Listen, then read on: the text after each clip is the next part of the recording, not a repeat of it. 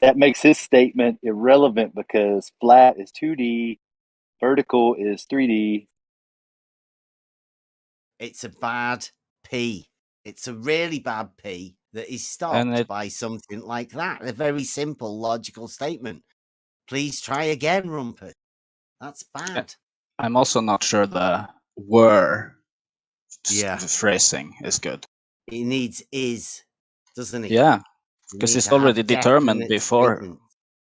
Yeah, it's P basically then claims it's not what he want, it's not flat. That's basically what his premise says then, because it were, as in it's not. Mm-hmm. Yeah. Rumpus, Could you also work in the listening. idea? Could you also work in the idea of if a sphere is a three-dimensional object, then it can't be described in 2 dimensions? Well, that will be the one. next one we can go with for 2D, 3D surfaces, right? That is another logical avenue we could go down as a separate bit. I've got one for that. Yeah. There's logic coming out of it. There'll be loads of logic coming. We don't want to rush it all. I'm interested in hearing the Glober's side on it, though, right? And particularly Rumpus and how this logical formulation works. Because there does seem to be a disconnect between different people. I mean, like, why start off with if the Earth is flat when we can see it's definitely not? I mean, that's obviously a bad P. At least get your logic formulated in a way that, can't be mistaken by somebody who misconstrues flat as being the literal flat within a logical statement. I mean, it's what we're meant to be doing, checking the P's and Q's. So we want to take Rumpus off. Mute. Bring him off mute. There you go. He might come back and listen. You never know. He might have been listening to YouTube. Yeah, sure he was. You can come back in. Guaranteed Rumpus. he's listening. Come back, Rumpus, or are you scared to make a P then Q? You could base it around his test as well. I mean, this is the perfect example. Oh, I have one. For the Rumpus. I say Rumpus will not do the test this year. P. Rumpus will not do the test this year. Q.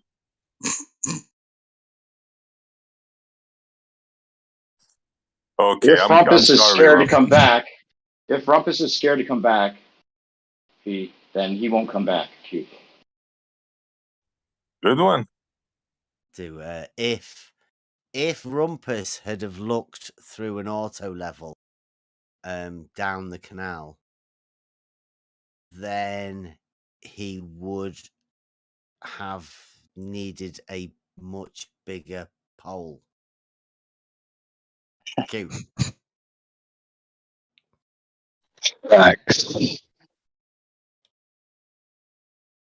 But I mean, if Rumpus's pole is not plumbed, then it is irrelevant. No, I'm just kidding. That was Ed Freeze, wasn't it?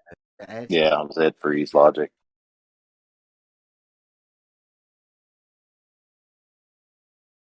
John Rumpus, did you hear that? No, didn't hear anything. I've been on mute or deafened all this time. Okay. Well, we worked out your statement was ridiculous. You want to go over it again? So I'll say it again. No, it's Aragaki. No, please. I'll say it again. Be quiet. Be quiet. Be quiet. Stop interrupting me. Right. Stop interrupting me. He's going to do the same. Be quiet. Stop interrupting me. Just let him get a sentence out or we won't hear the end of it. Go ahead, Rumpus. Go ahead. Right. If the Earth was flat, all verticals would be parallel. All verticals are not parallel, therefore the Earth cannot be flat. Okay. Well, while you were out of here, Rumpus, and we were talking about that, there's a problem with the was. I know it's just logic, but there is a statement that we've already been given tonight that sort of lays your initial P statement a bit flawed. No, it doesn't. Saragaki, they made a mistake then. I'm here, yeah. Okay. Do you want to just give Rumpus your? Yeah. If the Earth is flat, P, then the Earth will be 2D, Q. Yes. Would you agree with that, Rumpus? Well, probably. Well, not really. The geometry of it would be 2D, but obviously you have mountains and you have topography still, even on a flat Earth. So it's not. No, not. It's not really correct. No. So would you have That's funny. verticals on 2D? Exactly. Well, you have up and down even on a flat Earth. Then you have verticals and down. So, as I said, if the Earth was flat, we have a down. We know things fall downwards, and the opposite of down is up, and we know perpendicular to that is horizontal. That's the definition of horizontal, is perpendicular to vertical. So those would all be parallel on a flat Earth. All those verticals would be. Let me finish. It's not. All those verticals wait would be parallel. Be quiet. You're interrupting Why me. is it beeping when there's nothing Why am I there? being interrupted? Rob, please. I know. I would know. You do not have the right to interrupt me, Bev. Shut up. So, on a flat Earth, all verticals would be quiet. No, you don't. You don't have any special privileges here. No, you don't have any special privileges here. No, you don't have any special privileges here. You don't have any special privileges here. So, on a flat Earth, verticals would be parallel. They are not parallel. Therefore, the Earth is not flat. Go ahead. Okay, right. Well, the problem is, like we just said, we know the Earth is not flat. So setting up your statement with a we're referring to the sea. Yeah, ignore the topography issue. I know you love to talk about the topography. It's Why are you cutting irrelevant. him off? Well, he's making a stupid point again. He loves this stupid point about topography. Okay, let's deal with water.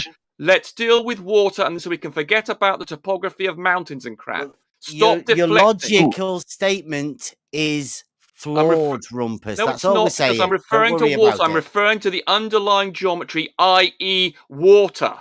Okay, I got one for the water. Hang on. Here's my if P then Q. If a connected liquid, brackets water, is in hydrostatic equilibrium, then the pressure is the same at all points on a horizontal line. Well, pressure is a very poor way of describing it. You no need to mention pressure. The point is, water.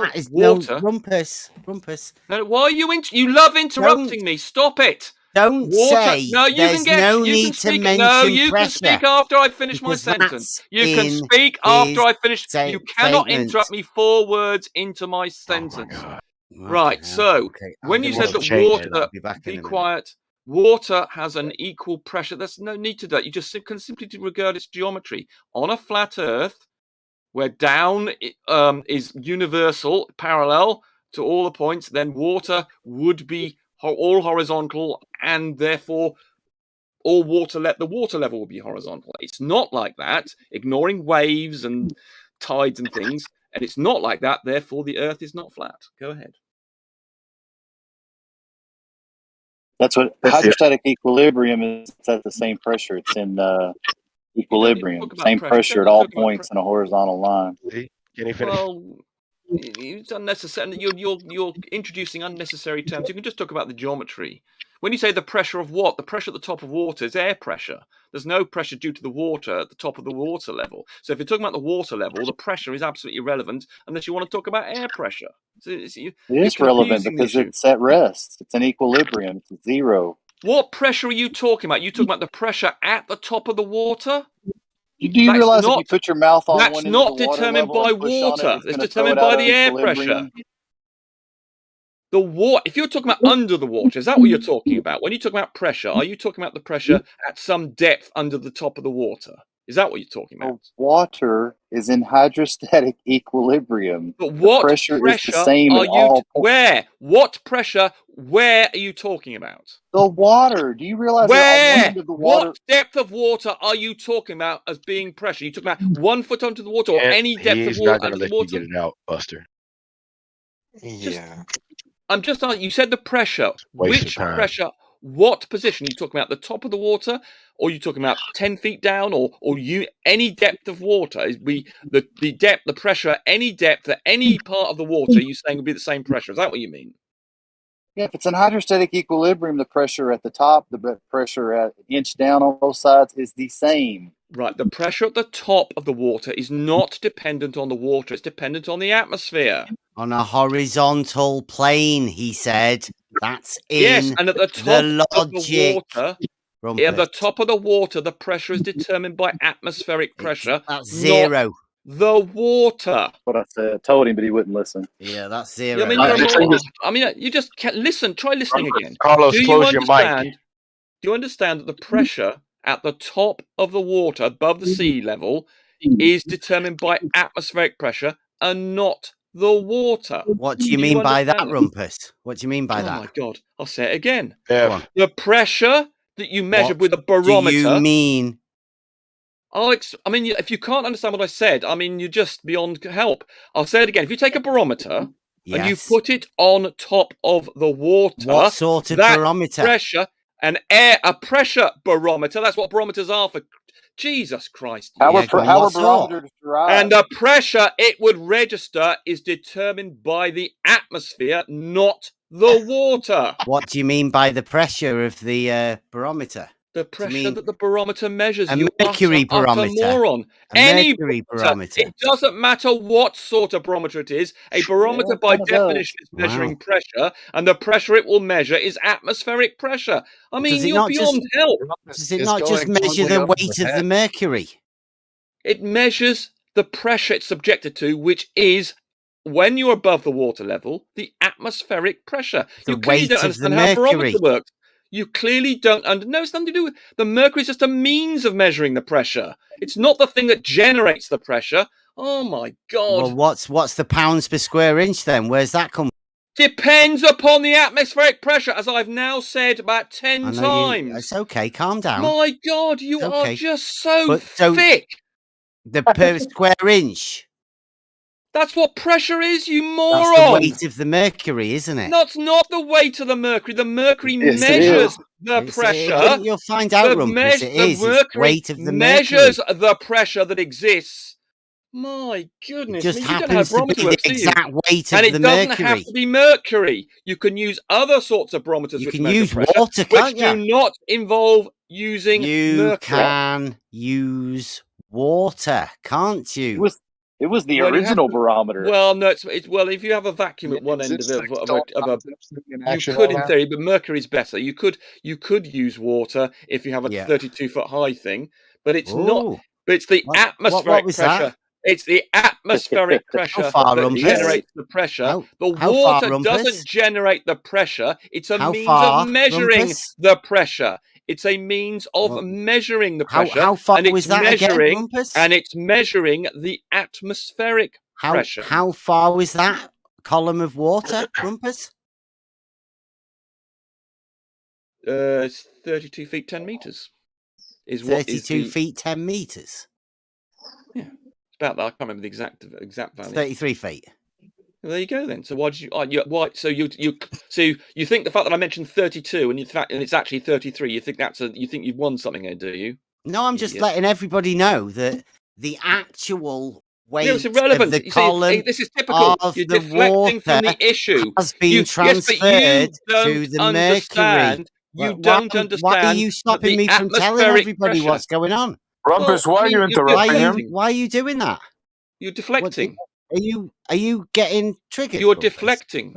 Calm down. You're deflecting because the issue is deflecting because I'm telling everybody about the water. It's a means of measuring the pressure. You seem to be implying when you talk about mercury, so it was generating the pressure. So the key point is the atmospheric pressure is the thing that generates the pressure, and there are various ways of measuring it. And typically, why you end up with a column of mercury? And you've deflected from the issue by worrying about how you measure the pressure, Rumpus, because you don't understand the issue. I don't think you understand that atmospheric pressure is the thing that's generating the pressure, and you naturally deflect to some other issue. Why did you not come over and say hello, Rumpus? You don't understand. Why did you not come over and have a look through the cameras? Well, why didn't you come over and have a look through the auto level? Why Well, I didn't you do that? suppose I thought you might be attempting to disrupt my work, and if you were intent on that, I was going to be quite upset about it, and I was fearing I didn't want to cause a confrontation. If You I got wasn't scared. Absolutely not. The only You thing could I was have come scared of over doing. and just had a look at the camera. Well, the thing is, I regard you as a pretty obnoxious character, and these domesticated primates, the other Coming chief. from you. No, I'm a nice guy. I'm a nice, pleasant guy. I don't go around. I don't go around doing the things that you do. And what being do we do, Rumpus? Well, I must. Well, I don't know. We go obviously, out and do people who were there, things. but there were. We go out and I mean, do we things. actually put it look like this. through auto I didn't know levels what and your. the I didn't know what your P1000. intentions were. They could have been to distribute. I mean, you turned up on the day you knew I was going to turn up, so I thought, No, well, if I go, no, Rumpus, no. Well, I We didn't were know that. told you wouldn't be there. Well, all I knew is that I had so mentioned I was we going to be were there. always going to go there anyway. But Okay, we got well, I told didn't know you that. weren't going to be there. Well, I so didn't don't know. say No, that we followed you no, down I there didn't say looking I for wasn't going you to or be there. trying I to said stalk you or I anything said like the that. trial. I said the full observation wasn't going to be there. I never said I wouldn't be there. You went and you came up there and you saw us there on the bridge I did. with your mate. Yeah, the one that said he was the enemy. And then you ran off. Like, you didn't even come over and say, I said again, I've now, again, I don't know whether you're just incapable, you've got the memory of a goldfish. I'll say to you again, your intentions could easily have been confrontational, and I didn't want to go up there, and because if you were going to be confrontational, then I would have been, and then you would have said that you'd send Farmer's Boy over with a machete, right? No, or just chuck us in the canal or something like that, right? No, if you were attempting to disrupt my observation, I would not. What were we doing, Rumpus? Listen, let me stop. Yeah. It was not obvious that you weren't being there to disrupt my observation, so I thought, well, given the fact that I didn't need to be on the bridge, I thought I regard you as I don't wish to mix with you in any way whatsoever. And had you demonstrate, for instance, if you had said something like, well, we're here to stop you doing the observation, then I would have felt obliged to do something about it. So as I wanted to avoid the whole confrontation thing, I decided not to engage with you because I regard you as a pretty obnoxious character. I mean, there may have been some pleasant people with you. I've interacted with one guy, I can't remember now, who got me on Discord somewhere, who seemed perfectly reasonable character. I would have interacted with him. But people like you and domesticated primates I regard as people who are not to be interacted with under any circumstances because of your behaviour. But you may have other people there may have been perfectly reasonable, but I didn't want to. I did not want to be responsible by going up to you to create a confrontation that could have been unpleasant. So, as I didn't need to, I decided. I just want to fill everybody else in that might be listening, not unaware of what happened. A couple of weekends ago, we went down on our annual pilgrimage to the home of the level, Bedford Levels, where my son has already been in the dinghy and done the row bottom 8 inches above the water observation. And we went down there to go and have a look from the bridge to do the sighting of the Wallace one, where we see it all the way from one bridge to the other, which I don't think was possible back in the day. But now we've got P1000s, infrareds, and all that sort of shit. We've got that. We've also got the auto level at 32 times scope, which we put on the bridge and did that. And as we were there doing that, checking it out and taking pictures and doing all of that, Rumpus turned up. And Rumpus didn't even come over. He just disappeared. I'm just putting everybody else in the picture. Have you just forgotten what I said 2 minutes ago to everybody? You made it just sound as though it's a complete mystery to you as to why I didn't come and accost you. It's as though I think you really have a strange way of deleting things that have happened to you within minutes ago. I explained exactly, and then you just said, "Oh, why did Rumpus not come over?" I've just explained this 2 minutes ago. I mean, you got scared. You said you got frightened. See, guys, did you just hear that? He's claimed that I said I got frightened. Now, does anybody else remember me saying that? He just makes stuff up. This is why I don't interact. This is why I don't. And I didn't say scared. I never used that word. I never used that word. And people here hopefully will be witnesses to that. And I'm afraid this is what this guy is like. Now, he's either too stupid to remember what he said, or he likes to make stuff up. And this is why people should not interact with this moron and this obnoxious character. He can't remember what's being said, or he willfully misrepresents what's being said. I told What's you. the hole in Buster's? Exactly what you're doing right now. Bev, you look like you're gonna break your hip like in the next strong wind. So I doubt anybody's gonna be frightened of you. So are we done talking about Buster's statement or no? Well, since we're talking about barometers, I have one for Rumpus. If man-made devices aren't natural phenomenons, then man-made devices don't follow the scientific method that can prove the cause of the effects observed in nature. Well, they are natural things. They use the laws of physics. We cannot create barometer an object. We cannot create an object that doesn't follow the laws of physics. So it is a natural object. Although we've constructed it, it follows the laws of physics. It follows the law of cavitation of water. Cavitation's got nothing to do with this, you idiot. It has, because that's why water cannot reach above that certain distance. It cavitates to equalize the pressure 33 feet above the head. Cavitation is a phenomenon with things like propellers. You're just talking about the vapor pressure. You've no idea what you're talking about. Talking about cavitation. That's false. You I've should seen know it. what you're talking about. I did it no idea what myself. you're talking about. Anyway, the point we cannot employ things that do not obey the laws of physics, which is what you seem to be implying. So any instrument that we create No, in that's the real not world, what we're be implying. quiet, I be thought that quiet, was be you quiet, that's implying be that, quiet, Rumpus. be quiet, be quiet, Rumpus. the guy, be Rumpus. quiet, be Rumpus. quiet. I'm Yeah, still be quiet. talking. Stop interrupting. I'm Rumpus. responding to what the guy Rumpus. said, whoever it was. Where are he the said, mods now? Who was that you were doing that? claiming basically we What? could create an instrument that didn't follow the laws of physics. We cannot do that. Who said that? Everything, the guy Who who are you made talking Yeah, I didn't about? say be that. quiet, be quiet. Nobody the guy, said I'm that, talking Rumpus. to the guy who Okay, made a right, who made some claim. He said, There you go. Rumpus has gone quiet. Oh, Yeah, he said if, you know. Yeah. right. If. Well, the point is Why that a in the living barometer shit and is a Rumpus mercury getting muted? barometer. What? Why is Bev not muted? He interrupted him 6 times. All he does is fucking He monologue. won't shut up. Am I not No, doing? Bev, Am I you not? interrupted Am I 8 not times. live hosting this show at the minute? Hey, Bev, you interrupted 8 times. I guess we're okay to Am interrupt. I not live hosting this show right I guess now? it's okay to interrupt people. Is that Pardon? all right? What? You heard me. What?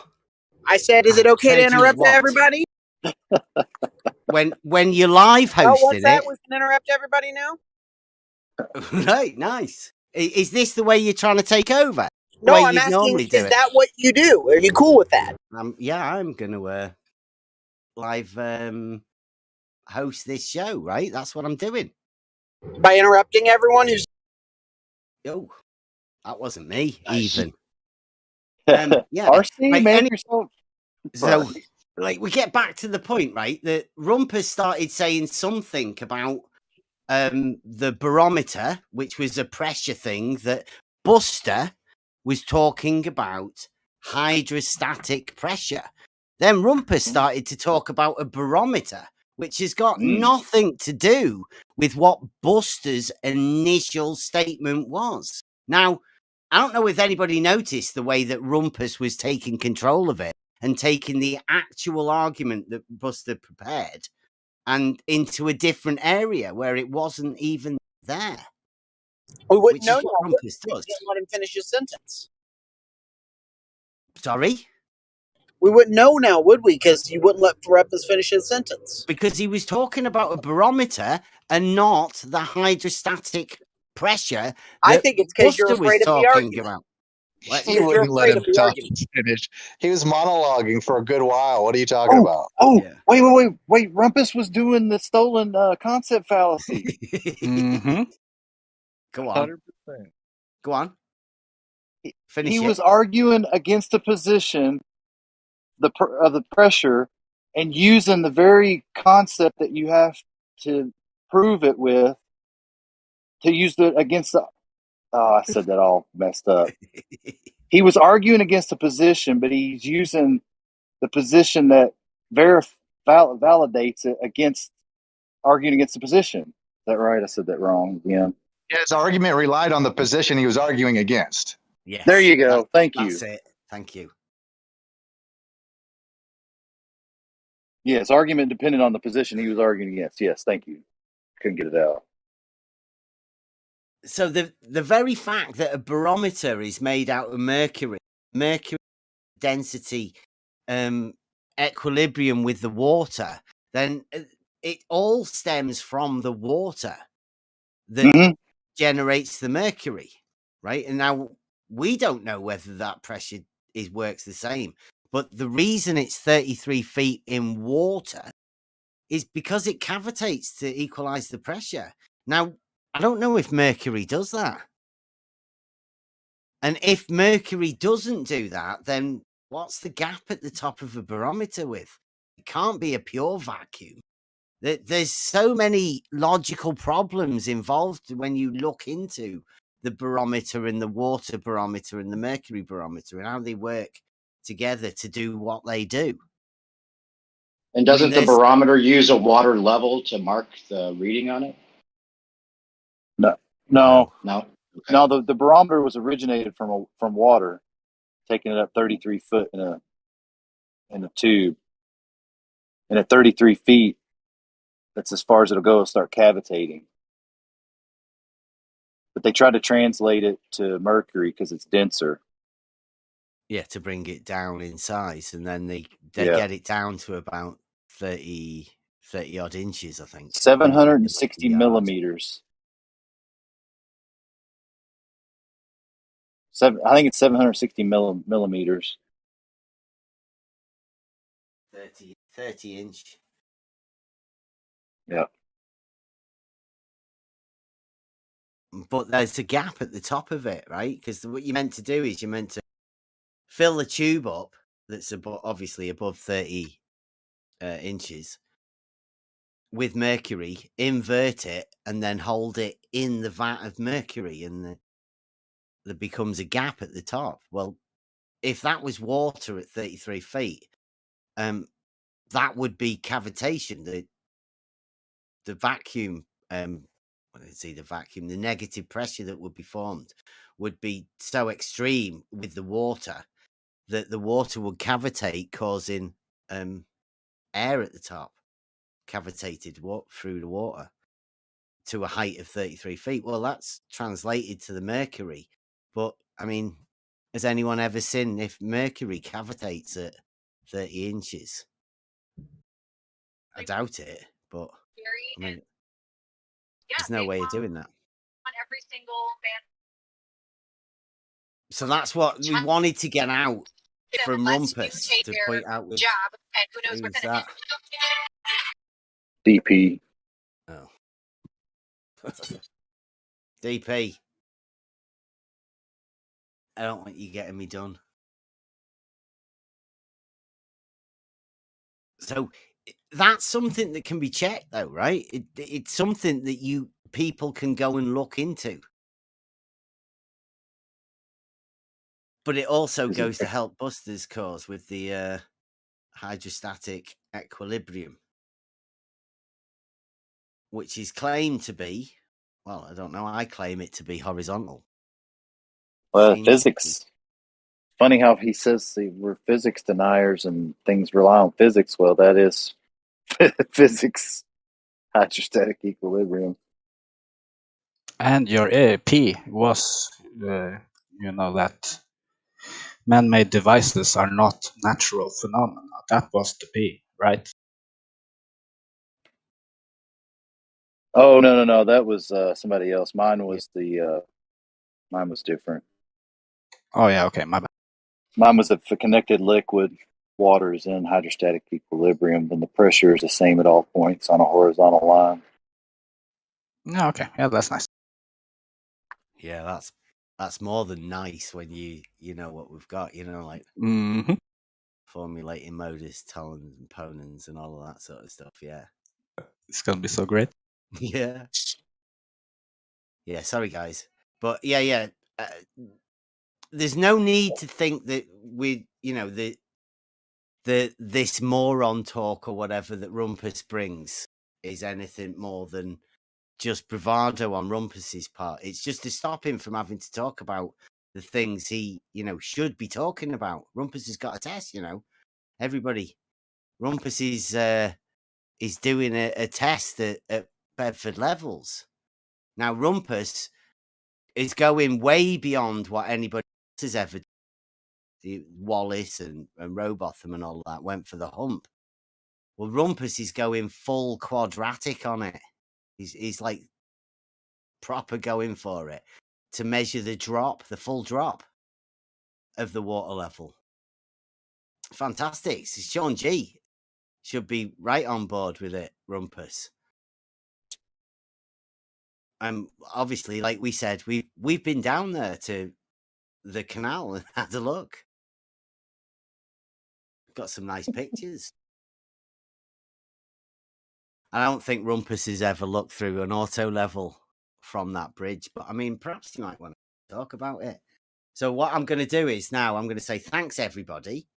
I think I'll put the thing in my live chat. We're out at Earth Awakenings. I'm gonna end this Logic stream. I'll come back next week and I think we'll try and do a regular Logic thing. I'll get the thing in the chat and we're just gonna go live. It's already live on the Earth Awakenings.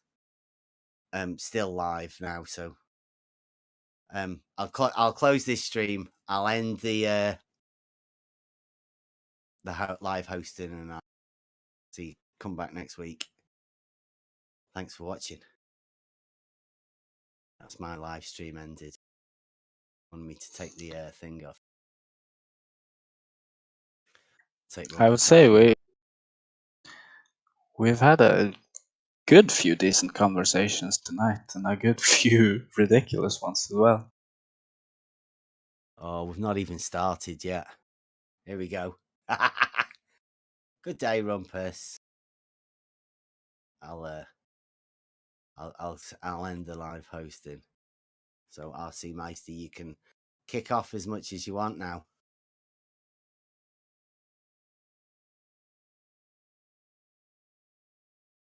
Thank you very much. That was pretty good. Good platform, Gio. I think a lot of people should be taking advantage of this. I don't necessarily think you can get this conversation elsewhere at the minute.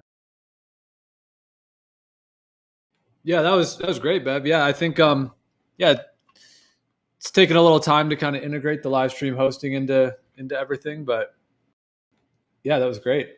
Yeah, it was. I mean, this is one of the best platforms I think we've got at the minute for this. I don't know why more people aren't trying it, right? Everybody wants to be a YouTuber. This is your chance, right? Come in, do a show, something weekly or whatever. I mean, it doesn't really matter.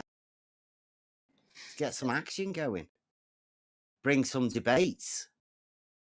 Let's get something going. Exactly. Yeah. So the goal will be that this live stream 1 will be the hosted live stream, and then the other 2 will be, open discussions. And then anyone that has like a full live stream host role, can obviously coordinate with the other live stream hosts as to when they're going to host, just so it's not overlapping.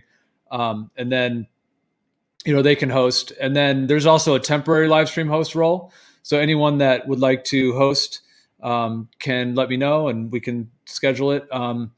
And I mean, it doesn't have to be scheduled way ahead of time. It can be done somewhat in the moment. The idea would be that even if a live stream host isn't, currently hosting, that we could still, be able to fill the space and give everyone else a chance to be able to host as well. And then, so when you host, if you have the temporary live stream host role, you'll be able to server mute people as needed.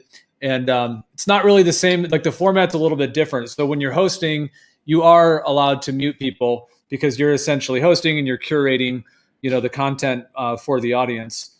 And so, sort of at your discretion, you're able to. So it's different than, just an open discussion in that way. And that way it gives the host the ability to kind of, to, guide the conversation as needed and to be able to kind of keep it on topic or to bring people in that they want to bring in, to respond and so on. So, and then also just the last part of it, I can also make a shorter YouTube video clips. So let's say somebody wants to host for a 2-hour period, I can start the video right then, do it, so that YouTube video will be just the 2 hours of when when you're hosting, and then you can let me know, a title for it. So that way it'll be a easily kind of, shareable video. That'll be a shorter video instead of the long, 12-hour videos as we, currently are doing.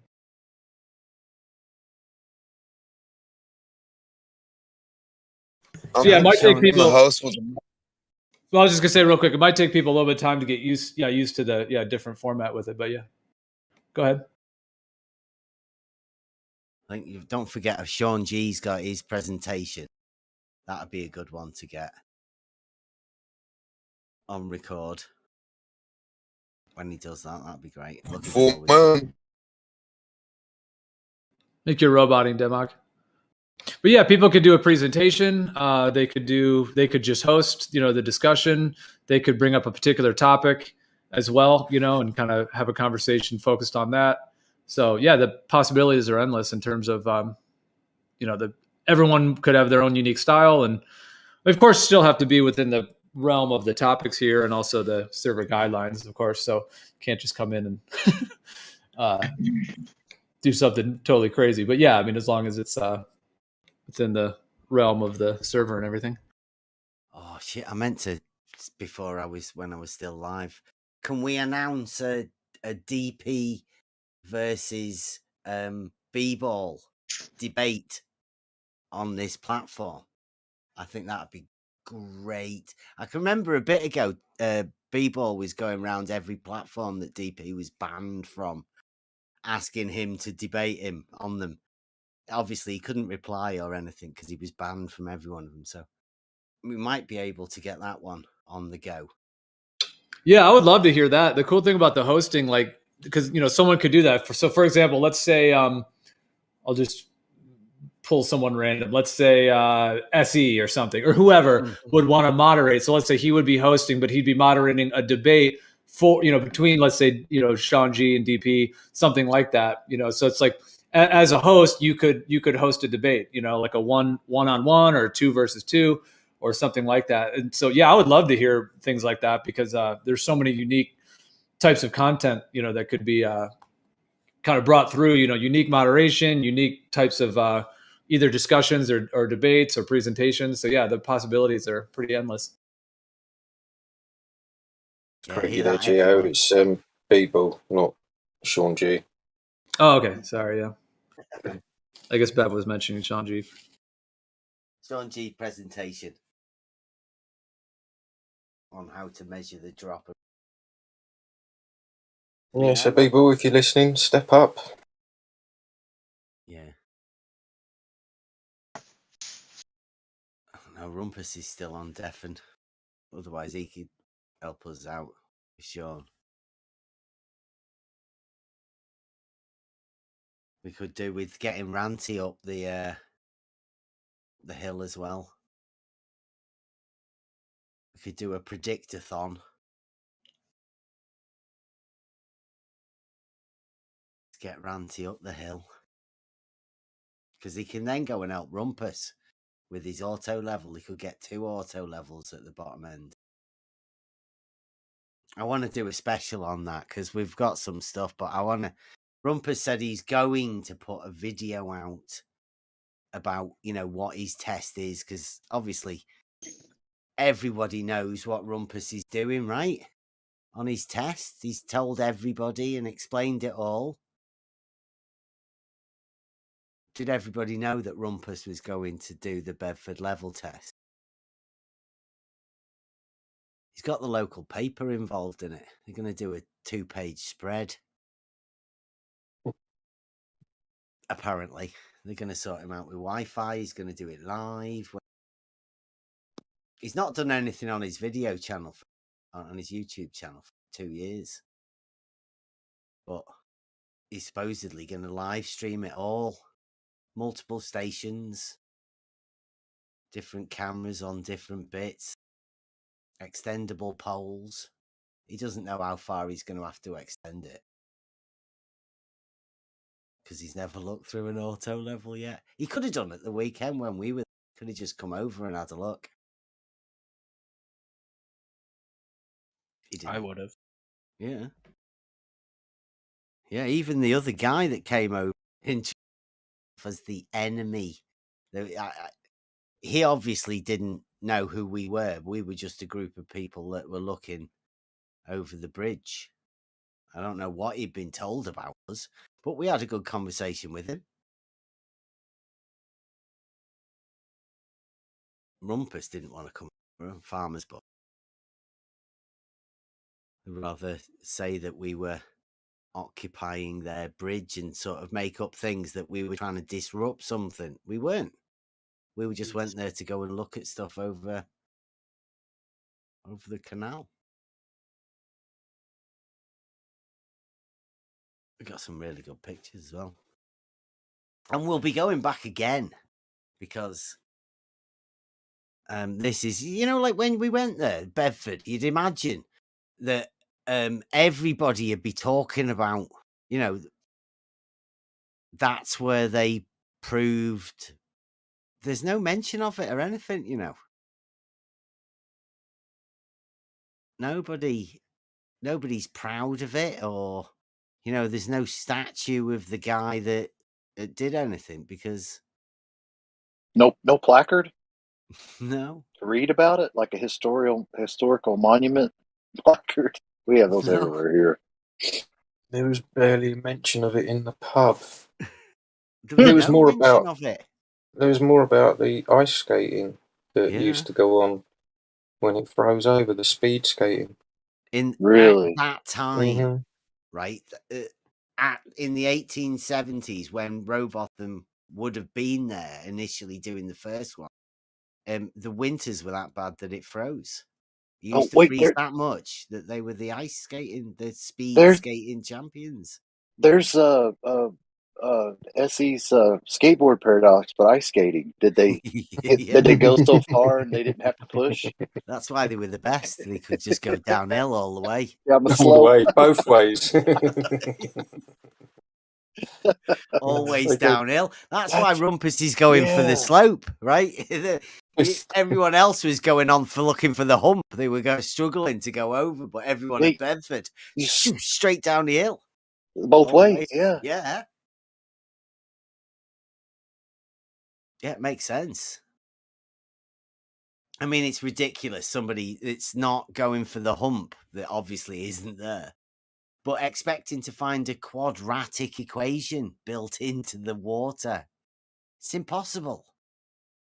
But Sean G's going to help them with the slope, right? I suppose you might be able to take out the quadratic equation part of it if you just turn it into a slope. Turn it into a linear angle. Yeah. Yeah, different angles. Somebody mentioned of something about earlier. The different angles of the horizontal. It might have been Druss that he didn't like. It's the cone earth. I didn't understand. Was he actually saying the sides of the triangle were horizontals? I think so. I wouldn't follow it. That was couldn't pretty follow embarrassing, that, wasn't it? That was bad. Needs a clip. I've got that recorded, yeah. Well, it's on the live stream, but I might have to go back and get that special. That needs to go on. Radiuses of squares too. That's a fucking new one. That's a classic. Oh, no. Tangent point is parallel to the surface. Genius. That's the first I've ever heard of parallel points. But the point is where the tangent touches, so it's like a single point that's parallel to itself. The tangent. Yeah, I suppose they're queuing it up for because we did have the tangent to a straight line, right? The great circle is that great, it's a straight line. But then when you put a tangent to it, the tangent's a straight line. So that's supposedly two parallel straight lines on top of each other. I mean, you can imagine that as being a series of points all parallel next to each other. Actually, you may as well just say level is horizontal and just keep them both together. I mean, it would be a lot easier. It went the long way around. Figuratively. Oh. It's a pity, isn't it? Right, I'm going to duck out. Cheers, Bev. It's been a great night. Thanks for hosting. Yeah. Looking forward to next week. See you later, everyone. Yeah, catch you later. Take care. I'm sorry my statement about the dog took so much confusion out of people. It was a diversionary tactic, right? That you're best off not opening up. It's like talking about Santa Claus or Narnia. I mean, they'd much rather go there than have the actual logical argument that we were trying to get to. But I mean, I guess it's needed, isn't it? Argument. It just went. It was like you were talking logic, and the next thing you know, it's triangulation. Then it's not straight, and it was like so far. And they were like, and then after like 20 minutes, they're like, "Wait, why are we talking about this?" And then it was like, "Well, because somebody mentioned triangulation," and then from there, shit show. Yeah, transcontinental triangulation went to squircles. Squircles. Then from spherical to the radius of a square, then to the circumference, and it's just like, bro, we were doing triangulation, and now we're on the radius of a square. The best thing was when Bev said, "You just made that shit up," Googled it, and realized it was on Google. Now you're going to double down on it. Yeah, it's not mine. It's real. It's on Wiki. Sorry to interrupt. Someone just sent me a message. I realise I'm unmuted now. Someone asked me to explain something to do with that image. I don't know if was it unicorn laser eyes? Sorry if I've disrupted the conversation you're having. Oh, no. Yeah. I mean, have you looked through an auto level? Oh my God! From that bridge?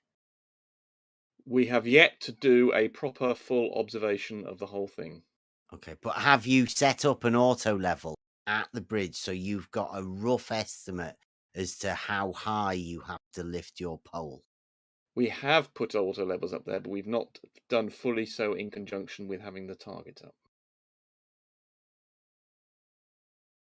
So where would you put the target? Well, that's the idea. The targets are telescopic. They can go up to a variety of heights. Okay. You see if over a distance of, they can go up and down by about is it 3 meters or 4 meters? I can't remember now what the distance they can cover. It's quite a big Well, Rumpus, if you'd like to, I think you were muted maybe when I said this before, but this channel is a live stream hosted live stream. So people that have the live stream host role can host anytime, but then anyone else can also host. There's a role called the temporary live stream host role. So I can give that to people, for an hour, 2 hours, however long they want to host for. So if you want to basically host, you'll be able to server mute people as you need to, or as you want to, during that time. And then you can, present your findings or, moderate a debate or carry on a discussion or do a presentation. So if you'd like to, I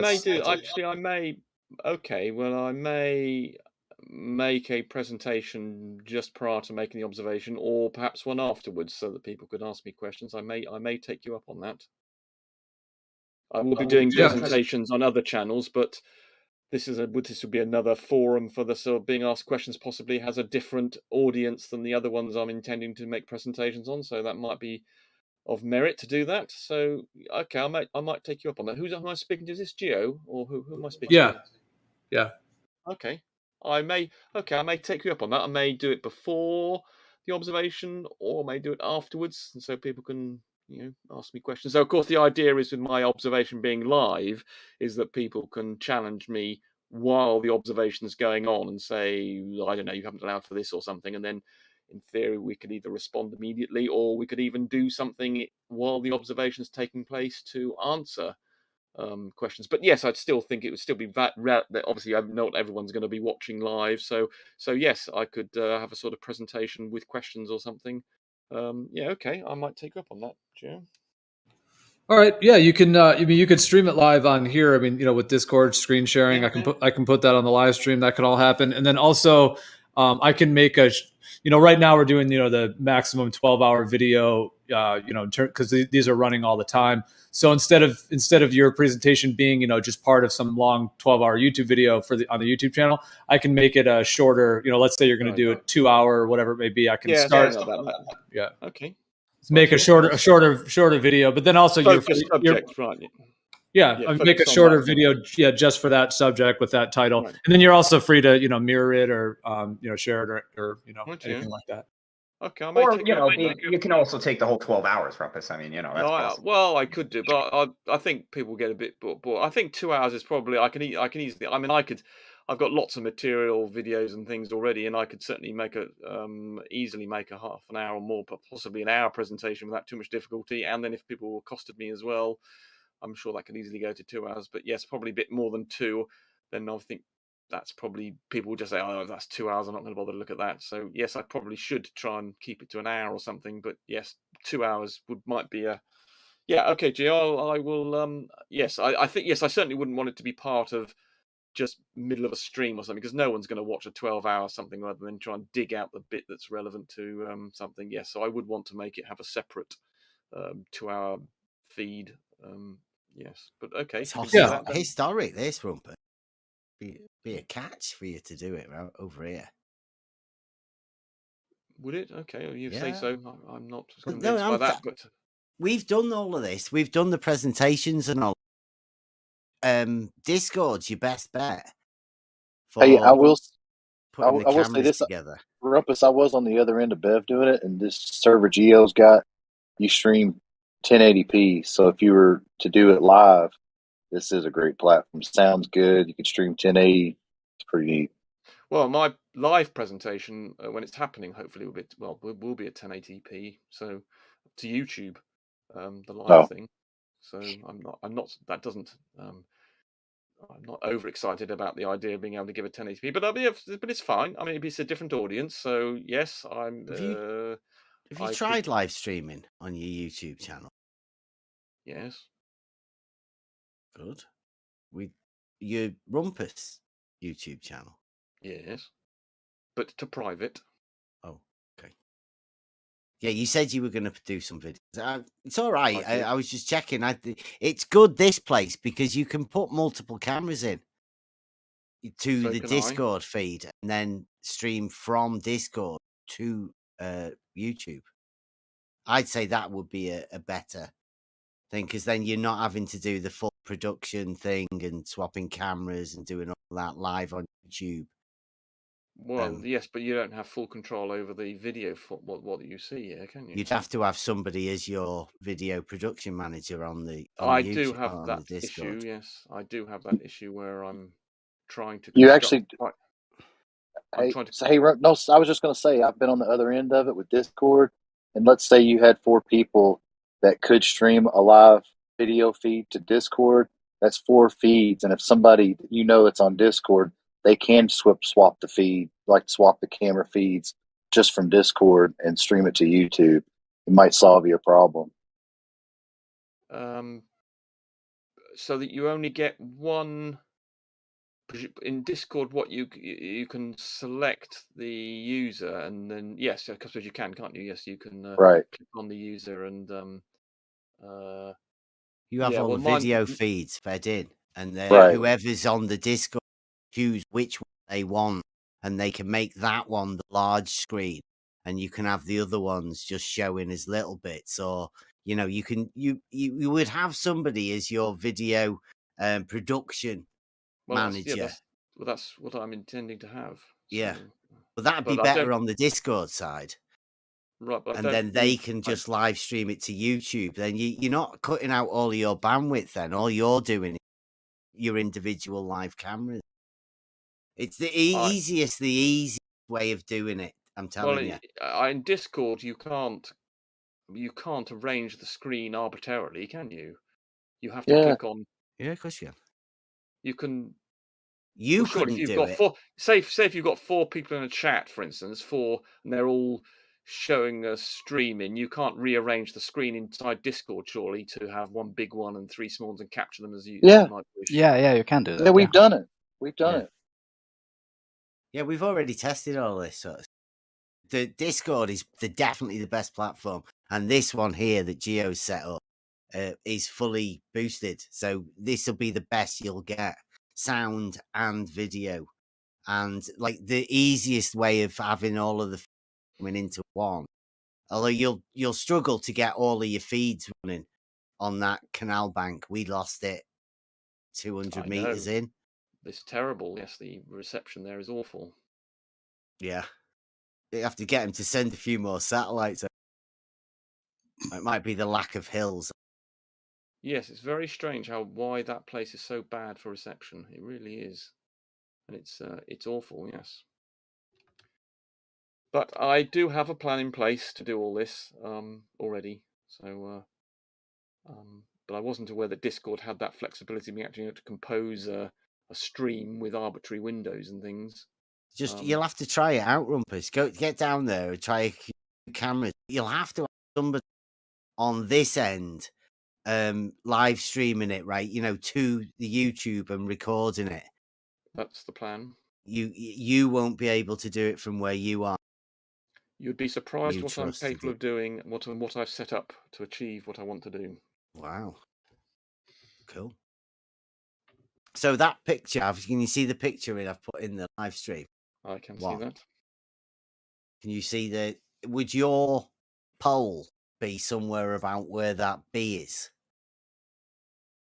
The B, hold on, I'm looking at you. I'm looking at a picture here which has got there's one background picture with pink background picture. Is this a modified P1000 infrared image or something? Yes. Right. So that's the bridge. Where's the B? So what B are you? Gates. What B are you referring to? You said bridge B where it says Salted Load Bridge. Oh, I see. Right. Yes. Right. Is that about where your pole will be?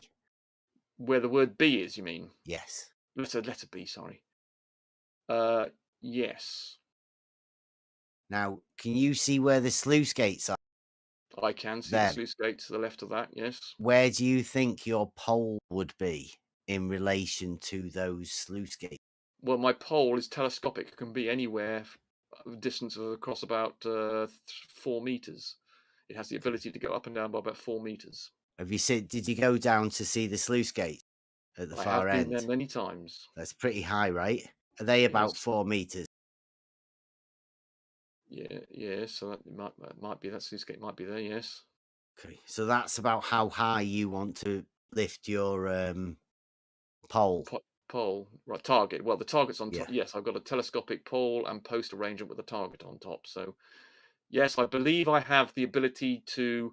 I believe I've built in enough scope for the movement of the target such that it will be able to go above that sluice gate, below the sluice gate, or anywhere around it.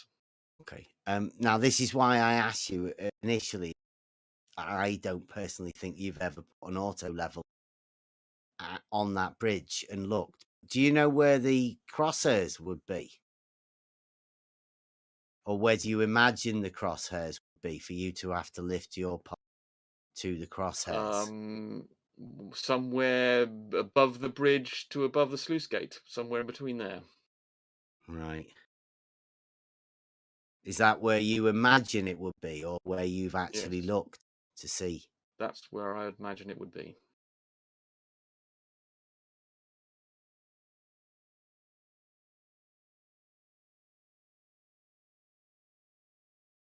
So you've modified a P1000 to do infrared to increase your to see through the mist, have you? It's not to see through the mist. What? Well, okay, for extra clarity. Well, why have you done it then if you haven't done it to see increase the clarity? My son's a long range photographer. He's after the record, the UK record. Right, so he has done it to increase clarity, visibility. Just to see further. That's exactly what I said. Jesus Christ! You said to cut through the mist. Well, yes, so you can see further, so you can see things more clearly, more visibly. You get greater visibility with infrared. Did you not understand what I said? I mean, my God, you are thick beyond belief. Let's put it in words of a couple of syllables. He has changed, he has removed the infrared filter on the camera such that he has greater visibility and therefore can see further and make things out that are further away. Do you understand what I just said? Yeah, it wasn't my son that did it. Oh, Jesus Christ. Whoever then. Yeah. Doesn't matter. You see this again, this is what makes you obnoxious, an obnoxious dickhead. You see, you deflect from the issue, and you love to get a little jibe in on a deflecting issue that's got nothing to do with the issue under discussion, just as you were going on about barometers, as though you, I mean, as though the barometer type is in any way relevant to the discussion we were having. You seem incapable of understanding simple things and focusing on a point, or whether you do it deliberately, I don't know. You just... So yes, so the modification has been made such that he gets increased clarity and visibility of distant objects. Right, Jesus Christ. Yeah, it's a very simple question. Blood's the guy that you took, you took a shine to, mate. Blood's. He hasn't got an infrared one, and he saw it. And actually, DP's got a P900, and he's got a picture of the bridge as well. His isn't infrared either. Right. Well, the visibility on the day you went there was awful until about 3 or 4 o'clock in the afternoon. And so I don't know when we'd already left by then. Okay. Well, we all got pictures of the bridge and the. Well, I don't know when you took this, but the visibility. Well, when we were down the other end, when you were the bridge, we were down the other end, down that near that sluice gate. We couldn't make out the bridge at all, so the visibility was dreadful until about 3 p.m. What camera have you got? I have access to a P1000 as well as another Canon live streaming devoted camera.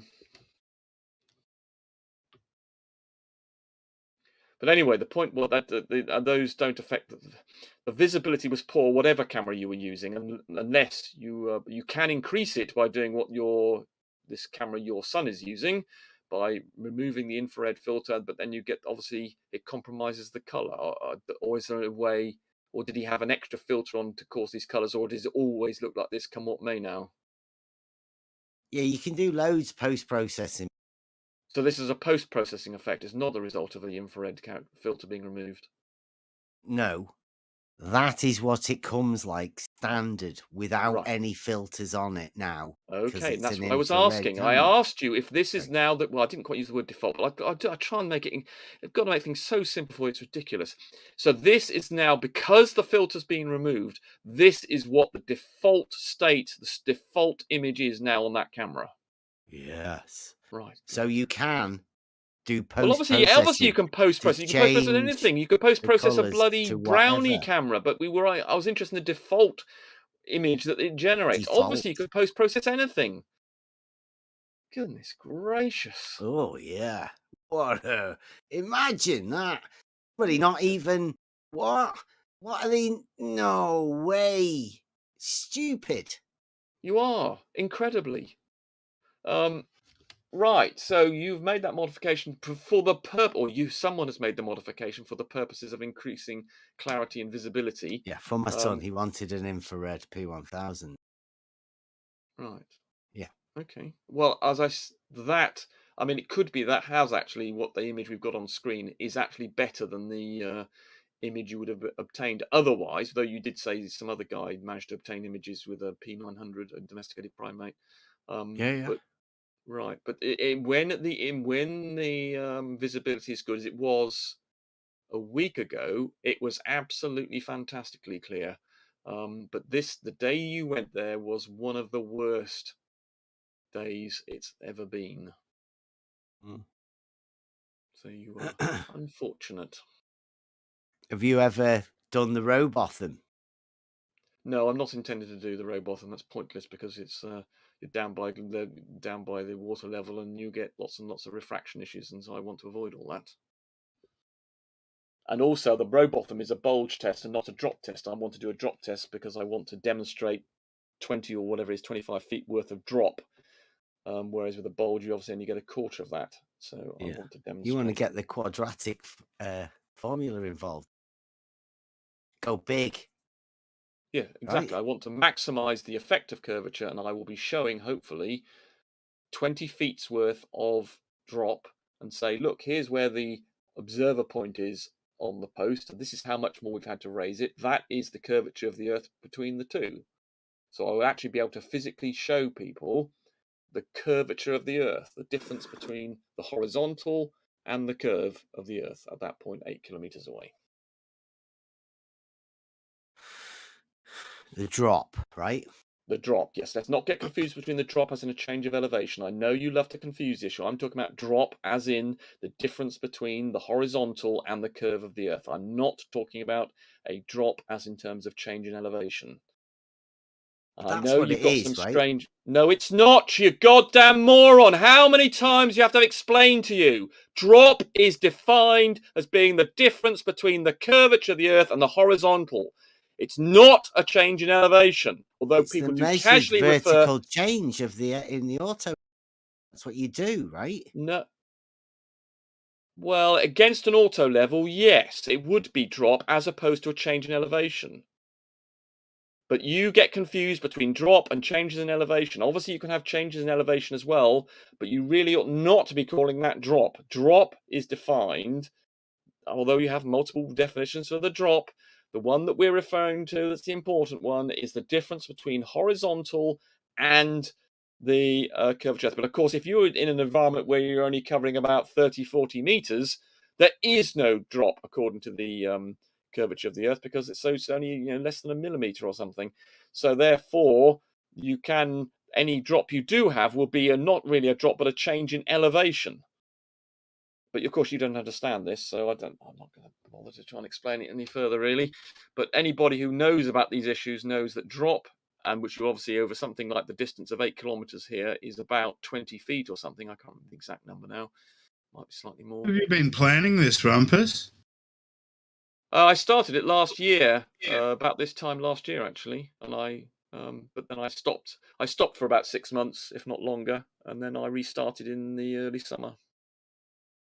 And getting this location and getting the particular positions of the posts and things and being able to make sure they were visible and getting all the equipment to the right place and all packed in the right places has been quite an effort. Nice. And sorting out the internet connection has been a big effort as well.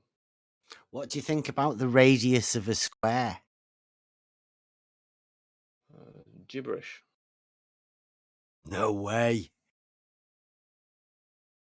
Yes, way. The guy who was told it was gibberish got really mad at it. What about horizontal sides of a triangle? You broke up there, or like someone broke up. I couldn't hear your sentence. What about the horizontal sides of a triangle? The horizontal sides of a triangle. That doesn't make much sense.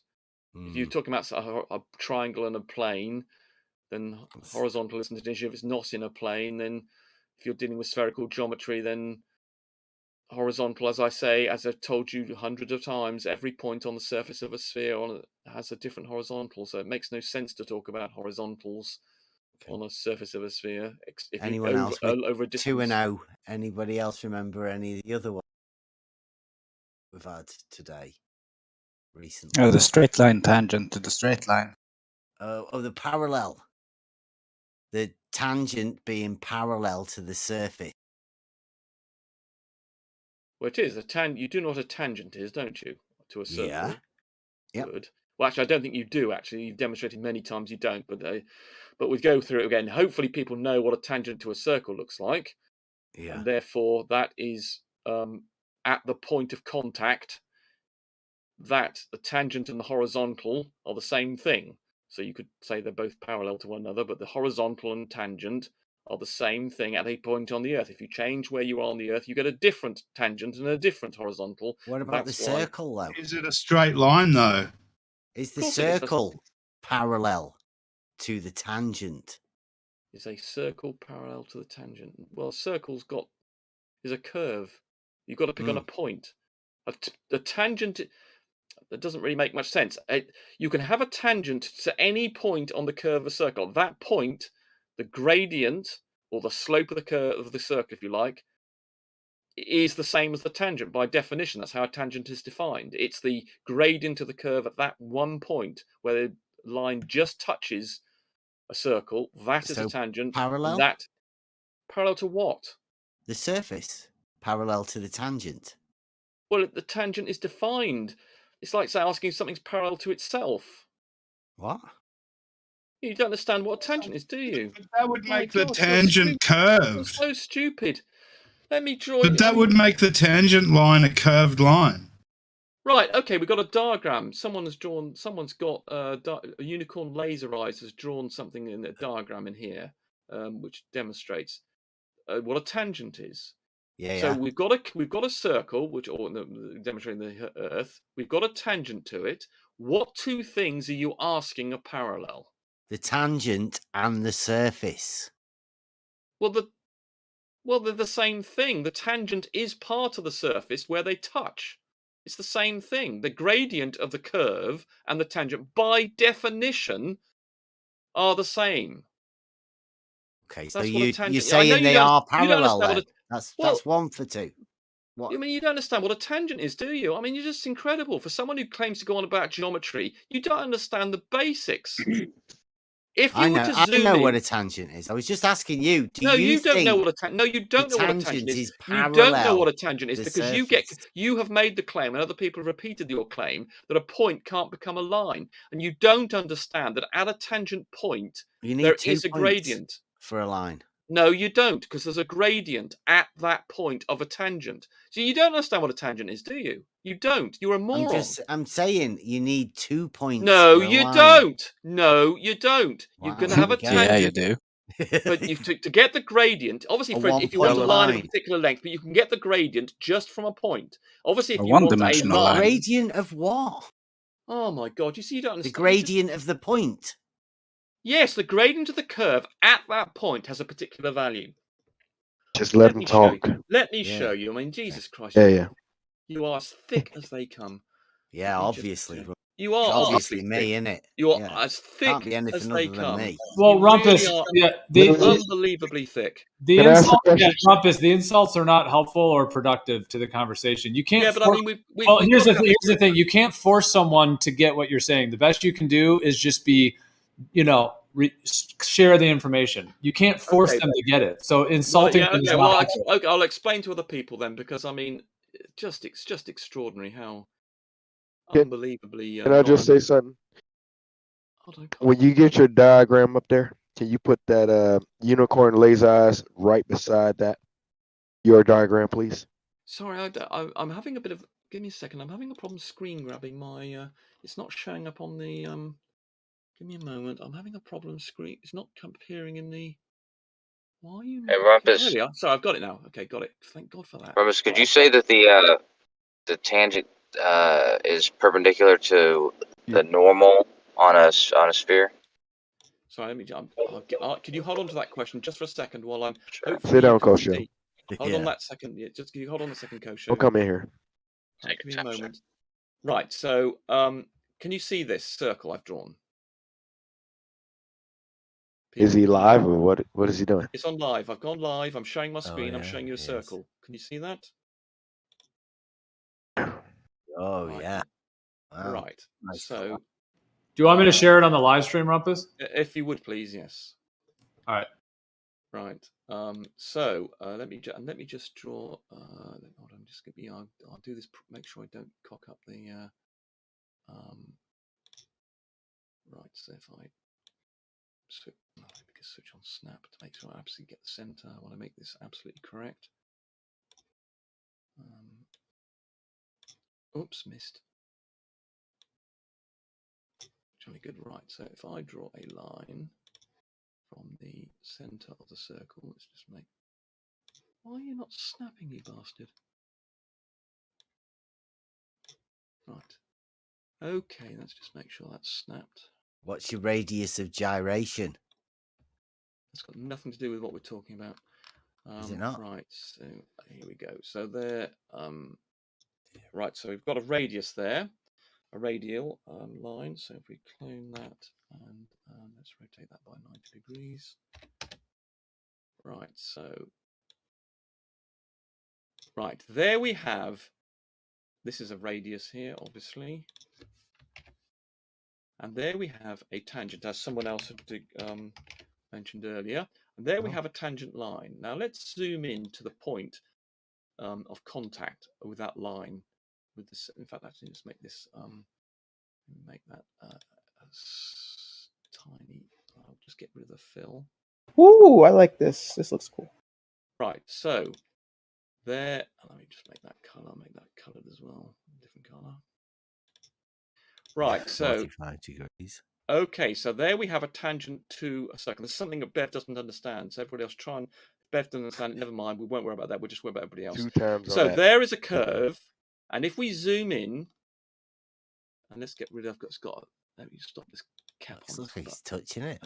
Right, there we go. So there, if you zoom in enough, as I'm doing here, the tangent and the curve are the same thing at this point. So this tangent is just fixed, dictated by the curve at this point. So if I remove the tangent, let's put it behind. So and it's a bit thicker than the curve of the thing. It's inside of it, buddy. Yeah, it's not. It's meant to be touching God, it at moron. one point and you one moron. point only. It's because I've got thick. Do you want me to make it thinner? tangent. Jesus Christ, you could make moron. it a tangent. That'd help. Stupid moron. Jesus Christ, you're thick, aren't you? Is that all you're capable of? Rumpus is just attacking the So person here with we these go. personal Because insults?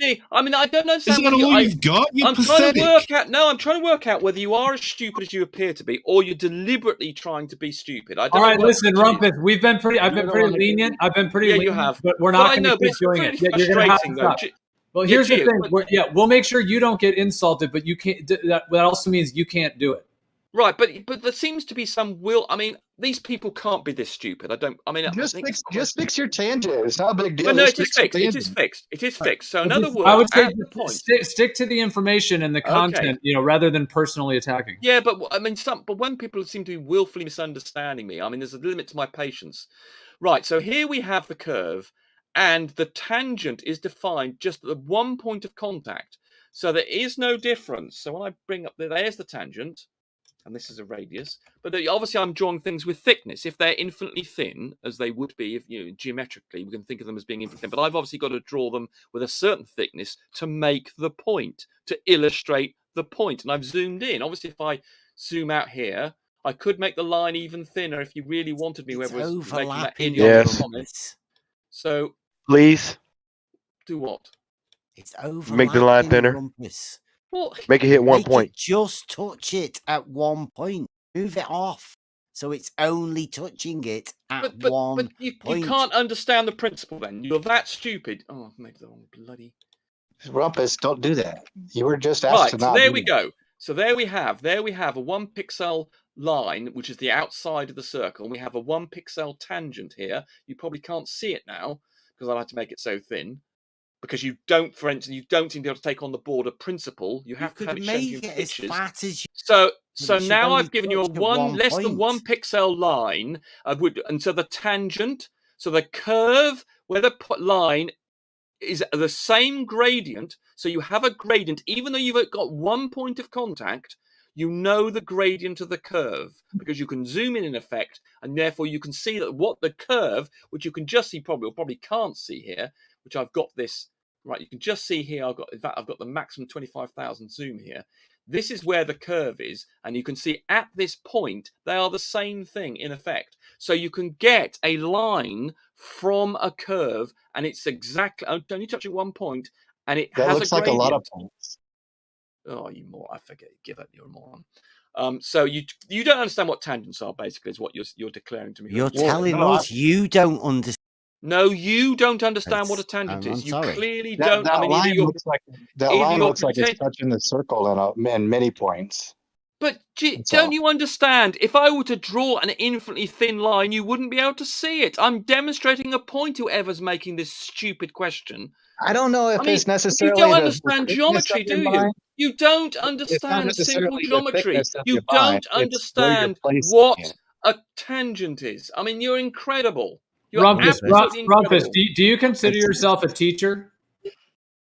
Well, I would. You see, if I'm dealing with people who are trying to learn, then it makes it a lot easier. When I'm dealing with people who are deliberately not trying to learn or basically beyond help because their IQ is so low, then I'm afraid any teacher, I think, that's where you go wrong. Instead of just explaining, and then when people bring up questions, address those questions. If I used an infinitely thin line, I've answered it several times. I said if I drew an infinitely thin line, which is what you have to consider in geometry, you wouldn't be able to see anything. I'm demonstrating the principle with lines that you can see. It's why not are the you fact of here? how big the line is, Rumpus. It's where you're placing that line should only touch it at one spot. Well, it is. I mean, are you getting confused between the blue line? That's the radius. I mean, possibly that's another thing that's No, confusing. the then. curve. Wait, I haven't quite got that on. No, I can't move that. You guys understand the limitations of a computer and a paint program? No, And the number of what pixels we have reviewed? to understand is a tangent only touches the circle at one point and that's one correct. point only. Yes, and that That's point correct. I'm nearly has a there. gradient. That point has a gradient. At the curve at that point, if you knew anything about calculus, the thing that Newton tangent invented, doesn't have a curve. It's a straight yes, line. and it has the gradient of the curve. You don't understand what a tangent is, do you? A straight you line has a gradient of a curve. moron. You don't understand what a tangent is. Jesus Christ. A straight line has a you gradient utter of a moron. curve. At the point of contact, the line, because you go to an infinitesimal, it is perfectly straight. The curve, when you go to infinitesimals, is perfectly straight at that point, and it has a gradient, and the line I've drawn is exactly matching the gradient of the curve at that point. And the fact you don't understand this, and yet you go on about geometry, is just amazing. And I hope people are taking this on board, that Bev doesn't understand how tangents I got a question. Jesus Christ. I hope loads of people I got a listening, question. Rumpus. Why did he shut it down? Line cannot be, Was I the only one that was seeing it touch the curve many points? No, that's what I was seeing right at the beginning. Yeah. Like, whilst And it wasn't about the Rumpus was telling you don't understand what a tangent is, it seemed as though Rumpus didn't know what a tangent is. You don't know what it's a really tangent is. strange he does that. Yeah, it's weird because it wasn't about the thickness of that line. It was just about it not touching the circle at one point. But you do understand I can only do that if it's infinitely thin, don't you? A point is not a line, cannot be You don't curved, understand cannot what I'm be trying to straight. illustrate, do you? I mean, are you really this dense? You don't understand what I'm trying to illustrate. I can't draw an infinitely thin line because you wouldn't be able to see it. For illustration purposes, I had to draw something that was as big as a pixel, and they only touched at one point, and the curve at that point is a straight line at the point of one point of contact. At an infinitesimal. If you understood anything about calculus, then you would understand what I'm talking about. You clearly know nothing about calculus as well as geometry, and that a curve has a simple gradient, a straight line can be drawn from it at an infinitely small point. The fact you don't understand this is just unbelievable.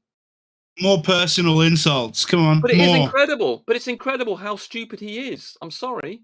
Well, Yeah, I thought more childish personal insults. Yeah, I mean, this is a only geometric stuff that we're dealing with here. Understand this. A child of about 10 or 11 could understand what I'm saying, and the fact that he can't only touches at one not point. understanding.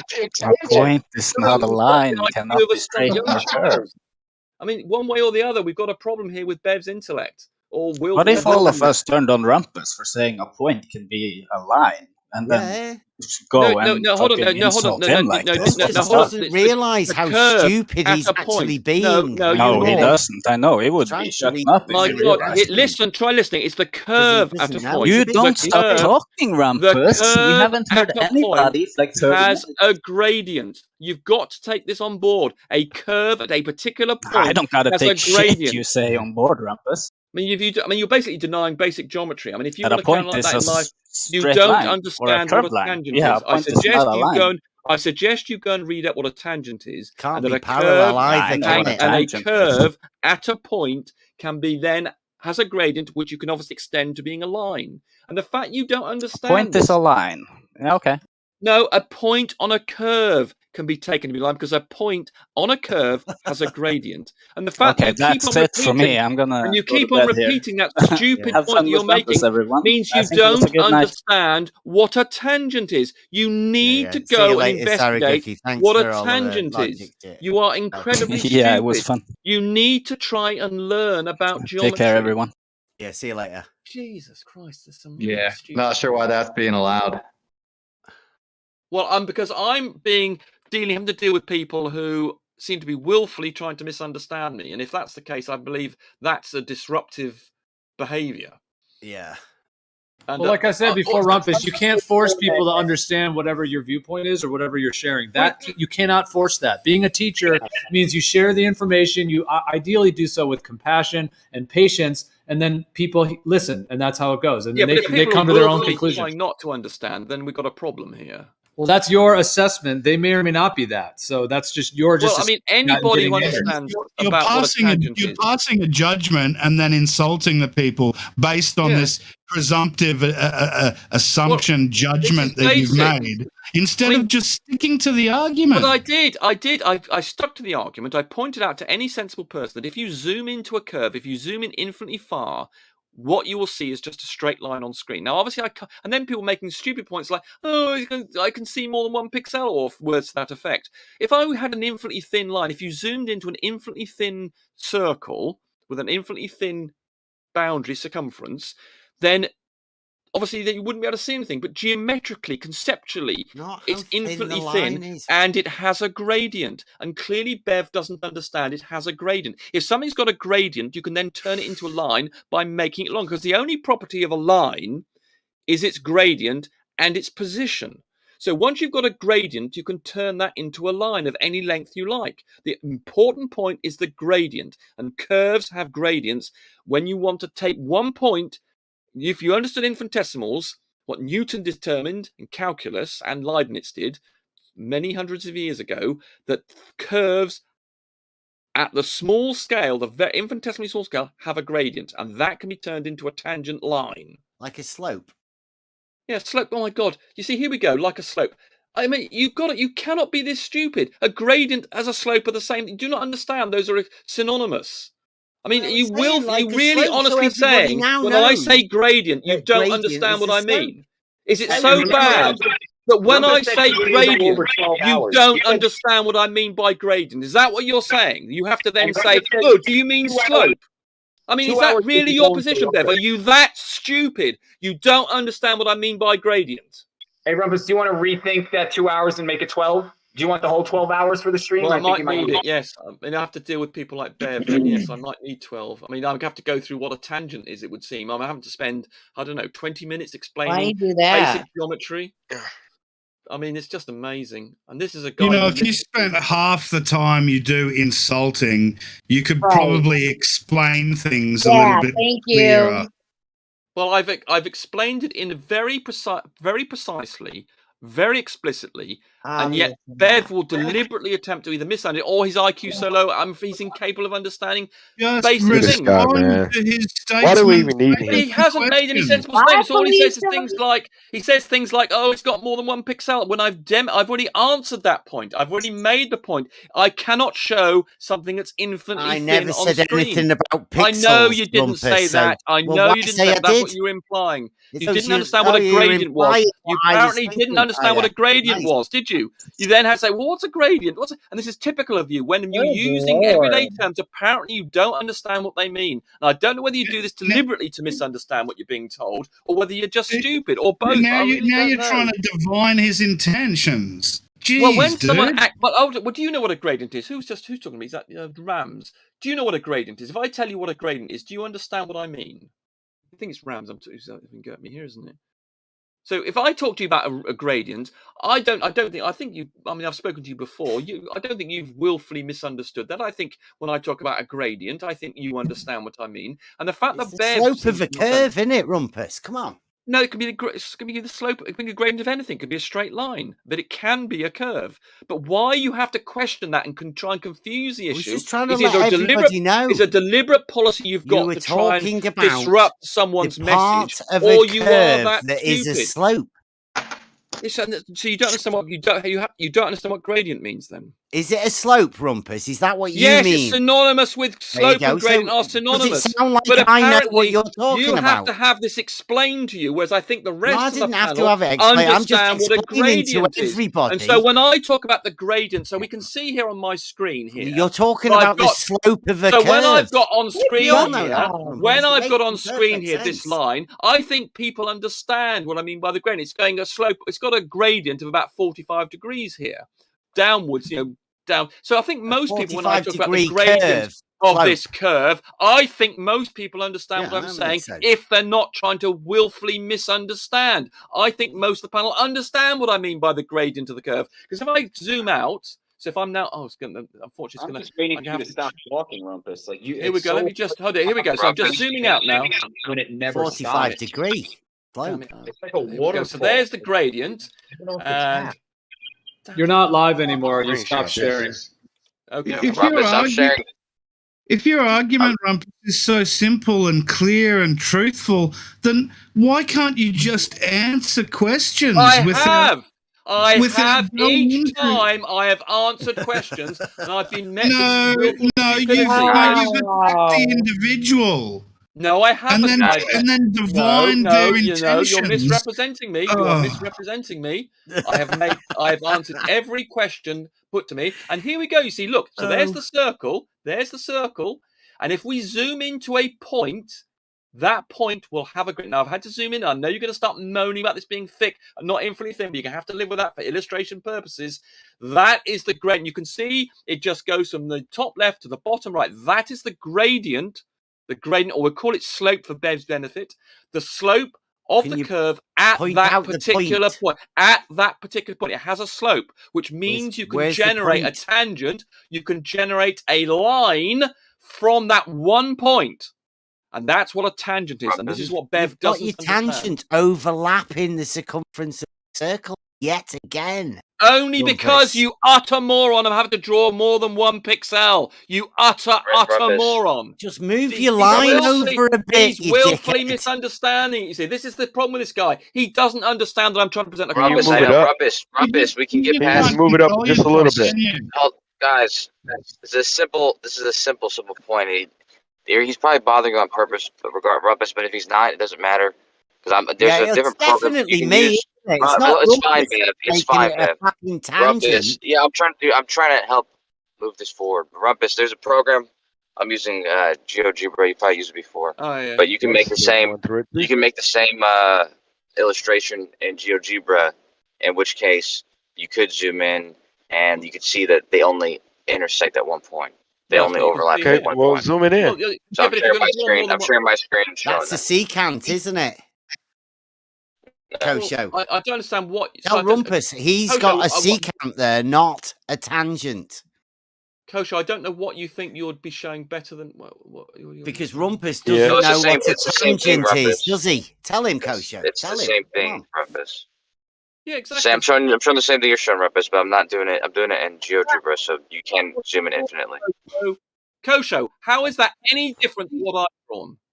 No, it's exactly what you're showing. Exactly. So what point are you making? I know. So what point are you making? But that's overlapping as well. He doesn't want to upset you, Rumpus. Stop shouting at him, Rumpus. He might be able to. It's overlapping in exactly the same way that mine's overlapping, Kosho. No, it's only overlapping at one point. No, it's not. It's no different to my diagram. It's no different. It doesn't overlap at any point. It just touches no different one to point my and diagram, one point only. And so does mine. It is. You can see the multiple pixels. It overlaps in exactly the same way. Rumpus. It overlaps in exactly the same way. It overlaps it. It's not meant to overlap. It's a tangent. Yes, but you can't draw a tangent, you moron, because you can't have infinitely thin things. Just move it up a bit out the way so it only touches the circle at one point and but one this point is no only. Different. What Kosho got it overlapping the circle. No, that's not. I'm drawing this. You've got to think of the centers of the line, you moron. It's all right. Rumpus, you have to work it out. Rumpus, hold on. Please stop with the info. I'm not going to allow it. It's not going to be allowed anymore. He keeps on saying the same thing. It doesn't matter what he says. It doesn't matter. He can say anything in the world. It doesn't mean he's deliberately, willfully misunderstanding me, or he's really stupid. And I don't understand what Kosho's point is. Kosho's is no different. He seemed to be happy with Kosho's diagram. My diagram and Kosho's diagram are no different. They've got exactly the same level of touching and overlap. By the way, it is pretty cool. I'm sharing both of your screens on the live stream right now next to each other. It's kind of cool. All right. Okay. No, it's quite. I didn't realize you could do that with. I didn't actually know you could either. So you can watch as many. I don't know. Can you do 5? Can you do 10? How many? I don't know how many you can watch. but at the same time. But yeah, you have to just say don't show the other video participants, so then it'll split screen them, or if you had 4 of them, it'll put 4 of them up. Right, so Kosho, I don't know what point you think you're making. Your diagram is absolutely no different to mine. Rumpus, I can zoom in. Yes, I can zoom in infinitely. And I did I know, as well. but it doesn't overlap when I zoom in. It does overlap. You can say if you regard mine as overlapping, then that's overlapping. There's no difference. There is no difference to what you've drawn and what I've drawn. They're overlapping to exactly the same extent.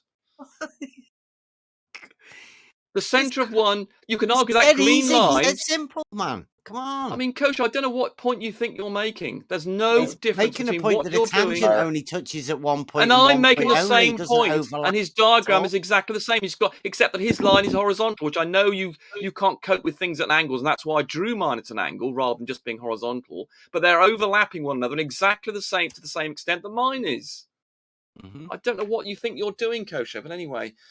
He's trying to teach you about a tangent. No, he's not. You don't understand what a tangent is. He might be able to tell you. There is no difference. And all you're doing, I mean, I don't know how far you're. I mean, I zoomed to 25,000%. I don't know what. I don't know what the limit of your. But don't you understand? It doesn't matter how much you zoom in. If you want to show some pixels on screen, they will overlap. If you want to show a line on screen, they must overlap. To illustrate it, if they didn't, you'd have an infinitely thin line. You wouldn't see anything. Yeah, let me just by zooming in, you're not demonstrating anything new.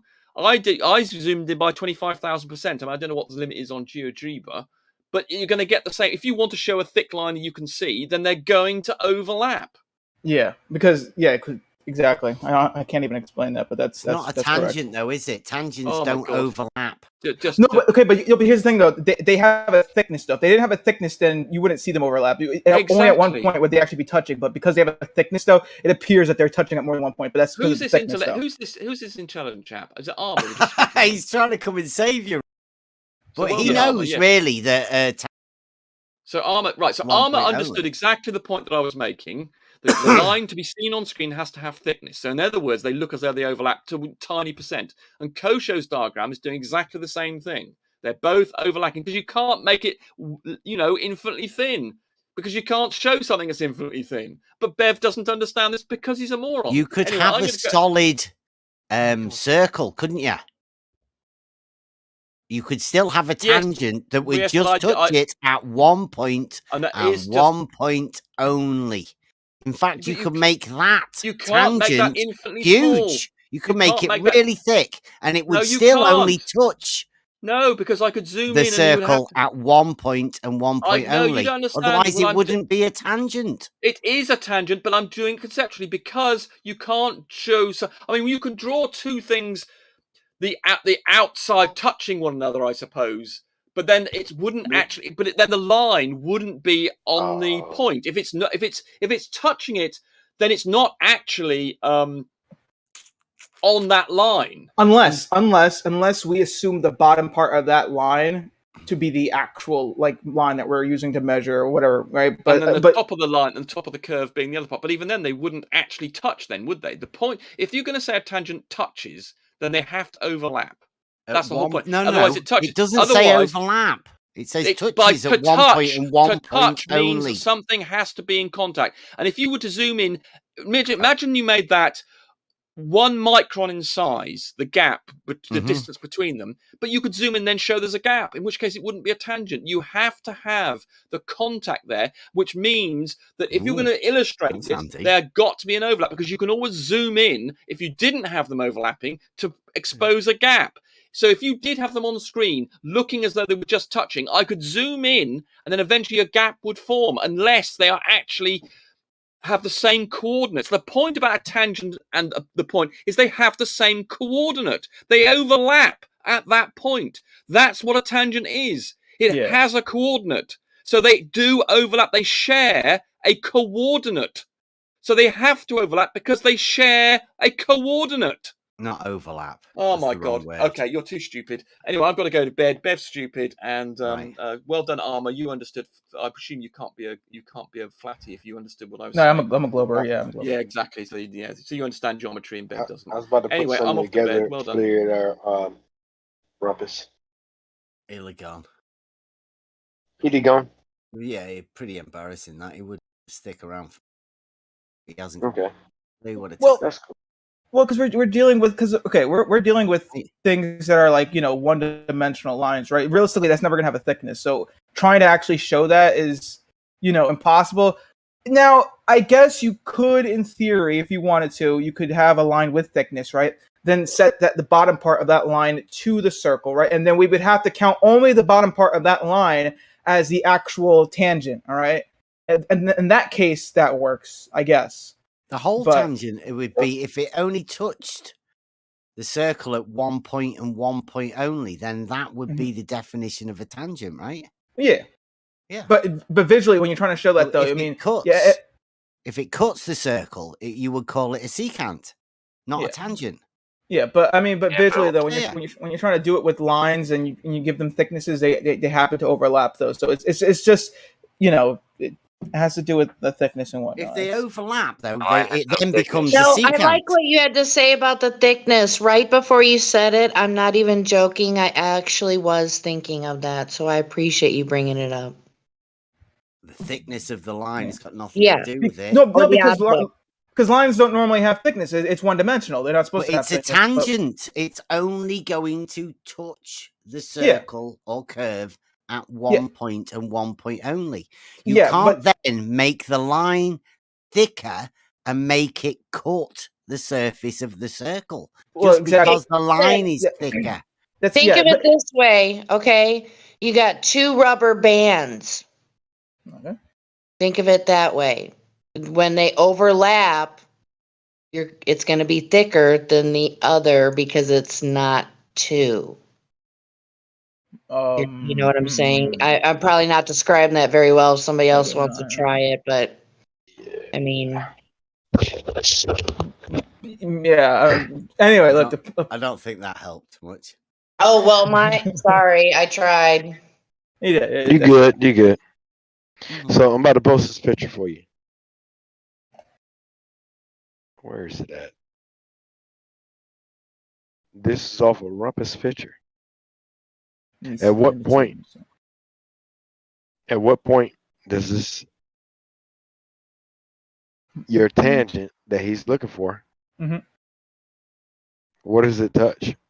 Well, because once again, it has thickness. If we really wanted to treat these as actual lines, we would actually imagine the center of those lines that we have in that picture there. The center of those would be the actual line, but that would be infinitely thin. You know what I'm saying? So yes, visually they touch, but that's not the case though. That thickness just is a visual representation of the show, but it's not accurate. Yeah. So do you see the picture I just posted? Yeah, visually they're touching, but that's because they have thickness. Real lines don't have thickness to them. So if you take the thickness away, they would never touch except for 1 point, which is Oh, come on. You've got to represent the line. It has to have thickness if you're going to use it to be representative as a line. You have to draw it, right? I'll pull up one with thickness, and I'll do my best to explain it. All right, let me just do that real quick. Can we just agree, right? Just as the basic facts that a tangent is a straight line that touches a curve at 1 point and 1 point only. Yes. Right. Now, if it cuts the surface of the sphere or the circle, it is then called a secant. Because it goes through the circle, right? It cuts the circle. Okay. Well, that's all we were saying right from the very beginning. And Rumpus told us that we were stupid, right? You heard him say that. In fact, you defended him saying, and you said that it depended on the thickness of the line. Well, it doesn't, because the line can only touch the circle at 1 point and 1 point only. If it cuts the circle, it stops being a tangent. I know. Yeah, but it's because but his visual, unfortunately, he can't deal with actual one-dimensional lines. They're going to have thickness always. He can't deal with somebody telling him that what he was drawing wasn't an actual tangent. He got really upset, and you guys I'm ashamed of you, right? You didn't feel confident enough to tell Rumpus he wasn't correct. Well, You I should mean, be ashamed of He wasn't yourself. wrong, man. You He wasn't sucked wrong. up to him. He was wrong. He wasn't wrong. It What Armin wasn't just a said about the tangent. line's thickness. Lines don't have thickness, which is exactly why you wouldn't use That its sounds like an thickness obfuscation and the part argument, that right? overlaps. It's not. It's so simple to understand. If a circle only goes up, if you're looking at a graph like I'm looking at, and it goes up to 5 on the graph, like that's the top that it reaches in the y-axis, then if you draw a line along the 5, a horizontal line at the 5y, then the circle is only going to be touching that line in that one spot. That circle doesn't overlap that 5. So but if you draw this out, there's going to be paint, and there's going to be or you're going to use whatever computer program you're using where there's pixels, and you're not going to be able to get an infinitely small line. But a line actually has no thickness. Are you saying that Rumpus couldn't have moved either the line or the circle away from each other, so they only touched at one point and one point only with the computer program that he had? That's exactly what he did. He didn't. That was the limits of his program. He didn't. He Hold had on, it I'm overlapping every time. I'm using GeoGebra, and it's the same thing. You know, if you get down to the scales like 1 millionth or 10 millionth, zoom, you can't even see the circle at that point. But these lines don't overlap except for at that one point where the horizontal line is on the 5 and the circle just barely reaches the 5. Mm-hmm. Rumpus had the whole thing overlap. Yep. And that's what we were telling him. Rumpus told us we were wrong. We were stupid. We didn't know what tangents were. And you guys weren't brave enough to say, yeah, Rumpus, you're wrong there. It's not actually a tangent. Yeah, it was a tangent. He wasn't wrong. And I was agreeing with him when he said that you guys are either messing around or you just don't understand it. I thought you were messing around with him because it's obvious that it's because it's in paint or whatever computer program he's using. You can't get an infinitely small line. A line has no thickness at all. But if you're going to draw one in a program, even if it's 1 pixel wide, that's still a width. So why do you have to say that it's about the thickness of the line and not the line not cutting the circle, just touching it at one point? Because any thickness that line has now has the ability to make it seem like more of that line is overlapping when it's really just they just share that one point. So hold up. In the program itself, Kosha, got a question for you. Why wouldn't you make the line the same thickness across the board to touch the circle? Because even if you needed to make the line 1 pixel thick, which is the very thinnest you can make it, the circle would you'd still have the one point where the circle intersects with that line, but it could be the case that the circle even requires more, because it's a computer program using pixels, it might not be just that one point. Maybe it's 3 pixels that connect with it, or maybe there's 5, or maybe there's more. Depends on the limits of your computer program. You can't make a perfect circle, and you can't make a infinitely thin line. It would also depend on the size of that circle, right? Like just how big an arc it is, how far off straight it is. Yeah, Hold on. that's a great thing. Check out my screen share. I'm gonna real fast to show you guys like what is going on. All right. Yep. I'm gonna also explain it. I'm gonna show. This is probably gonna be a decent way to sort of show what you guys wanted to see, and whatever. I'm gonna go fast and take that off. Okay, so if you want to represent Don't go this fast, where go slow. Okay, so if you want to represent this right where it's touching, right? I guess one way you could do this, is you could take, for example, I'm taking a square, for example, because a square, has sides, right? And we can understand that side as, as a line, right? So what I'm going to do is I'm going to touch this square to the circle, right? With no lines, that has no thickness. We're just dealing with, the edges of these objects. So let me real fast. So, okay. So, hold on, is that? So I'm going to touch it. Let's say that touches it, right? So now what's happening is, okay, yeah, well, I mean, I'm pretty sure it's not quite touching it. I can't get 100%. Yeah, I mean, but we get the idea. It's not overlapping Yeah. at all. But- You've but- got a solid circle Yeah. and a big, thick line. Yeah, And so now at let me- no point is anything overlapping anything. Yeah, so now let me show you now what happened, all right? So I'm going to real fast give this a line I'm going to give this square an outline, right? I'm going to real fast make the thickness, let's say 2. Now let's make that a little bit thinner.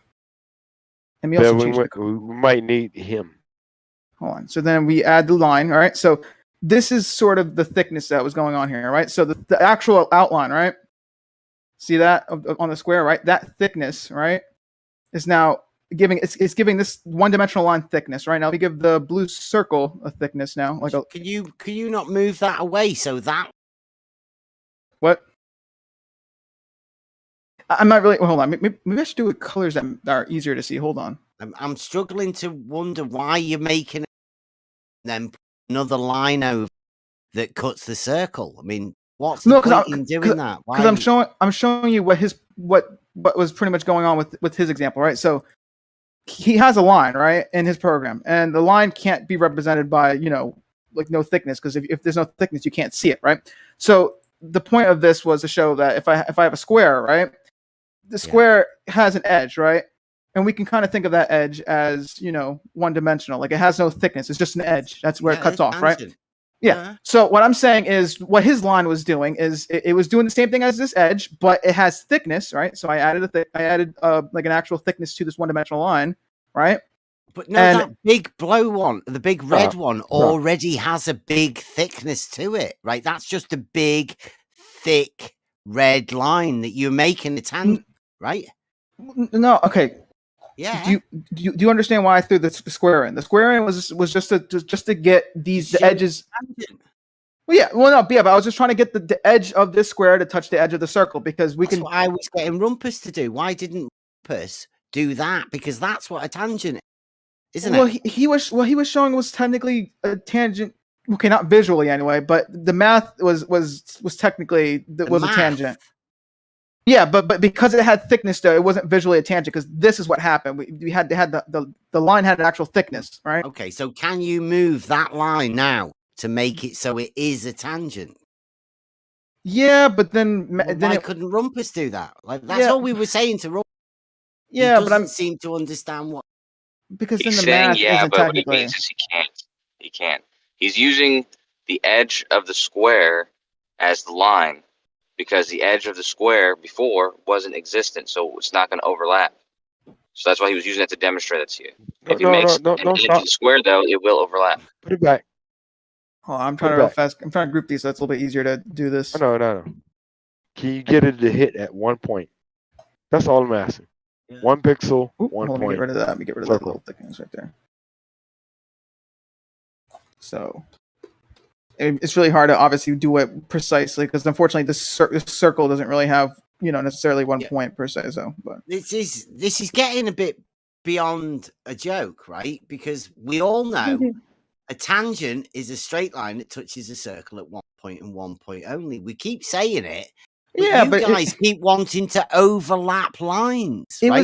Which it's just makes a visual. it not a tangent. We all know that, don't we? It's just the moment visual, you right? overlap that line, it is not a tangent, because it is touching the circle at more than 1 point. Visually, yeah, because the line has thickness, but that's it though. I mean, visually, that's all we've got to go off, right? If he's showing a picture and visually it's not a tangent, then why should we be expected to think it's a tangent when it's not a tangent? Because I believe I don't really know how his program works, but I believe that the math, all right, was showing a tangent. It's just visually it wasn't though. Was there actual math in that in his program, or is it just him drawing lines? It seemed on Paint, I think. I mean, how much math is there in Paint? Oh, then never mind. But still, though, the idea is that if you were to program this, though, and you were to give lines thicknesses, it would show you what Rumpus showed. Right, no, that wasn't what Rumpus was doing. This is like the point I was making earlier. It was obvious to you guys what Rumpus was doing, and it was obvious that it wasn't actually a tangent, and it was obvious that you two guys, you and Kosho, were covering for Rumpus because he'd actually not drawn a tangent. And it seemed like he didn't even understand that he hadn't even drawn a tangent. Well, look, all I'm saying is... Did you come in to save him because you felt embarrassed for him? No, because but I mean... I thought, I can't actually tell him because it's the No. great Rumpus. He might strike me from the council. No, because I've programmed something like this before, and the lines do overlap like that because, once again, you're dealing with thicknesses. That's why I jumped in. But if you were to program this, I mean, it would do the exact same thing. The lines would overlap because you're giving the lines thicknesses. I mean, that's just... Yeah. That's why I jumped in. I mean, you know... Yeah, Bev, Yeah. What size is a point on in Rumpus's picture? How big is it? Would you say it's bigger than a pixel or smaller than a pixel? No, let's talk about. It looked Rumpus like not here about no half more. his We can't talk about screen, him. to be honest. Yeah, so the point is that in any paint programs, a point is an infinitely small space. It doesn't have any area at all. Yet in a paint program, it has to have at least the area of a pixel. So it's just not something that is. It's something that when he's demonstrating, What is a pixel? You have to give him that.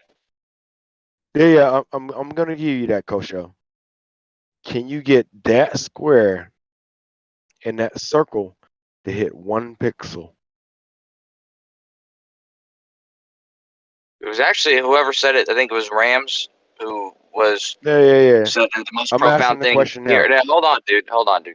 He said the most profound thing about it, which it depends on how big the circle you make. You Because sure you that's can the make right a word? giant. Jesus Christ! I think so. I'm not so sure profound's anything. Yeah, you know what though? Why don't you just put that in the comments, okay? But yeah, what he said though about the circle, if you made it large enough, you would eventually get to a size where, just the edge of the circle could just be 1 pixel, and then you could that's what I'm looking have for. overlap just one That's what place. I'm But asking. yeah, that depends on the size. The size is allowed in the program that you're using. So Yeah. So, can you put that program into 1 pixel circle to touch a straight line? That's all I want. I don't need a square, none of that. Triangle, rectangle, I don't need it. Put that program in that.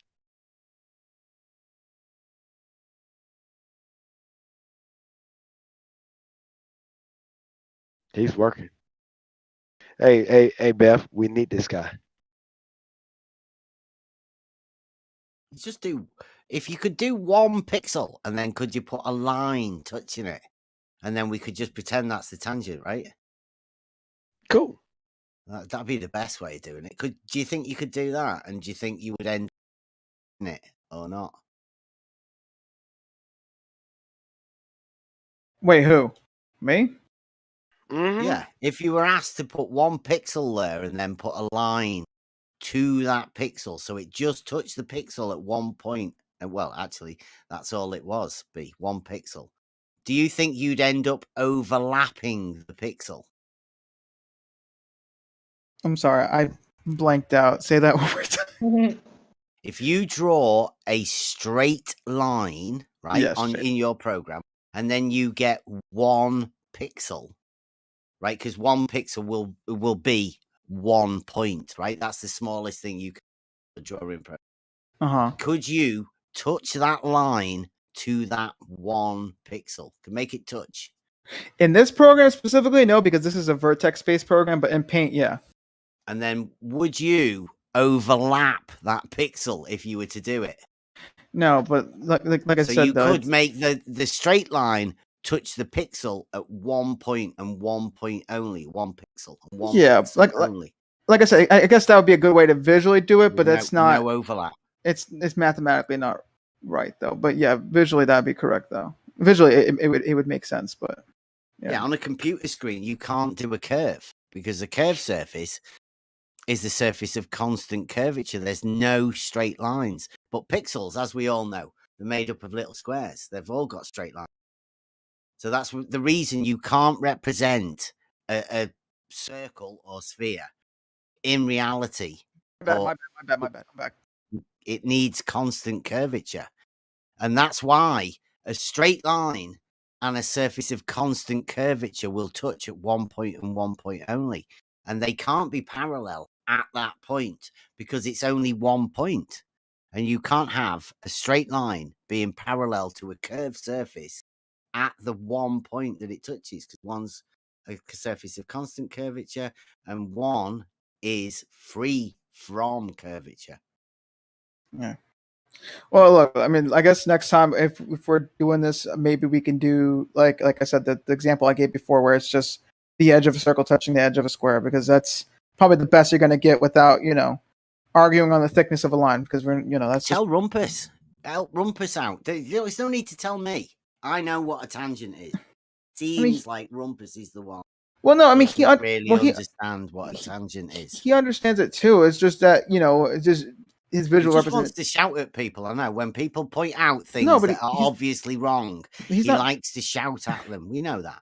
But he's not wrong though. I mean, it's just he's not wrong. What? He's shouting at people, or for not actually knowing what a tangent is, or for shouting at people that point out that it's not actually a tangent. Well, he knows what a tangent is. It's just that, I guess, if you want to, based off of his visual representation, it's not correct. I guess, yeah, it's never going to really be correct, because you can't get it, you know, correct on, you know, a screen where you have line thicknesses or whatever, you know. But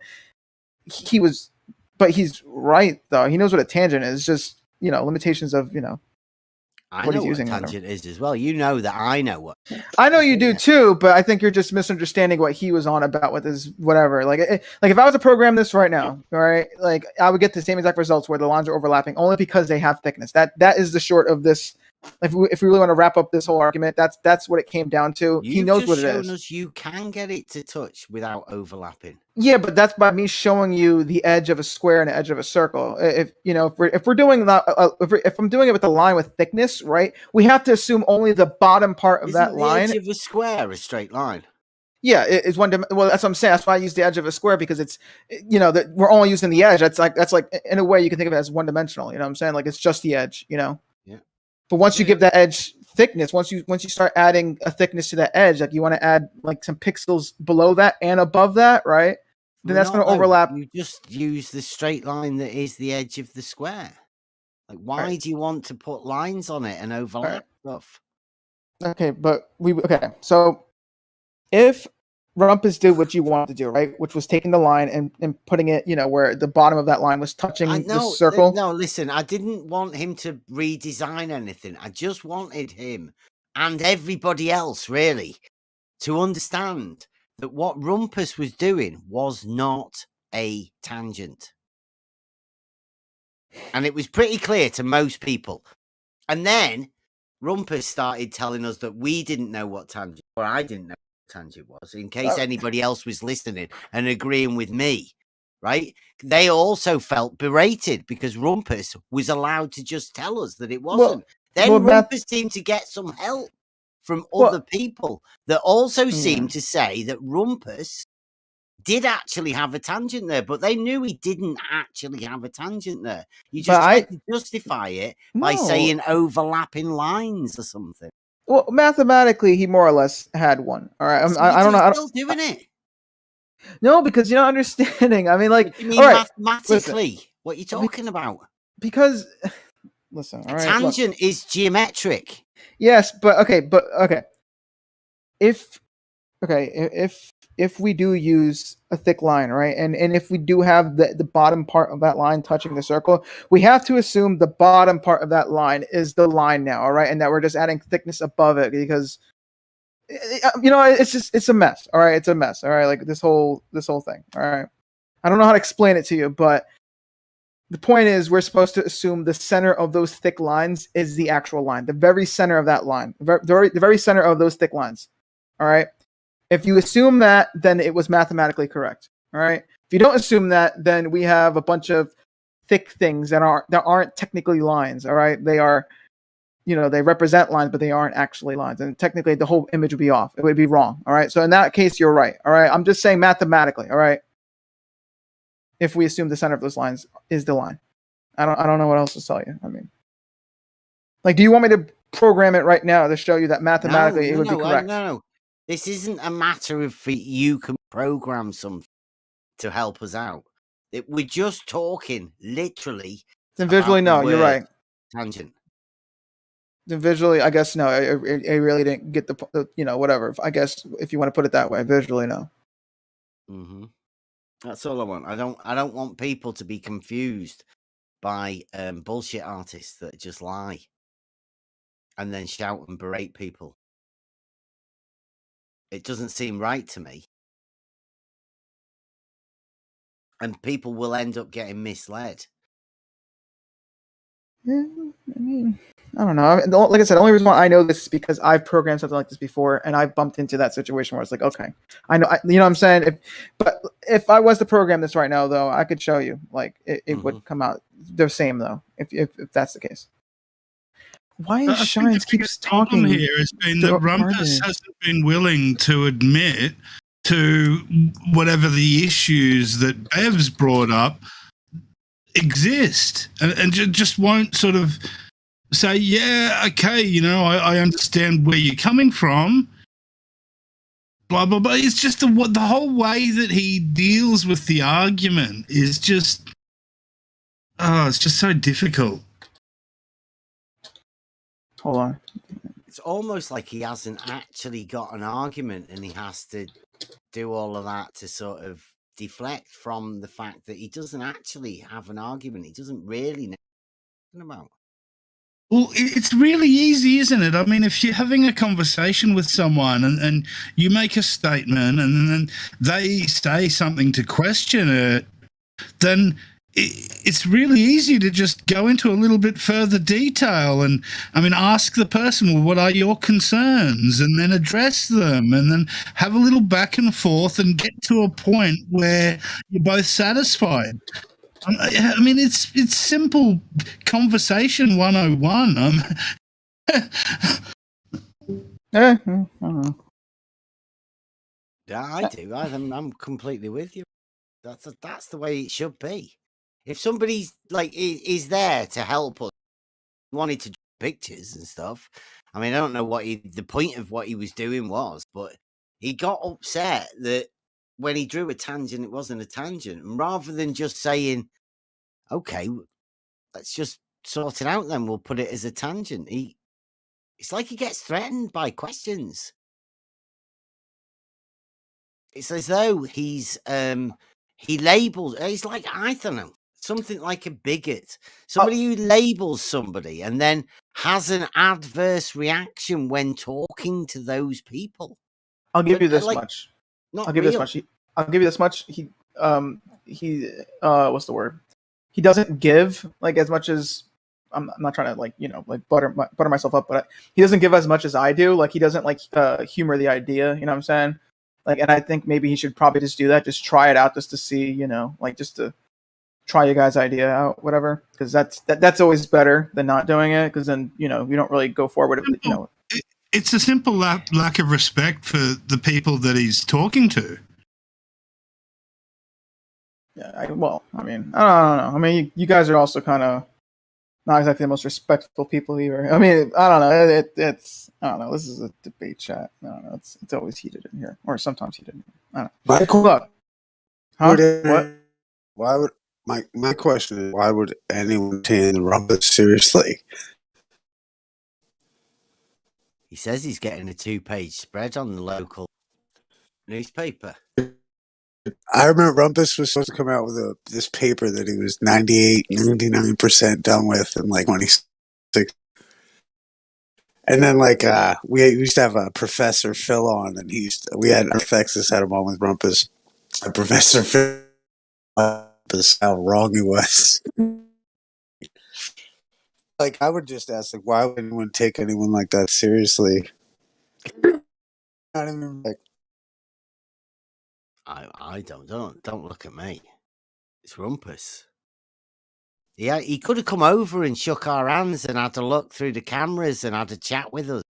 Dead easy the other week, but he's so he's filled up. He can't even do that. He's performance art. Like anyone who doesn't get that, like Rumpus is literally like performance argument form. I don't know what to. What, abstract art? Yeah, it's like no, it's like street.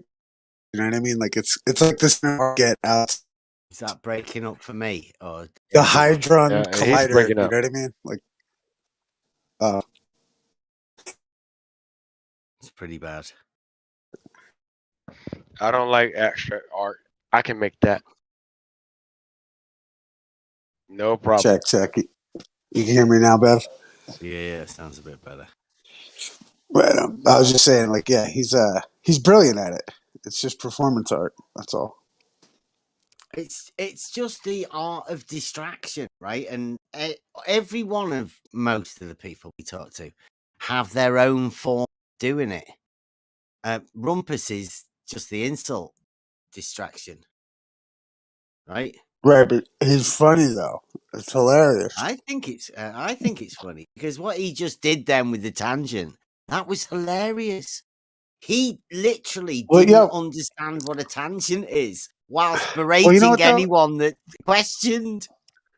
Well, see what he'll do, what the technique is they'll come in, they'll try to propose an answer to one of these unsolvable riddles, and then as soon as you try to object on some point of lunacy that they've made, they make it about, you know, how you're so stupid and you don't understand. And then when anyone else tries to chime in to make it worse, is that you get a triggered flat earther that's like, how does this guy not see that, or whatever the fucking conversation is. And then they try to get in it. And then once you've got two flat earthers against Rumpus, now he plays the victim.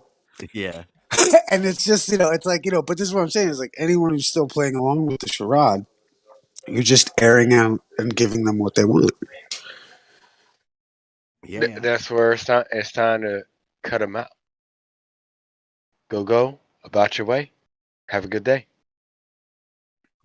Yeah, I mean, these are like, really like materialist totalitarians. That's what we're up against. They want world government. Ask any one of these clowns. Any one of these clowns that comes in arguing for the globe is going to talk about how great it would be if the UN just had a little bit more power. We have the same ideology.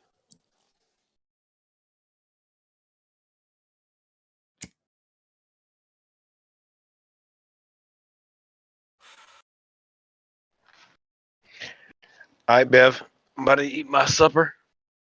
Yeah, I'll catch you up tomorrow. Getting off soon as well. Another late night. I thought it was pretty. Oh, sorry. It's awesome. Thank you, Bev. I thought it was pretty awesome when Rumpus was acknowledging the logic statement about the flat Earth, and then talking about how it could work on a flat Earth and how it made sense on a flat Earth. Like, I thought that was pretty interesting. Did anybody else mention that?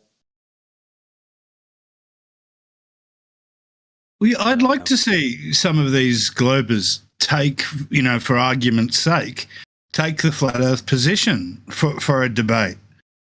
Just to demonstrate, just how well do they understand, the arguments that flat Earth proponents make.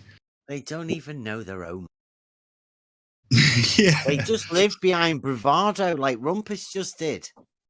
Like, most of this time, every time they use a glober, say, flat earthers don't understand trigonometry. That's a defensive mechanism because they don't understand trigonometry, literally.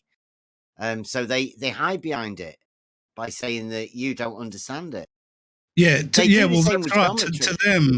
To them, we have to not understand it because otherwise we're questioning it, and in a way that he's unwilling to do. Like what? But what are these arguments that supposedly trigonometry was a thing and the thing? Trigonometry is involving a right angle triangle, right? Yeah. Those triangles have 180 degrees. Yes. As do all triangles. Yeah, I guess in Euclid.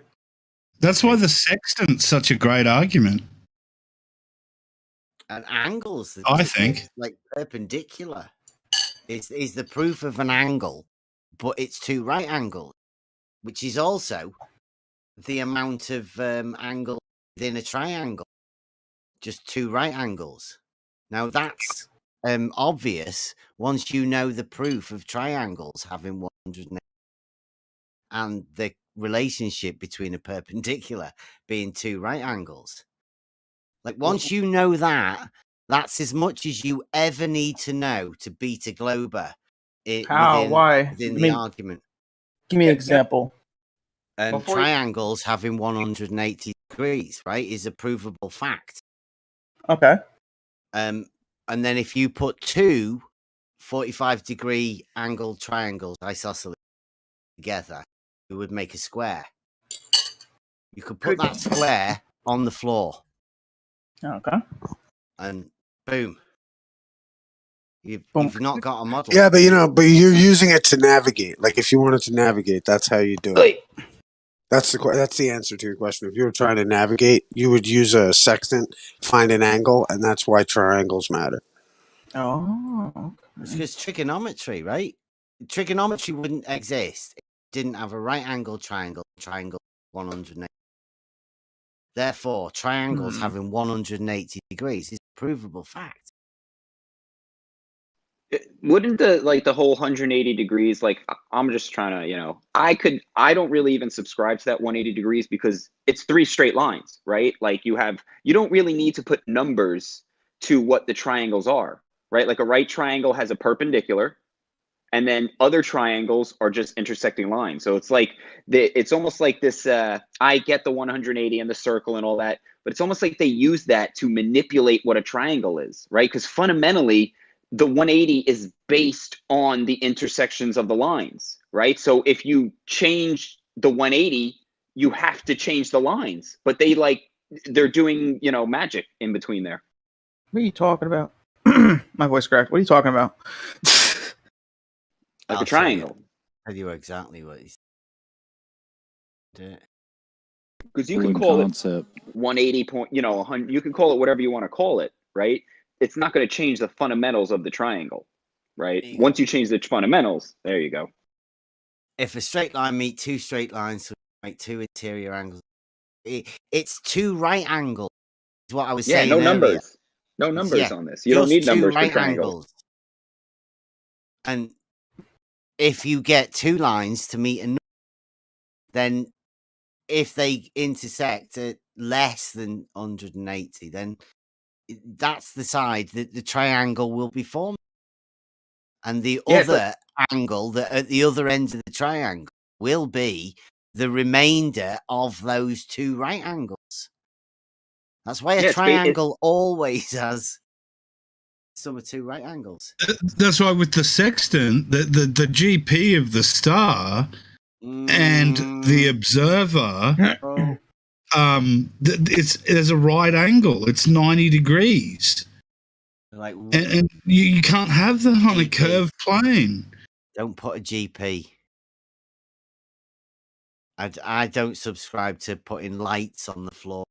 Lights in the sky on the floor. Sounds ridiculous for me.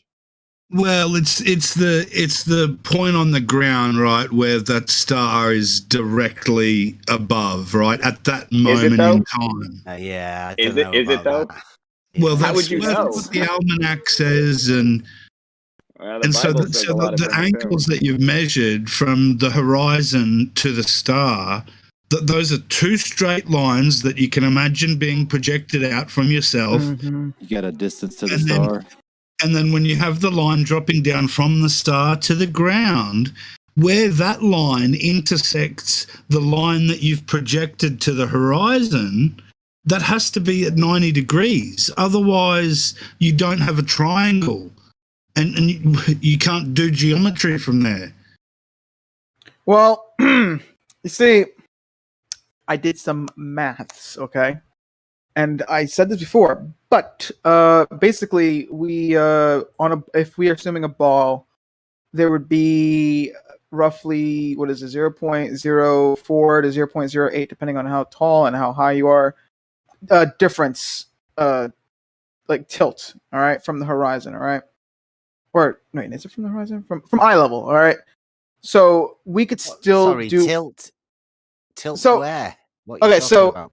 okay, my bad. So I explained that really poorly. Okay, so basically on the ball Earth, we would assume the horizon to drop roughly around 0.04 degrees from eye level. All right, degrees. Did I say degrees? Yeah, 0.04 degrees from eye level. All right, so you could still get, you could still do, like the whole trig and all that, but it, with a little bit of error, obviously. We're talking about like a really, really, really, really small amount. All right, like a really, really, really small amount. But you're dealing with stars whose GP is like 3,000 miles away. What? Yeah. When you're using a sextant, you can often sight a star whose GP, that is positioned directly on the ground, of which it's directly above, is over 3,000 miles from your position. And so even if you say you call it 1 degree below perpendicular from plumb as your horizon point, if you extend that line out, it would intersect the line, the GP from the star down to the ground at an obtuse angle greater than 90 degrees. And so it wouldn't work.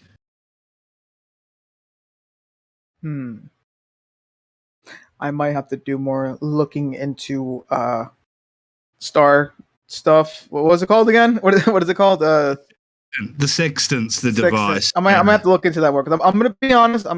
I don't really know too much about them. I just know about how trig works. That's it. So download Stellarium. Download Stellarium. It's like one of the best apps to use to understand like right angle, declination, azimuth. Great app. I gotta recommend it. Okay. But it helps you figure out why you'd be using a sextant. Yeah, Chad's in the chat as well, saying an eye level expert in it. What was it that you said about eye level? 0.04, did you say? Yeah, that's the math that I got, at least anyway. The horizon, the horizon would be. That's your new number, 0.04, please. Eye level. 0.04 degrees off from eye level. That's how far the horizon would be off from eye level. At least according to my math, anyway. I'm pretty sure it's correct, but yeah, that's how much it would be off. All this, all the distances, the sextants, it's working on a grid, right? And the grid has to have the diagonals. That's how it works, right? When you send a diagonal on a 45 through a grid, that's when you can start determining distances, right? Like based on things. If you have this bendy floppy thing, flop, and you're not going to get anything from that.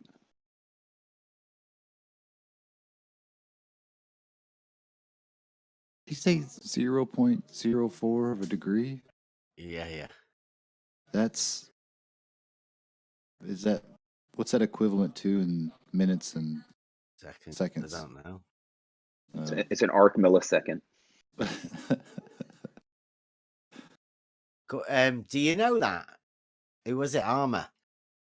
Do you know minutes and seconds? 0. I believe I do. I mean, a minute. I don't. What is it? A minute? It's like it would be like a 60th, right? No. Well, a minute's a 60th. A second would be another 60th of a minute.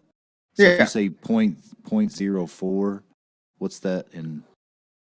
Yeah, what's that in minutes and seconds? Oh, hell if I know. I don't even. Let me see. I just know that. Yeah, it'll take them hours to figure it out. Yeah. Well, I mean, let me real fast look it up a little bit. I need a. It was just. It's a joke. Minutes, seconds, hours. Oh, okay. That was funny. That was a good one. That was good. All right. That was good. Let me look it up though. Put it in. Take him 15 degrees. Yeah, I refuse to learn. 0.04. It's a smidge. It's a gnat's chuff, right? And if you know anything about trigonometry, I mean, not the mathematical trigonometry, right? The actual practical application of trigonometry. Well, you have to use proportional triangles. You can't be measuring a gnat's chuff of an angle and then assuming a distance to wherever and imagining a triangle that's got a fart of a degree on one side and guff and everything works in the other side. Just doesn't make sense. But I mean, people that don't live in reality and just want to live in mathematic land can do it because they can live in mathematics. Do it. Okay, so 0.04 degrees is, at least on the Google calculator, is 2.4 minutes of arc. So that'd be like an arc minute, right? Is that correct? Did I get that right? 2.4. Yeah, minutes. So 2 minutes, 2.5 minutes, let's say. 2 minutes, 24 seconds, I think, to be exact. Yeah, there you go. That sounds good. I mean, that's like not much, is it? I mean, that's assuming like, you know, you're 6 foot, you know, and that whole shit, you know. Yeah, I think I heard. Can't be 1,500 yards, can it? 2 minutes. I think it was a football over a kilometre like that. 2 minutes. Have you ever done that to see what sort of distance that is over? Because I guess you're saying drop from horizontal. Yeah, or eye level, horizontal, whatever you want to call it. Yeah. So you would have your eye level looking out horizontally. Mm-hmm. You would have your feet, let's say, at the water, and the water goes out to the horizon. Mm-hmm. McToon's horizontal, right? Yeah. So then you've got a drop from the horizontal that you've just made from your eye level down to the horizontal from your feet. Mm-hmm. That's the angle of 0.04 or 2 minutes. Yeah. And from Don't that get drop, trapped here, bro. From that drop, you're going to calculate a curve. No, the water's under your feet. That's what he said. Yeah, horizontal. No. Bev's trying to portray the water straight out from your feet. He said he's standing at the water. What McDoon says, Yeah, and out at the horizon. Then he tried to extend the water straight parallel out to the horizon. He's trying to trap him here. I'm not. That's right. That's not true. Says. Water's under your feet. It doesn't go straight out to the horizon. Says from your feet to out the on the horizon is a horizontal. Nah, don't get trapped, buddy. Well, in any case, all I know is that from my math, it's 0.04 degrees off from eye level. That's there you go. It's not much help for Arma because he says you're the drop if you're the 6 foot observer. Wait, who? What? The other day you did. Oh my god, we're on about that game I showed you guys with the green little M&M dude. No, you were saying if you're looking out at the horizon and you're a 6 foot observer, it would appear eye level, so that would make you the drop. No, it's close to eye level. I said it would be 0.04 degrees off from eye level. It would. Yeah. So you'd be the drop. Or No, just that angle drop. I mean, it really depends on who's looking at what. I mean, if eye level goes out horizontal, that's definitely horizontal, right? Yeah. And then you measure the angle down from that horizon to the horizon. Yeah, so the horizon, if anything, would be the drop. Okay, so from your feet, if you're at the water's edge, where would the water go from you? I don't want to put anything in your where would the horizon be in relation to the water at your feet? If you're looking out at the true horizon at the beach, for instance. Where would the horizon be relative to my feet? Yep. Well, if we're I mean, not visually, but but actual like the math, whatever, we would assume the horizon would technically be lower because of the curvature of the Earth. All right, so it would be lower than your feet. Yeah, but not by a whole lot. But enough for you to be able to measure a drop from your eye level to that dropping away water at the side of the beach. I haven't actually. I don't even know if that's the same. Yeah. No, don't worry about it, because McToon said it goes from your feet to the horizon. It's a horizontal plane. Well, here's the thing. I mean, I don't necessarily think that the curving of the Earth is the reason why the horizon is dropping. All right, that you could also have that happen if you're just on a limited plane. If the plane doesn't extend out into infinity, it would also just stop at roughly, it would stop you below the horizon. I mean, below eye level. All right. So I mean, like that's what I'm saying. I'm not quite to your eye level, would it? I mean, how would it possibly do that? What, flat plane? Do you think the water would rise up to your eyes?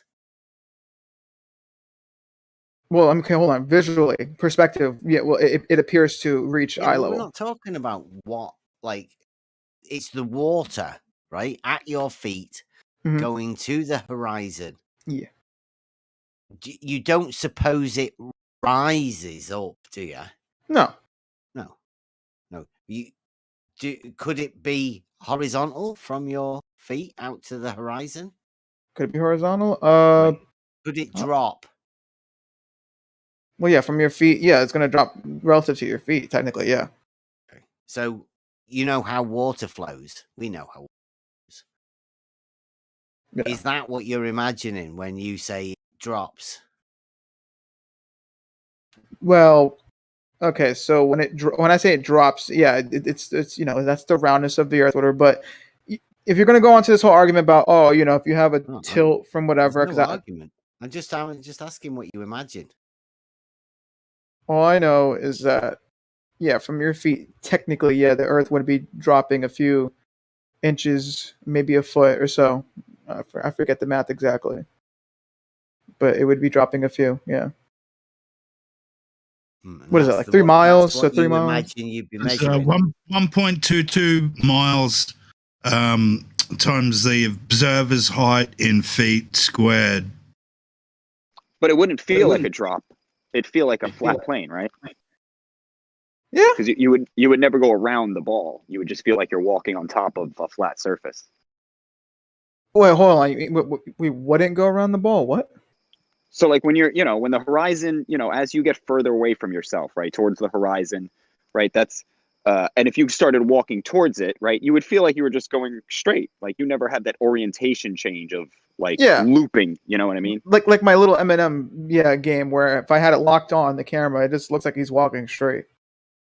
Yeah, I just find that so strange that walking around a sphere, right, has the same exact feel as walking on top of a flat plane. Yeah, That's I mean, mind-boggling. Remember my little green M&M dude? He was doing it. He was walking around. I know, but he was. That was in What's a all computer that? simulator. Like when you don't think fly that's weird? The level indicator doesn't roll back in its in its housing as you travel over the curve of the ball, right? So it just stays flat. The planes fly like it's flat too, huh? And you could walk around with a level everywhere you went, and it would always be parallel with the plane of the horizon all the time, constantly. Yeah, my little Martian dude. Level, yeah. But if you take that level around the ball, it changes. You see the air bubble moving, right? Yeah. No, because my little Martian dude, if he walked around the little planet, he would have, it would always be like level no matter where he was. No. What I'm saying is if you took a level and you put it on the top of a ball and you kept its orientation as you moved it around the ball, the bubble will change. Oh, you're saying if you were to pretty much keep the bottom of that level on the ball and just kind of moved it around? Yeah, like you started and you spun it around, like, you made a concentric circle with the level, but you kept its bottom towards the circle. The level will show that it's changing orientation. Yeah. Well, shouldn't that happen on a bigger ball? No, because there isn't a bigger ball to this bigger ball. Or if there was a bigger ball to this bigger ball, then yeah, sure. But we only got the one big ball, all right? Or maybe it's not a ball because it's sure as hell behaving like a flat plane. Wow.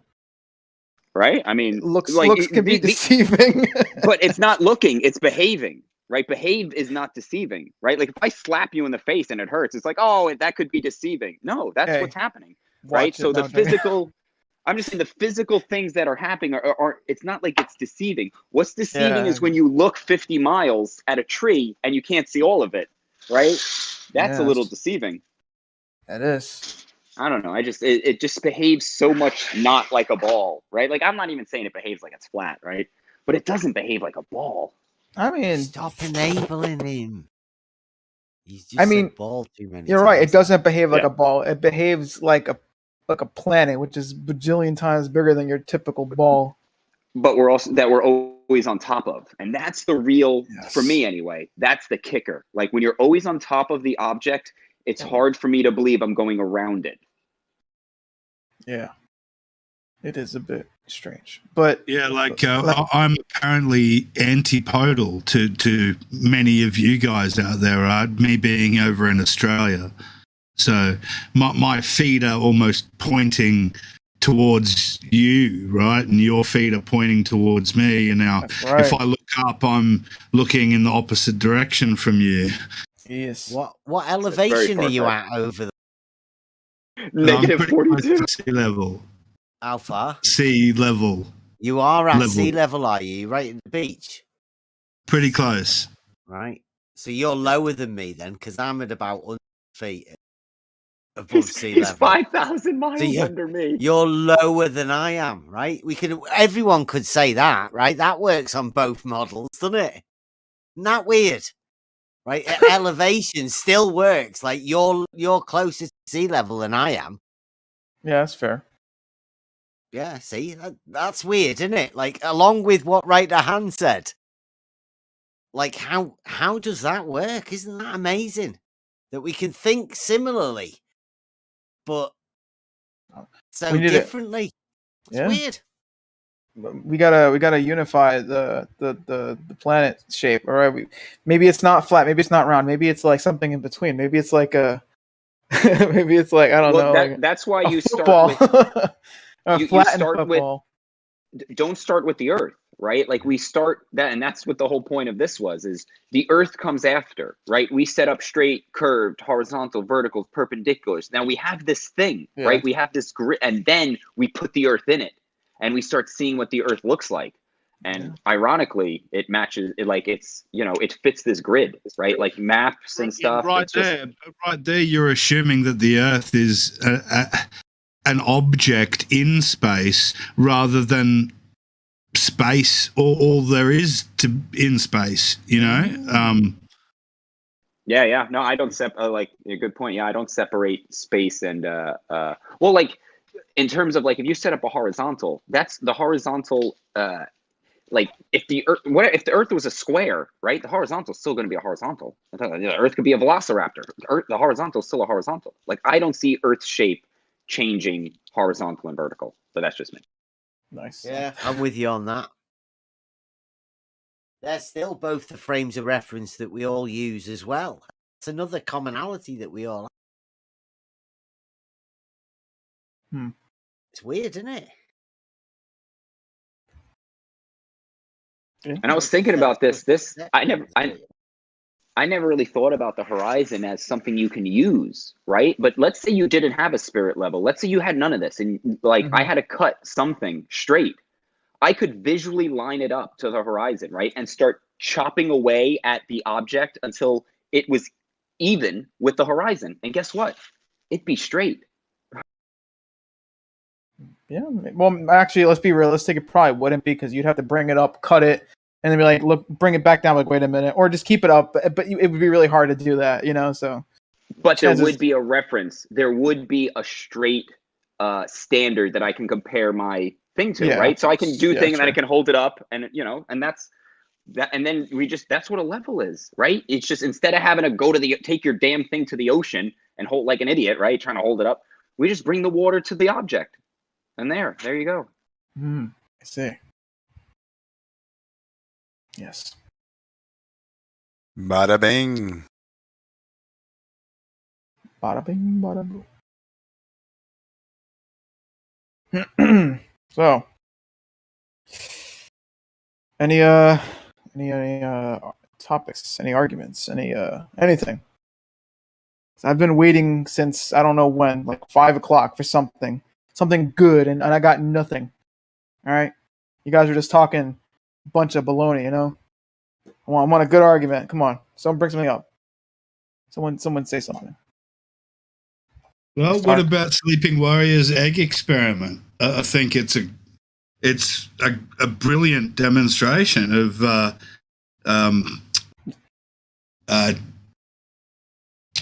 density. You know, relative density. Oh, the salt thing. Yeah.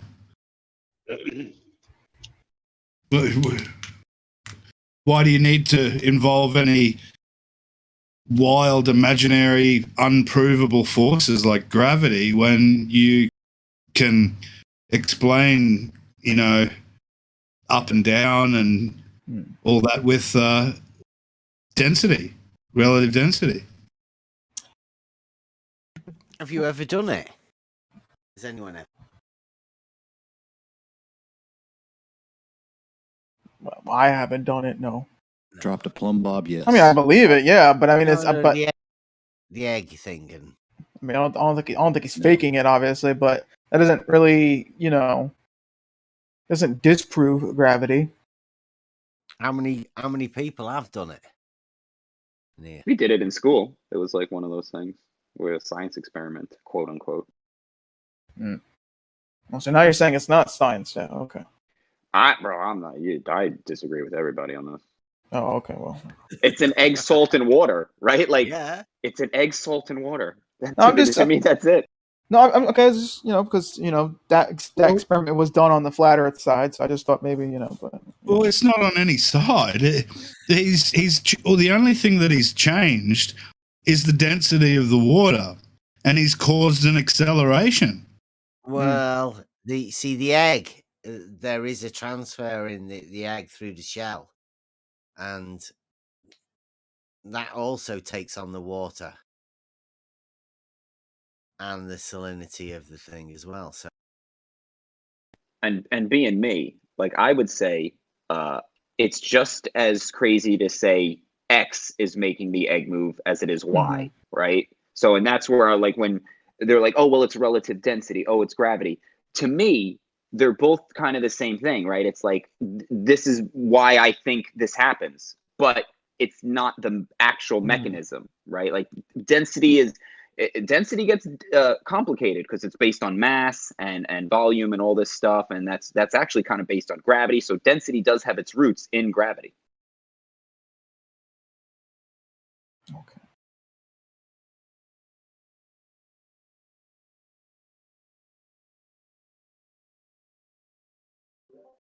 What has gravity got to do with the density of an object?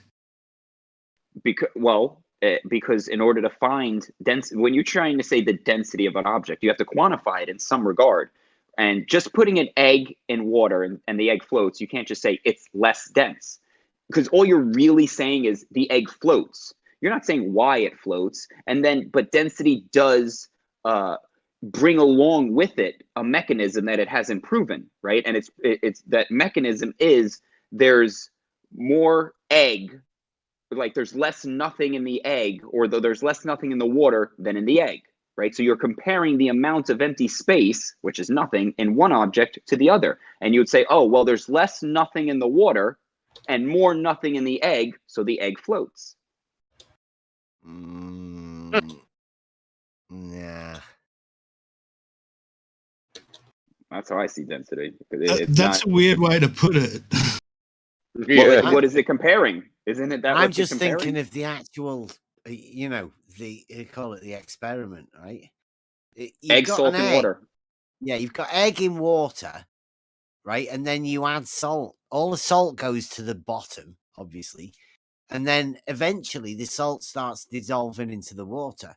Well, that bit of water at the bottom of this gets loads of salt mixed with it. sits in a band, and it looks different. You know, it's obviously heavier water or whatever. You know, it sits at the bottom, and the egg just sits there as well. That it's at the point that you put more salt in that causes some sort of a current, and that all of that stuff at the bottom starts moving around. That's what lifts the egg up.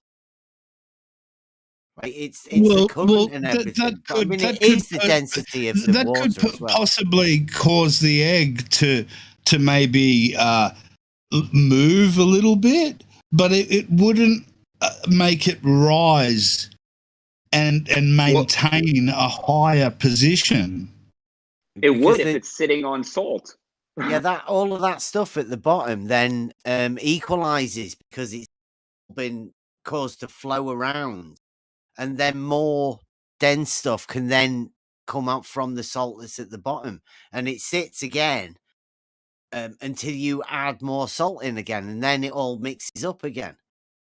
Okay, can you think of another way that we might be able to change the density of the water in a way that doesn't cause these issues that you're bringing up? No, I'm saying that is what it is the density of the water that's changing, right? But the actual movement of the egg occurs when you put the salt in and cause some sort of a movement of that water. Well, it's the change of the medium, right? It's making the water actually denser, right? Yeah, yeah.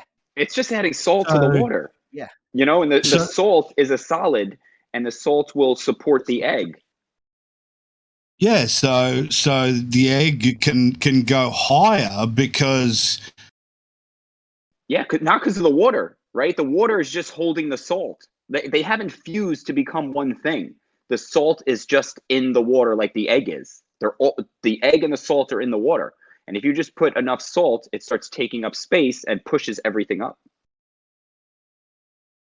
Yeah, and you can see that extra salt within the water, right? It makes it, when you're looking through a camera, 1,000, and you're looking through the air, once you look through so much air, it changes the air into this funny wavy pattern that looks different. Well, the salinity, the salted water does the same sort of thing. You can literally see it moving around when you add salt. So it still does demonstrate, I mean, the basic fact, right, that a positions object is going to be relative to the relative density of its surroundings, of its medium, right? That principle is demonstrated nonetheless, is it not? Yeah, I'd have to say yeah, but I mean, I think with right the hands right, the density is something that we've been given, and it's just a relationship between the weight and the size of the object, right? That's something that hasn't been fully explored. Yeah, like how much matter is in a certain volume of whatever object or stuff, I guess. Words you've been given, right, to explain something. Yeah. That may not give you the full story of what exactly is going on. I think it's air trapped in the object, right? And that's why, you know, because air floats. So when they say like the empty space, I'm using the air quotes, right? I just think it's air. So when you get air, if you can get all the air out of an object like metal has no air left in it. Wood does. Wood has a ton of air in it, right? That's why wood floats, even though it's hard. Wood is dense as, you know, they say it's hard as fuck. You can hit somebody with a piece of wood. It's, you know, gonna hurt like hell, but it'll float. Big steel container ships. Yeah, and they, you know, again, that's air, right? It all comes down to, you know, and then air also comes down to like, because air, in my view, air is water, and then there's this relationship, right? There's this ratio relationship between air and water, and that ratio relationship, that's horizontal. So it's all kind of connected in that. So there's no need to introduce this magical four-dimensional bendy space-time explanation. Keep it just simple, keep it man. simple. Yep, just up, down, like, you know, that, you know, yeah, we can build ships because we know that wood floats. We don't need to know why, you know, we don't need to see every unseen process to be like, oh, well, this is, no, the wood floats, that's it, that's all you need. Take what you need and move on. And similarly with the ball Earth, so many people go into every sort of inquiry if you presume that the Earth's a ball, well, then there must be some kind of force that holds everything on the outside of it while it spins and flies racing around through space. So when you start off with the presumption of the shape of the Earth, then you have to create a force to explain why, everything's not flying off, rather than just looking at the world and seeing what it has to tell us. Make a fictional force for a fictional to explain the. Yep, there you go. Explain it It's all. the same as the R value. They have to assume a sphere in order to calculate an R value. They can't do it. They can't measure an R value without assuming a sphere. No, ask Gummy. You can have an R value for any shape, but now. Yeah, squares. I don't know how you calculate Oh, it. no. No, I'm not shitting you. Even a square has a radius. The radius of a straight line coming soon. Yeah, the radius of the radius. I'll get them to have that. I'm definitely having that. We should call it a squarius. Radius of a straight line. That's my challenge. That I want to say that. The radius of a square was a complete and utter surprise, but sort of proud I was there for it. I was, yeah. It's one of those, you'll remember where you were. I've come up with the term squirical. Yeah, we had that. Squirical access.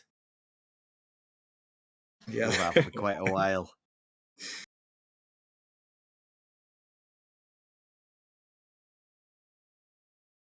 Have any of you guys seen any potential modeling of what we observe with regard to the stars on a flat plane? Anyone that sort of put any sort of even a rudimentary model of some kind, just to be able to potentially demonstrate? Where is that? How it is we see what we see, and because that's one of the real confusing ones for me personally. I think Geo's got one. If you're, I think Eric personal domes that sort of it requires, to me amusingly, 2 hemispheres, but a smaller personal dome that sort of rotates around your location, bending and refracting to make it appear like there's a south celestial pole. It's the best one I've seen yet, depending on what. Are you attributing whatever you just said to me? The one I'm talking about, the one that you've shared with me, that's got like a big dome over a flat Earth, and then a small, most of it, maybe more than half a sphere over it as well, that bends the light around. Geo has a dipole or tripole or a quadpole, whatever, right? Yeah, Eric but I still think has it requires that same thing, right? Is that the same one Eric Dubé has? He has an explanation. Again, I'm just, you want to. I'm not saying it's just Eric Dubé has a pole one. Yeah, I've heard his. I've heard his. I think unless there's something different. He talks. Yeah, it has to do with the because it's spinning in one direction, and then if you start looking at it from another angle, it could appear. It just appears like it's moving different when it's really not. It's just your perception of that movement, because clockwise and counterclockwise aren't empirical directions. Yeah, and just the perspective component of it.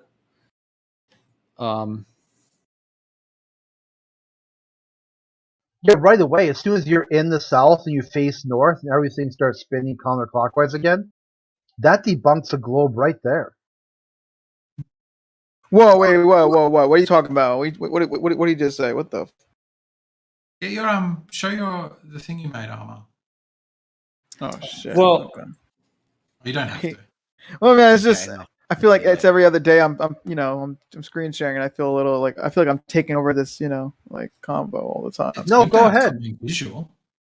Yeah, fair Go enough. ahead, post. All right. I'll be able to show where you're wrong. All right. Well, just really simple. You're facing the wrong direction. Do an about face, and everything goes back east to west. It's always going east to west. Nobody suggests that it's not going east to west. Yeah, I'm not quite sure what you're on about. What was it? Conspiracy Santa? Is that your name? Yeah. Right the hand. I always kind of thought that Eric Dubé had like that he had like the southern pole stars, like that he didn't really have a full explanation for it. What was your thoughts on that? And I'm trying to remember like exactly what he says about it. But I always felt like in Dubé's work, like there was always a bit of a not complete. Yeah, I'll agree. I didn't really, I don't think it's like fully right. If you grant like refraction and the bending at the if you have to grant a little bit of things. So yeah, I can see how you could be like, no, I don't get it. Well, I think the idea, one thing that makes that I think he talked about, I don't know if he talks about to quite this level, but if you have stars like on sort of like an AE type map going outward in the outer region, they're going to be making such broader stretches, over land, and they'd be moving a faster ground speed, even though the same rotational speed. But because they're so much further out on that, surface, on that circular surface, that due to perspective, since you can only see in your own limited region, they would look like they're rising. Basically the way they do. They would look like the way they rise and set. It's not necessarily a different direction. It's still east to west, but it is making like a different. Looks like an arch. Yeah. Yeah, like looks more like they're an arch, rising. Yeah, but just exactly. like them coming up from the horizon, but not really coming up. Just the perspective of it coming up, and it kind of I can see that. Just kind of passing through your region. I mean, I think what Riding was talking about, I think the way he described it is not necessarily what I would say is my perspective, but I think what he might have been referring to is just, which kind of similar, well, it plays into this idea where if you're on a huge stationary surface, a planar surface, and you're a human on just land that, is just going out horizontally and so on. And above you, if you have,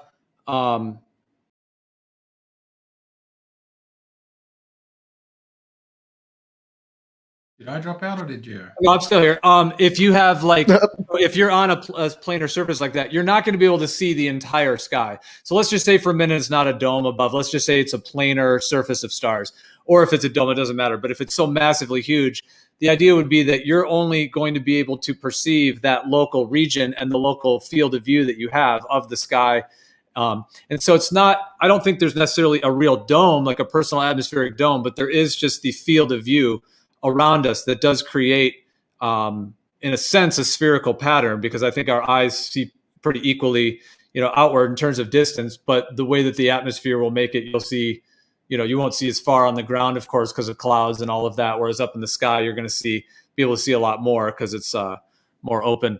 So yeah, so it's not necessarily like an actual dome. It would just be the region, their field of view around you. And so how that then connects to the larger grid system of the Earth would be what you would be observing. So in terms of star rotation, to me, it would all depend on your field of view and then the particular star field above you and how those are constellating for your field of view.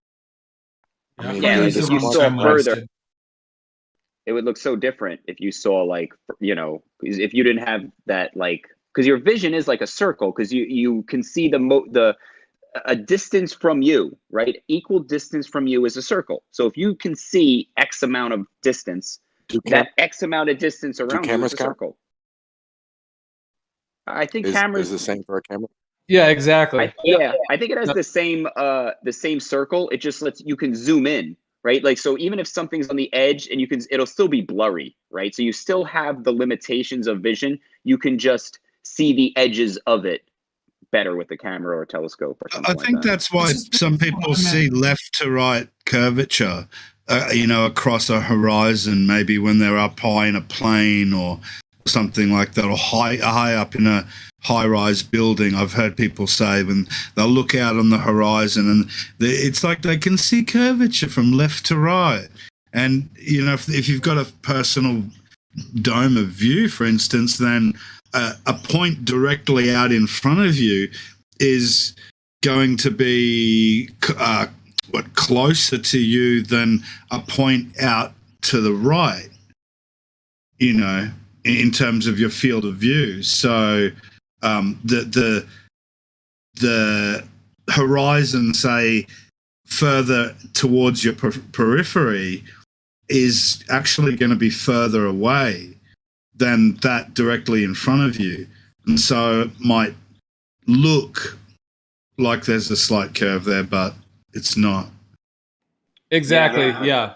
That's my understanding of it as well. I've talked about, a couple different ways that I think it can look like curvature at high altitude. And one of them is the way you described that. I would agree with, like, that depending on how you can, the distance you can see is dependent upon the visible range in the atmosphere at that, just to call it the atmosphere for the moment.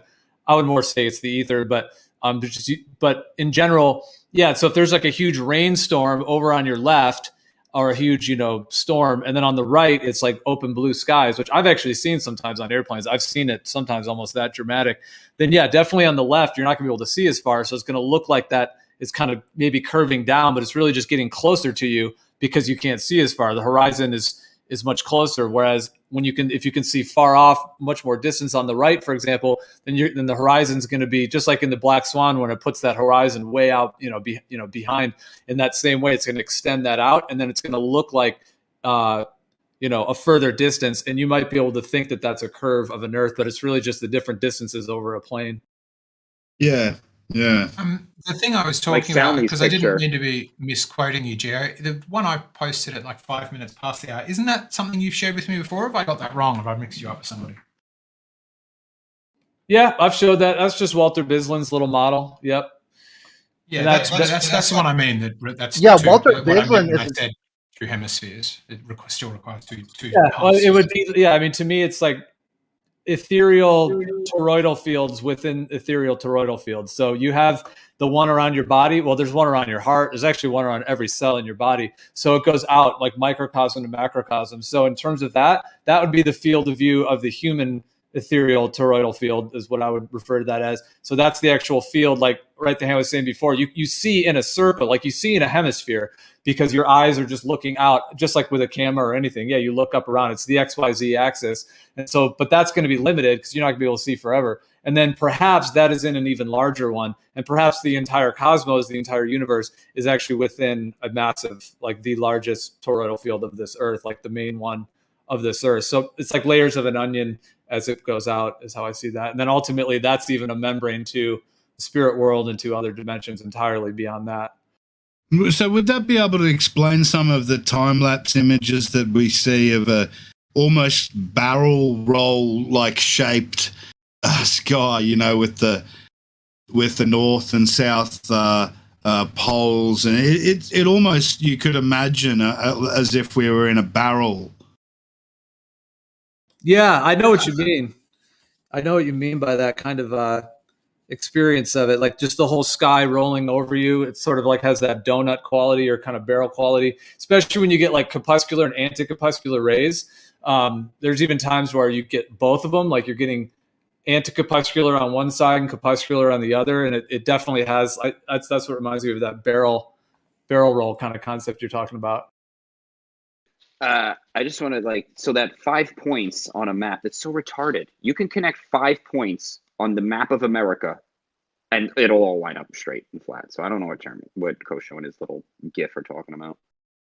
It's like it's, intentional. They do these intentional like little tricks. And if you're not aware, you're like, oh, okay, yeah, that makes sense. And then you put 5 points on any other map and connect them. And you're like, look, they just connect right up.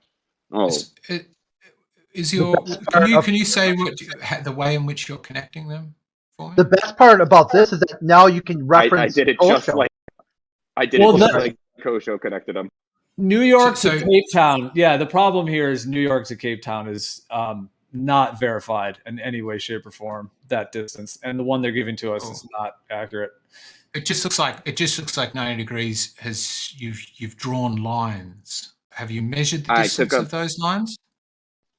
We're doing is we're lining up cities, right? Like 5 points.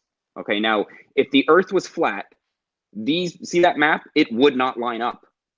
That wouldn't work, but it does because the Earth is not a ball. Now, if those distances on the map that I drew, those lines would need to be curved in order for that grid to work. So that's not how it is. It sounds to me, unless I'm missing something like you've missed Kosho's point, it's not about whether you can line it up. It's about whether you can line it up with the exact distances. Distance is what's important. They are lined up with they're lined up with the exact distances. You see that map? That map, everything is correctly distanced. So if I connect Charlotte to West Virginia, that's connecting 2 points that have a distance that is measured with a straight line. Then I do it again, then I do it again, then I do it again, and then I add the 5th one and the 6th one through the middle, and it all still works out. All the distances work. If those lines are 100 miles, so where's the problem? You can do that. The problem, I guess, for me is that the do in your backyard. The lines don't match up. So the bottom arrow is clearly not attached. Well, it's sloppy. He just did it real quick to show you. Yeah, I don't have a line tool. That's a good description. It was an arrow tool. Hey, right. Let me jump in real quick. The best part is you can do this at home. I did in my backyard. I took measurements and then laid out engineering tape, and it lined up 5 points, no problem. Cool. And then the best part too. Oh, one more thing, right? And then I'll leave it up to you. The best part is now Kosho can be cited as having a flat map because he made one, or he claims to have made a flat map. Yeah, because this is also a claim, and we can test this, right? Like this is one of the easier things to test. So once we start testing, show it not working, bro. Doesn't Kosho's GIF show that it fails to test? And then didn't Geo try to cover you and say that they don't have the right distances? So are you in disagreement with Geo, or? So you have 2 ways that you can, if they're presenting this, you can be like, look, that distance has not been verified. So that throws it out. And then you can also go, look, I can do what you're saying in America. So 1, your distance has not been verified. And 2, we can replicate what you're saying can't be replicated. So I think it should be thrown out. Where are you replicating it? Yeah. I did drawn red lines on. The thing about the GIF, let me just say real quick. The thing about the GIF is that particularly it's using extremely long distances, like all the way across like huge swaths of ocean, like the Atlantic Ocean and specifically the Southern Atlantic Ocean. So that one's using those claimed distances for that one. But what you're talking about would be verifiable if you're talking about doing it in the United States. Because the difference between them is obviously going to be a lot smaller. So you're going to really need to make sure you've dialed in exactly the distances you're talking about. It would have to be tighter. Yeah, and then when you have to deal with roads, because you can't just obviously go straight on the earth because of private property. So you have to go on the road. So you'd have to then calculate if you're going to do the distance, you'd have to calculate all of that road distance. Well, that's precisely what we did. The first part, not the. The second part, but we did that. We asked. That's exactly what Crit and Jeremy had agreed upon. They said in the United States, so we picked 4 cities in the United States as the crow flies distances. But you know how complicated they agreed that those would be right, because all they'd have to fudge this on a deception level is enough to count for the small amount of curvature. And the thing is that when you have roads that are going at 80-degree angles, 50-degree angles, because you have to take highways and roads that are going to be at all kinds of different. So even if you register that distance, somehow that all has to be calculated into what the actual distance is, the actual point-to-point distance, not the one that turns left and turns right down all the roads. But it would be, this is another cool thing to think about, though. It'd be cool to do. It'd be cool to have a team together which I think is possible someday that we could do that. Like actually have whoever, and actually do this stuff. It'd be amazing to try to verify all that because, it could be done in the United States, but again, I would say the only way I'd be interested in it is if it's verified distances, because the way that the coordinate systems are set up within the WGS84 and within the entire GPS system, they've completely altered the coordinate system. It's like the old adage, the map is not necessarily the territory, and vice versa. So they're giving us what they're giving us. And yeah, we drive around, 100 miles here, 50 miles there. We drive around living our lives, but we're not, people are not physically verifying these exact coordinate systems. So I think trying to do it on a small area of land will be more difficult. But isn't the whole point, I would think, is that there's the curve, as long as there's enough curve to create a deviation from the straight that's measurable, that's all you need, right? Even if it was even if it was more local, right? But if the distance if it has to curve, then it's got to be longer. So, and I think that's that whole thing is based on. So if you can show it wrong inside the parameters of it being like, oh, there should be this much curve, which will make the distance this much longer, but it's not, then I don't think you really need to go any further. You don't need to upscale it. If it doesn't work on the smaller scale, then it's not going to work on the bigger one. Well, how big a square or triangle do you need to be able to see enough of a deviation to determine either way? Yeah, how much did you find, Kosho? Well, what we did was we did those 4 cities, and one of the diagonals matched up, which is supposed to happen, and then the other diagonal, it was 50 miles, or no, I think it was 50 kilometers. It's 50 kilometers. It's basically the distance between those 2 cities was 50 kilometers off. Well, that's what I'm saying, though, Kosha. Where are you even getting these numbers? That's the thing. It's like the roots of the numbers. So there's several ways to get these numbers.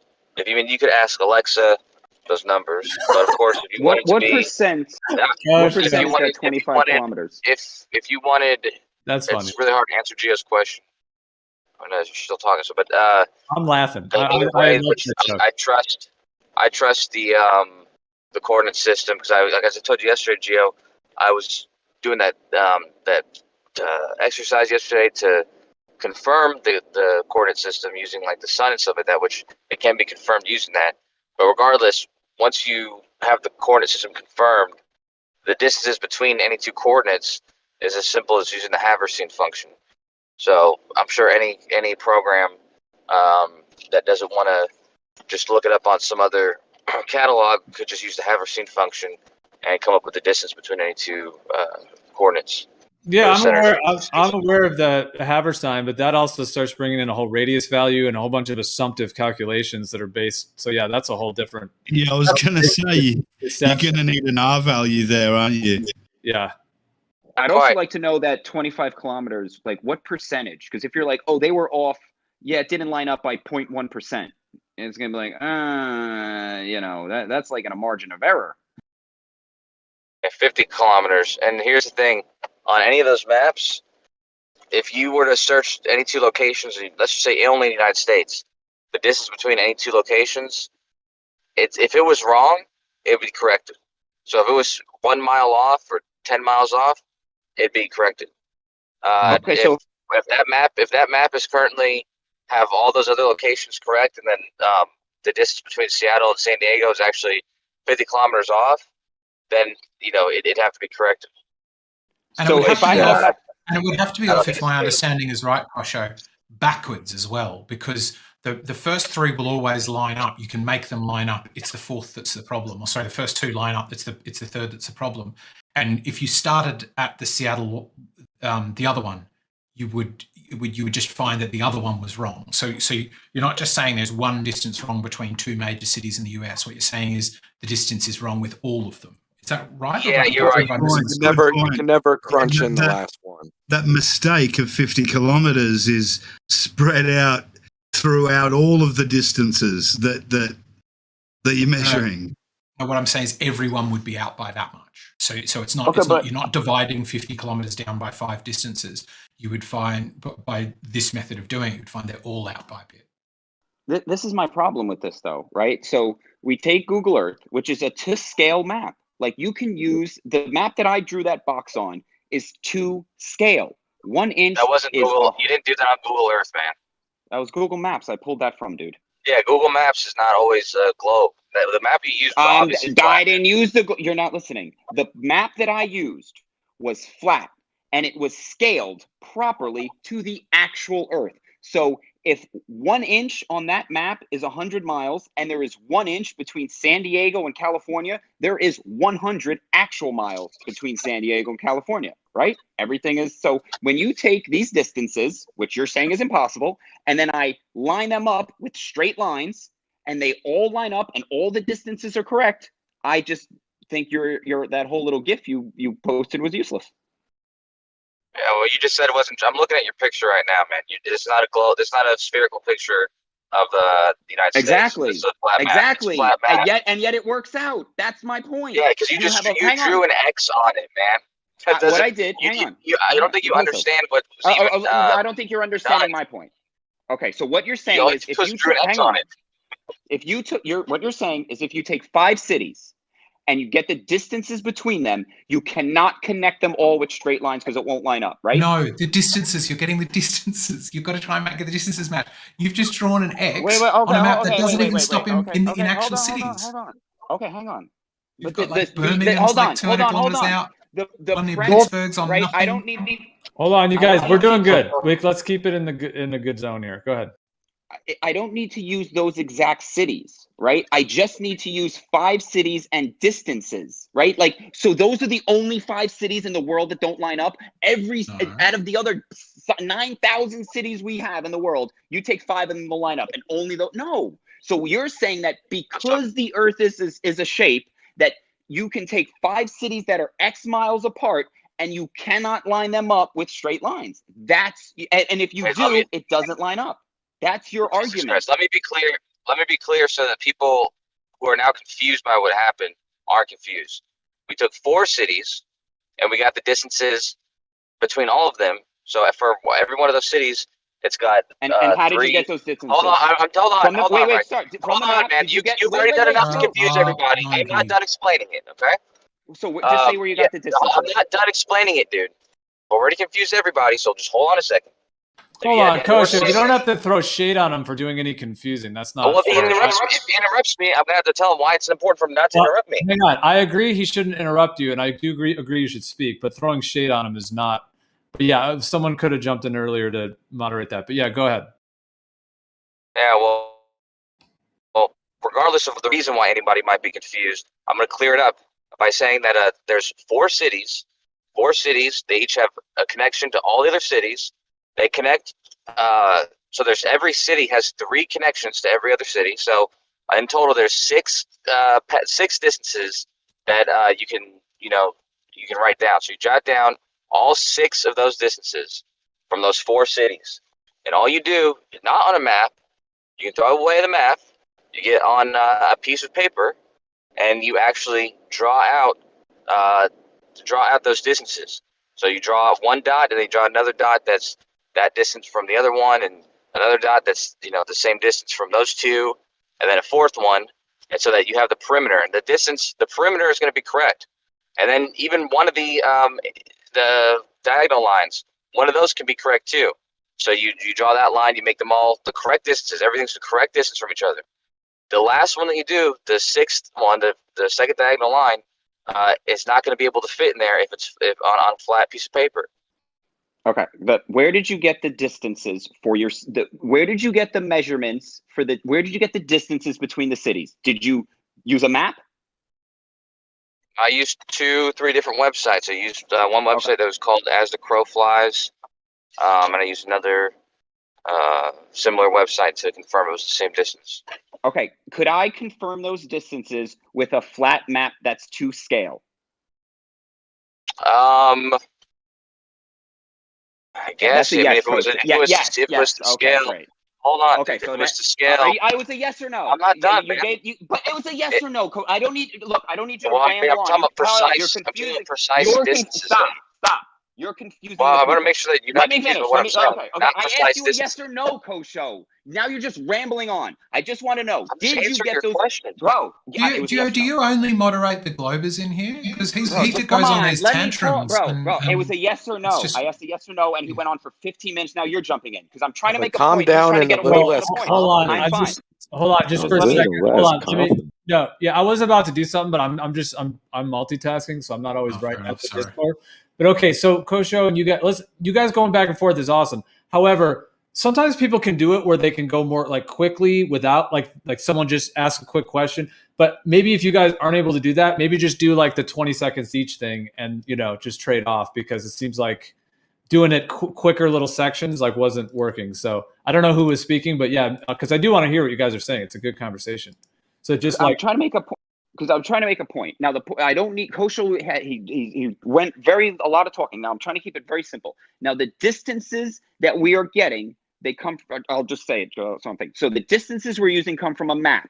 That map is flat. Now, if we measure the distances on these maps, we can line them up. That's the point. You don't need any. It's not like they won't line up. They will line up. So could you share with us, please? Well, I'm what about does to have that to jump off, but I'd love to do the calculation. Could you share with us, please, what are the 4 cities you used right to hand, and what were the distances between them, and where you got that from, so I can do your maths? Okay, so I went to Google Maps, and then I pulled up the map of America, which is to scale. Like I can use that map for navigation purposes, and it's to scale. It's all checks out, right? Now I can take San Francisco to New York, and that has a distance which is hang on. Just look at the map; it'll tell you the distance. Then take New York to Gainesville, Florida. The map will tell you the distance. Then take Gainesville, Florida, go back across the United States. Then take from California and cut diagonally across. Now line all these lines up. Now I didn't hear the last city. I heard San here's Fran, the point, New York, bro. Gainesville, and which is the other one? Okay, listen. Just listen. It doesn't matter what city. If you listen. Eggshells. Bro, I will. Bro, just so listen. we haven't got Why to do the you have distances yet, but it doesn't seem you've got a just 4th city. Okay, so let it all out so I can. I'm trying to talk uninterrupted. 4th city. Make up your 4th city. He's asking you to make up a 4th city. You're not listening. You're not listening. The question is not where you got them. It is what were the cities, what were the distances. That's all I'd like an answer for if you're comfortable with that. If you're able to answer that, that'd be great. I am, but you got to listen. Don't interrupt me. Gotcha. So well, let's go very slow. The distances are coming from the map. Yes or no? I'm asking 2 questions. Bro, come on. I'm asking 2 questions. I don't understand why your answer requires a question. Well, what were the cities and what were the distances? What were the cities? And what were the distances? I'm here. Are you with me? Are you with me that we're going to get the distances from the map we're looking at? I'm asking you. No. I asked you a question. Please respond to the question I asked you. I don't care where you got them from. Okay, so you don't care. That's the point. You don't care. You're not here to care and understand. You're here to interrupt. You're here to interrupt and obfuscate. So I'm done talking to you. Just asking a question. I guess I got to go because I got work on now. But if you want to share the results at some stage, I'll drop back in and I'll take notes at some other stage. I was talking. I'll take a note if he ever says it. Bro, why are you talking straight over me? I'll be back and we'll do it some other time. So this is what he's trying to do is he's trying to avoid answering questions. So I'm just going to answer him for him so we can walk through. Now, Kosho said you take 4 points on a map. Now go to America map. Take 4 points. 1 in the corner, 1 in the corner, 1 in the corner, 1 in the corner. Get those distances between them. Those distances will be right because they're straight lines. Now measure the distance from a diagonal across that box we just made, okay? It will be 115 miles between the 2 cities, right, that are there. Guess what? Those are straight lines. So you've now done exactly what Kosho said you couldn't, which is connect 5 cities with their distances that are proper with straight lines, because you just did that. We just did it. And now what you're going to do, you're not going to address anything I said, and then you're going to try and obfuscate the entire point.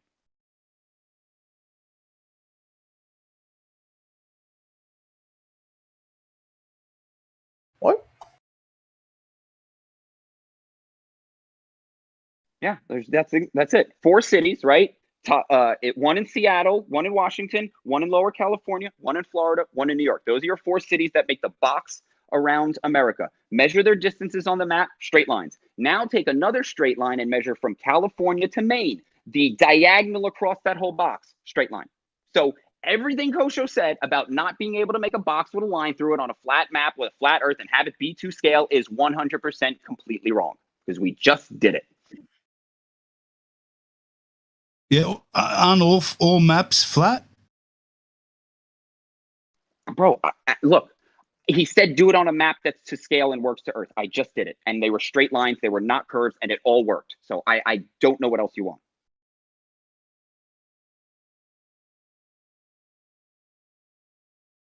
His little GIF is a magic trick. That's all it is. It takes that's why there's no map in it, right? There's no map in Kosho's GIF, because it's just a magic trick that uses crap that's not empirical. When I did it on an actual map with actual scale distances, I connected the entire thing with straight lines, and I had no errors. They all lined up beautifully. If I would have curved those lines, they wouldn't have lined up.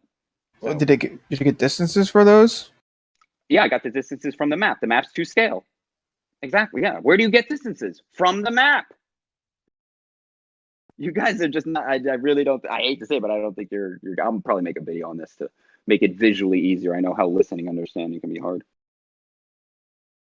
Okay, well, do you mind if I can get those distances? Because on the map, it all checks out. If I was to actually do that myself, like if I was to jot these distances out myself on a piece of paper, it may not line up. So, well, you're not doing it on a piece of paper. You're going to do it on a map and make sure it lines up on a map, right?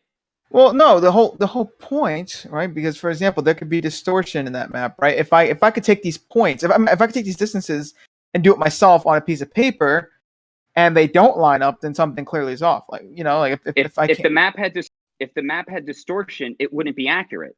The map is accurate, so there's no distortion. In any case, right? I can still take these. This is a big point, right? Because you're claiming that distortion is going to ruin my idea, and I'm saying, but there is no distortion. All right. Well, I still want the distances anyway. I still want the distances anyway. Okay, so go to the map. You're either going to make up the distance between San Francisco and New York. You got 3 options. You can measure it yourself. You can make it up and say this is what it is, or you can look at a map. All right. Well, I'm still gonna get the distances anyway, so I can try it out myself. Yeah. Right. Where would you go to get those distances? Well, I mean, I'm getting that distance. Where do you get the distances from? How do you verify them? I wanted the distances that he got from his map, right? Is there any distance on a map, dude? Like, why do you can't measure? You can't get a map. You can pull up Google Maps right now. All I want is the distances from your map, so I can jot them down. It's not my map. It's not on your phone. Map. On your phone. All right. The map Google on your phone. Maps. Okay, the map on your phone. All right. It's the map of Earth. Yes, the map on your phone. I want the distances. Just all Google it, dude. It's complicated. I gotta what? Okay, so first off, the first point. If you can't do it yourself, then you're not trying to learn, bro. No. You can go use Google Maps and you can just do it yourself, and the distances on there will be the same ones he worked with. Yeah, but I want to know what points he used because it's kind of tough to tell. No, it's tough to it's tough to tell what points you use. Like, for example, South Carolina. Where exactly in South Carolina? I mean, you just kind of have a point. Pick 2 cities. I just wanted to compare. I just wanted to compare my thing to your thing, but whatever. I mean, just recreate what Kosho did on the Google Maps of America and just connect 4 cities with straight lines. See if I did that already. Oh, did it work? I was off by like 46 miles between one of those cities. Everything else connected but one. Okay. Okay, well, hold on. So you went from we're looking at the map. Now the distance between San Francisco and Washington is 180 miles. We connect that with a line. Is that line correct? Wait, San Francisco. Where the hell is that on your map? I'm just saying, like, look, I'm not. Okay, sure, go ahead. Yeah. So we look at the map. The distance between these 2 cities is 180, and we connect with. you're roboting, or I'm Left roboting side one of of the them. map from the lower point of. Mr. Roboto. Yeah. Go on. You've gone robot. Okay, so are you with me on we have Yeah, you we draw got straight one points, line. therefore you think you could do it in reality, but that's not the point. I'm No, pretty sure but there's it distortion is- in the map. Okay. So okay. At least so in now Google what- Maps, Google Maps, yeah, there is distortion. And believe it or not, if you zoom out, it gets to a point where things get pretty Okay, so now distorted. so now you're saying that the It's maps extremely that you're getting your- distorted. So the maps you're getting your distances from are distorted. No, I mean the distances are correct. It's just they have to account Okay. for the distortion. So then it's like more depending on What distortion? Like What usually distortion like is in the map? It's like usually towards like the north or like south. Shit starts getting real fucking warped. Bro, I pulled up the map. Bro, we're looking at the map of America. Where's the warping? And if it's warping on a map, It's right? minute. It's minute here. It's minute. It's like almost impossible to tell, but it is there. It's impossible to tell, but it's there. It's not impossible to tell. There's a key at the bottom, and that key has the scaling that it uses, and you can scroll up and down the country, and you'll see how the scale changes. I know, but I mean, like by eye though, it's a little hard to tell. Like, just be like, oh, you know, I mean, I don't even know what normal America looks like. You know what I'm saying? Like without distortion. You know what I'm saying? So I don't know. Whatever. Just I know that's why I'm saying you use the key. Use the key at the bottom to show you how the scale's changing. Exactly. You use the key. But with that being said, yeah, there is some distortion though. But yeah. Maybe I'll draw a picture. Well, no, I get whatever. Anyway, all I know is that I did my 4 points, and there was like roughly like 46 miles off between. Then you did it wrong. No, I did not do it wrong. Or I had all the distances. I put them in. I can guarantee you.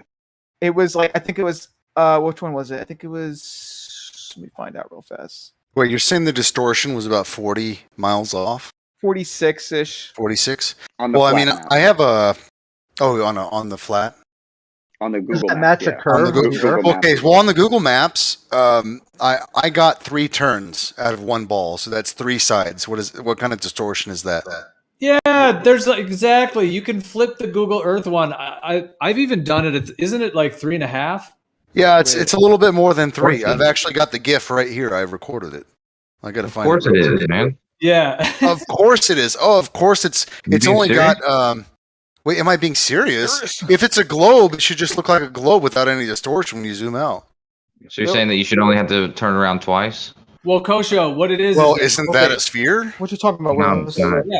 When you're looking at the globe Earth, you're looking at half of it. You should be able to spin it 180, see it 2 ways. But instead, on Google Earth, you can literally spin it like over 3.5 times or All somewhere. right, let me ask you a question. You have a giant ball the size of a house, okay? And you've written on the equator of that ball the alphabet, right? A to Z, all the way around the circle. Yeah. You think that you can look at one side of that and read half the alphabet? And How many look at the other halves side and read the other half? is a ball? You okay? Real fast. Just answer it. How many halves is a ball? It's got 2 halves. Did you try answering my question now?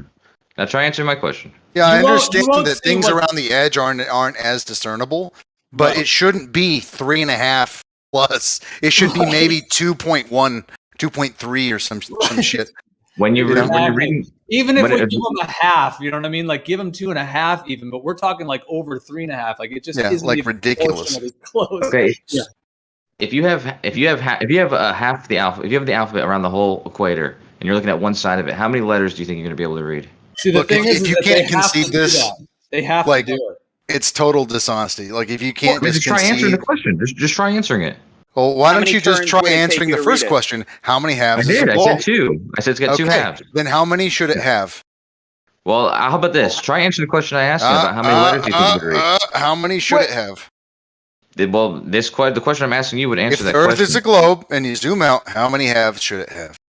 It always has 2 halves, no matter There you how many times you zoom in. go. And we have a That's not the winner. question, though. You're talking about turning it around so you can see all sides of it. If you have the How many alphabet times do you around, How many if you have sides the should it alphabet have? around, if you have the alphabet around the equator of the ball, you're going to be able to read maybe. Fuck your I'd say alphabet. maybe a How third many of the sides letter. should it have? You keep asking me the sides. I've answered your question about how many Well, sides it has. First off, the question's dumb because you already said how many halves. All right, half is half. Okay, that means it's 2. Yep. So I mean, what kind of question is that? That's I'm getting him to admit the point, but he won't concede. What is this three? I've admitted that the ball it has two halves, man. Now, if you answered my question, There which you you go. won't, which you don't intend to do, Your you would see, question you would we've see already how addressed. wrong that is, man. Myself You and would see Gio how both wrong it addressed your question. Okay. No, answer try answering the question. Well, If and the, okay, if the alphabet is ask around it the again. equator, if the alphabet is around the equator, Just how ask many it. letters do you think that you can see if it's around a house-sized ball? How many letters do you think you can see by looking at one side of it? I would say, well, I mean, that would be an estimate because it depends on the size of the balls. Depends Wait, how on many? far it is away from you. It depends on the visibility. There's a whole bunch of factors. How many though?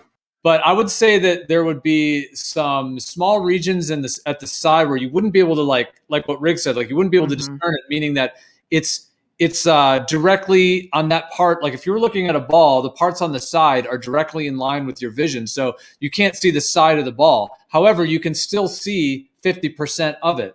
Like if you take a lit ball, you're going to see 50% of it. And if you flip that thing 180 degrees, you're going to see 50%. You don't still need to see that turn the it text is there.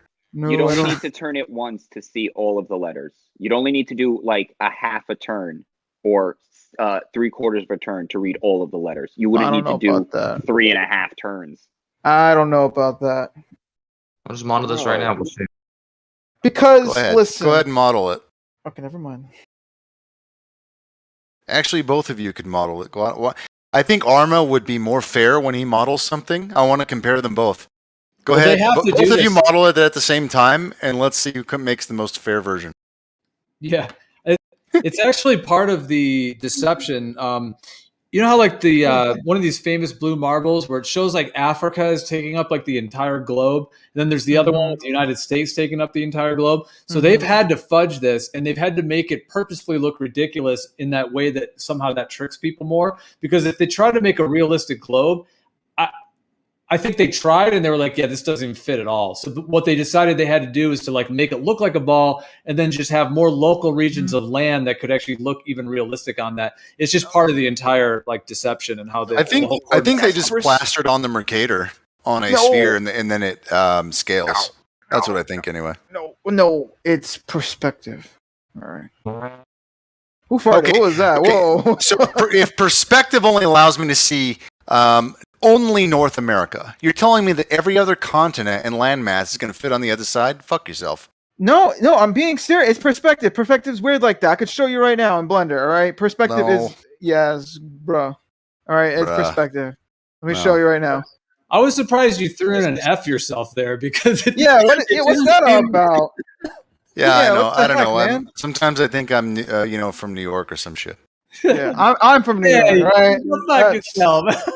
That's right. I'm from New York. Get the fuck out of here. Get out of here. That's funny. Anyway, let me. You know Bill Burr, his podcast. That's where I got it from. I just watched one of his skits. Oh, okay, that's what it reminded me of. Hold on, right. It was the skit about women basically patting themselves on the back for having the hardest job in the world, where they all they do is like they stick DVDs into the DVD players. Oh. Any job you can do in your underwear is not the hardest job in the world. Right. Oprah doesn't even have any kids. Why is she saying this shit? I thought being a roofer as a ginger roofer in July was the hardest job in the world. Pretty much. I mean, okay, look, raising kids is certainly fucking hard, okay? But it's not the hardest job in the world. I mean, men, like literally, I was in the oil field. Like, I could have died every day, multiple times a day. Like, Bro, for sure. I was just about to bring that up. I was watching, some roughnecks do a pipe, and you like wrap rope around the pipe or chain, and then you pull it, and then it yanks the chain tight. I'm like, this is a death trap. The last job I was on, the pipes were set up for around 10,000 psi, and we had a spike up to 20, and the head of the well blew off, and we couldn't find it. And luckily, I was on break at the time because some people got hurt. Damn. So, yeah, that was my last time on location. So. All right, hold on, check it out. All right, I'm gonna show you. I'm gonna post just some about the oil. You're not to ruin your guys' mood right now, but check out my stream, all right? We gotta get over this freaking perspective nonsense, all right? Yeah, I Check know. it out. I know it's possible, right?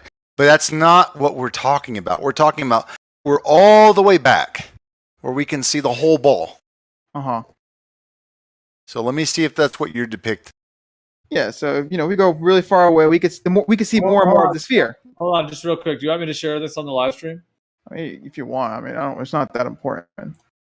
No, I'll do it. If you- I did it earlier for one of the first times. I had done it a couple other times, but yeah, it's Now, this is your model, it's not Google Maps, right? Just for everyone Yeah. else to know? Okay. Yes, this is I just Arma. I model, did whatever. Now, go ahead and I half just- your screen and show Google Maps on the side. real quick, Arma. I think the thing is, like, when we're on live stream like this, if someone's sharing their screen in the Discord, it doesn't mean that they necessarily are okay with it being on YouTube. So that's why pretty much I'm gonna have to ask every time for permission, just so you know that it's going on to the YouTube stream. And those videos are saved on YouTube. That's why I asked, because you might be sharing.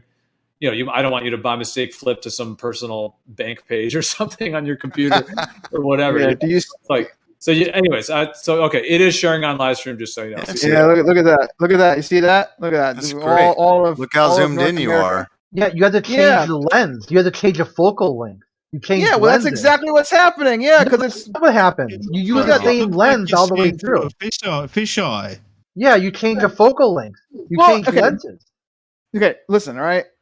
Look, okay, I can zoom out Listen, too. all right. You just debunked yourself. Okay, same lens now, right? Same lens, right? And I'm zooming out, all right. And I can zoom in with this, all right. Bam! I didn't change any lens this time, all right. All I did was just zoom in, all right. But if I actually physically move closer to this, right? It's when you rotate it that it appears to be fisheye lens. Because the land masses get bigger as you move them towards you. Yeah, look at that. Look, there's 3 turns right there. Yeah, because it's just a perspective thing. That's all. I mean, I don't get this issue. It's perspective. Look at that. It's like, get the fuck out of here.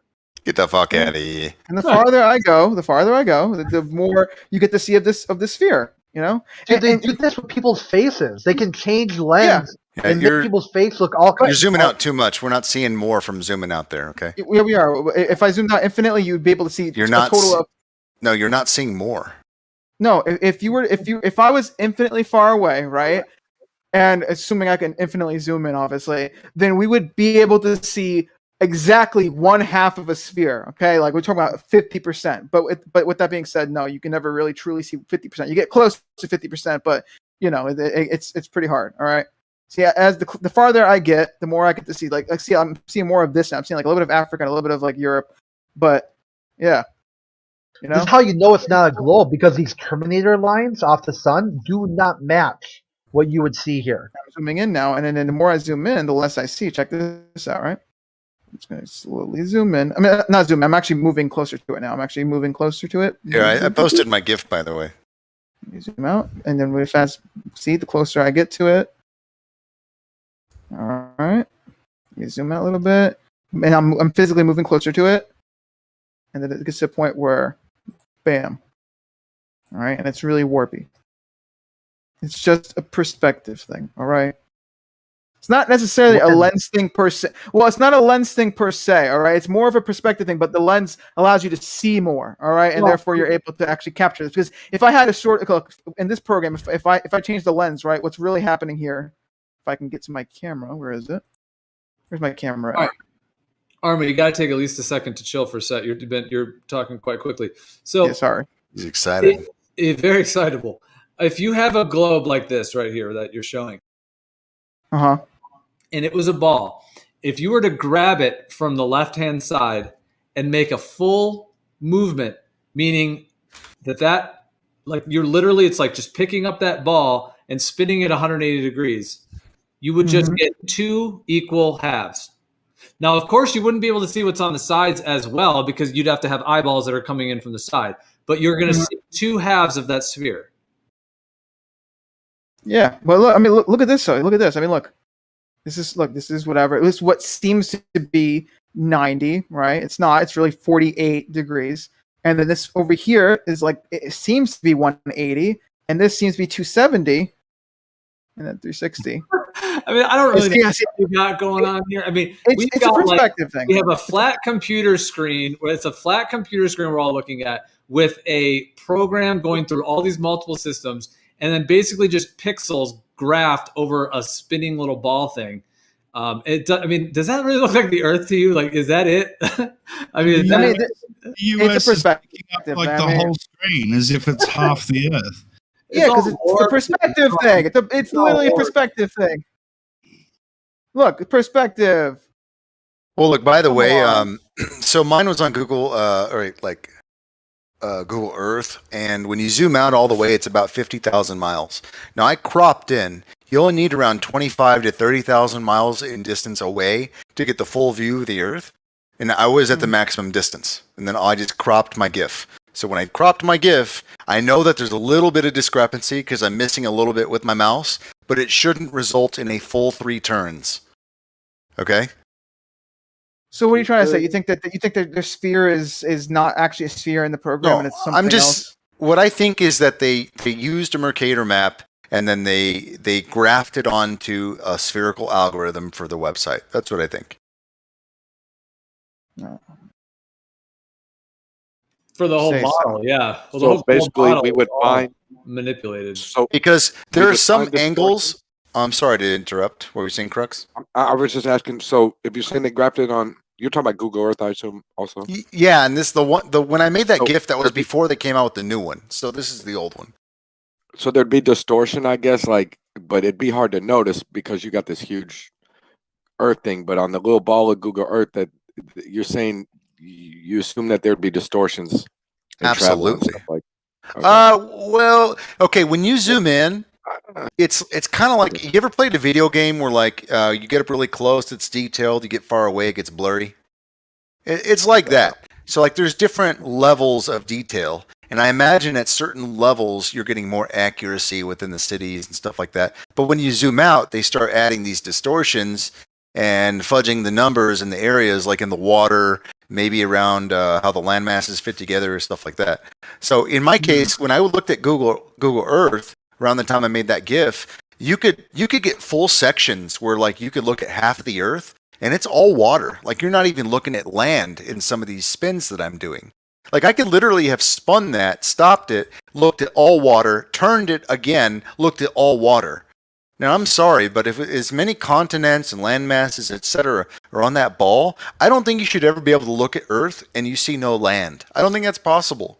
But isn't it? I don't think it's possible more than once, even if it is. Look, I mean, yeah, we're about. I mean, guys, it's really warpy, but still, I mean, come on. Yeah, it's really warpy. With okay. all this mapping cartography conversation, is there any way that we can completely dismiss or verify the AE projection that so many flat earthers like to use as a visualization for what the Earth may look like? Sure, Rams. 1 second. Since he's still streaming, how far did you zoom in? What's your distance in miles? Or my Cam? distance? Yeah, you're zooming out again. Okay, so let's fucking with the focal length. Yeah, you're fucking with a lot of stuff to make it look like just water is on one side. All right. Well, let's see real fast. So I need a. You're not even sure. Okay. Well, I mean, I was just sort of just bringing it out. It's pretty far though. But let me real fast. Yeah, but manipulating shit to make your point doesn't help. Because I told you my constraints. I'm looking at about 50,000 miles away. Right, which is full view of a half. Okay, well then I'll try to do that real fast. Hold on. Yeah, that's what you should have been doing the whole time. So 50,000. So this is 395. That should be 50 away. Where's my camera? I mean, anything over 30 is fine. I just said 50 because that's the limits of the zoom out. Yeah. All right, let's move that camera. This may take a bit, so you guys do whatever. Hey, sure, man. No. I'm gonna watch. You got to maintain some integrity. Okay, let's see. Where is this? So Make sure you don't pull any fast ones. 50. AKA Ferrari F50. pretty much. Because hold on, so 50. This would be 50, right? Because I have for the dimensions 792. That's the diameter. So 7.92. So 7,900 and something for the diameter. So 50 would be 50,000. Yeah, and it's not that warp. So fair enough. All right. Yeah. And changing the lens isn't going to do anything, just so you know. So like if I was to change it right now, it's not going to do anything. I don't know. Try it. Just don't try any of this dolly effect shit. Just get it kind of, where it fills the screen, and then change your lens a few times. See what happens. All right. It's not gonna. I'm telling you, it doesn't change anything. It really depends on how far you are, but I can change it right now. So if I change it to this, all it does is zoom in. That's it. Doesn't actually change anything. Okay. That's it. It's literally just because the lens just shows more. If you have a different lens, it just shows more, and so you're able to actually see the warping. Right. What actually matters is how close you are. So yeah, there is no I actual appreciate warping in that you can example. do all this for us right now. That's very it's very helpful. Yeah, So are you wanting it just a little bit closer? Or is this good? I would like to have about a 10x or a 20x multiplier for realism right now because All right, so there's incredibly. I'm sorry, Gio. There's all water, but I can see Antarctica. I can see 2 different continents. Outside of that, that's not what I experienced. But go ahead and keep spinning it. So are we looking at a supposed real ball and you're referencing you experienced something different on Google Earth? Right. Yeah. So he kind of mapped this on a sphere, and then I'm comparing it with an older version of Google Earth because that's what I had a few years ago. They came out with a new version. I haven't checked it. Okay. Did you screenshot that old stuff or? Yeah, it's actually a GIF. It's in the chat. It shows 3 halves of a circle. But real fast, was it 50,000 miles or kilometers? It was 70 or no, it was like 63 or what's this say here? 63 170 km. So what is that? Wait, what? 63,170 km. Oh, okay. So yeah, there's a map for that. KM 2 miles. 63. It's like 39,000 miles. So Okay. So then yeah, closer. it's probably a little bit closer. Which won't be Riggs, helping out to be too fair, much, I'm but looking it's at your there. GIF, and it doesn't seem like there was like any point where there was absolutely no land. 39,146. 39,146. It actually seems kind of similar to the homies thing. Okay. That's probably the most I can get water-wise. I'll be honest. There's a lot of water there, but that's about it. Let me see your GIF real fast. Let me see this shit. No, they're pretty similar. Wait, where is it though? How do I find Yeah, it? it's just one page up, and if you scroll. Yeah, you're right. Arma, if you panned it down a little bit so that you see less of Antarctica and more of whatever landmass is at the top, just so Antarctica is no longer, yeah, it's basically the same thing. It's getting close, but I mean, but even then, I still don't have the picture that he did. I can't. Oh wait, never mind. Wait. Oh, okay, there we go. Riggs? What? Riggs' image? Oh, I see now. Could be close. I don't know. Yeah, you're right. There was only one section where it was mostly water. I'm sure it was Pacific. I see. Yeah, so it took you about 3 turns. Yes. Does it make? I mean, you see where I'm kind of like, you know what? I know that my mouse wasn't all the way to the corner, but to be honest with you, it was very hard to get it to accept my input without changing the direction of the spin. So it's very like it took me a few minutes to actually get this clip. Let's see. One. Yeah, let me try my own. Let me try it here myself now. So I'm going to try from the edge of America. So like America was centered. Let's try the right? edge. Oh, you want it? Well, okay. I guess we could do it like that. Yeah, that's about right. Yeah, America was centered. And then it was like This would have been good if we had started a YouTube video just for this whole like last hour. That's okay. Just clip out the good stuff, Gio. You can clip it. It only takes a few minutes. Let me real fast set this to 0. There we go. So I'm gonna guess that this doesn't happen it doesn't work for you anymore on the Google Earth. I don't know. I haven't checked it. Oh, okay, maybe you can get it. 1, 2. Wait, hold on. I know that they use more realistic imaging now. It doesn't look so cartoony, but it looks more CGI instead of cartoony.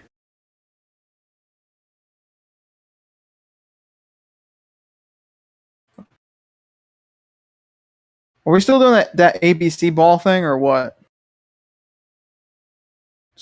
Yeah, I have it right here. The bottom line is that what they sell us as the amount of Earth that they sell us that exists does not fit on a sphere. It only fits on a graphical representation or a picture or a painting or a photograph, and everything is all warped and out of focus anyway, or out of ratio. Who's Brian Peck, and how do they get permissions? Because they're trying to participate. Brian Peck's cool. He's my doctor. How do I get get like Kosho and have 1 million badges? Because he's your doctor. What dicks do you be sucking? It's a role menu. Brian Peck's one of the residents of Gem server. You can pick the roles yourself, just in the role menu. I tried that. It's grayed out for me. Oh. Well, you got to suck more dicks. I know. He's got everything. Kosher, you're into every religion. You have all the earth shapes. Well, he's trying to make sure that none of the roles. Sometimes the roles are set up incorrectly, so then he's trying to see if he can get access. No, I'm not trying to get access. Right. There you are. Sure. Hey, what rooms am I missing out on? I got to check this out. No, I didn't even know there was other rooms. I'll go in the other rooms. But let me see. What's my what are my roles do I have? Let me see. Hold on.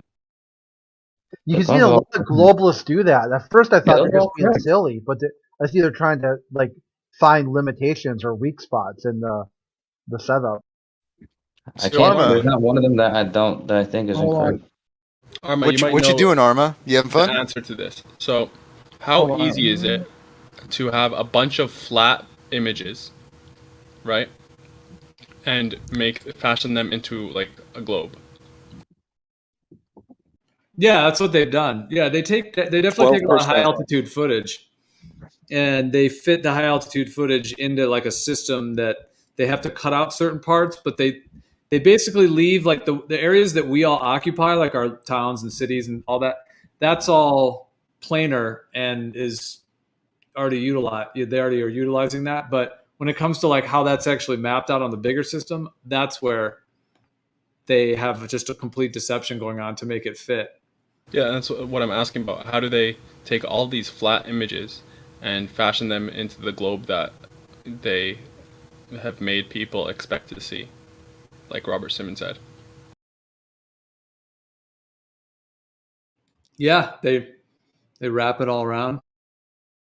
Yeah, like what's the process? What's the methodology, Arma, if you know, or anyone else, of wrapping these flat images around on a globe to make it 12, not getting it distorted? 12%. Yeah, what happens is they have a lot of areas that overlap. Yeah, but even so, like when you're wrapping it around the globe, it'll look different than, when it's flat. You'll have distortion from the angles of the, buildings and trees and everything like that, right? So how do they do it in such a way that they get rid of the distortion? I don't think they have errors. I think that's why they take so many. That's why they take so many composites, because they're at such close range.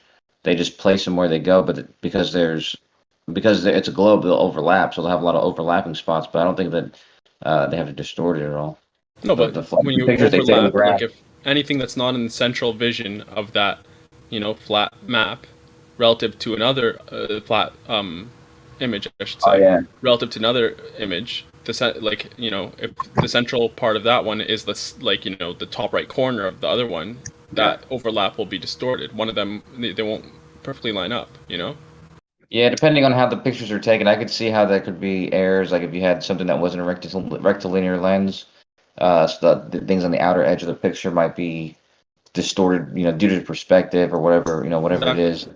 But I think that's why I'm sure I would have to say that out of assumption that that's the reason why Robert Simmons is the lead artist dude who does that, because I mean they got to take all that stuff into account. I'm sure if they don't, then they're just stupid, but I'm sure they have to. Yo, that I'd thing you love to guys know are doing. the process, because it sounds like super, like, I don't know how they do it. It sounds impossible to me almost. But look, the thing that you guys were doing with distances between cities and all this and that, basically you should be able to do that within the Google Earth code. Like within their 3D Cartesian coordinate system, every place should still have a reference point, right? That's like relative at whatever scale, no matter how much zoomed in or zoomed out you are. So I don't know if you guys can like look at shit like that, but that's got to be in there, right? Like that should be in there, and it shouldn't. Yeah. You should be able to see the flex, or if it changes.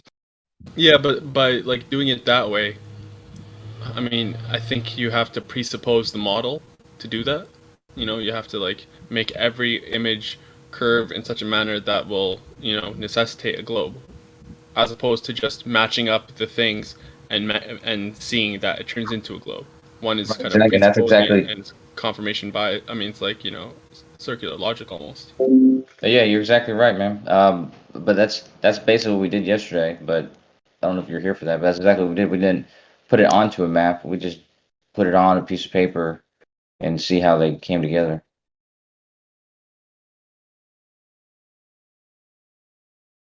About to do it again right now. How did it look? Bulged or distorted? On one of the maps, it was impossible. Yeah, we did it on a flat piece of, sort of like it was a flat plane. It was impossible to do it. But I had another one where it was not a flat plane. It was part of a sphere, and it fit perfectly, all the distances. I got it to work on a flat map. I don't know what you're doing wrong. Yeah, Right the Hand was able to do it. He did a good job. So, like your three distances from, say, New York to the other three cities, is the distance from New York to each of those other three cities being measured from exactly the same point in New York? Yeah. Usually when they do that, there's like a town, like every city has a spot where they have that location. It's gonna be different for different cities, but it's usually like some public building somewhere. But yeah, they use that location in that city. Yeah, like so a ground zero. In New York, it's the Twin Towers. such a fucking dipshit. Yeah. In New York, I'm not sure. I mean, like I said, I did Albany, New York, so it might be the Capitol building in Albany. It might be the post office. It's it's different for different cities, but yeah, they all reference the same place.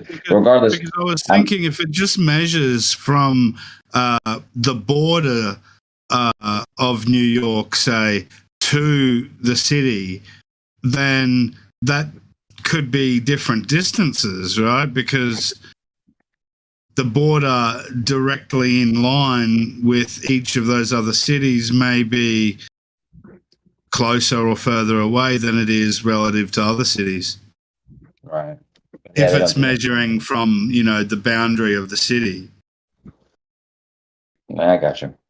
But yeah, they don't do that. I'll go ahead and pull up. Like I said.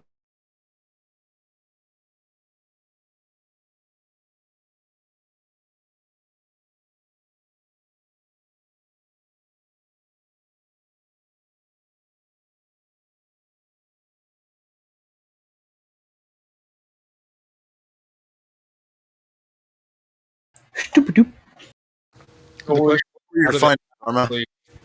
was that? I was just gonna say, how do they actually, like map it out in such a way that they're not just drawing it, how do they actually take these images and have an image, like a photograph of the globe from all of these flat images without just drawing it, from nothing or from whatever, like, distance measurements they claim to have. What? Try and say that again. They've got a globe template. Fine, okay. Just- So like in they terms just- of the blue marble, Yeah. having the photograph of Earth as a globe, they claim that they had all these flat images, right? And They piecemealed them together. They pieced them together to create the photograph of the globe, right? Yeah, But strips. how do you do Wasn't that? it? Strips. Yeah, Like composite. stripes. What's that? It was like stripes of images from the satellites moving. But that wouldn't work because perspective would fuck it up. So my question is, how do they combine all these flat images with their varying perspectives? Because each one has like a central focal point, right? And the rest of the image, the periphery, will all have, distortion because of perspective. And you have to match that up with other flat images, with other, center points that are in good like resolution and no distortion, and then the periphery is distortion. So how do you Yeah, piece those gotcha. together without drawing it from nothing? Like They drawing don't. it. They blend. They blend. Yeah. And They they've got a blend them. globe. Yeah, that's They've got a what that globe. artist famously said, that he had to fill the gap in the strips, and then make it look like he thought people would expect it to look. What he said was he had to He installed the globe preset. They had to disclude any of the pictures that had clouds in them, so that they wouldn't look distorted, it wouldn't look messed up because they're using a composite of pictures. So I had to use only cloudless pictures. And then after they have the picture of the Earth, they had to add the clouds in because they did that. Yeah. Show us the raw data. Show us the level 1 overlay. Fucking blend percentage, okay? People know what the planet Earth looks like, right? So they blended all of these things together, and like at the. Am I here? Who knows? Yeah, Yeah, you are. well, you're Yeah, we heard you, man. I can hear you, Merle. All right, so no one's responding. Okay, that's fine. I don't You know. didn't ask a question. We're all just everywhere. The right now. conversation is, I don't know, like, where is it at this moment? Yeah, I'm Well, kind of I just doing other asked, things like, while listening. I was trying to conclude with Arma, and then they went off on some tangent with Rams. I don't know. Yeah, what did you want to say? everybody- What did you want to say? Well, Well, I wanted everybody to know what knows your what- findings were. I was waiting for you to kind of spin it a few times, and then you kind of did that or did something, and then you closed it. So I don't know what happened. Yeah, Well, I mean, my question's kind of valid. okay, go on. Well, Mercury So is everybody knows. stationing everybody right knows- now. It's just finished Mercury retrograde. It's stationing, so it's Yeah, a little bit of no one communication, cares. like rhythm. So the like, rhythm kind of- everyone knows what planet Earth looks like, right? No, I I don't. mean, you know what it looks like, right? You've seen No. it enough. At Planet Earth? Yeah, I've been I know waiting. what Planet Earth looks Yeah, yeah. like. The one that's not for educational purposes. Yeah, that one. Go ahead. And the CGI stuff. And Well, is I mean, your name Arma? You guys don't think a nerd has a preset that they can install? You sound different, Arma. Yeah, don't worry about it. Anyway, what was your question again? Yeah, what were your findings with the spin? The two sides. Yeah. Yeah, I mean, are you sure it was 63 kilometers? I mean, It 63,000 was the max kilometers. distance for Google Earth. Okay, so it ended up being 63,170, and then converted, it's like 39, right? 39 well, miles.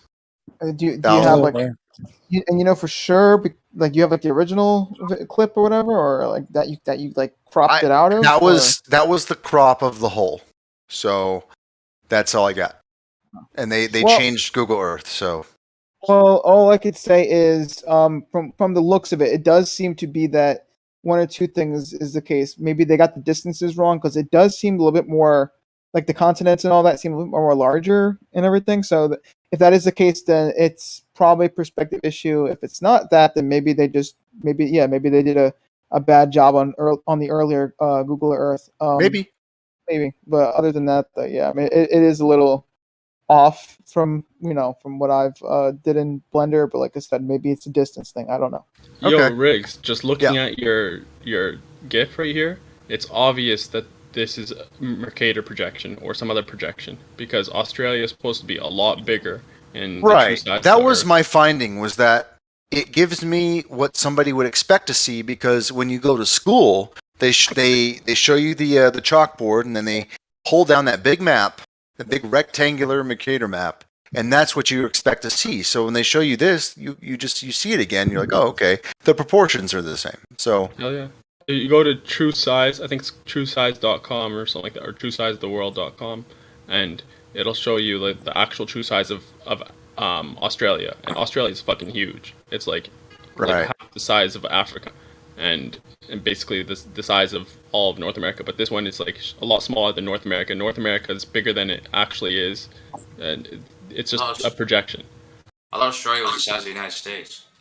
Yeah, exactly. Yeah, it looks just about a little bit larger than the U.S. It could just be because it's on the lower side of the sphere. I don't know. I mean, I'm okay with whatever we find out. I just wanted to know from a couple different minds that were just trying to put their minds together and see what they think.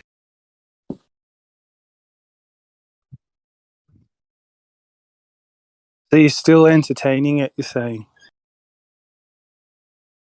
You're still entertaining their bullshit. That's what you're saying. Are you not entertaining? I mean, that's what the server's for. Oh, because if I don't meet people halfway with fairness and respect, then they'll never consider my side. Right. What's your side? That you're not on a sphere? I don't think we're on a sphere. No. Okay. It's funny how Anyone people else? they keep asking me that. Like every day now, people just assume I'm a glober or something. It's pretty funny. Mm-hmm. How about inside of a sphere, Merle? Yeah, inside's more plausible than outside. But you're talking about the sky, right?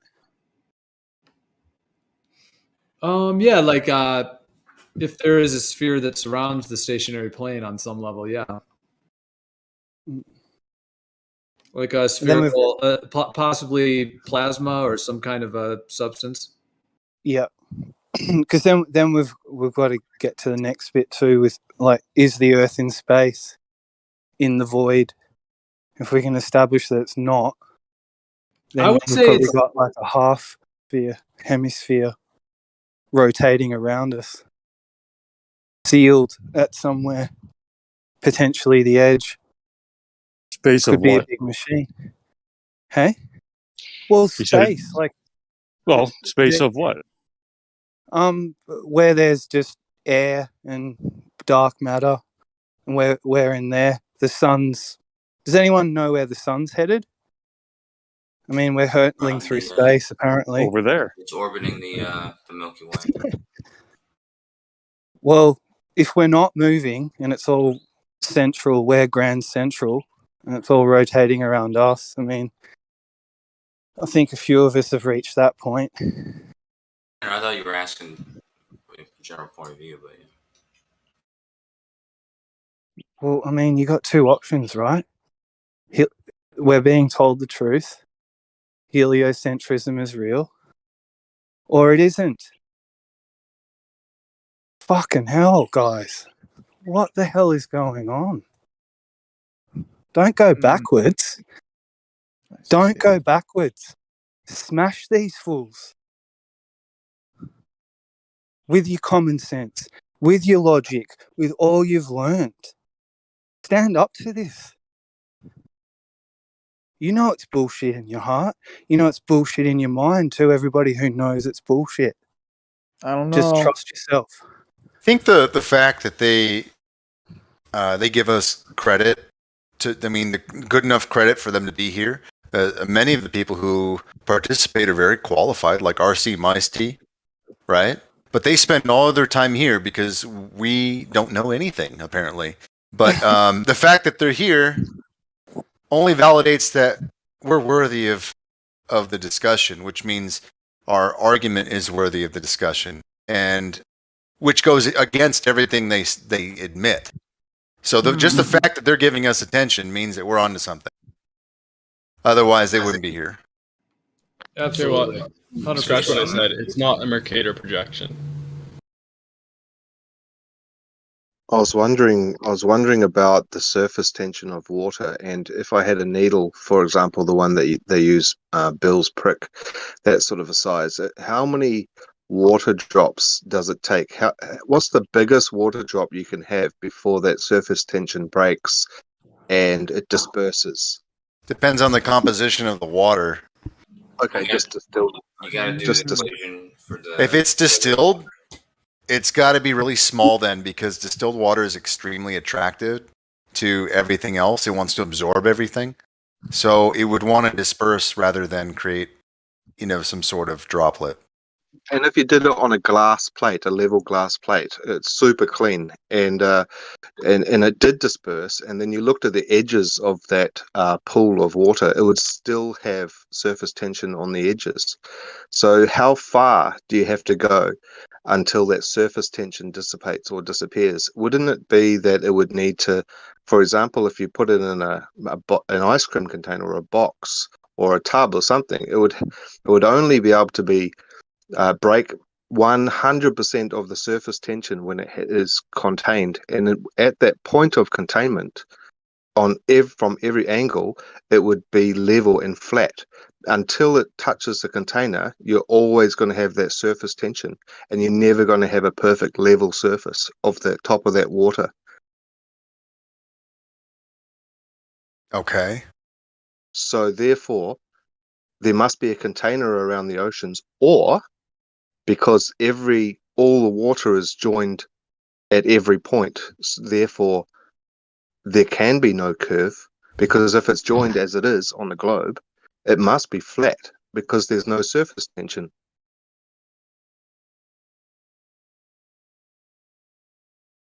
Right.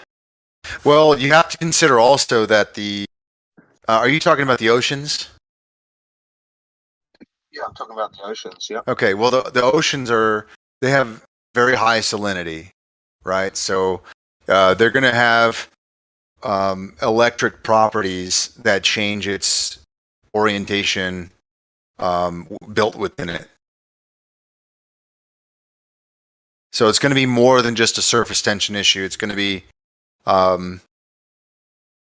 you're going to have that electric component, and you're going to have the wind, the weather, all that stuff. Not only that, but some people theorize that the oceans are cycled out, and that there's a source, right? So the water is always cleansed to some respect. So unless we're able to actually map out the whole expanse, we're not going to be able to make a lot of claims about like how exactly that works. It's kind of like there's some type of a pump system, and that the earth is breathing, and the water, that's why we have tides, is causing the waters to go up and down, breathing.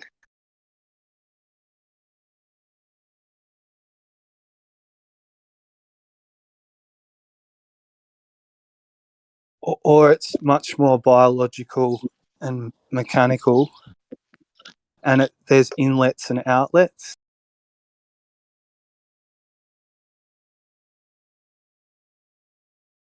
Because even the fresh water from the rain, like there's more salt water, right? And you got to wonder where's the source of that?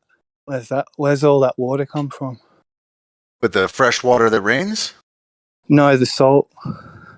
Yeah. I mean, the salt comes from the fact that it's just massive water dissolving all the dirt in the ocean, right?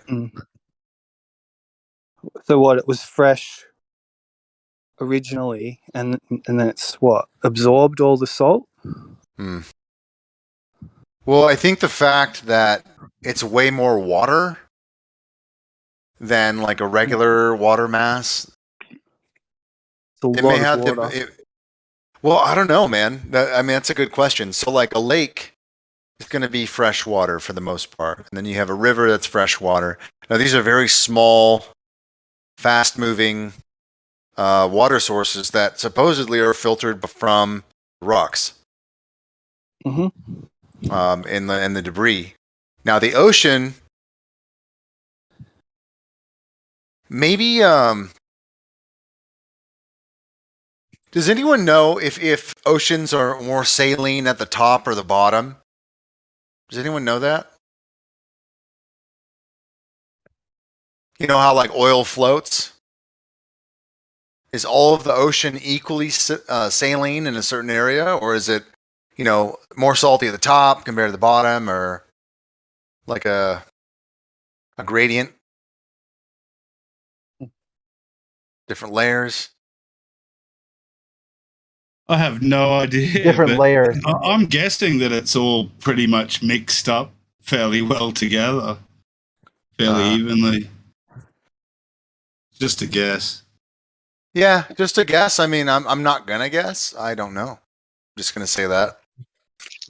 Have you guys heard of the idea, like if we are on like a stationary plane within some kind of a massive toroid field, that at the center of it and then at the outer edge rims of it, as it were, would be like it's like a free energy machine of like water circulation.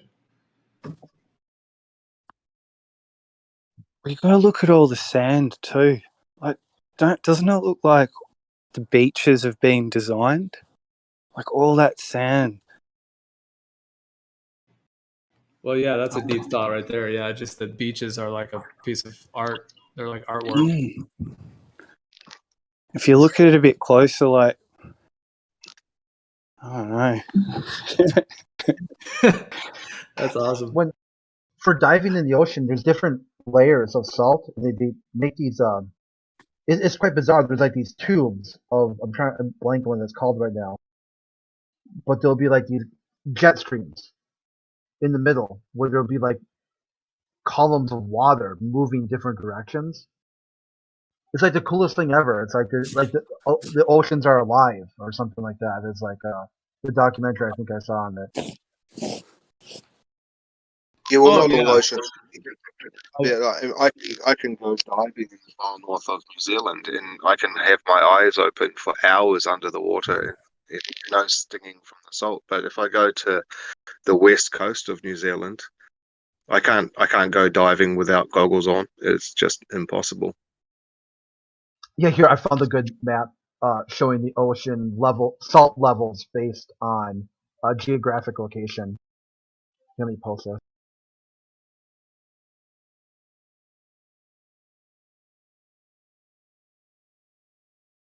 Oh.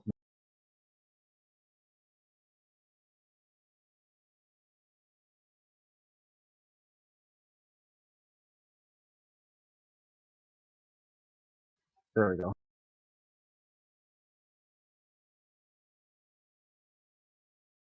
So that's salt levels based on location. Yeah, like look at the Salinity. Mediterranean, Mhm. Mediterranean Sea there. Yeah. So it seems that there are deposits that tend to infect their areas, and they stay around there for some reason. You know, maybe there's an electromagnetic reason for it. I have no idea. But I do know that there's some areas in the ocean that are entirely split by two different types of water. And I don't know what the explanation for that is in the mainstream. Yeah, and that split goes all the way down. It's not just a Right. surface thing. Right. Yeah, I'd like to know if it's documented and like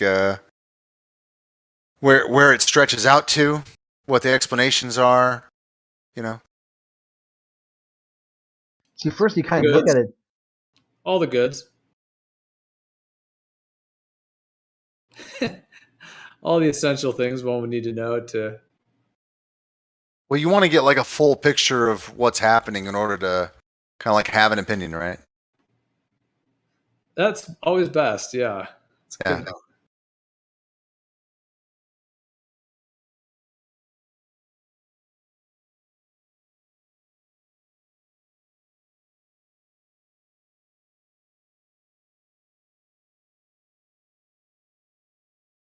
Why do my teammates have to die so quickly? So the one here was the guy I was just talking about, like his New Zealand was when I missed who it was. Yeah, I was just saying in the far north, you can dive without goggles for hours. There's very low salt level.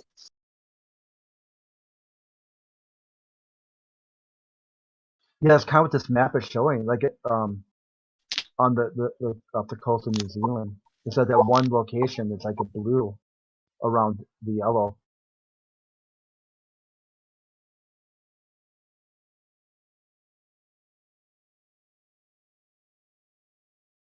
Here's one from the European Space Agency.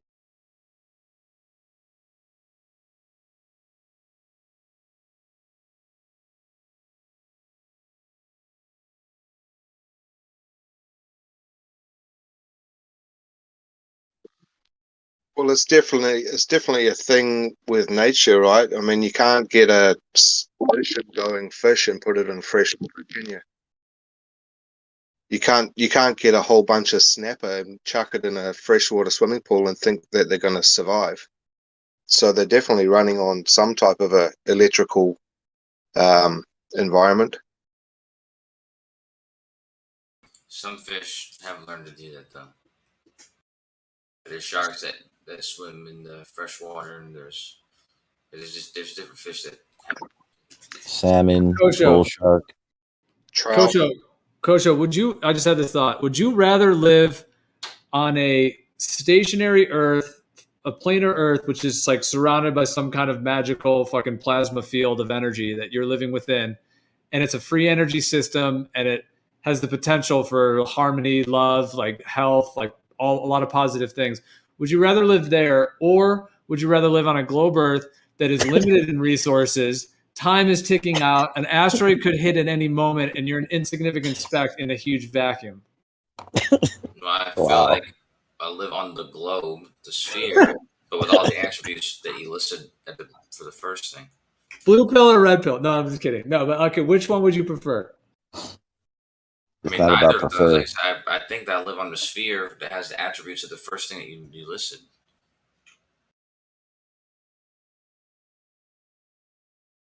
The shape of the Earth wouldn't be the basis of that, though. It'd be more humanity.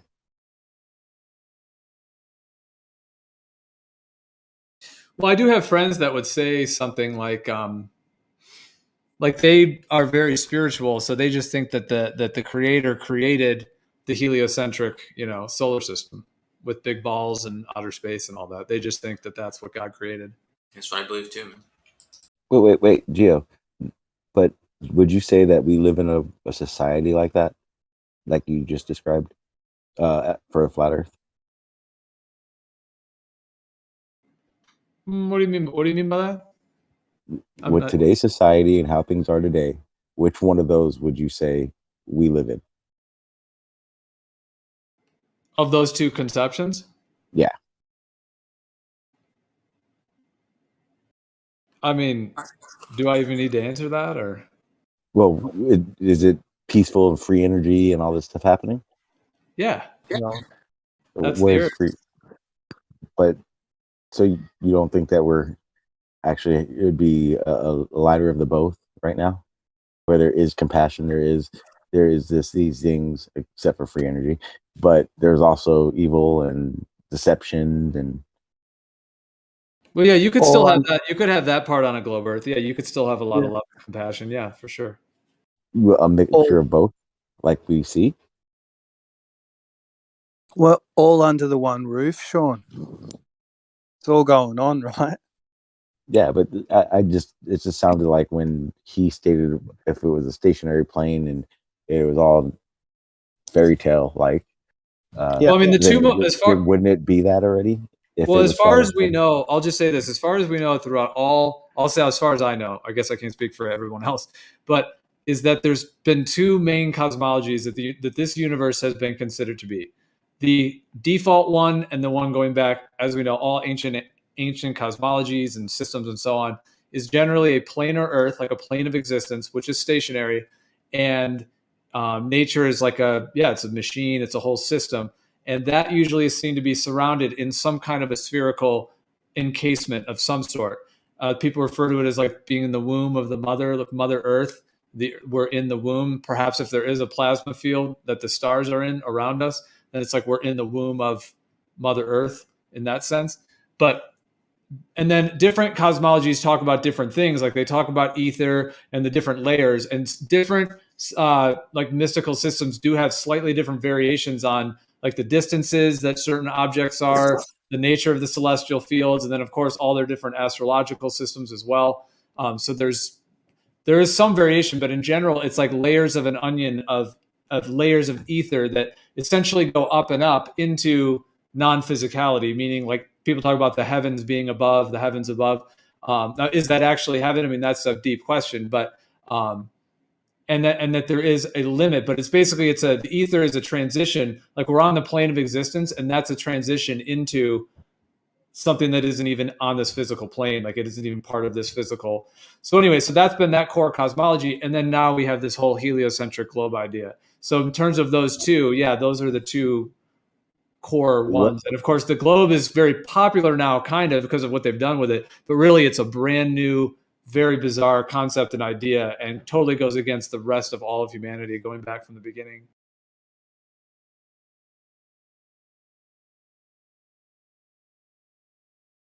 Well, what has been done to distinguish the limit that you can go?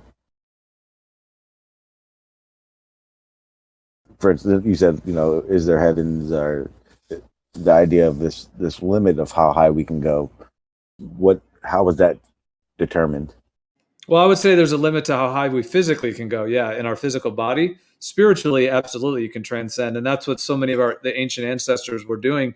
Our ancient ancestral peoples, in different ways, was like creating things like the pyramids and Machu Picchu, creating places where you can essentially create like etheric wormholes, in a sense. Wormhole's not really the right word, but like etheric portals to where you can catapult your consciousness through the stars, which is why like the pyramids, the Egyptian pyramids, are all lined up to the stars, because they're doing out of body consciousness journeys while the pyramids line up to that star, and the pyramid channels the energy of the ether. There's even people that have gone into the base of They're the like pyramid. mental telescopes. Yes.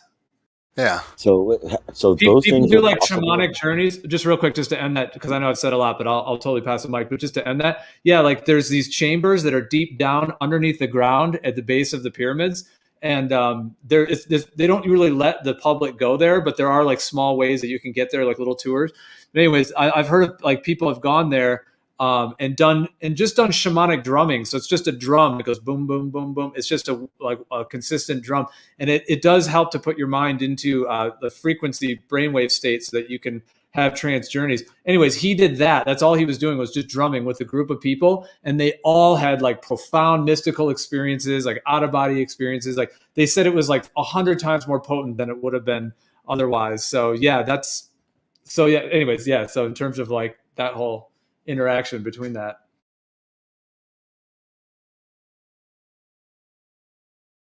That's what's up.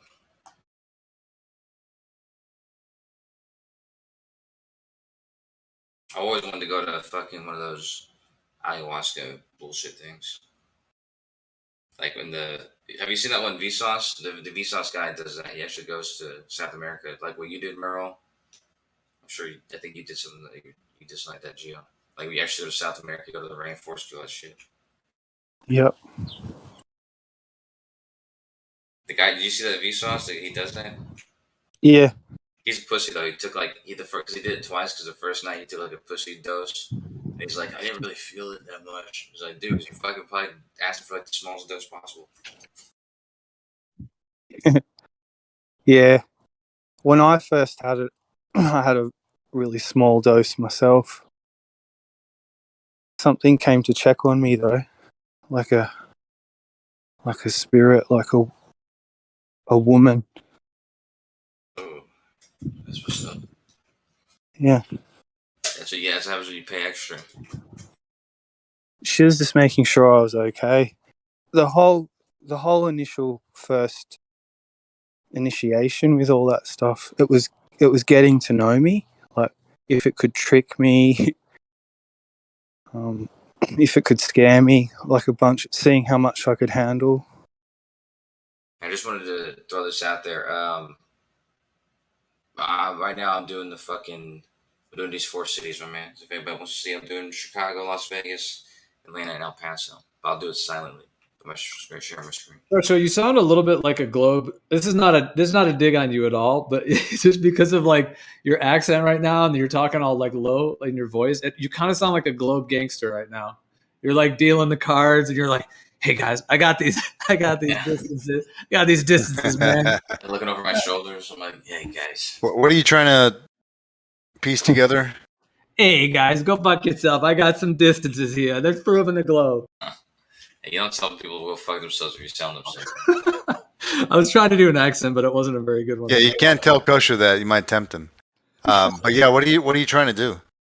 What we were talking about earlier, we were talking about doing these 4 distances. I'm posting a GIF right now.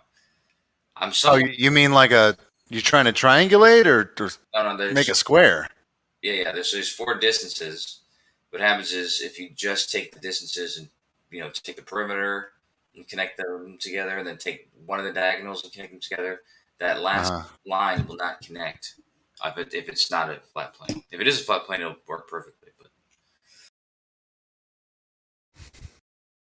let's find out. Coach, did you know that reggae song? It's like the earth is flat. Remember that one? Hey, you know what? I tried to find that song, and all I can find is like a remake. Well, yeah, some shit did happen. I know what you mean. I had to look for it. I did have a link for it at some point. I had one, but I'll have to go look and see find if it's it. still up. It was There's a gone rap- when I wanted to download it. There's a rap of that too. It's so good. Yeah, there's like 2 or 3 different versions, but the original, man, they're never getting sourced. What is the best way? Like, I don't do this that much, but there are ways to like download videos off YouTube, right? Like, what is the best one of those? Or is that like against their policy, or is that against their policy, or is it? Use VLC. Easiest is to use VLC. VLC. No, I'm saying to record, to get videos off YouTube. First of all, is it against their? Is it technically against their TOS? No. I don't think so. But Okay. I mean, they wouldn't know otherwise. But VLC is easily the easiest. You open network stream. I think you do Control N will open a network stream, and then you plug in the URL of that video, and then it'll start playing the video as if it was on YouTube. And then you go Control I, and that'll give you information. And then in there will be a long string, which will be the URL of the actual video itself, which you can paste into your browser and download straight from there. Really? Wait, so that's just with VLC Media Player? Yep. Okay, I don't think I have that one installed right now. I've used it in the past on other systems and things, but yeah, I do know that software. So you're saying so that works to download YouTube videos right off YouTube. Huh. Yeah. But it's the one I use if I ever want to like edit or respond to a video. Because there are a bunch of websites that do it, but quite often they'll crush it, or they'll take longer, or like going down and popping back up. Yeah, I don't really record a lot of videos off YouTube. Some people do; they're super into it. And I think it's great. The more we can do, but yeah, I know there's a couple of those website ones, and I think I've like looked into those and used 1 or 2. Yeah, one of them you could just put like after the word YouTube, you put like a little symbol, and it just. Anyways, yeah, there's a couple of them, but yeah, VLC Media Player. I mean, that's a nice way because then you have like a software that you know what you're getting, and yeah, you're not getting any like weird, spyware or ads or any other garbage that might be on some of those weird sites. But all right, yeah, well, it's good to know because yes, I mean some of these videos like this I'm looking for it right now, but some of these like songs and stuff like, yeah, we got to have this stuff, like I don't want to lose some of these music ones that I have. I think I found it, Riggs. Oh, sweet. Awesome.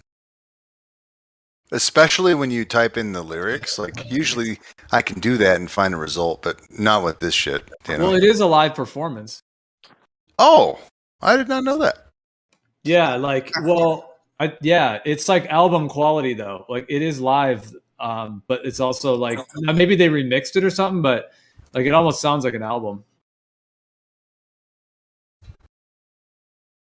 Well, is this a studio? Well, that's a good point. I mean, is that a concert place or a studio? It could be like a private little studio in someone's house.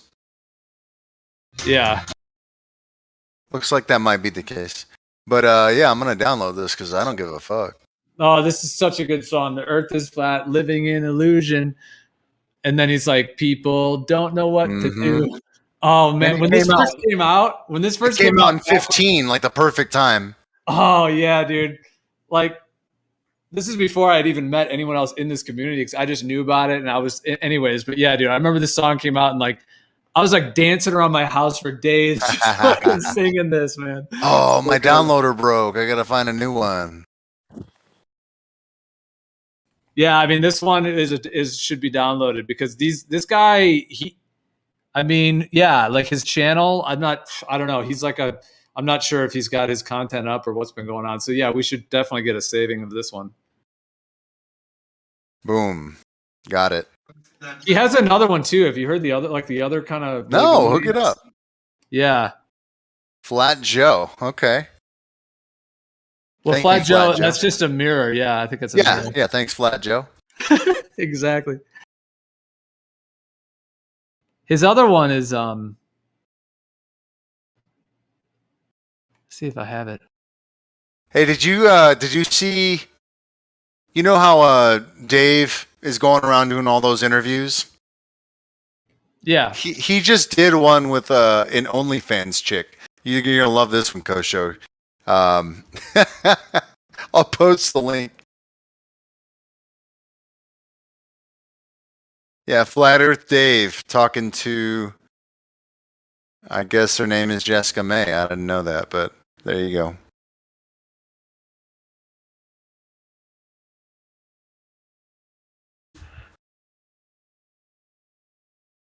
OnlyFans TV. That's her link. I got the 4 locations set up, correct distances apart. Let me just verify it.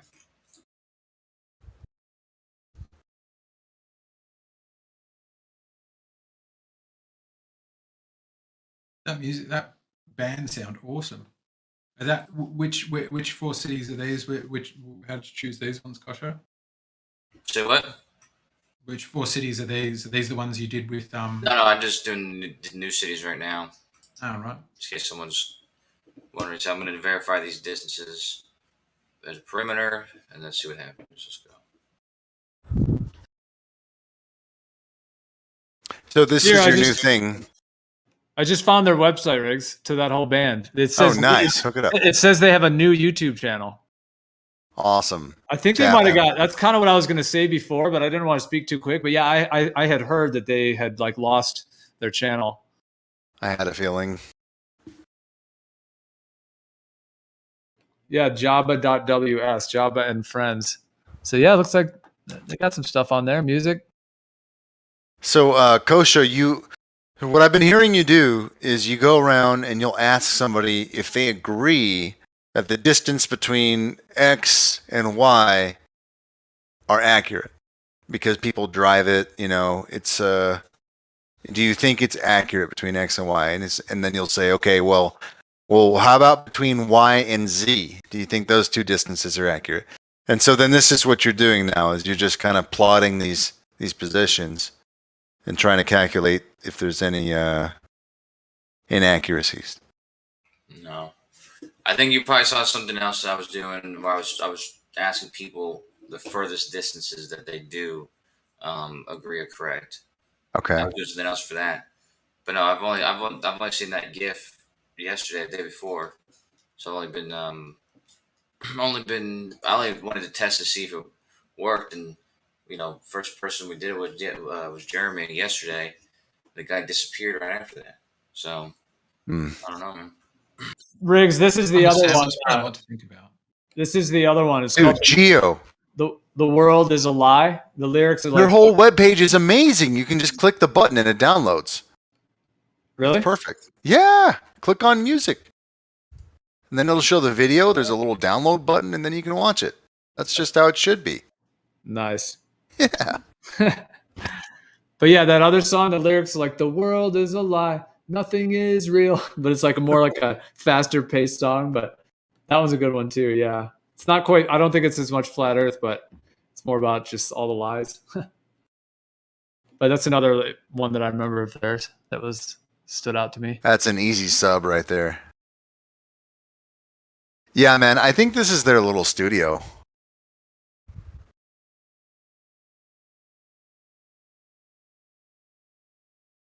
I did hear an interview with I guess he's the drummer. He's like the lead, he seems to be the lead singer as well. And I saw an interview with him.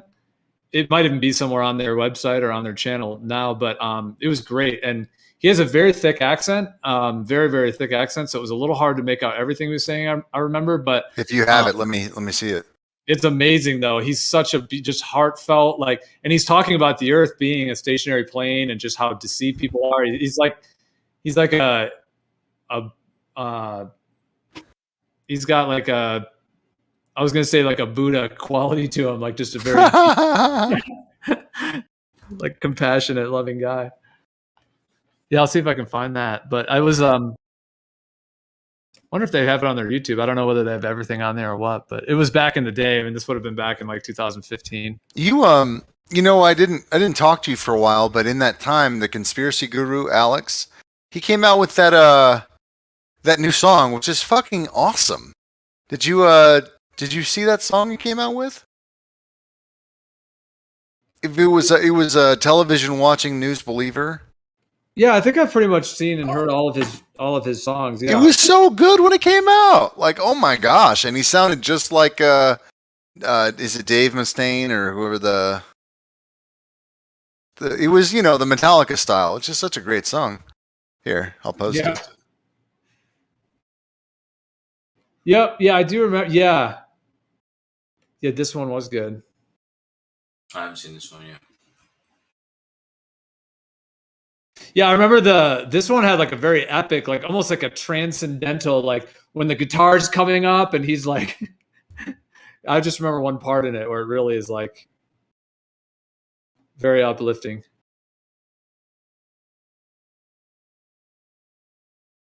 But it's also a little dark too, right? Isn't he kind of like calling people out?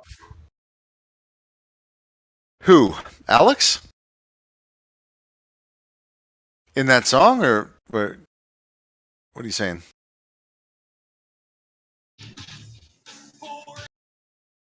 It's Speaky. Yeah. I mean, the vibe of it is kind of putting people down in a way, like at least some part of it, which he never really did in his older stuff. But I remember remembering that about this, like where he's kind of more like he's more criticizing them and kind of ridiculing them. Like that one dude when it's like the battle rap between like the Globe and then the Flat Plane, and then Neil deGrasse Tyson is like battling him at the end, like they have like a lightsaber battle. That one's epic. Hold on, let me post it.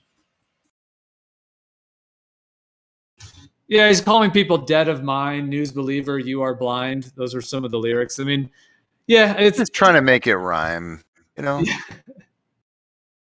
He's a nice dude. I've talked to him. I'm sure he was just trying to put on a good show. He is a cool guy for sure. Yeah. It's also pretty frustrating, right? Like there's a lot more than About the Earth that people are just not coming around to. And it's a good release, A lot of people like Metallica for that kind of shit. It's very kind of like cleansing. Makes you feel heard, felt.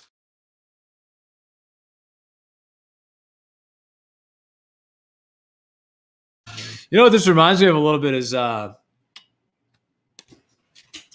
Primus. This song has like almost a Primus influence to me.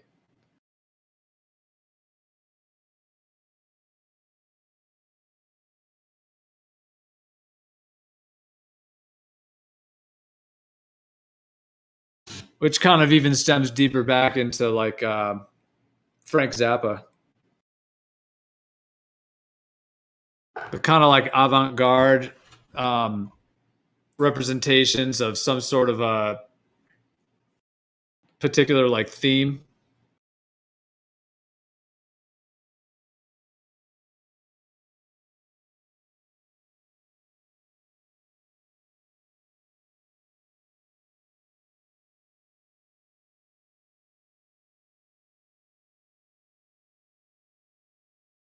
We could probably play this on the live stream. I don't think he would care, but I don't know if is he fine with people mirroring stuff or whatever, but I doubt he would give us a copyright strike.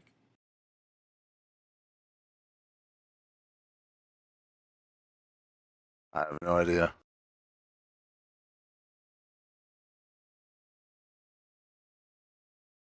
I actually don't know if I've watched this whole thing, to be honest. Like now that I'm kind of skimming through it, yeah. I do want to watch that whole thing because it does look like there's some good symbols and stuff in there. Some pretty interesting little scenes. I'll show you the best Flat Earth song, man. Hold on.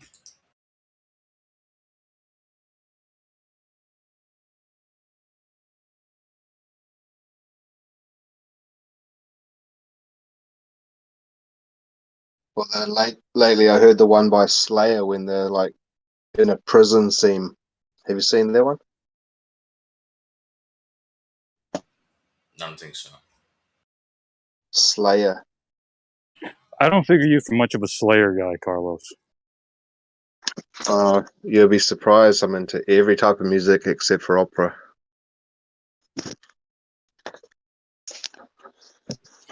Is that your favorite, Kosho? Yeah, this was my favorite. Oh my gosh. It's the best one. The epic rap battles of history.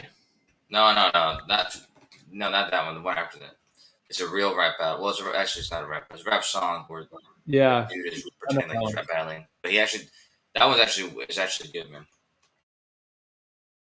Yeah, this is the kind of thing that would be worth downloading and saving because this is a good track. Yeah, he was buddies with ODD because I don't know if I think he was into the flat Earth. I'm not sure if he was like full-fledged into it. But he's into conspiracy stuff. But I know that he did a song with ODD. Kosho, you should just be a flat earther. Yeah, and start making some fucking raps, dude. You should join Witsit and do the flat Earth tour. How about that? And I saw him in Austin the other night, and oh, did you? You could be a star. And I was getting ready to go up to him, and oh, you didn't go up to him, so you were just a creeper. Got it. No, I didn't go up to him. I saw him on the YouTube thing, so I was trying to see if he was still online. But by the time I was done with my ride, he was already finished. So yeah, he does a quick show. That's fair. That's unfortunate. It was a couple hours, but he was getting harassed by this one dude and his girlfriend, and then talking to these other fools. Yeah, I watched it. He was debating a dude for like 30 minutes, and then the dude didn't even know he was a flat earther until the end. I was like, "What the fuck?" Dude, it's pretty sweet gig to get to travel around the country and only have to work 2 hours a day. You could do it if you keep killing all your team members. Keep like fratricide.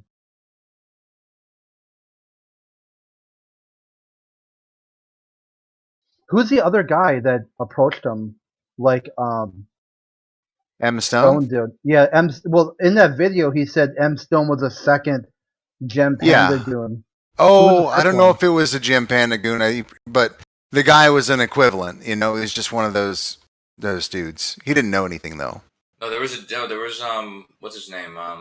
Some Asian dude with a white shirt. I was talking about Tim Osmond. Oh yeah, it was Tim Osmond, right? That was a different day though.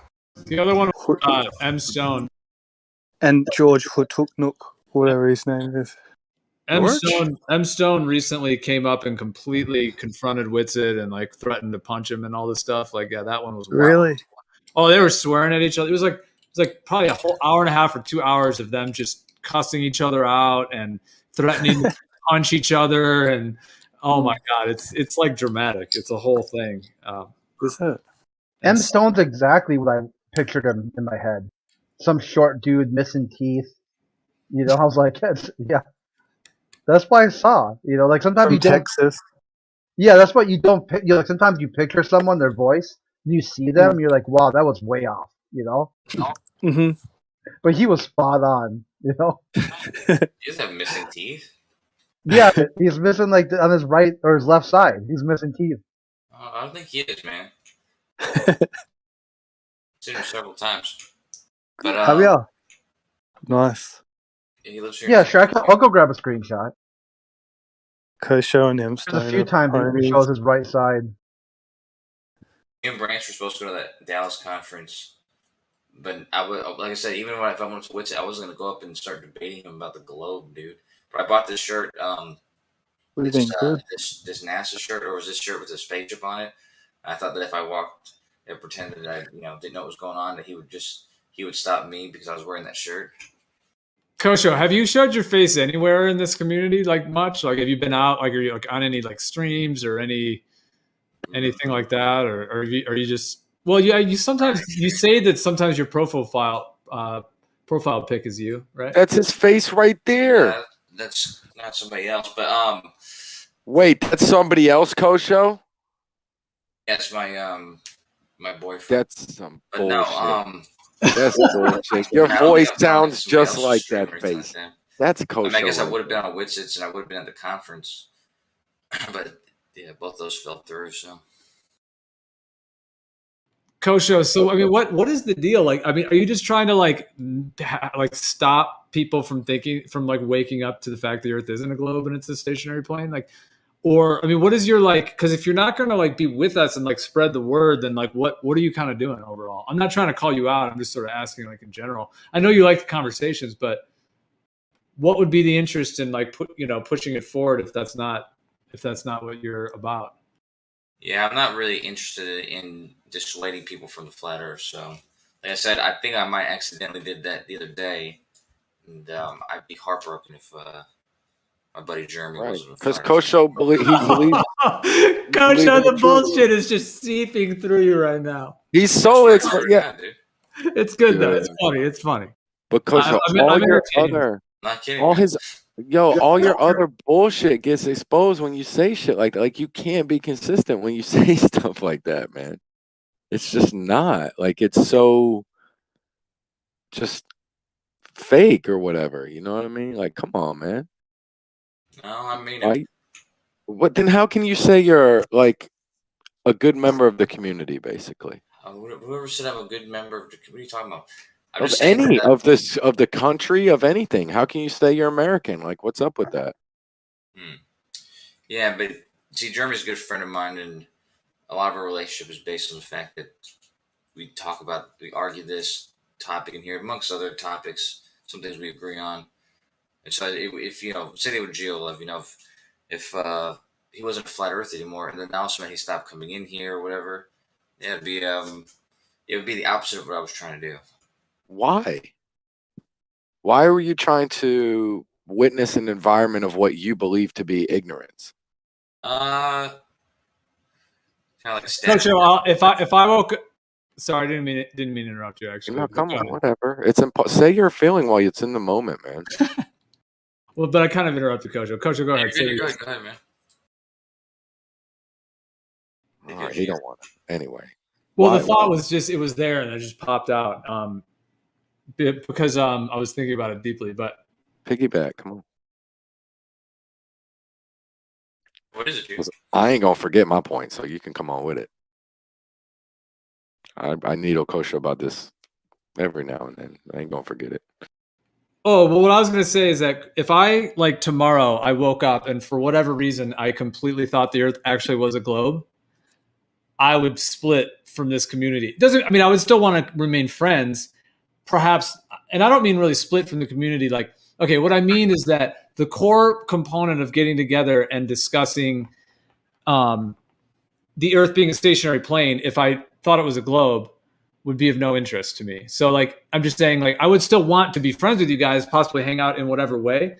But in terms of, focusing on talking about the Earth being a stationary plane, there would be no reason I would be interested in doing that. So if that did ever happen, we'd have to just stay connected in some other way because I probably wouldn't be talking about it and trying, all of that too much.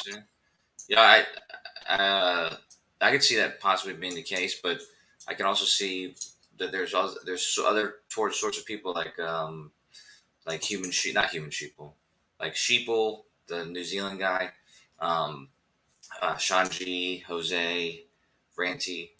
Well, if that's what the Earth was, yeah, like perhaps we would create a platform that's based around just like globe Earth awesomeness, Yeah, but these people, with this personality, they had the mind of. For some reason, they were really they felt obligated to combat the flat Earth. For some reason, they backed off a little bit, all of them, but they did kind of go up against it right as soon as they became globers again. Right. Oh, for sure. Yeah, there's all kinds of shenanigans going on. Because you guys broke them. You trolled them to the point that they lost their sense of self. And then they tried to redefine themselves the way that you guys, that they would be like fit into your community. Which is why you saw when Ranty, he basically parted ways with all flat earthers and fell in with Jam Panda and became known as the Flurf. Fall in with Jim Panda, dude. Kosho, you've been part of the way with your He's logic. rolling.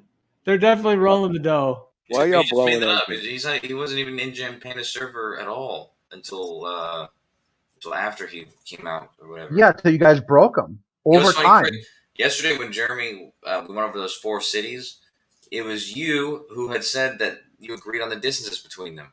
Yeah, Known distances. I'm okay. See, you make it. See, this is what the problem is. I'm putting down the flat Earth that you're not even recognizing, and then you try to debunk something else I'm not even talking about, and then be dumbfounded as to why I'm not picking up what you're putting down, because you haven't picked up what I put down first, and then ran with it. Hey, Chris. All right, Chris, we got it. Kosho and Chris got to pick each other up here. No, I want to finish up real quick, and they can be back at it because I want to. Look, I'm trying to talk about picking up and putting down and all this.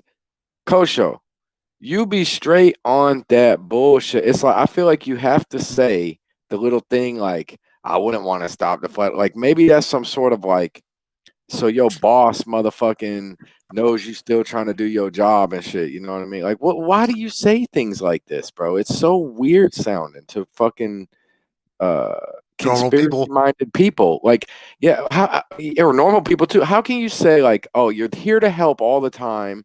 You're trying to give Globe evidence, but then on the inside you say, oh, I wouldn't want to dissuade people. How do these things reconcile, bro? I'm having the hardest time. Man. Okay, well, you know the simple point because I needle you about it all the time. Well, I think his motive has changed over time too. Yeah, well, what's up, buddy? Like, why do you say that? I don't get it. Tell me reconcile. I get it. The question, man. Just waiting for my turn to respond. All right. Yeah, dude. You know, GeoLove. Like, I'm not just fucking trying to debunk the Earth to GeoLove. I mean, he met me when I was first in the flat Earth community. I wasn't just trying to debunk it to GeoLove. But you saw me just get on Crit because Crit was saying weird shit, and I was personally going against Crit, reminding him that he was the one that did the distances yesterday. Because that's how this conversation develops. When people say things that are that you don't agree with, and they're already in an argumentative, mode, it's not hard to, bounce back and challenge them on the thing that you have the other opinion on, and just correct them. Right? But That's the natural way of this. Yeah, it's organic behavior. But at the end of the day, you forget, or at least I forget, what the outcome is. It's like I talked to Jeremy. Oh, okay. And then at the end of the day, if Jeremy was convinced, and then now he's not a flat earther, and he doesn't commit anymore. That's actually that's not the outcome I wanted, but that's the natural result of what I engage in. So Right. So I guess your behavior impulses, your behavior leads you in places where you believe you're failing what you actually desire or something. Sure, man. It's like if you're doing drugs, well, this is a vice. Yeah. Okay, I get it. That's fair. Kosho, you just snuck in there, dude. Jeremy was in here today, and when he comes back tomorrow, he's probably going to give you a whooping because you. He wasn't here today? Yeah, I'm just kidding, but because you've been in here. Yeah, he was in here today. Yeah, he was in VC. I didn't know that. That's what I was asking everybody. If he was in here, then there it is. Never mind. Because you're spreading all this shade. You keep saying these little quick things where you'll be like, "Oh yeah, well, just because Jeremy, went back to the Globe, guys. I'm sorry." No, Sorry about that. I'm not saying he went back to the Globe, but I am saying that that I was afraid that that's what happened. Like I asked people in Gems if he was in there, and asked people if he was in here. I know he hadn't been back since we had the conversation. If he'd been back, no way, dude. Kosho, if you can't tell that Jeremy's truth radar is headed directly towards the truth, because I would say that he's. I mean, I think he wants to see these things proved out for sure. He wants to see like the tests, and he doesn't get very like evangelical about it, but I don't think he's questioned the Globe for a very long time. Well, he said going into it last night, he said, depending on the results, he said, yeah, if it turns out like the picture, that's definitely bad for the Globe. I mean, bad for the flat Earth. And he says he doesn't know what flat Earthers are going to be able to say if that's the case. Yeah, because he wants to see the real data. Yeah, so But he was talking about the data that was on the screen because he already agreed on the data. He just wanted to see how it looked, mapped out and everything. That's what I'm saying. We only chose those locations because the distances were already agreed upon. The only thing I would use, really, the only thing I will use this event for is to cite you as having a flat Earth map. That's the only thing will come from this. From my point of view. Thank you, Coach. You get the globalists come in here and tell there's no flat Earth map. I'd be like, au contraire, mon ami. Kosho developed his own flat Earth map. Go talk to him. They'll say, hey guys, Crit sent me. We heard you got a flat Earth map. Oh, Crit, the crazy old man down the street? He's like, no, he's wrong. So you don't have a flat Earth map then? Crit, the whole point of this exercise was to show these 4 locations and to show that the distances do not work if it's flat.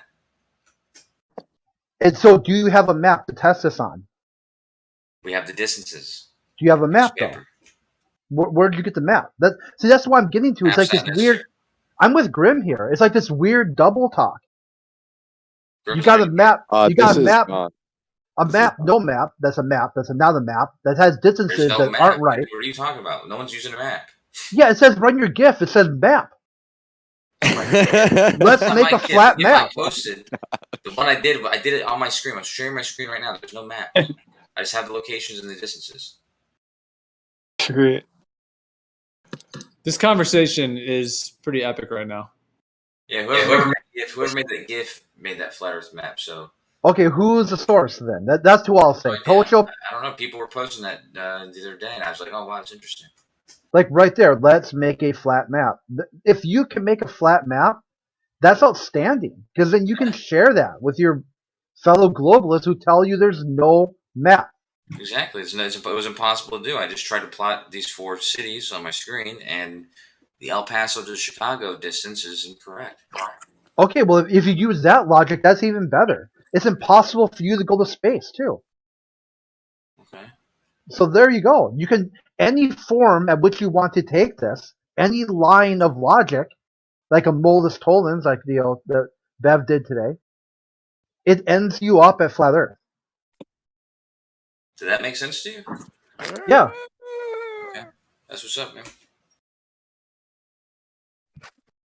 Because number one, it's like the Earth cannot be mapped. No flat maps. That's right. Okay, Kosho has a flat map, but he doesn't. I don't have a flat map. Okay, well, sure. Okay, then you can't test it on the flat Earth if you have no map for it. Well, you don't have to use a flat map, but you could use the 4 points on a flat piece of paper and try to make them the distances they are in reality and see if you can make those distances using a flat plane. Yeah, I did this after last night, or not last night, was it 2 nights ago? I went to my backyard with engineering tape, and it worked fine. All 5 points matched up. Okay. So at what distances and directions does this need to happen where they no longer match up? If I include my neighbor's yard, like another 100 meters, I mean, how far do you have to go? Like how much engineering tape? 200 meters. 200 meters, okay. Yeah. Keep trying. If it doesn't work, try 300 meters. Yeah, just keep busy work. Just see what. See, why can't you make a prediction? That's another thing too. You can't even predict when the engineering tape won't touch anymore. Well, I did Chicago, Las Vegas, Atlanta, and El Paso. The incorrection between El Paso and Chicago was 7 kilometers. So that's a pretty long distance, and it's a pretty short error. So I imagine, something in your backyard, what kind of error you expected to find? What are you talking about? But, well, 7 kilometers over how many thousands of miles? Is it L.A. to New York, like 3,000 miles? The distance from El Paso to Chicago is supposed to be 2,013 kilometers. I got 2,006 kilometers from this picture. That's a lot of engineering tape. Sure.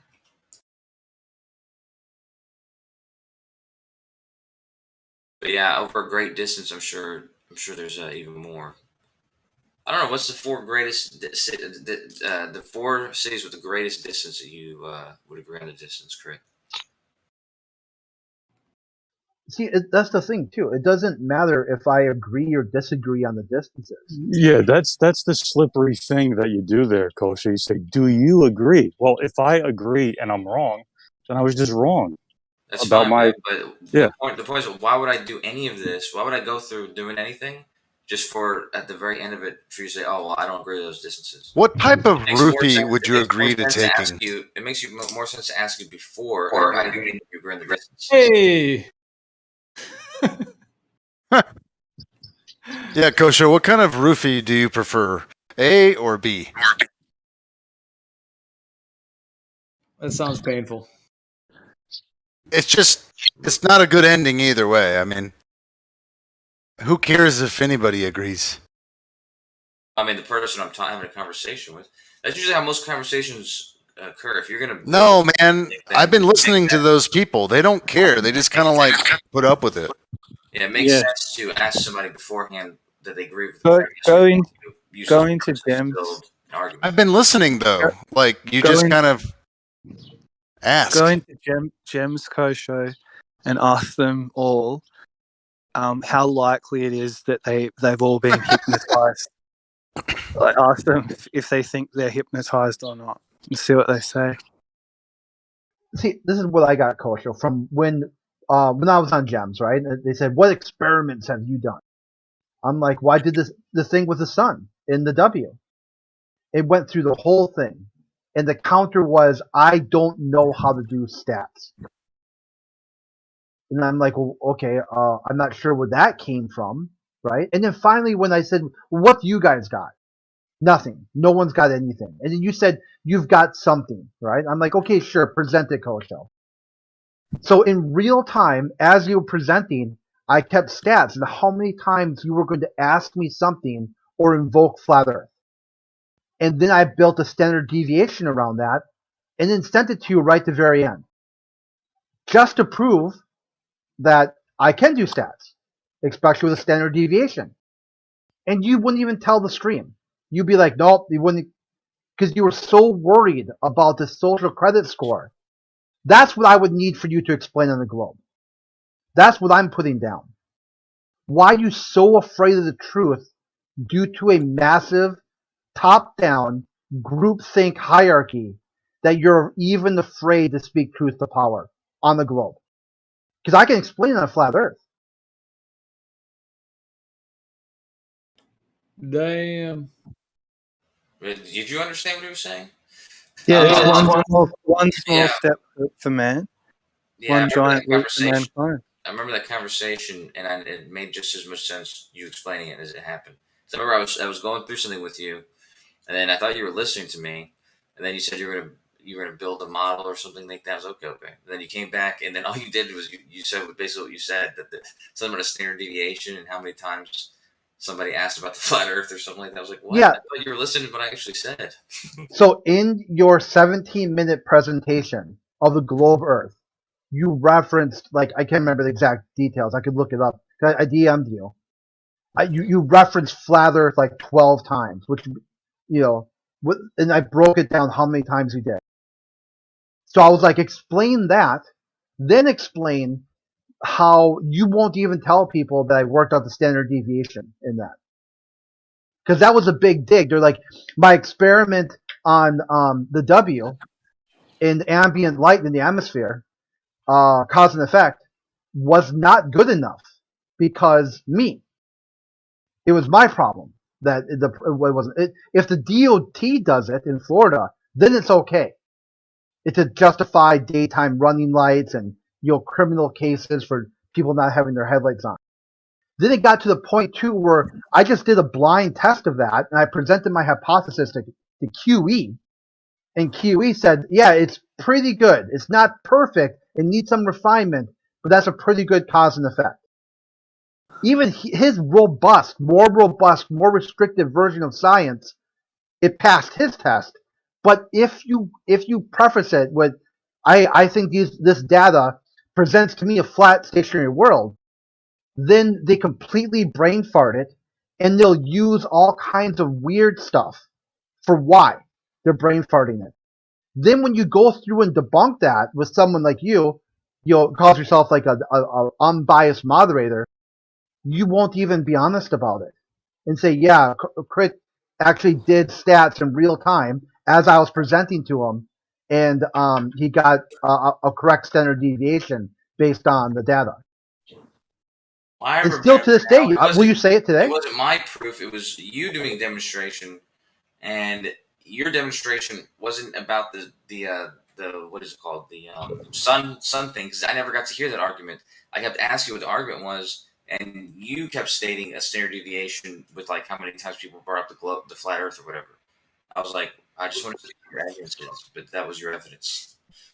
I remember that now. Yeah, that was a weird conversation. A weird couple of weeks where you kept bringing that, you kept saying that instead of the actual argument.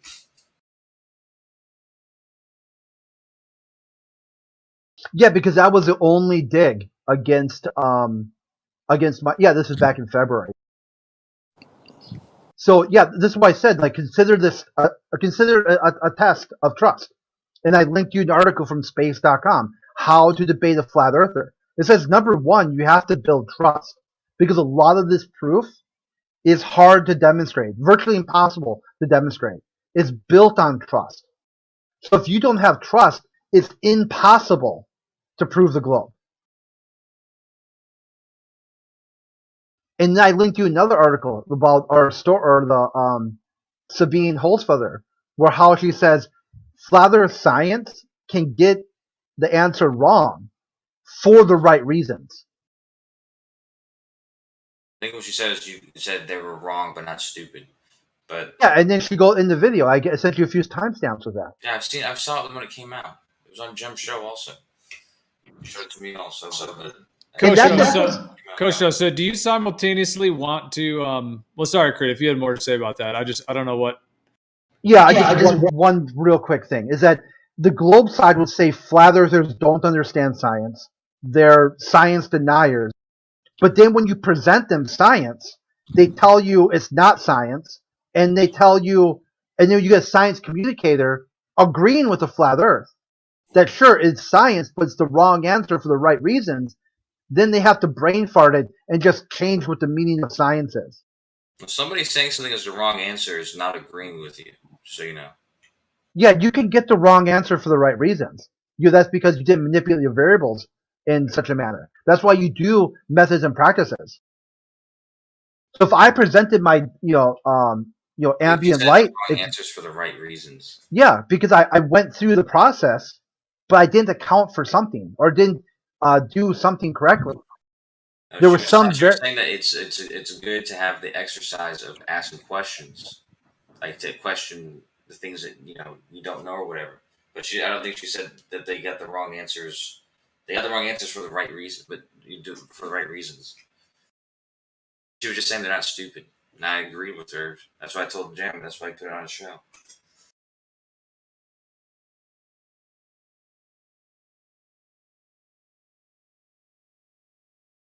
So, GL, do you want to say something?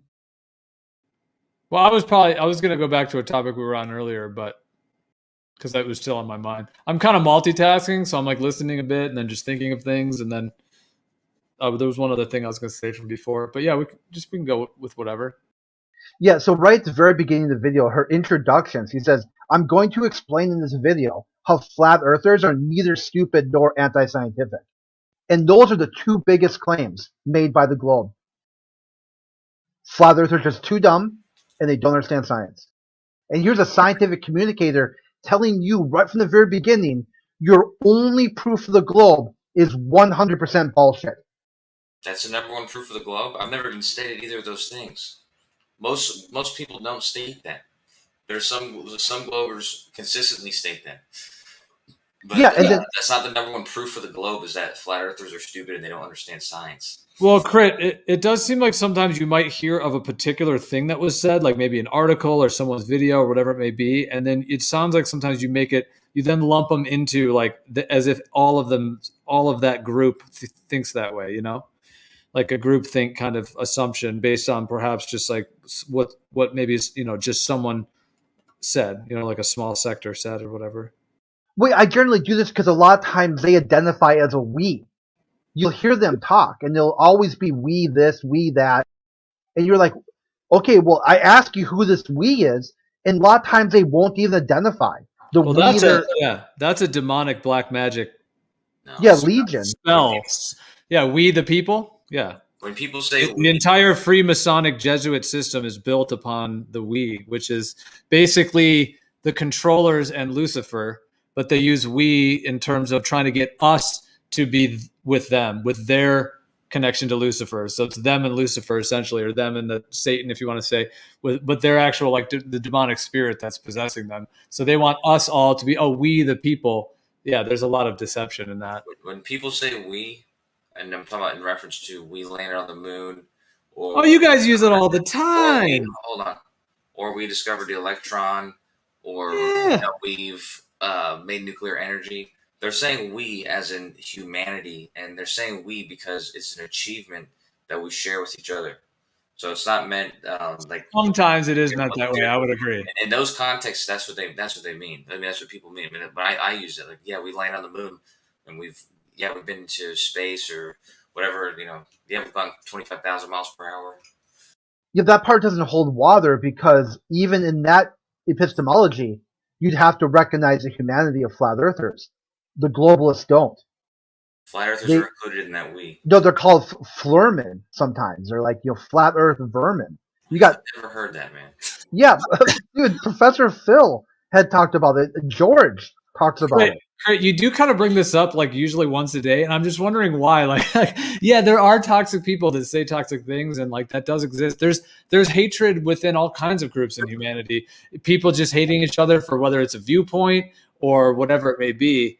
I think this cosmology one, there is some. I guess just in varying ways. Yeah, there is quite a bit, especially the people that are really like, where they just are berating people all day and screaming and yelling about it.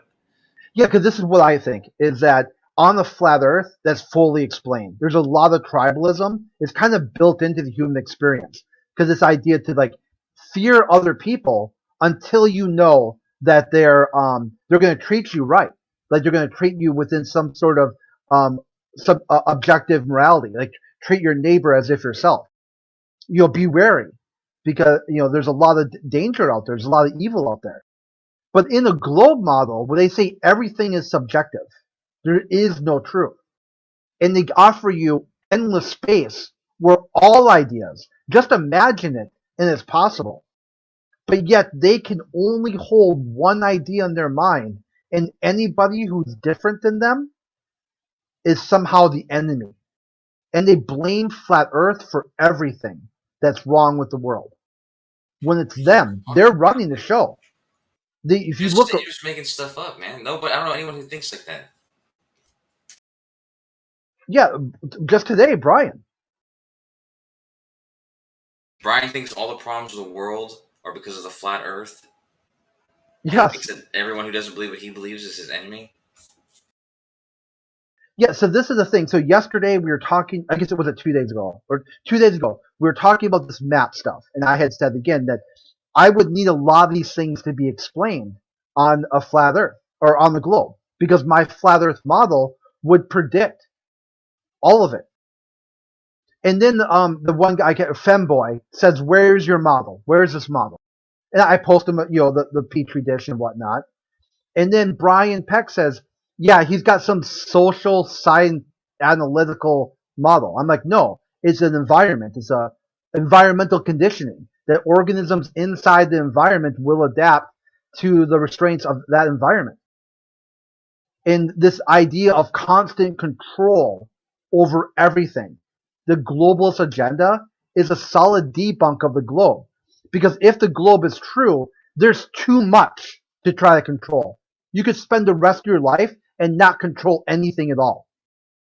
But yet, on a flat, stationary world that's small and contained, you can assert control over certain places and ideas. Because that's what they've limits. done. Yeah. I think real humanity is tribal in a way that's actually very harmonious. I think what they've done with, like you were saying, with the globalism situation is that they've pitted us off against ourselves, basically. Yeah, they've used our strength as a weakness. They took Yeah. kindness and they took this sort of like that Good Samaritan, and they Right. made these anti-Good Samaritan laws. That's actually why the lies. That's actually why the lies work so well. Well, there's some other deeper reasons I think why they do as well. But yeah, part of the reason I think the lies work so well is because humans are by nature we're much more just loving and trusting and just have kind of a little bit of just don't really think that someone would be lying to that degree. I guess a lot of people don't seem to think that. You know that different people are different, right? Like there's people who are more and less empathetic than other people, and there's people who are more or less trusting and all those things, selfish, selfless. I don't think that it's I don't know. Like I don't think it defines the difference between like a flat earther or something like that. Yeah, which should be easy not to say we all the time. Well, I told you the context in which it makes sense, man, and it makes sense in the context that I was talking about. It's true. It's just true. Well, sometimes kosher they do use it in that sense, like we as humans have whatever. Of course, that got popularized with like the whole like we've gone to the moon, like the whole we thing started to be pushed pretty hardcore after World War II, especially with just the Federal Reserve and all of their Freemasonic tenets that they go by. But yeah, like so that's one way it could be used. But to be honest, usually when it's used, people are using it for an authority that they often are just blindly believing or trusting. When they say like, oh, we did this and we did that, like even saying like we landed on the moon, it's like, no, not at all. Like you're trusting some people who claim that they did that. But people will just say we, like, oh, we've discovered this and we know there's curvature, and that gets thrown around in a way that's like basically they're saying like if I was to be them for a minute, it would be like me and the authority that I'm following or that I'm bowing down to and repeating their information, because without true knowledge of the information or direct experimentation and test of it, it really is just a blind belief that you're pushing for someone else. No, dude. You know that quote? No, dude. No, it's just wrong, man. I mean, because I'm not. No. At least when I say that, it's not because I'm abiding by somebody else's, authority or something. It's just like that old thing that like was Isaac Newton said or whatever. It's like if I can see further than other people, it's not because I'm smarter or whatever. It's because I'm standing on the shoulders of giants. So you trust the giants. You trust the giants. We're including everybody else in the world that's ever lived as being on the same team as we are, and we're just acknowledging our achievements as a humanity, as a human race. There was no achievement in the space flight for peace. It ended up with more war. It was a flop. It was like a belly. It was like watch this 10-point dive off the high dive. Right. And it belly flopped. We're trying to acknowledge these achievements, Kosho, and they're found wanting. Nixon did not do anything. Wanting. It's not really like the greatest detectives on earth. Nixon. Are you denying the leader follower kind of archetype that there is? Are you saying there's another type? There's either the rebellious leader or just the sheep follower. Throughout history, there seems to be these two archetypes. Yeah, there's more archetypes than just that, man. Tell me one. Most of the people, Kosho, we stream on that doesn't fall under one of those two. Most of the people who there's so many more, man. But most of the people who've made discoveries or that changed their paradigm or whatever else went against the common consensus to do so. Otherwise, they wouldn't have come up with a new novel, paradigm. What you new don't novel thing? understand. You don't TV from the understand. moon? You don't understand that the only reason there is a consensus is because there is an authority that is conveying a certain amount of information to a certain amount of people, which makes it consensus. You understand that, right? It's also not true. There's consensus because a lot of people just don't want to learn things. And they don't want to find things out, so they trust what other people have learned and taught them. So notice how he said not true. How he said not true. How does one achieve consensus? I'm not gonna have a conversation with you, man, because you You don't let me Yeah, finish. The problem is you don't entertain ideas, but you right away say not true, and you say no, just giving the audience the impression that the other person is wrong without listening to what they're saying. How does one achieve consensus? Communication, right? So anyway, let's communicate. Kosho, they broadcasted videos, live streams from the moon, Kosho. Think about this shit, brother. Think about it, dude. This isn't the shoulders of giants, bro. This is propaganda, all right? But that's what I'm trying to tell them about with consensus. It's all propaganda, all kind of consensus. Because who are the people taking this census? It's the authority. So all kind of consensus will always be authoritarian in nature. Kosho, dude, I think you and Matrix could have a great combo. So I'll step in. No, I know, and yeah, Don, you as well, dude. It's all good. No, I was just saying that because Kosho said he didn't want to talk to Matrix, and I think Matrix, maybe he felt like you were interrupting him a little bit, like, so maybe just like try to let people finish, if that's cool. No, it's all good. I just don't want him to right away put that out there that no, you're wrong. You know, let's entertain the idea first and let's see where the flaws are, where the logic is, and where the logic isn't.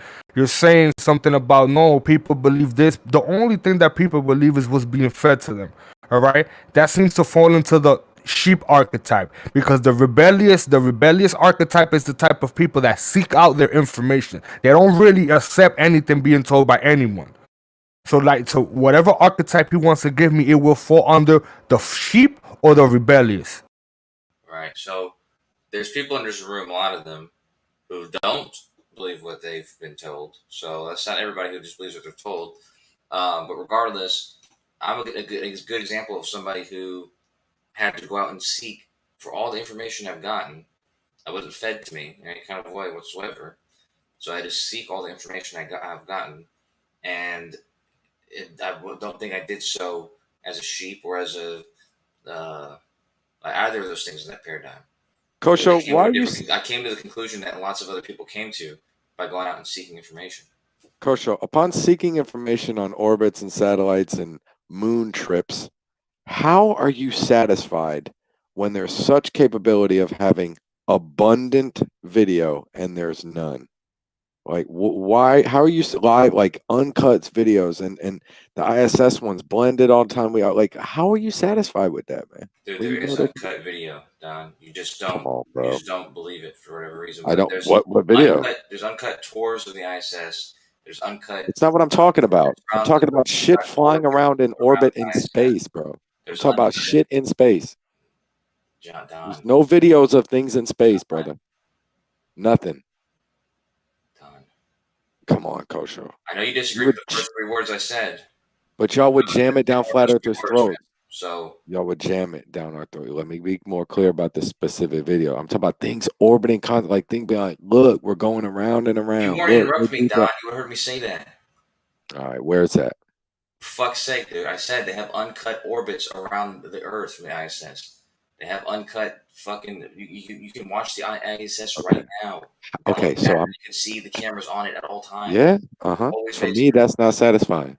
That's the one thing that they have when we look at the compilation of the time lapse. It's fucking blended. Okay, the fucking original frames ain't fucking there. That's the one thing when there's the potential to have so much more. When they went to the moon, they cut the cameras on for a little second. We get some, minutes or hour of video. They were there for 3 freaking days there and back. How are you satisfied with snippets, with 5% of the possible recordings? Like, it's just crazy to me. You know what I mean? Like, there's my specifics on why it's great. You know what I mean? So I'm just, you say you look for the information, you say other people aren't the best detectives, but the people on this side and towards my side are like, yo, we want more. So how is that not being a better detective saying, give me more, give me more? Not accepting anything you've already gotten and saying, give me more. You can call that being a good You don't detective. accept it, bro. Good detectives take with what they're given. And You ain't giving me nothing. What am I not accepting? all the footage that you just discounted because it's not all the footage you asked for. You asked for more footage. But what about the footage that exists? You say it's not enough, but a detective takes the information that is at hand and uses that to come to a conclusion. I think you're you have confusing. bended balloon footage. Yeah, I accept you have bended balloon footage of that could be the ISS. I accept you have fake fucking window movie set footage of the fucking or whatever the hell was going on with the fucking Apollo thing, like with the thing, like whatever. It's goofy shit. That's all we got is a couple little things of goofy shit. I think Kosho might be confusing accepting the information with discerning if the information is acceptable in the first place.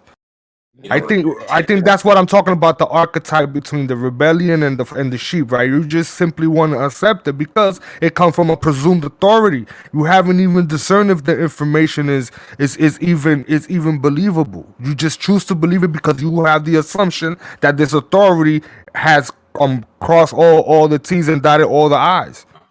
This is a guy. So you're assuming that I'm making assumptions based on authority. So how ironic is that? That you are basically your whole argument just now, the whole thing you just spewed out was an assumption that it wasn't true. By the way, it's in no way. I think it's no way just accept information just because it came from authority. Okay. Okay. Are you done? The whole way I got into this community was to already discount all of the information from the authority and see what I can figure out for myself. And to bring it back to the ISS, you can try this exercise with any footage from anywhere. If there's footage where there's a high altitude and you can see the Earth, why don't you use the equation from QE's argument, Black Swan argument, the square foot of your height in feet times 1.22, and change that to miles and see how far the horizon should be, and take that from any view from the ISS, and then tell yourself that it's in a balloon or somewhere lower, because the distance that's visible from those heights is exactly the distance that it should be visible to your horizon. And every picture is like that. Every high altitude picture. Okay, if you say so, bro. And what does it prove? What does it prove? Trust me, try it out. Yeah, what does it prove? There's something in the sky, Kosho, and we get to measure it, whatever, do the calculation, whatever you want. We get the numbers and they match. What does it prove exactly?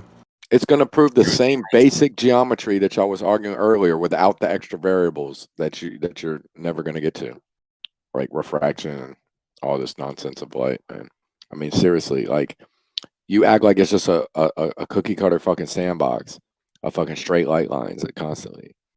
You know what I mean? But then when it suits you, then it's like, no, now there's magical light happening down here to make fucking this is a mirage happen. You know what I'm saying? You guys remember when everything used to be refraction, this refraction, not, and now when it applies to the flat Earth to give it a possible explanation, all of a sudden refraction is the devil? There's no refraction from the ISS. That's a silly thing to suggest. Why would that be silly? And refraction lower than the ISS when you're actually in the atmosphere, above a couple hundred feet, 76R. The difference between the standard or between the geometric horizon and that refracted horizon is going to be 100% to 116%.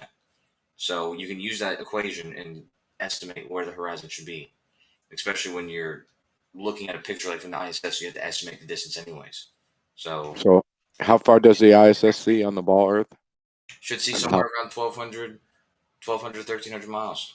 And how far should it see on the flat Earth? On the flat Earth, who knows? Well, so therefore, Kosho. Oh my God, you're just talking about the ISS being lower, bro. Just because you're gonna tell me, yo, the ISS is a little higher than I'm saying it is, that doesn't mean that there's abundant footage of Star Wars motherfuckers playing in space. Okay, it's just, come on, man. The ISS sees the Earth where the ISS should see the Earth, the horizon, if it were on a globe. Okay. And the reason that nobody knows how far it should see on a flat plane is because there's no such thing as a flat Earth model. I think there's like 2 people who agree on a flat Earth model. Everyone else claims there's not a flat Earth model. So there's no way to make predictions or, conclusions about what you should or should not see whenever there's not even a model or description of what the flat Earth even looks like or behaves like. There doesn't seem to be any consistent model of the globe, actually, because it seems to be There's a different solar system. There's a different map. There's a different thing that looks like the Earth. It doesn't seem to be one consistent model of the globe Earth as well. So how is it that your measurements and calculations all of a sudden seem to work as you say? There is a consistent model for the Earth. Absolutely. What are you talking about? What date? Which model? What's the date? Who made it? Present it. Because I'll present you your globe model. It was March Antarctica. 3rd, 2020. It's Antarctica like a year is the and a half key. old. When they sorry, went go ahead. straight across Antarctica, that's when they claim to be going straight across Antarctica, popping out the other side. That's their keystone right there. It's funny that there's not abundant video of that either, but Kosho's great search has found him to believe all of that as well. Why would you expect there to be abundant video of people traveling around? Because it's the awesomest shit ever. That's why. You think people are taking? You think people are taking their kids there and making home videos and whatever else? Oh, they did a flight supposedly, and they recorded the GPS. So why not have a video of it? None of that stuff's happening, man. Why have a video of them playing and having a party inside the plane and not have video of the actual milestone journey on the outside? It's pretty funny. Sounds like a question that I can't answer. Maybe they can because they were there. I have no idea. Sounds like you could be a little bit more skeptical. No, it sounds like you're acting as if people owe you something. They owe you footage, No. or they. Yes, you're acting like people owe you something. You say you have shoulders of giants that motherfuckers can stand on. Shoulders of giants. Motherfucker, they owe me shoulders. They don't owe anything to anybody. They owe me shoulders if you're going to claim shoulders. Then you claim to motherfucking go and have a search. They owe you fucking evidence upon the pot of gold at the end of the rainbow. That motherfucker ain't there. That's what I'm trying to say. You think that I want to be owed. No, I'm just saying that what you feel is qualified, other people don't feel as qualified, bro. And it's really interesting, man. Because my position is fair. I'm not thinking I owe. I'm just saying, hey, if I was doing milestone stuff, not thinking like a flat earther, not thinking like a skeptic, thinking like the guy who wants people to stand on his shoulders. You know what I mean? Yeah, Like, that's Freemasonic Jesuit energy. Yeah, that's what they do. They want people praying to them. You know, they want people worshiping them. So they got us to worship these idols. Oh, Newton, you know, a lot of like it just goes back literally through all of these figures through time in terms of and wanting and then of course Einstein in the more modern day, but they want us like worshiping these. They even call it. I mean, it's referred to as the Newtonian Cartesian worldview, which worship my story, which comes from Descartes and Newton. Yeah, I gotta finish. I gotta finish. Matrix. All right, go ahead. Look, it's like worship my story, It's all Coach. about like isolation and quarantining the mind and stuff. It's like schizophrenic, pretty much, along with Newton. But yeah, go ahead. Isolate your mind with my story, Coach. If I came to you and I said I went across Antarctica, straight across, you're like, oh, it's a cool story, bro. You know what I mean? Like, come on, you know, so you know that people are gonna say cool story to you, so you're gonna try to document it more. And when you look at these people documenting these journeys, it's whack, dog. It's fucking whack. Dude, they took pictures and documented it. You know what they weren't doing? Took pictures, They my didn't have ass. selfie sticks. They weren't fucking live streaming it the whole time because they're not lame. Okay, No, Dude, they could have one plane fly over them. One That's what all plane. explorers do. You're calling it Only crazy. the jackasses go around live streaming all the time and you know getting subs and all that kind of bullshit. Other people are actually doing shit, you know, not for the recognition of their followers. No, they want to document science, and there's no documentations of it. There When is they gave the guy the world record for going and doing a suicide touch and go, going down, touching the edge, and turning around and coming back, that is the biggest red flag of any science shit I've ever fucking seen, bro. What are you talking about, dude? That I right have there, ZQ pilot. to agree. Sorry, I have to Gio. agree with what you said there. I have to Hold on, agree. let me tell If I Gio may just add something. this. I was What's up, interrupted. Jen? What's up, Jen? Yeah, Jen Matrix was next. Yeah, Yeah, Gio. no, guys, go ahead. What's Yeah, going go on, ahead, Jen? Matrix. Yeah. Let me finish up. I'll finish up with Gio real quick. Gio, you said something about what you was talking about them. I wanted to respond, and I think I lost. You was talking about like the yet. No, he was talking about they want you to worship them. They want you to Oh yeah, okay. It was about the Newton and the Einstein and every other personality that ever accomplished anything. And I think it's part of the storyline, right? Like people say, all the information is already known. There's no new information under the sun. I think all this brilliant information has always been out there. The problem is, how would the elites or the authority introduce it to society without giving you some sort of fictional character? Because there is no other way for that information to come about without humanity being able to question where the fuck this information came from and how was it discovered. What does it matter who came up with the information? If they don't give us a Newton and Einstein, some sort of Greek bigger than God character, we will question where this information come from. Who figured this out? And with giving us Newton and Einstein, that's it. It ends with them. So we don't have to look into it. It just works so it works. There's hundreds of people who come up with hundreds of things, and if they didn't come up with it, somebody else's name would be there instead. If they're lying, The problem is, it'd be somebody else's name. But no. There seems to be certain characters that are favored in the media. the understandings they gave us. There seems to be certain characters that are highly favored, almost even created by the media to push a certain amount of information to us. When there are always other scientists that go against them, what usually happens to them? They end up losing their livelihood, discredited, or the famous 2 shots to the back of the head, suicided. So it seems to be a certain group of people that get to be promoted. Yeah, well, the people who you're bringing up right now, just happen to be people who have these novel understandings that change their paradigm of the entire universe. Like Isaac Newton's big claim to fame was combining the things falling to the ground and things orbiting in space, and explaining how planets like the Earth move. It's pretty profound stuff. And same with Einstein, like space time and time travel, basically into the future, the time dilation, and how gravity is really picking up what Newton left off and explaining how gravity comes about with space-time bending. It's crazy shit. And then he also said exactly how to prove it, and people did. So Wasn't Einstein accused of plagiarism? No, he wasn't accused of plagiarism. People like people in this community accuse him of plagiarism. So, Kosho, you don't think that Einstein was a psyop? He acknowledged everybody that he got his information from. Do you really not think that Einstein is a psyop, Kosho? No. You don't? No, at all. No, I don't. You see what you just said, Kosho, about the information? Hold on. I think I could get Kosho to understand something. You see what you just said about the sources of Albert Einstein's information?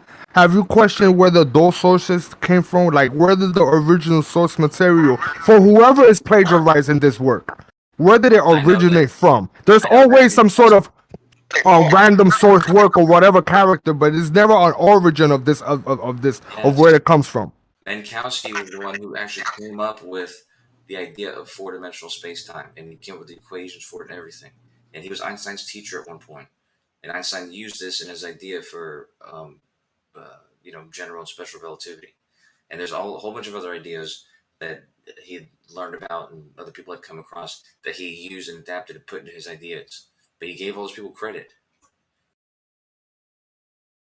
Not like as authors in his paper, but in it just acknowledged them. I mean, Would it surprise you if I said I would not be sold on that? no, it wouldn't surprise me. Oh, man. But I have to tell you, because I don't want to say this offensively, but the more I learn things like about space-time, Einstein, the moon landings, but the physics mainly. The more I learn about the physics around all that stuff, and in detail, just like a lot about cosmology because of astrology and stuff. The more you know about something, the more concrete your belief and understanding and knowledge that it has to be true. Like, it all comes together. Like, same with my knowledge about the way longitude and latitude can be confirmed by any person with a watch and who can see the sun and a calendar maybe. You can confirm longitude and latitude points and can confirm the basic shape of the Earth.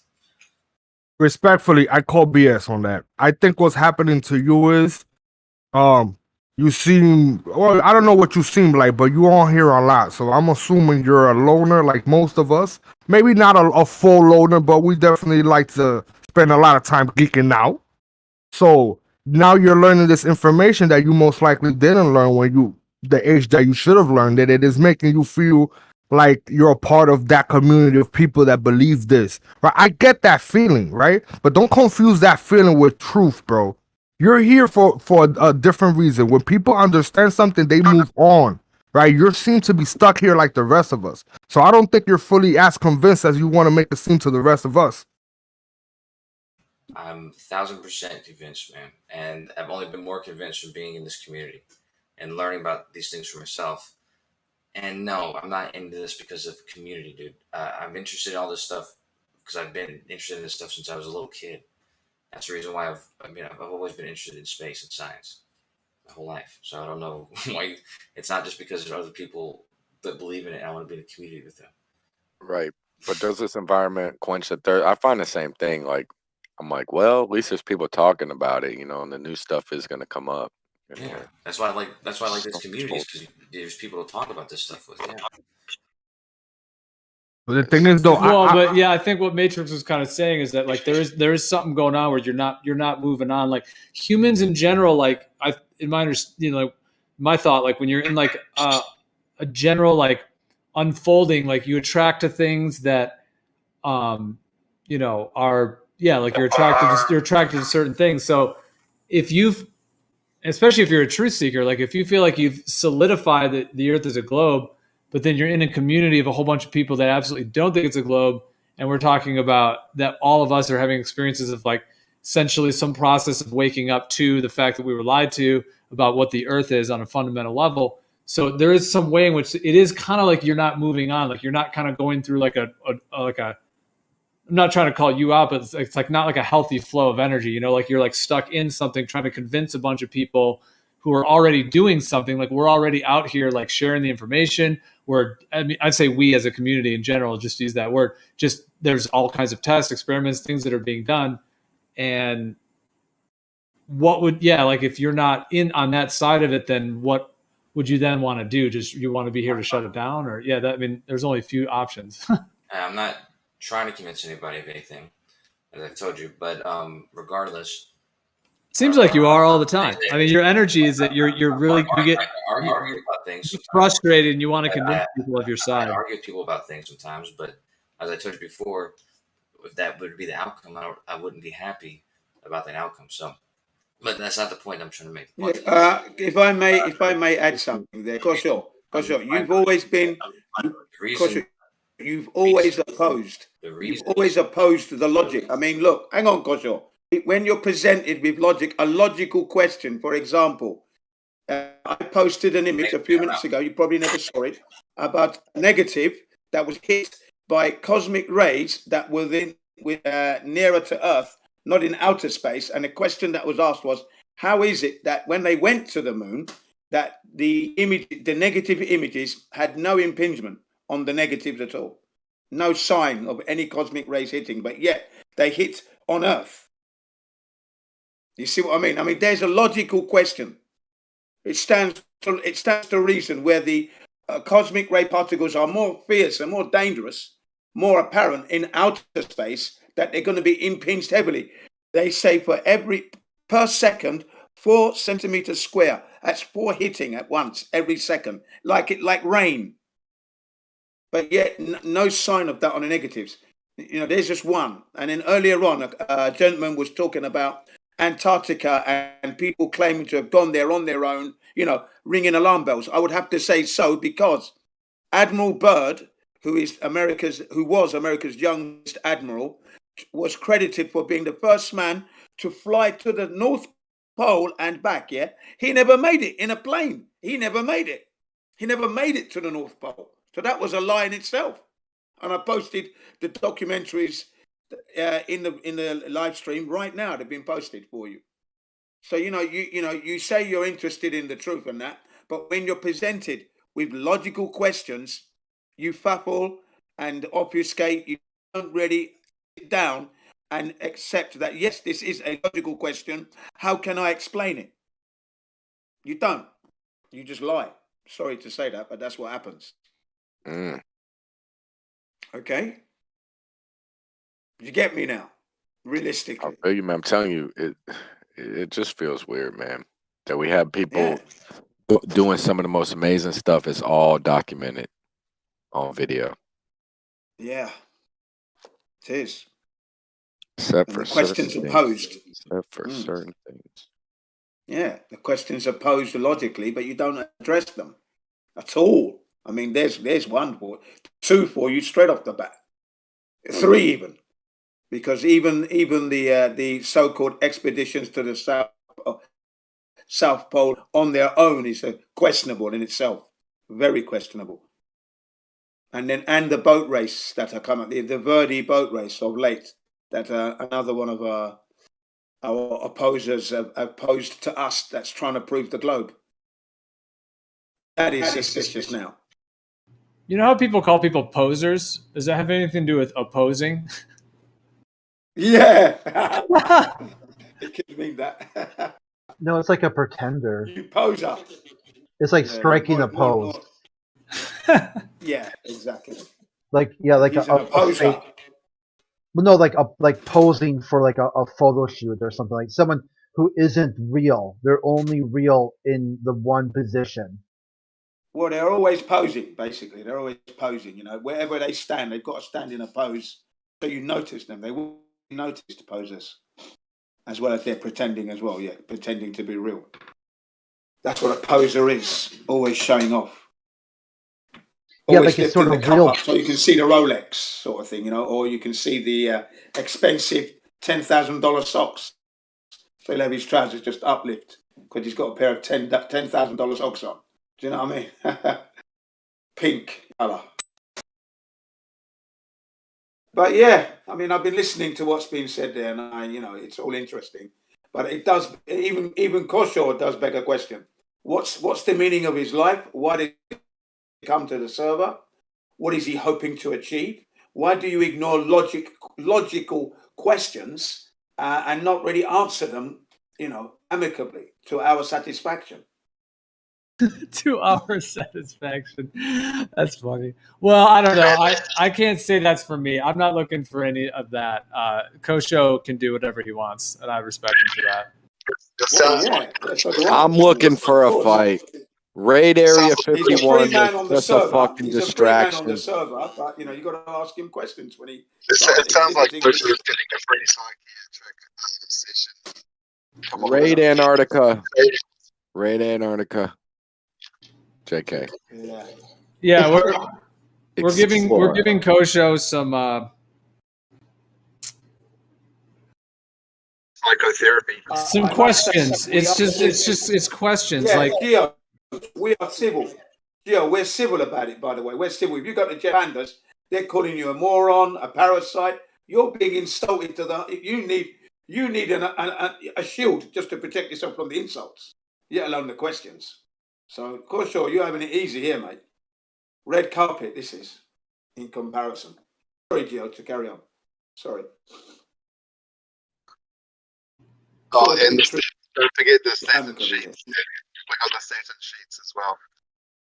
Well, I mean, I feel like I have these conversations with Kosho a lot where I ask him about, just trying to understand, because he says he's 1,000% sure it's a globe. So that's 1,000. It's not even 1,000. It's not even 100. It's not even 200. I mean, we're talking 1,000%. He thinks the Earth is a globe, and he obviously knows a lot of the points that he's read about or believes in terms of a lot of this information, and then seems to enjoy this community and people that don't think the Earth is a globe. But then he's trying to kind of debate it and tell us why there's curvature and all this kind of stuff. But then he says he doesn't want to see the flat Earth community go away. But then at the same time, he says that he wants to prove it's a globe. It's a lot of contradictory. You see what I mean? See what I mean there? There's contradiction and irony, because he wants to prove it's a globe, but yet he's 1,000% sure. But there's not one shred of evidence, folks. Not one shred of evidence. How can you be 1,000% sure, and not even bring one evidence. Right. Wow. The balloons go up and they stop. The rockets go up and they switch it off. Okay, just go straight up until we see the ball or orbit, or keep the fucking camera on the orbit until you fucking raise it up and we see the ball. One blessed time. Yeah, can you imagine, Don? I mean, what I would say, like, if the Earth was a globe, we would have the most vivid, profound, unbelievable footage 24 hours a day from all these satellites, from all these positions. We would be able to see planes flying upside down. You'd be able to zoom into beaches. You'd be able to see the whole globe. You'd be able to see these glorious sunsets. We don't see any of that. We get this weird, like, composite imagery of like a weird, like, fake curve thing that isn't even moving at the right, like, ratio. It just clearly is like one layer that's going. Like, it doesn't even work the way that it would. And then it's just like this, Studio. yeah, with this little fake, half the screen's a curve. It's like, what is that? So yeah, if it was real, we would have, oh my God. I mean, just think about like a football arena. They got drones, they got cameras all over the place. We would have that all over the earth. It would be fucking amazing. We'd be able to see the water fucking, the waves like upside down clinging to the side of the ball. We'd be like, holy shit. That's right. And if that was the case, it's a globe, But there would be no doubt at all. In fact, we would be foolish to even consider the Earth to be flat if there was that much evidence. Do you know what I mean? It'd be a foolish thing for us to do. But here we are. At a point, if the footage was that solid, yes. I mean, because that's when people sometimes say like, oh, you've never been to China, and so how do you know China exists? But however, we have footage of China that is solid. I mean, there's thousands of images photographed. You know what I mean? Whereas we look at what the space agencies give us, it's all this just green screens and there's hundreds of different effects that they use. Like, it's like B-level Hollywood stuff. Like, it just isn't even, it's just not even close to realistic. Yeah, and I'm not saying I don't feel foolish anyway. I feel foolish anyway, but it feel for real. They could have a lot more, man. It's just weird. The only answer for that, the only answer I could think for that, if you still want to maintain the Earth as a globe, is just to say that they're only giving us the fake space stuff, but they have the real stuff. You can make up that story. Like they're just hiding what it really is and just giving us the fake stuff. That's what some people said about it. I mean, that's like a child line. That's what a child would say, and he's lying. He or she's lying. No, he can't go there. That one. That would never fly with me. I'm sorry. That's just no chance of that. That's a hopeless case there. I mean, you've lost. If you go down that route, you may as well just keep going and then goodbye, good luck, see you later. Don't come back. Because, you've got no case there. Well, that's how propaganda permeates. That's how it gets in there, like some type of a virus or something. It just gets in, and then they've got it covered from every single angle that you can, from when you're born until you die. It's from every angle. They've got it covered, man. They've got an answer for everything. Well, yeah, sort of. They've got some kind of convoluted answer to their stuff, yeah. But again, the proof is in the pudding. And what it is, you have a bowl, you have your spoon, but there's no pudding. Because when you go out into the real world, you don't see the globe ever, anywhere. You don't experience it. That's what I mean by you got a plate, you got your dessert bowl, and you got your spoon, but there's no pudding there at all. You're still waiting. I agree. The globe definitely overhypes and underdelivers. Yes.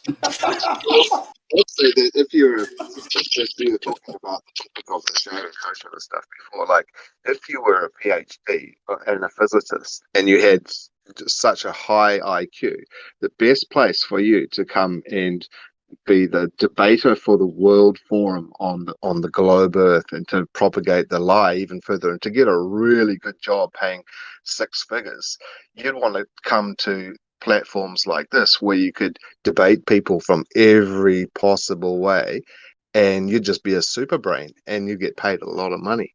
This is like free schooling, man. Yeah, the globe is like someone baking a cake as you're a child and you're looking forward to this cake, yeah? Cake is being baked for your benefit. All you're going to do is get to smell and taste the smell only. You'll never eat the cake. That's the globe. Oh, that's brutal. Oh no. Yeah, that's just a Oh my! You get, Yeah, the you globe get really to does taste the that. aroma only.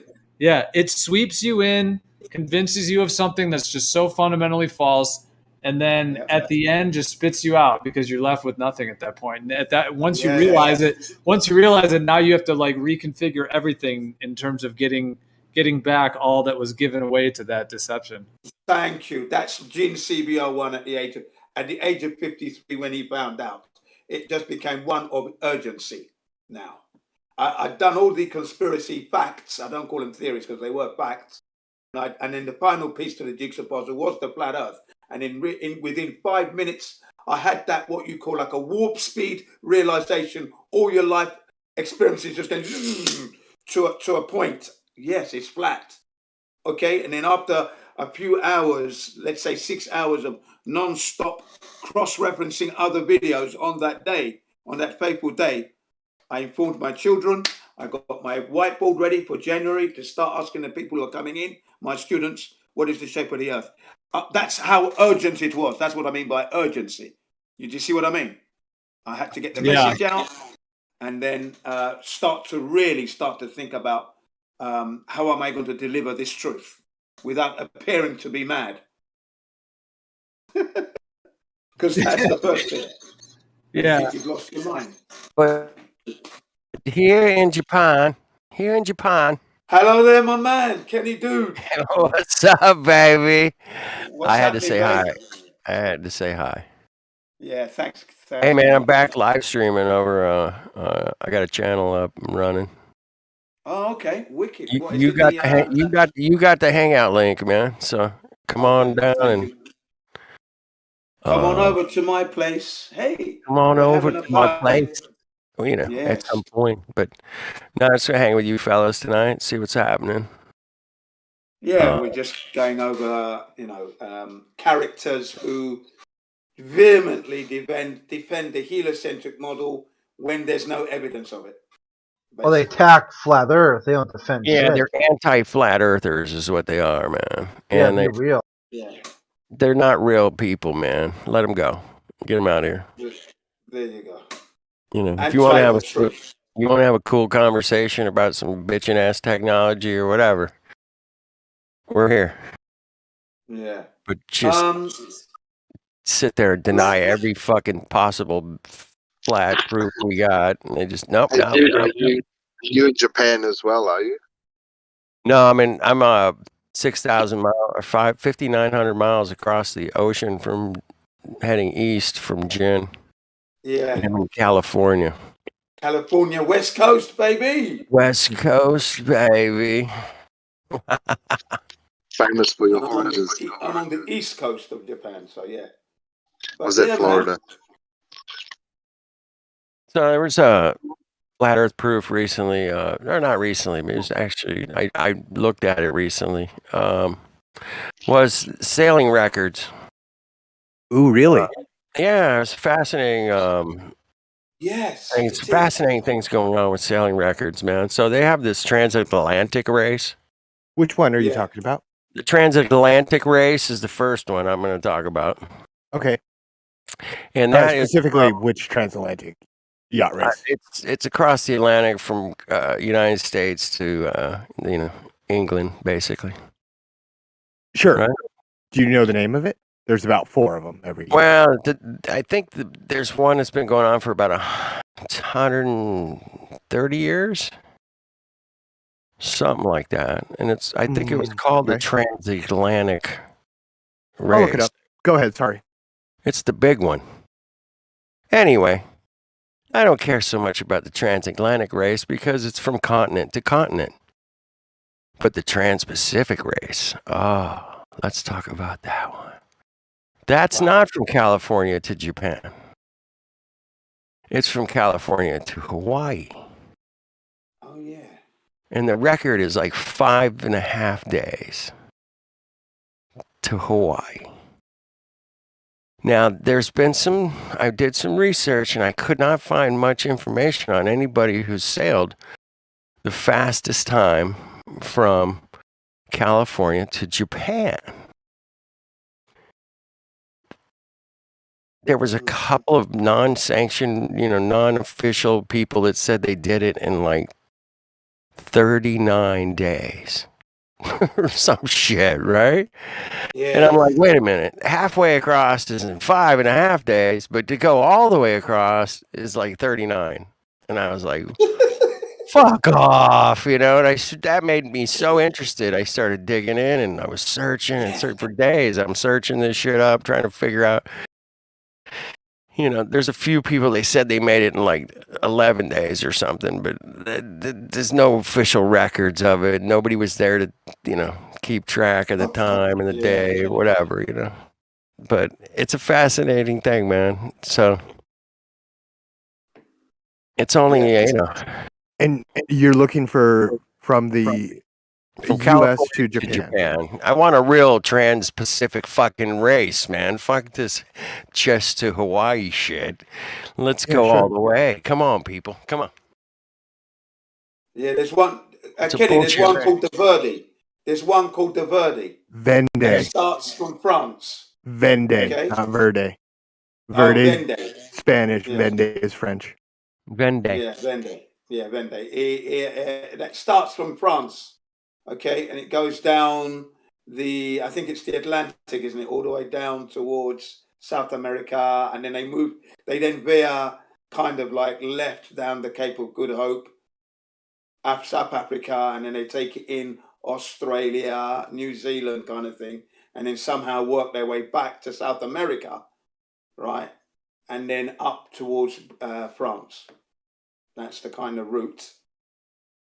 I think the distance is roughly 16 to 18,000 nautical Very wrong. miles. Not very wrong, because the very wrong. it's not very wrong. Not very wrong. 16 to 18,000 nautical miles. But some of these. Hang on a second. Let me just get this out. This is the document that I'm reading. Some of the competitors reading the wrong race. 28,000. No, it's not. I'm always wrong. It's the documents that I got. You're not the authority on this subject matter, because there's so much conflicting information that your information doesn't necessarily mean it's the gold stamp, and we all have to held to your shit. No, You're talking I'm about telling you the shit. 16. I'm talking about the shit that I've read about this so-called race that I am suspicious about. You have your information and your sources, and I respect that. So don't go around saying you're wrong, you're very wrong, because you're going to find me all over you like an unwanted rat. It's a really Mind interesting. your language, boy. Hold on, Jin. The actual distance for the Vendée Globe was between 24 and 28,000 nautical miles. The race you're talking about is the race you're talking about is the Antarctic yacht race, which is from Australia around Antarctica back to Australia. They don't have the North and South Trog, which is why it's only. I did, and you're wrong on the date. You're getting your races mixed up. It would be the data that is wrong. We'll You're getting your races backed up. Either way, it wouldn't be me that is wrong. It would be the data that I've got that is wrong. And Okay, like your I said, data is wrong. There are so many conflicting bad data, data man. out there. There is so many conflicting data out there that this is why I'm suspicious. You see, There's not, though. There is, though. There is. Thank you. There is. So, would you like me to do my Vendée presentation now? Yes, go ahead. Please Yeah, go ahead. please. Thanks for trying to derail my one, though, calling it all wrong. Carry on. It is. This is another version, by the way. It's not that you're wrong. It's just a different race, Jen. Yeah. Yeah, I mean, there's so many data out there on this version. We can move on. We got the wrong Vendée, race. That's cool. The Vendée Globe, which Jen brought up, I've just put the tracking map in Livestream 1 if you want to look through it. This shows you the accurate positions as well as all of the speeds and relevant data for all the ships competing, including those who didn't make it and all the winners at 5-minute increments for the entire 81 days of the race. We know where these ships are. We know how fast they are going, and we know the distance that is traveled. The distances get smaller the further south of the equator you go. which is why the boats that won, such as Apriva and the Yanis Bedston's boat, both have the southernmost routes around the coast of Antarctica. Consequently, they moved the shortest distance and have the fastest time.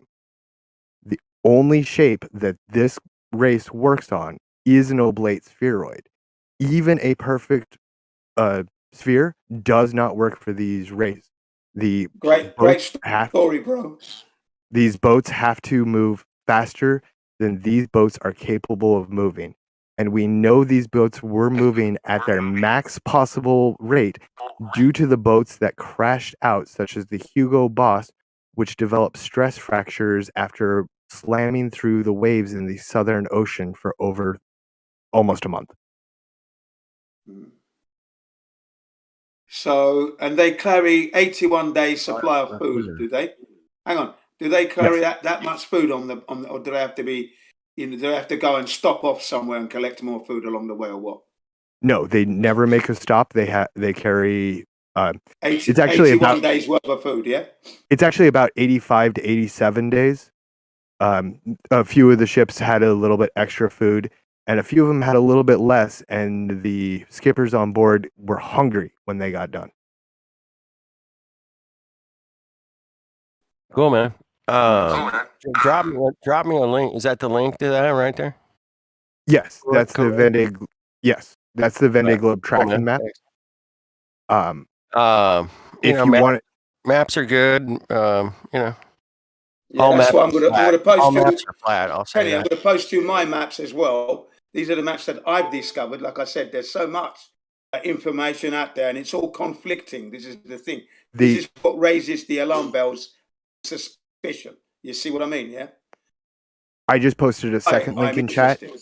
This is the distances that Jin was quoting. The 16,400 nautical miles was the solo skipper's record when he did it in the fastest time possible. That's where Jin got that 16,400 number. I don't know if his sources got it wrong or whatever, but they're two very different races. Right, yeah. Again, it was the Verdi race. But there you go. This is what I'm saying. There is so much conflicting information out there, which is what raises the alarm bells for me. Anyway. In that case, I don't know, where'd you get that information, because they were wrong, sir. Well, I got it from the Wikipedia, not Wikipedia, but a site. Yeah, I can't remember the name now, but the site was there. I mean, I was reading it the other day. Maybe if I can find it again. If you're looking for good sailing news, may I recommend sailworld.com. They are one of the oldest and most well-respected publications. Yep. Okay. All right. Yeah. Because I mean, I'm suspicious on the instruments being used that are recording the distances on their ships and how accurate they are. For starters, that's something I want to get sorted out in my mind. Cool, man. Because and another question is that you say that the helicopter, no helicopters following the ships around, so there's no like 20-foot constant footage of the racing going on. Okay, so that's another thing. Yeah, there's not. Which is that is a shame. There were 24-hour live streams that were done by the sailors on the boats, as well as which unfortunately I can't find anymore. They have disappeared, and I'm sorry about that. But that's okay. The daily updates or weekly updates, depending on which boat you look at, their updates are still available on YouTube, and you can follow their progress through the entire 80-day race. May I recommend the YouTube channel Pip Hair Racing? She came in 6th in this race. She is a 60-year-old grandmother who actually lost her rudder at sea and had to repair it herself during the journey. She's an amazing woman and did a great job documenting the race. Yeah, I think was she not 65? I thought she was 65. I could be wrong. Yeah, something like that. Yeah. Way more about this shit. I saw that woman. I saw that woman, and I found it difficult to believe that she could fix her rudder on her own. Then there's another story of a man whose hull cracked underneath, and then he would have to go under the water, do some patching, come up, get some air, and then go back under there in that, the stories they tell you are just amazingly fantastic. And I don't know what adhesive's going to work in water and patch up a leaky. I don't get it. There's a lot to Hold on, Jin. accept. Can I answer that question for you? Single-handedly. Let me just get this out so that people can understand my skepticism here. Single-handedly in treacherous seas on their Jack Jones. It's a lot to ask about. Yeah, please carry on. The patches that are normally carried by these sailboats are a mix of adhesives that react to the fiberglass material that the boats are made out of, and it is a non-water soluble adhesive, which is one of the reasons they carry mineral spirits on board to clean up their hands and clean up any spills that might occur. It is one of the few fuels or explosive things that are allowed on these boats, specifically for that reason. Okay, fine, yeah. Gotcha. That makes sense. That would make sense if they need to, because it doesn't quite. It does sound fantastic that a woman could do that. A rudder, by the way, folks. Not a light piece of kit, easy quite fix, heavy. Yeah, easy fix on her own. Okay. And it's really cool because her YouTube channel actually shows, she goes through most of the steps, except the actual install. She obviously was a little busy to be filming that, but all of the preparatory steps as well as the finalizatory steps are documented on her YouTube channel, Pip Hair Racing. Yeah. I don't know. I mean, I'm sure I could rig the camera up so you could see me installing it. Why not? Yeah, dude, you're fucking trying to fix your rudder. Fuck the camera. I'd be like, I got to get the fucking rudder fixed, man. I mean, I've sailed. I know. Oh, are you a sailor, dude? That's cool. Yeah. And I've sailed enough. The rudder is the most important fucking thing on a boat. So, besides being fucking seaworthy, Could you repair it on your own? The rudder, man. If it The broke? sailboat is gonna be fucking and they ain't going anywhere, man. It ain't going anywhere. I know. It's Going in going nowhere circles. fast. I could And heat then you risk too. and fucking capsizing as well. I have not And met then you a. risk- Sorry, go ahead, Jen. So I was just going to say, and you risk capsizing anyway without your rudder. The thing is, can you repair it on your Jack Jones on your own? Yeah, could you do that? Depends, man. I mean, if it was just if it was just tangled in something, yeah, you can get down there, maybe cut it off. I don't know what the actual situation with the rudder was, but It broke. It sheared off. This thing sheared off, man. It sheared off, but she had complete replacement parts on board. right, yeah, you usually carry an extra rudder with you if you're going that far. Oh yeah. Yeah. Sorry, I love sailboats. This is the one thing I talk about in these channels, and I've to come across a sailor who has a differing view on the shape of the earth is very interesting for me. It's cool, man. I've been out there, seen 100 miles left, right, man. Yeah, definitely. And it's like, ain't no fucking bendy fucking nothing, man. But what about the distances? I don't know, man. 100 miles, 50 miles to my left, 50 miles to my right, 2 pieces of land, and you look straight ahead, and there's no bend, man. There's just no curve, man. Sorry. That's it. That's it. You see. That's it, Kenny. There's no That's it, curvature. man. So I'm in a situation where I know the Earth is a flat plane. So now how am I going to discover how they're lying with this Vendée globe race and other races that are happening supposedly on a globe? I've got to reverse engineer this. This is why I'm interested in the distances, the actual course, their stories. We've got to piece it together, yeah, because we know there's no measurable curvature, even when you're actually sailing on the day, and you are not upside down. It's not even fucking visible. I mean, So it should be upside down. Should be visible from You have to be 39,000 upside feet. down. Should be visible from fucking sea level. Should be visible. Yeah, It's not of visible. course it should be. Of course it So should be. I will agree with you that standing on the deck of a ship, you can't see it. Not at all. You Yeah, can't see it from 110,000 feet, man. 130,000 feet. I don't care about that. It's not boats. I'm just comparing the two. That's all. Sure. What about these known? Sorry, go ahead, Jen. No, go ahead. What about these known What Go about ahead. these known distances and the known speeds, such as the fact that the Imoca 60, the category of boats that raced in the Vendée, are not capable of traveling the distance required for a flat Earth map? Well, we don't have Only a way. flat Earth. First of all, we don't have a flat Earth map. Right. And whoever told you that he's been lying to you. Kosho has a map.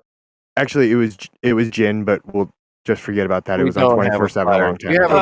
a You like to put me in under the bus there. We have a Yeah. map. It's the we're best we about have. dude. All of It is us not are a like globe, that's for we're sure. 500 So years you know, behind this fucking globe thing, man. We're a little yeah, slow it's bringing up brilliant. the tail end here, man. But Do you agree Yeah, we with have a map. the published distances between ports? Again, yeah, I mean, for most of them, I mean, I've flown, coast to coast and yeah. north, south, east, west. I haven't the ports. They're probably pretty accurate. Sure, man. That shows us what distances. That doesn't really mean Mhm. anything about the shape of the Earth, really. It just doesn't. I disagree, sir. I mean, it can go either way, man. If I actually had a fucking, I could just make my flat Earth, whatever your distance is to port, I just make my flat Earth that. Cool. There you go. There's a GIF in chat. Oh, sorry. I posted Whatever the it wrong is. thing. Stand by. Okay, that's my flat Earth map. Whatever your distance is between LA and Tokyo, I agree, 100%. That's Got it. exactly how far it is.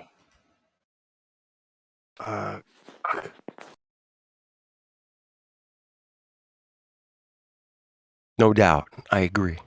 Yeah, that is but then 5,900 miles, 59. It's I think it's like 59.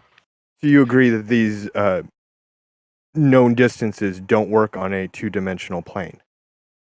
You can make them work any way you want, man. You can't though. Yes, you can. Sure, you can. That's I can make them work flat. I can. Come on. Don't pull that shit on me, man. Come on. With 4 known positions, you cannot. Sure, man. We'll make it fly. It's just distances, man. It's just measurements of things. I'm not saying that proves fuck all, man. It proves a distance. That's it, man. Doesn't prove curve. Doesn't prove flat. Did you end up with a better GIF, Kosho? That's their map. Not a GIF. I have a picture I'll post for the one we did earlier. On a macro. The best part is now you can hold heat to the fire with that. I saw you guys talking about it earlier. I was busy at the time. I'm gonna make a GIF actually, but it's just gonna take me a whole minute to animate it correctly. Take your time, man.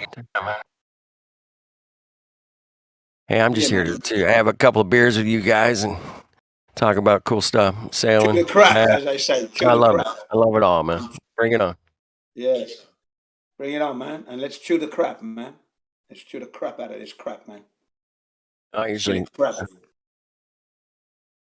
pop on a Discord or hang out or something this late at night and just see what's happening, man. I love it. I love sailing, man. I know you do too. Right, Kool-Aid? Yeah, me too. Me too. Are you- Me too. Me too. Sailing is so fucking cool, man. It's just like Yeah. when you're out there, you got those sails going and you got the natural wind pulling you, pushing you. You got the friggin' man, it's just like such power, dude. It's like Superman powers, bro. Right? Yeah. I mean, you are just controlling the wind, and you're going where you want to go, and it's so You're cool. free, man. You're free. You're free. It's so free, man. It's like the greatest freedom in the world, man. Do you plan on following the Golden Globe, the Golden Globe race this summer?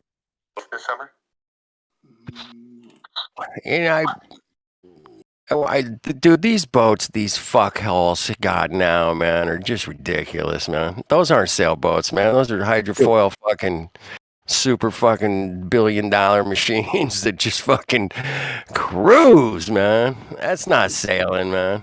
Yeah. I would agree with you. You gotta give me a hull with a fucking giant fucking keel on it. That's And- what the Golden Globe is.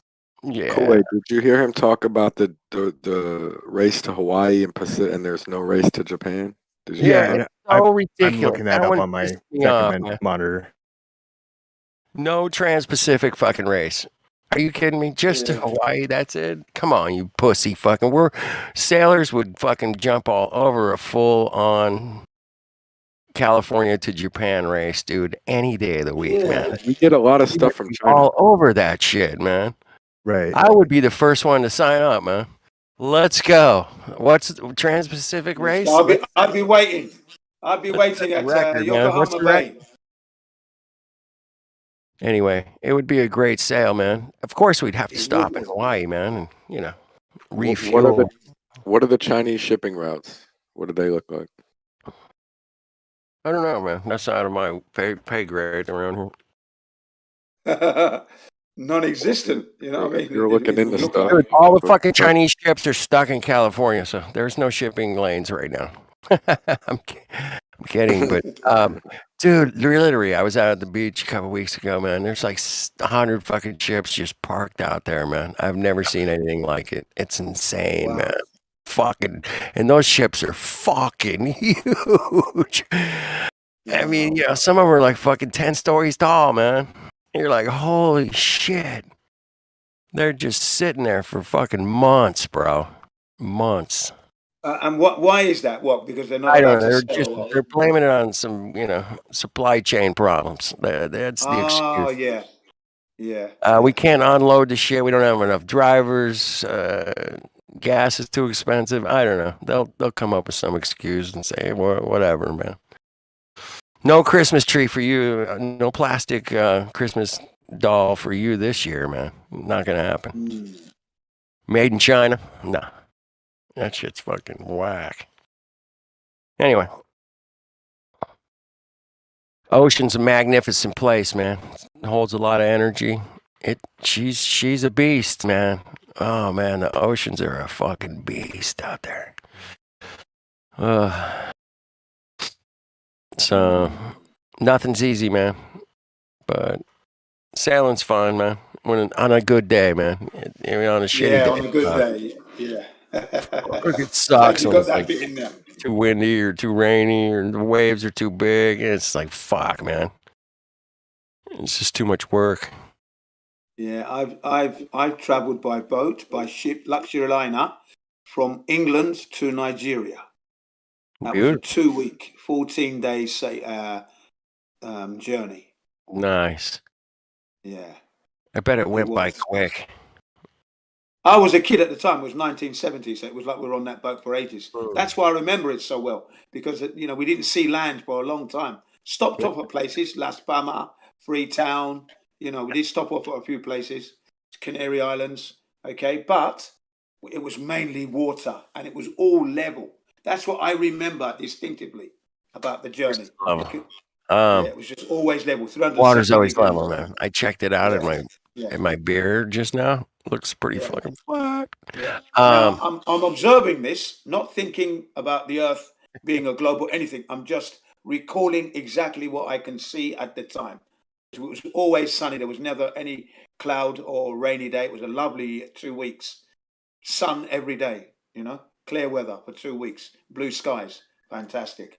And then my dad showed us the Canary Islands, which we'd have to say could have been about 30, 40 miles away. At that time, we didn't know anything about long distance observation because you could just barely make them out. But at least he mentioned it, not realizing he was mentioning flat Earth, even back then, because if you factor in the curvature, you wouldn't be able to see those islands. But there you go. Yeah, man. Yes. Yeah. The ocean is just a stunning place, man. It is. Yeah, the sea is. I've always can't loved the believe sea. we live with that kind of incredible. It's just incredible, man. It is incredible. Yeah, I'd have to say that. Anytime you're at it, you're in it, or staring at it, you're just like, holy shit. Whenever I go to Hawaii, I'm always going to the place where you can get your sit on top kayaks. We take our own life jackets because we do canoeing here, and we go and we just go out and go straight on the canoeing. I got a buddy, man, who canoes up these islands up in North Washington State. Yeah. He gets up there, man. He canoes fucking like hundreds of miles, man. Yeah, And I just can imagine. fucking pounds these fucking little islands and shit. And he's always Yeah, posting pictures, and I'm like, damn, dude, he's living it. That's living it, man. Living the dream and the nightmare, Jen. it. Yeah, yeah, man, living the dream and the nightmare. Living That's the where you dream. guys are. We got to come up with a T-shirt, man. We won't get rich, but we'll have a few shekels. Yeah, that's got to be made, hasn't it? I agree. Got to be made, man. Yeah. On the back, all the conspiracies on the back. But then there you are playing golf. Right. Teeing off. In the nightmare, man. In the nightmare. But behind, on the back of the t-shirt, you got all the atrocities, 9/11, this stupid pandemic and all the other crap that has gone on the back of the t-shirt. But on the front now, living the dream in the nightmare as you drive off. Like a palm tree. Or as you sail. Or as you sail. Palm tree and a syringe. There. A sandy beach and a syringe. Thanks, man. Fuck. I don't know. So I'm going to go ahead and throw in the towel. It doesn't look like there's a good sailboat race there. It's a very popular cruise ship route, but yeah, the cruise ships and then people just kind of moving their boats around. But there doesn't appear to be any actual Transpac race. Right. There is no real one. Man, dude, I looked for like 2 days. And I wonder why that is. Why is that? Probably like spent about 8 hours really like digging into some sites and typing it in different ways. And it is fuck. There's nothing. It is a longer distance. The trade winds don't really work with it as a race, but because 4 months is a long race. Yeah, but just to go whatever it is from here, 6,000 miles. I should be doable in about, I don't know. I mean, if you really got a hot ass fast boat, man, you can get there in maybe 12, 15 days, pretty quick. Yeah, it should be. That's quick. Right, but the Star runs out. It does the Atlantic all the time, and that's where you're getting the really fast boats. The other side of the right, other side of the U.S. Yeah, exactly. That's where you really haul ass. So Kenny, in order to make it in 15 days, let's say, where are you leaving from? California? Right. Yeah, San Francisco. San Francisco. Okay. Yeah. That should just be head northwest. Looks like. Yeah. Heading northwest. Hold on. It takes cruise ships 22 days from Hawaii. Why would it only take 15 days? That's my flat Earth question, man.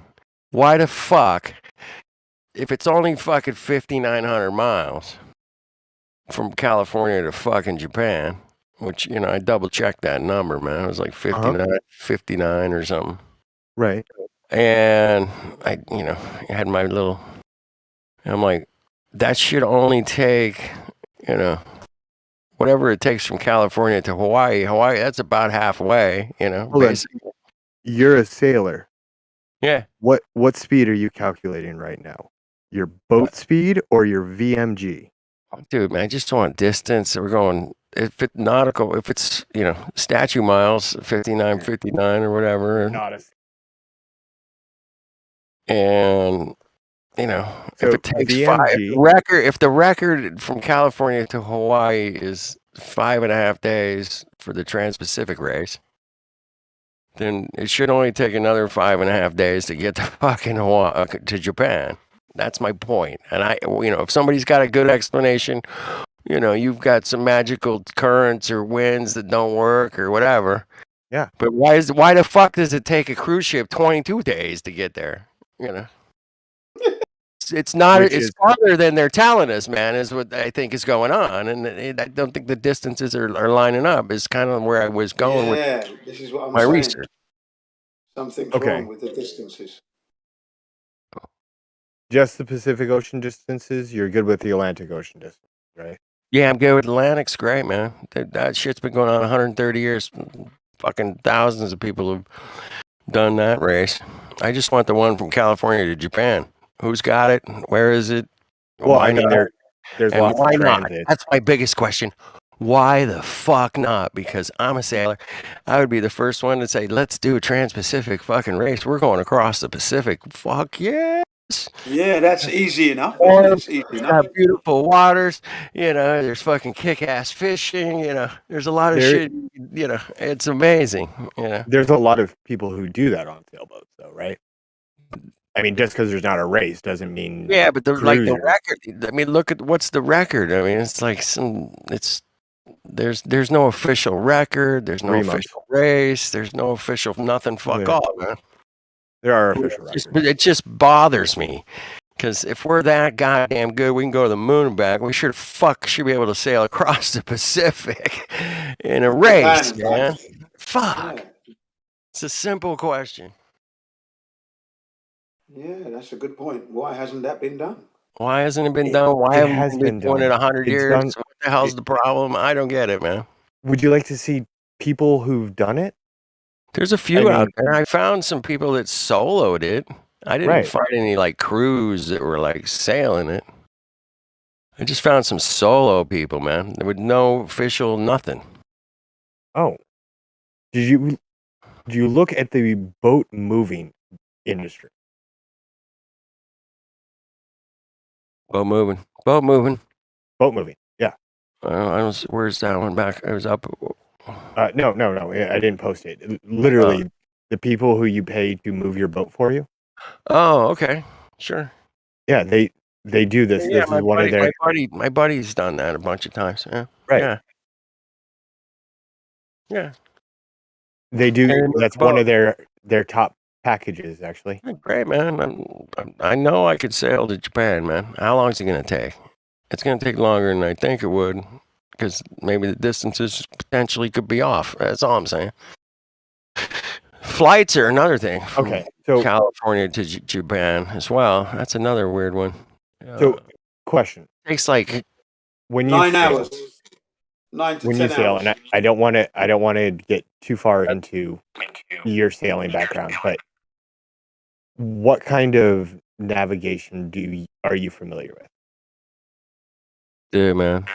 I just use the compass, and I'm a day sailor, man. I'm not like fucking going cross country anything. Oh, okay, cool. So just He's not Columbus.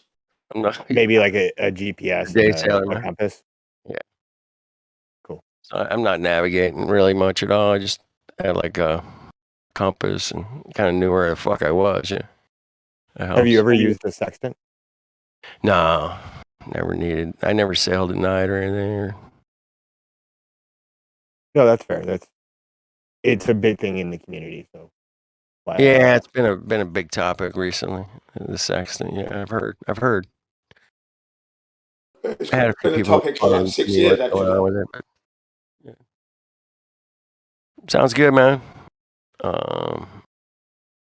This beautiful place we live is amazing, and there's lots of cool, fun things to do on it. Whether you think it's round or flat, don't really fucking matter. But there's some cool shit here where we live. Yeah, yes, and I'm glad to say that I've enjoyed some of that. So I partaked. I'm not here to in make enemies or anything.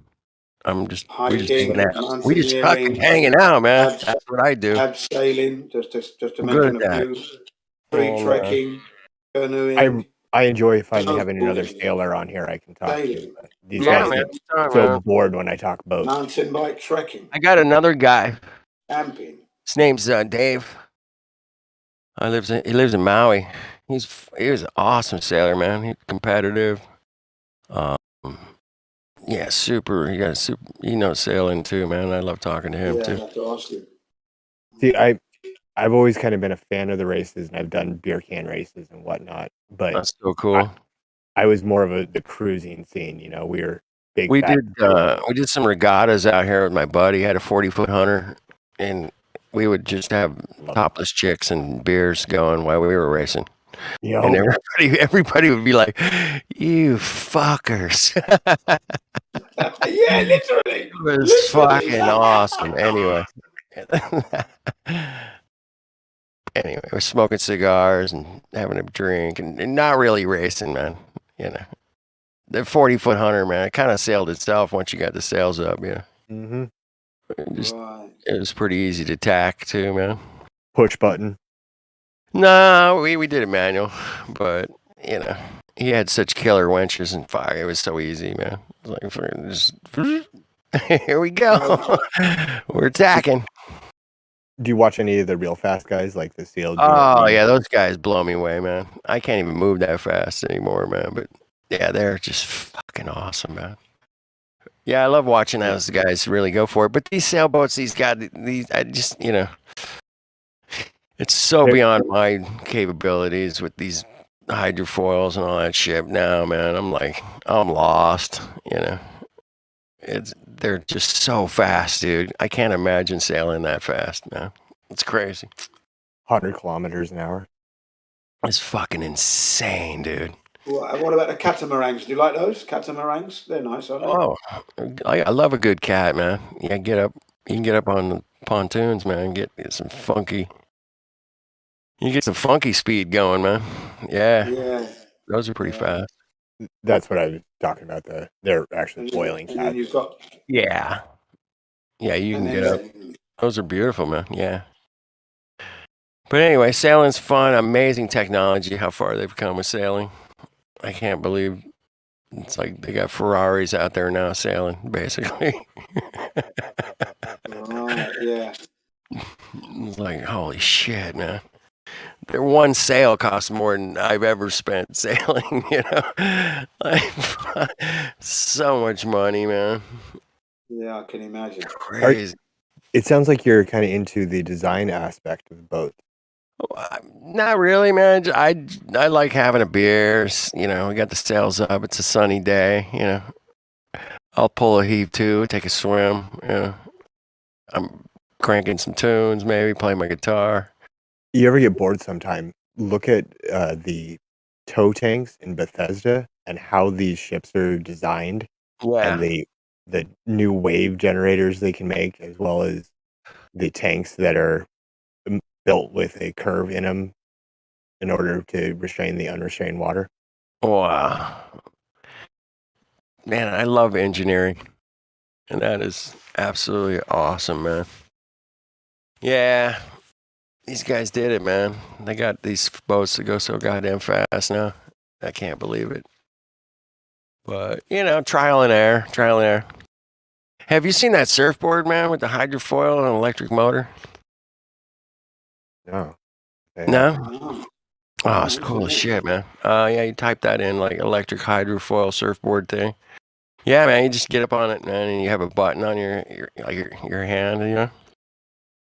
And you just can cruise through the water on this surfboard, man. It's crazy. Electro, yeah? Yeah, it's electric, man. And it goes for like, you can run it for like 45 minutes. And then you have to kind of recharge it, but A bit of a bummer. it's cool as hell. I watched this dude, man, for 45 minutes one day, man, just going from one side of the bay to the other, man. I was like, damn, that looks so fun. But kite surfing's cool too, though. You ever try that? Hell yeah. Yeah. That shit's the fucking balls, man, right? That is, yeah. I can't believe how cool that is, man. I wish I had that when I was fucking growing up, man. I love flying kites, man. But kite surfing, now we're in a completely different world, man. This is too cool. Yeah. I've seen some guys get fucked up on those too, man. So I was just going to say that. I've seen some serious wipeouts. Yeah, these guys get pulled ashore, man. They're crashing into buildings. Skin is raw. Raw skin, mate. Hopefully, you can let go when you're not fucking 20 feet just above tangled the up, you water can't let go. You're just or above the tangled land. Oh, yeah. Anyway, kite surfing's cool, man. Got to be one of the great inventions of all time, man, in my book. it's weird how your brain locks up, and all you need to do is open your hand, and you squeeze tighter and tighter and tighter, and you're just like, no, let go. Yeah. It's what a freedom to be able to kite surf, man. That's another great freedom. Yeah, so yeah, we got cool freedoms.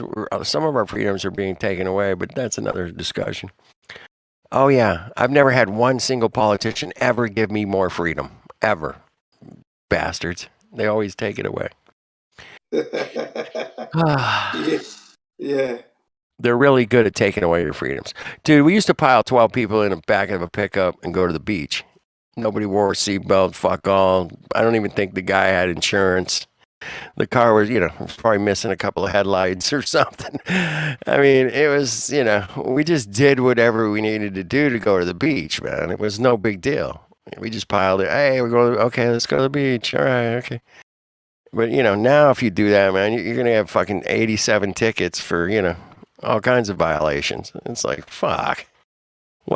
They just keep taking the freedoms away, man. My buddy used to bitch and complain about the helmet law on a motorcycle, man. He was just like, that came about, here in California, and then eventually went a lot of places. Anyway, it was like, dude, I can't believe they're going to make us wear a helmet. I go,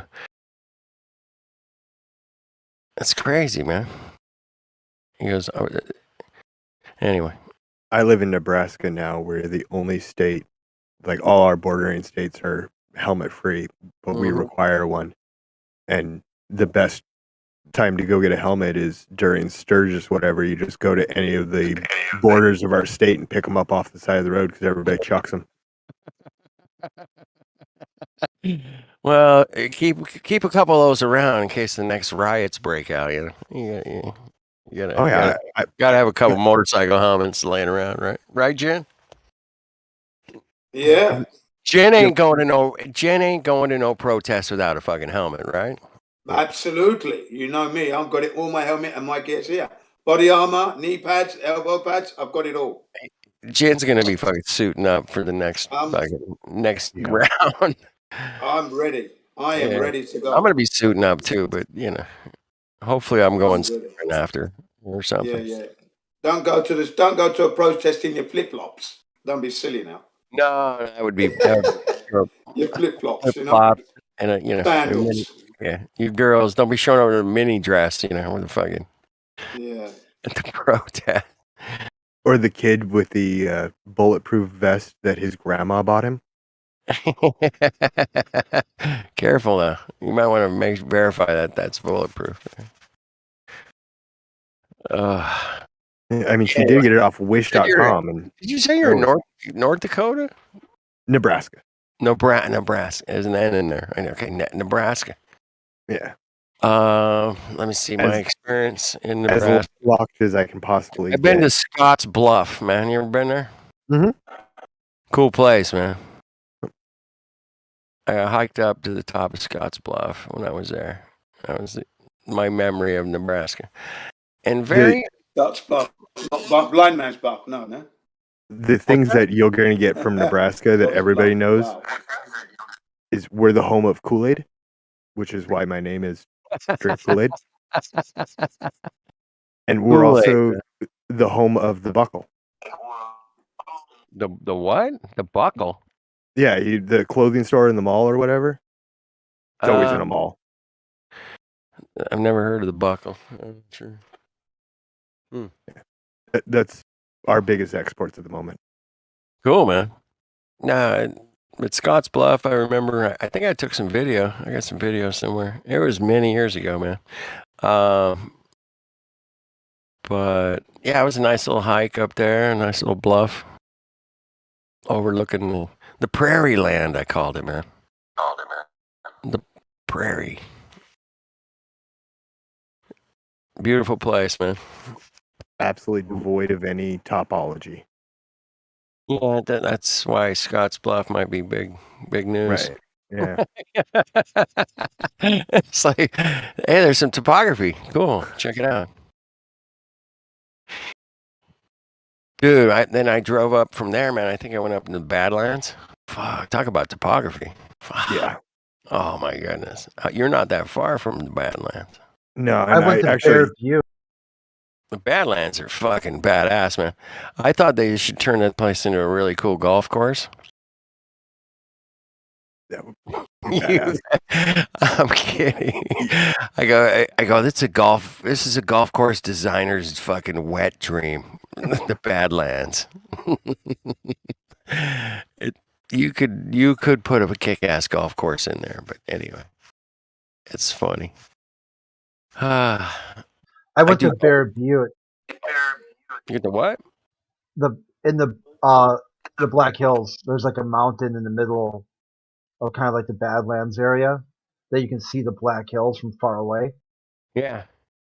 It's called Bear Butte. Bear Butte? Yeah. Yeah. I climbed all the way to the top, and when you got up there, you could see why it was why people like it, because it looks so flat and black, spiritual. Yeah.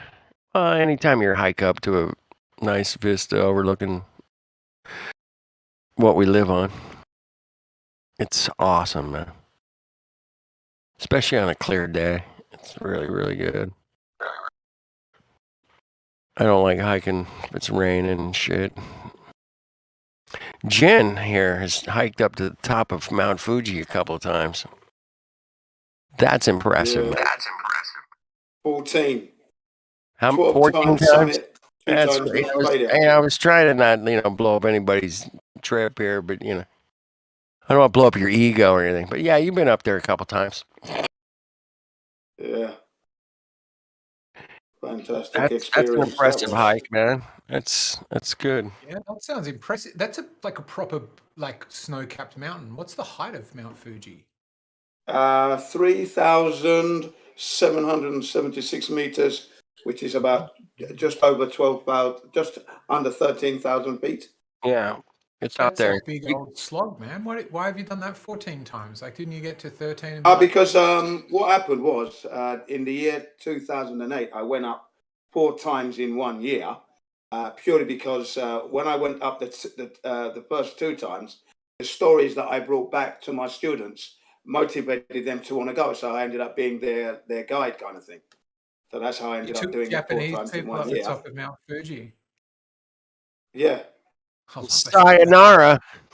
Yeah, man. It was brilliant. Okay, man. okay.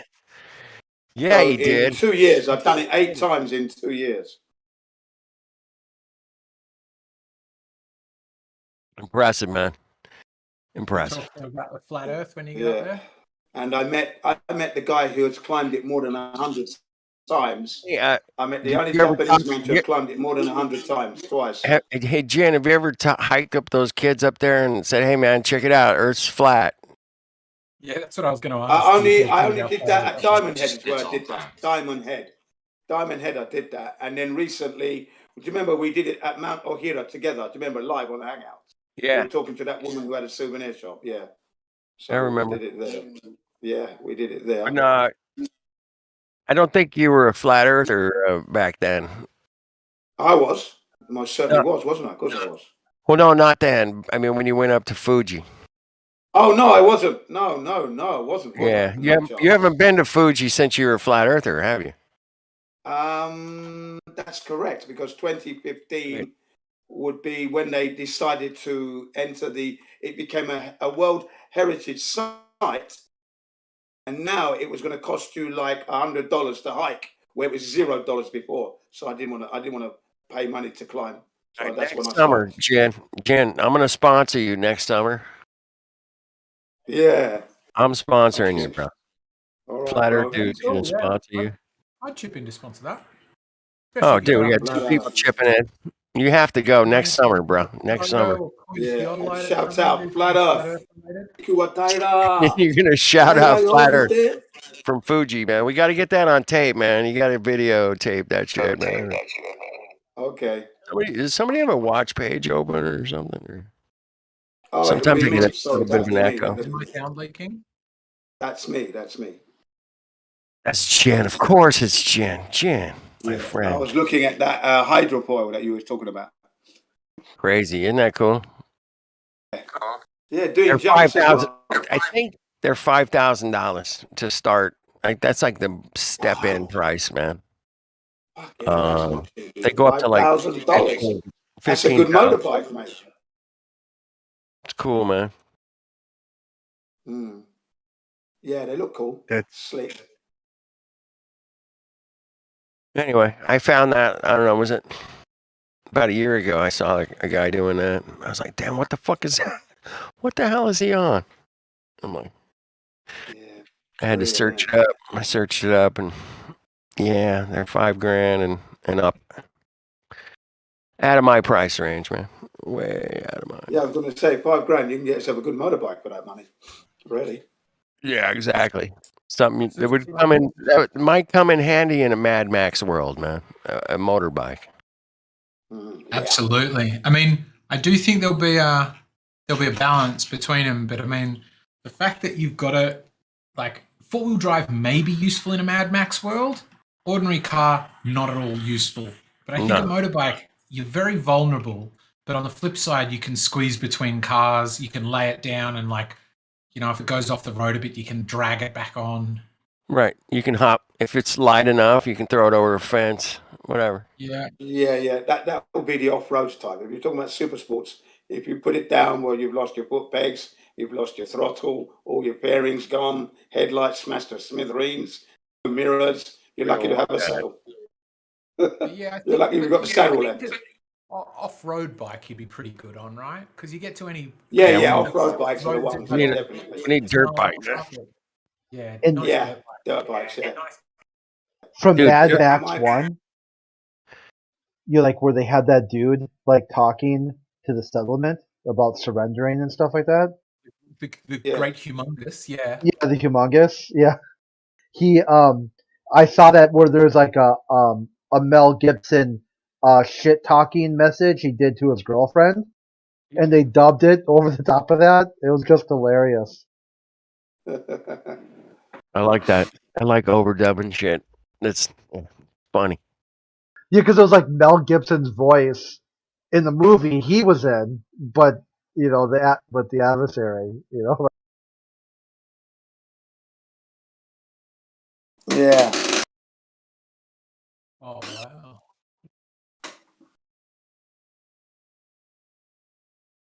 Yeah, my friend posted the first Mad Max the other day because it's originally set in like 2020 or 2019 or something, and they were like, "So it's 2020 already. Can we? When do we start dressing like this?" And they showed a photo of the Great Humongous. Because for people who don't recognize him, he's wearing like a metal hockey mask, and then like some weird bondage leather G-banger outfit with like a harness. That's right. Suit. Motorbike leathers. Yeah, man. Like motorbike leather crotch, and everything else was skin. I'm wearing that right now.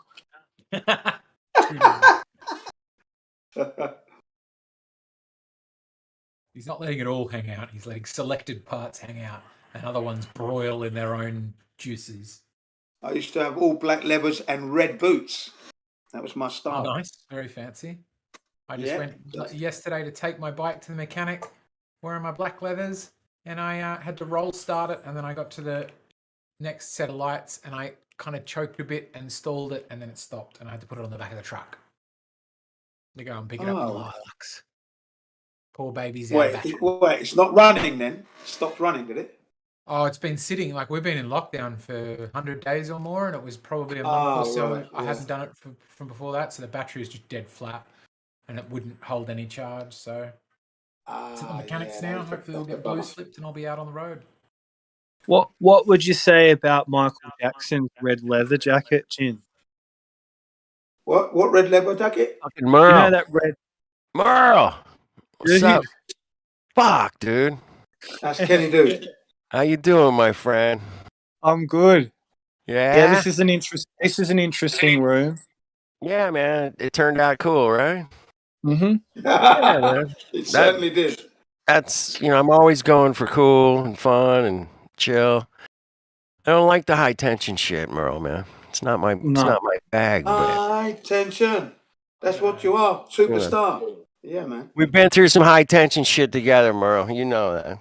Yeah. Mm-hmm. Yeah. I think we explored the internet in a different way. We were No kind of doubt. like pioneers. Yeah, man. We we weren't censored. There was, it was great, man. It was I great, especially really even with will always even be with fond of Poncho my Pete, friend Merle. Poncho Pete as well. That area is good. Poncho. Yeah, it was crazy, man. And Jamie and shit. So many people, man. Good times, my friends. But I'm, just here. We were talking about sailing and hiking. How about that? How dare us? Yeah, basically, Kenny Do said it doesn't matter the shape. There's a lot of good things you can be doing on the earth. Basically, is what you're Yeah, saying. man. Doesn't matter the shape, man. There's a bunch of cool shit to do on the earth, man. Yeah. Surfing, sailing, hiking, Mountain bike trekking, making hiking, love, making abseiling, tree trekking, canoeing, snowboarding. I can play and guitar, sailing. music. Yeah. I mean, it's so cool. Great place we live, man. Enjoy it.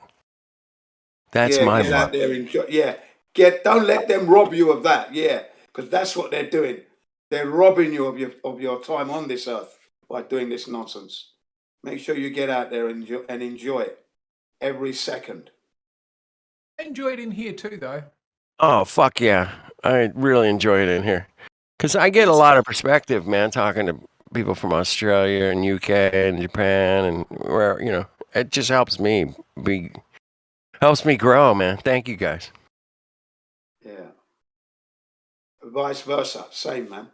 Same Yeah. way. If you guys make it to It's just Southern amazing. California, man, It's let me. just amazing that it's flat. That's just the thing. That's what blows my mind. Well, it's Me too, Jen. Yeah. it's observably, measurably, cognitively aware. It presents itself as flat and stationary. It It's is, pretty you know. simple. I'm gonna go with the most simple straightforward. plan. Yeah, just can't get over that. You reckon it is more Let's keep it simple. It blows Yeah, my mind too. if they didn't, have the opposite perspectives on that, because I would say of the two, which is more simple, the complexity of the conspiracy I would add to the flat side. if they didn't show us a lot of that outer space stuff, I don't think we'd even think some of that stuff. Star Trek and Star Wars and light speed and all this sort of unattainable fantasy world. Warp speed, baby. Warp. Yeah, it's like. But yeah, I wonder that. That's when faster they than were light. telling people the Earth is spherical, but they didn't have photos to show them or anything like that. Whether there was like a large number of people in the 1900s who were like, "Oh, fuck, it's round." No, right. My experience was that when the tribesmen on Earth were told that the Earth was a globe, they laughed. They laughed at it. When they were told the Earth was a globe, they laughed because they seemed to know that the Earth was a flat plane, you see, or is a flat plane. And when they were shown the globe and that, they laughed at it. You know? I'm sure they did, This is the man. man I'm butt sure they did. naked. He's got his little pouch cover there and his string on and his bow. And then they say, "You're living on a globe." And then he looks at you and laughs. He's just gonna go out. That is the ultimate, you know? Yeah, that was it for me. That did it for me. That there just proves how hideous the globe is. If a man who is from the bush laughs at your story, yeah, right. With all your high tech gadgets that you got on you at the time, right on, man. And he laughs at you. He said, "Come on, let's go and catch this antelope before it gets away." Yeah, come on. I'll tell you what a guy from the bush would appreciate, and that's a really good compound bow. Yes. Oh no shit! Fucking A, man. Yeah. Do you reckon there's any? Bullshit. And then you shoot something with it, and it goes. He's like, "Oh, okay, no, now I see." And it goes into space. Well, Ray Mears actually did that about he actually lived with Kalahari Bushman about sort of 25 years ago. And one of the presents he brought back was a compound bow, so they could actually have a play with it. Wow. Would you leave it with them? Because my understanding is he didn't. bows are good and well, yeah, but unless they can make like carbon fiber arrows, they are just going to make the standard wooden arrows and smash them through the back of their own hand. Well, I have a wooden compound bow, man. And compound. yes, Yeah. I do have one, man. Wow. And it's a tricky mother. I can't believe they built this shit, man. It's impressive. That is interesting because I thought they always had steel limbs. Nah. But yeah, if anybody ever wants to like give yourself nightmares, look at our compound bow injury where they use a broken arrow. And go through the back of their hand, and it'll be like, imagine if you stab the back of a hand with a pencil. So there's just a boring pencil stab in the back. Yeah, But then it's what's coming probably out the front wicked. near the knuckles is like shot out in all directions, is like strips of carbon. Well, I'm up for a topic change. I wanted to talk about the gross thing. Compound bow, compound fractures. What's the difference? Come on. Yeah. Well, I got something that fits in line with that, like landmine injuries. Wow. They would be awful. Explain that. Explain landmines on the globe. Well, the gravity hilarious. holds them to the surface. I think landmines are disgusting, man. What a setting a fucking trap, man. Fuck those motherfuckers. Yeah, so the same type of people who would deploy landmines are telling you the Earth is a globe when they can't right. explain the landmine on the Oh, globe. God, jeez. Yeah, It's true, though, solid isn't it? logic there, Crit. I can't argue with that. Landmines exist, therefore flat. Absolutely. I love Tell you that. what type of Can I put that on a psychopath. t-shirt? Can I put that on a t-shirt? Yeah, I like don't know how many landmines did Magellan deploy? How many landmines did Vasco da Gama deploy? How many landmines did Captain Vancouver deploy or Captain Cook deploy? Nixon. Something Jesuit, something Nixon. slave, Now something you're talking. Nixon, something landmine, something moon, something flat. I That's think what it was the it's landmine that went big, then we got the Big Bang, wasn't it? From the There's landmine. no food. There's no food in space. That's right. There ain't fucking one. There's not even one tree in space, Merle. Before I was a flat earther, I was pissed because I'm like, everything NASA showed me was like, dude, man, could you show me one fucking tree? Just one, man, please. It would be cool because I might want to move there. I like that. Space No tree. trees in space. Ergo, There's yes, no it's flat. trees in space, man. Well, here I got a quote for you. See? Carl Sagan said You it getting best. it, fucking 10 trillion of them down here where we're at, man. There's not Billion, one. zillion, gazillion. Carl Sagan, go on. Yeah, so for me, the most ironic token of that moment in history is the plaque signed by President Richard Nixon. It reads, right? We came for all in mankind while they were peace killing for all people. mankind. Yeah. See, this is Wait, the atheist argument: is that 7.5 megatons of conventional explosives is only 0.05% of the explosives America could have dropped. So really, it's nothing. Is that all atheists' arguments? Yeah, because they use the same one when they ask, like, well, they only, like, how much does NASA cost? Oh, it costs 0.05%. The same amount of explosive dropped on Vietnam. So really nothing. Just impressed that all of the atheists know that it's 0.5%. That's impressive of them. I don't have that knowledge. But I guess I might not be an atheist in that. This by is that reason. this is new. This is new stuff. I'm learning stuff. This is good. It's good. As Murrow would say, this is good. Das ist gut, ja. How about this? So Christians burnt women because they were good at midwifery, and they were flat earthers. Therefore, all flat earthers are evil. You can't use it that way, No. though, Dross, because Flat because Earth is that no doesn't kung make fu. any sense. No, because I don't claim a we. That's what I'm saying. Like, the atheists will claim a we. We went. Yeah, we're unique, Dross. Yeah, I'm not going to be like, yeah, that's my people. No, you're responsible for all your flat Earth brothers, I'm afraid. I've How? heard that from other flat Earthers, so therefore it must be true. That's right. Therefore, Yeah, well, this is how it works. they gave us two Therefore, memes, Dross. They gave us two all memes. flat Earthers are evil because we used to burn women because they were quite good at filming midwifery. Can't argue now. I think he's kind of brought me around. I think I'm going back to the globe. Do you have a Memes. response though? Well, they're he memes. missed it. He missed the point where the we part. The That's weed. that's not we we. There's no we gaming- and the whatever gaming thing. console. Yeah, whatever group of people you're trying to lump me in with, not me. I'm not part of that group, nor did I ever claim to be part of that group. Show me a They photo of claimed you. creation. If you're grouping me in with somebody who's not part of me, what's that called? They That's called claimed you. logical fallacy. You. No, it's not you claiming it. It's other people claiming it for it, and they claimed you as part of it. No, they didn't. Because I didn't claim Sorry. you. We 'Cause now you okay? That's perfect because now you know why they lie. You just lied for no reason whatsoever. Let's get back to the I topic. think he was being sarcastic slightly. I think. Yeah, the sarcastic bleeds through. I get it. I get that bleed through, but you know, you can put a band-aid on that shit. Come on. Yeah, you can't cast shade at me because I'm an individual, but I can cast shade at everybody else. If the shoe Stop fits, see, you want to wear it because you want the victim complex. Oh, there You should go. you Now should we get change it. your name, Dross. Dross. Shadecaster.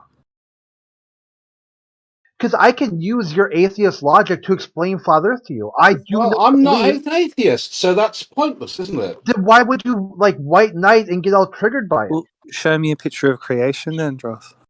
This is it. Like, if you want to put an epistemology of belief and not belief, I do not believe in heliocentric model or models.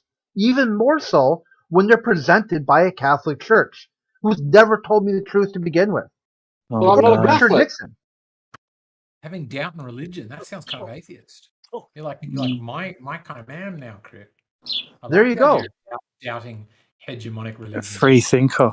Anyone who's going to offer me some sort of paradigm in reality, I can't ask any questions about it, and if I don't believe it, there's some sort of consequence. No, pound sand with that. And I don't believe the other 3,000 models that you presented either.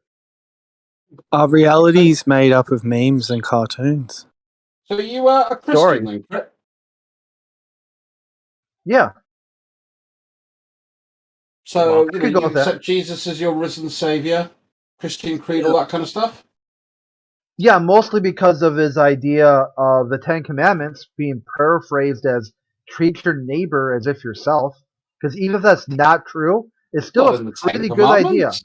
The You Ten walked on water. Commandments, the first three commandments, Dross is about to correct me on this, but my understanding is the first three commandments are absolutely the opposite of what you just said, which is they are commandments to do and believe a certain thing. There is no God before me. Thou shalt keep the Sabbath holy. And I don't know, you'll help me out here, Dross. It's early in the morning for me. Yeah, I got it for you. Yeah, to honor to God means if you're going to do something, do it with all your heart. Don't be like halfway.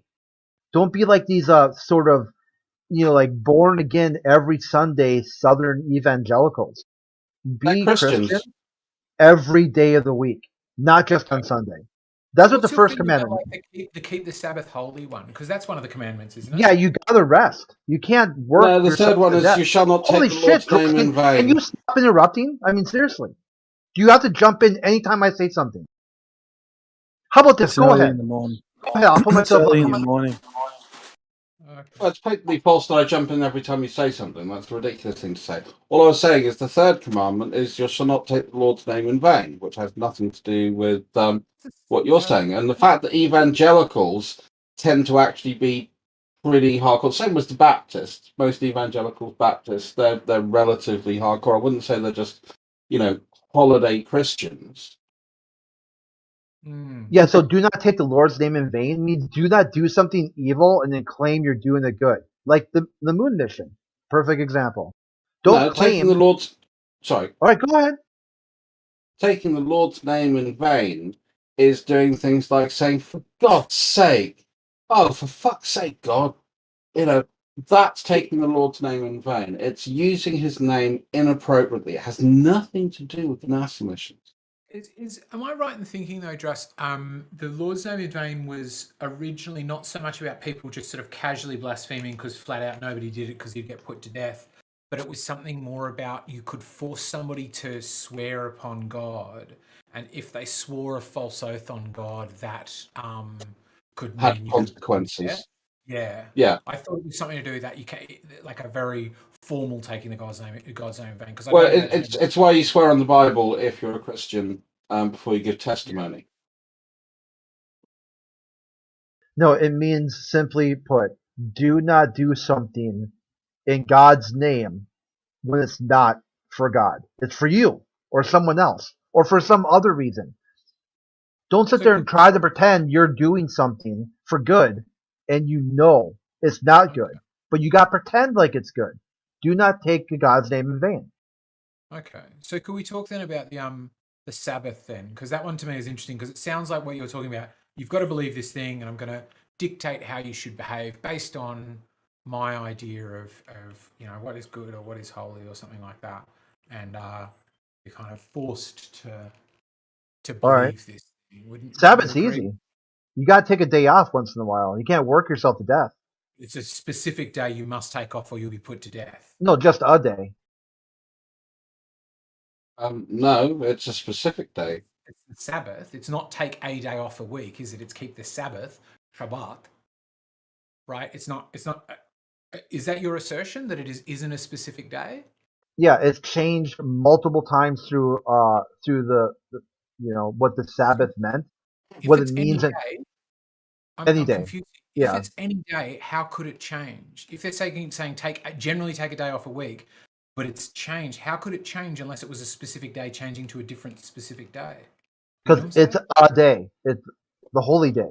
Take one day. So there is a specific holy day. It's not Yeah, just any day. Okay. So it is a specific day. It's just they've got to change which specific day it is. One So day how- of the week. Yeah, they this call it. idea of nobody should tell me what to do or what to believe. Yeah, take one day off. I bet you probably take more Sabbaths.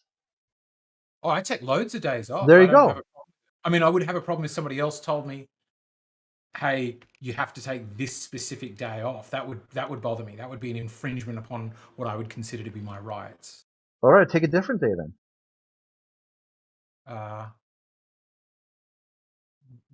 But I have to take a day off. Like I'm not allowed to work 7 days in a row, or I'll be put No, to death. you can if you want to, Okay, but so I can. see how that works out for you. Work every day. Work yourself to death and be like, damn, maybe I should have took a day off once in a while. Yeah, you probably should have. Yeah, it's just it just doesn't seem like it lines up with the thing you said before about being able to question and challenge things. Like I feel like if I want to work 7 days in a row, as I did, like when I first got to London, I didn't have a job for a while, so I got myself into debt with a few friends and stuff, and like needed to get a place to rent, so I worked at the Financial Conduct Authority, and I was also working at Spearmint Rhino, so it was like a strip joint by night, and You just don't understand, Harry. You just don't Yeah. understand. You got to pick up some books and read and get, educated. You just don't understand. I get Yeah, that. this is what I'm reading here.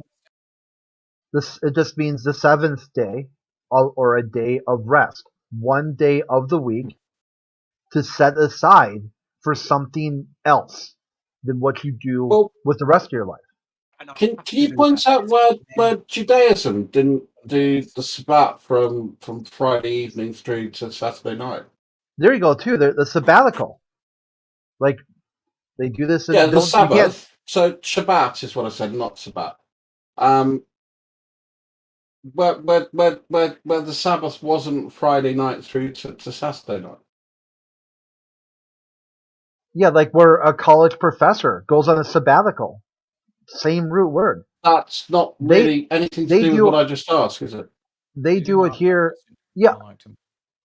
They do it here like a sabbatical is every 7 years. Why are you answering a question that I didn't ask? Because you're not understanding anything I'm saying, so I'm going to repeat it until you get it. Or until you just bow out. Why or in Jewish faith has the Sabbath always I'm not talking been... about the Jewish faith. from talking about the Friday Ten night through Commandments. Saturday. Ten Commandments. Yeah, I'm talking about the Ten Commandments here, ain't I? Yeah, which comes from the Israelites and No, which I told Judaism you comes from through to Jesus. Christianity. That's your path to the Ten Commandments. No, that's not my path. I said Jesus. Did you just say the Ten Commandments come from Jesus? Can you walk me through your logic on that? Yeah, because he paraphrased it. He asked his disciples, said, "What does the Ten Commandments mean? Can you, they seem to be a lot of interpretation here." He goes, "Yeah, just love your neighbor like yourself." Oh, did he? I didn't hear that he ever did away with the Ten Commandments. I didn't. No, he didn't do away with it. He paraphrased it. So once you've got that lens to look at them, they make a lot of sense. Love yourself, love your neighbor. I mean, I'm all for doing away with them, so that's kind of awesome. No, not do away with them, doubling down. The improvement on a bad book. You gotta love yourself one day a week. You can't work yourself to death. Love yourself. And make sure your neighbor has a day off too. Honor your father and mother. This is the best one here. Honor your father and mother. What does that mean? Just like make sure you buy them a Father's Day card once a year? Or does it mean every time you go someplace, make sure you're representing your family, your name? Your name. Your name should mean something. Like on here on the internet, you don't really have your name. You've got like a pseudonym. But you can still honor that name and let that name mean something and reflect on the family. Was it not honor and obey your? No, guess not.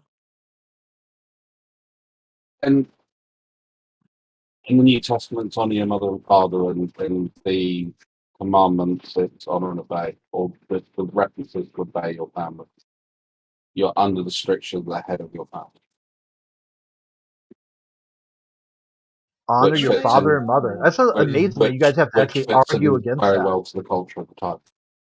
Like you want to argue against honoring your father and mother. Like that's something that it has to be debated. Who did that? I obviously was in a different room for that time. I don't remember anybody debating that. But so you disagree with it, or you agree? What do you mean? I don't honor understand. your father and mother. And what's the question? Do you agree with that? Should you honor your mother and father? I tend to honor my mother and father, but I think some other people I've met have pretty shitty mothers and fathers who don't deserve much honoring at all. Certainly not. My father was an alcoholic and a wife beater. Should I honor him? Oof. Yeah, I don't know about that. I'm not sure I'd do that. He beat me as well, Santa. Should I honor him? Or should I do what I did when I was 15 and kick the fuck out of him? Yeah, maybe you seem to misrepresent what the word honor means. So you should honor a father who might also be abusive and or a pedophile. Yeah, to give credit, if they whatever bad credit or good credit, whatever they've earned, that's what you give them back. A special recognition, good, bad, or otherwise. You honor a debt. Very flexible. Yeah, that's what I'm saying. This is why it seems almost a bizarre sort of knee-jerk reaction to any judgment, except for when you're the one doing the judging. It's okay to be like judging people. You'll judge flat earthers, judge your parents, judge society. You be judged, I believe, is the saying. Yeah, but then when it's time for judgment should be you, left up to God is another saying. but then when it's time for you to be judged, then it's a problem. Actually, the one thing I get from the Bible really is, watch out for pride and be humble. It's about the best message. Yeah, I get love your neighbor like yourself. Love yourself, love your neighbor.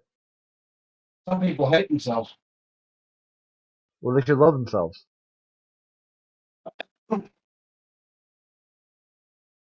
Love your neighbor as you love yourself. So if you hate yourself, you're going to hate your neighbor. Yeah, you should love yourself and your neighbor. It doesn't say that. You're just reversing the logic. No, love yourself, love your neighbor.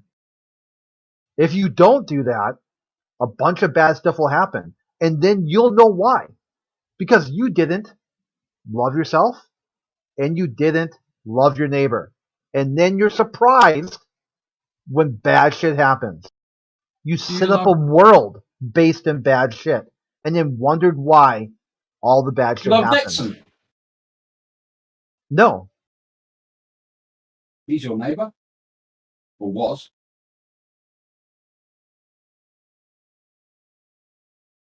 Nixon you're the supposed to person turn the or other Nixon the cheek and president? forgive, correct?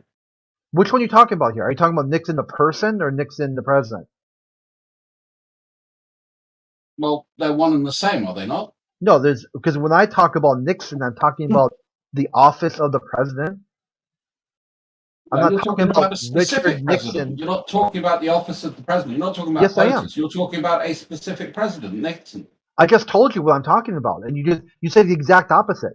When I'm talking about Richard Nixon, I'm talking about his role as the office of the president, the chief executive and founder of NASA, and the war on drugs, and fluoride, and the gold, taking us off the gold standard, and limited wars of aggression, and anti-gun, or enemies list, a college massacre, the sugar, adding sugar to food, controlling the airwaves, the EPA. I mean, you could go on and on. Yeah, Okay, you do. that stuff. You do. Yes, I hate that. Do I hate him as an individual? No, I don't even know the guy. How am I going to hate him? He's been dead for what, 25 years, maybe more. Chill, take a breath, bro. Yeah, hold on. I don't know. I don't know what's going. I don't know what's going on right now, Crit. I'm just gonna have to mute you for a second because I think you've been really talking a lot at the moment. Riding, were you trying to say something? Yeah, I was just trying to ask him what he loved about Nixon. If the commandment is to love, I think it's important to be able to pick things, even in people we dislike, that we love about them. You know, without sort of making it a sort of a joke or a sideways stab at somebody to go, I really like this about somebody, even if I despise them. I don't hear a lot of forgiveness either. I do think it's a cool thing to like share with each other, like what we love about each other, just as a practice. Yeah, I think that's a good thing. I don't have an objection to that. I'll just say this: I love Nixon because he makes atheists. Richard Nixon. You're in the middle of like a war. You're like in the middle of some kind of war, and we're just almost kind of through it. We're just Okay. kind of Yeah, like Richard Nixon looks like a saint compared to an atheist. There we go. That's what I like about him. Okay. On the best day, That's see, like a really hateful way to love, bro. I gotta because, say. because even atheists won't vote atheist, but they vote Nixon. I don't know, dude. I wasn't even alive back then. Wasn't Nixon a Quaker? Which is a bit weird considering he did go to Baptist. war. I will grant that. You know, most Quakers are pretty decent people. He's a Southern Baptist. I thought he was a Quaker. Dude, Quakers are pacifists. He was like the biggest war hawk. Yeah, I know ever. that was the irony. But a lot of Christians don't follow their doctrine. Because you should forgive, you should turn the other cheek. You shouldn't judge others. That's some of the core tendencies in Christianity. Said the Lord, I believe.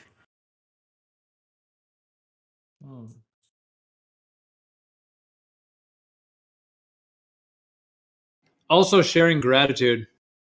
Yeah, gratitude I think is another huge one. Like, Yeah, it's something I'm really trying to force myself good. into.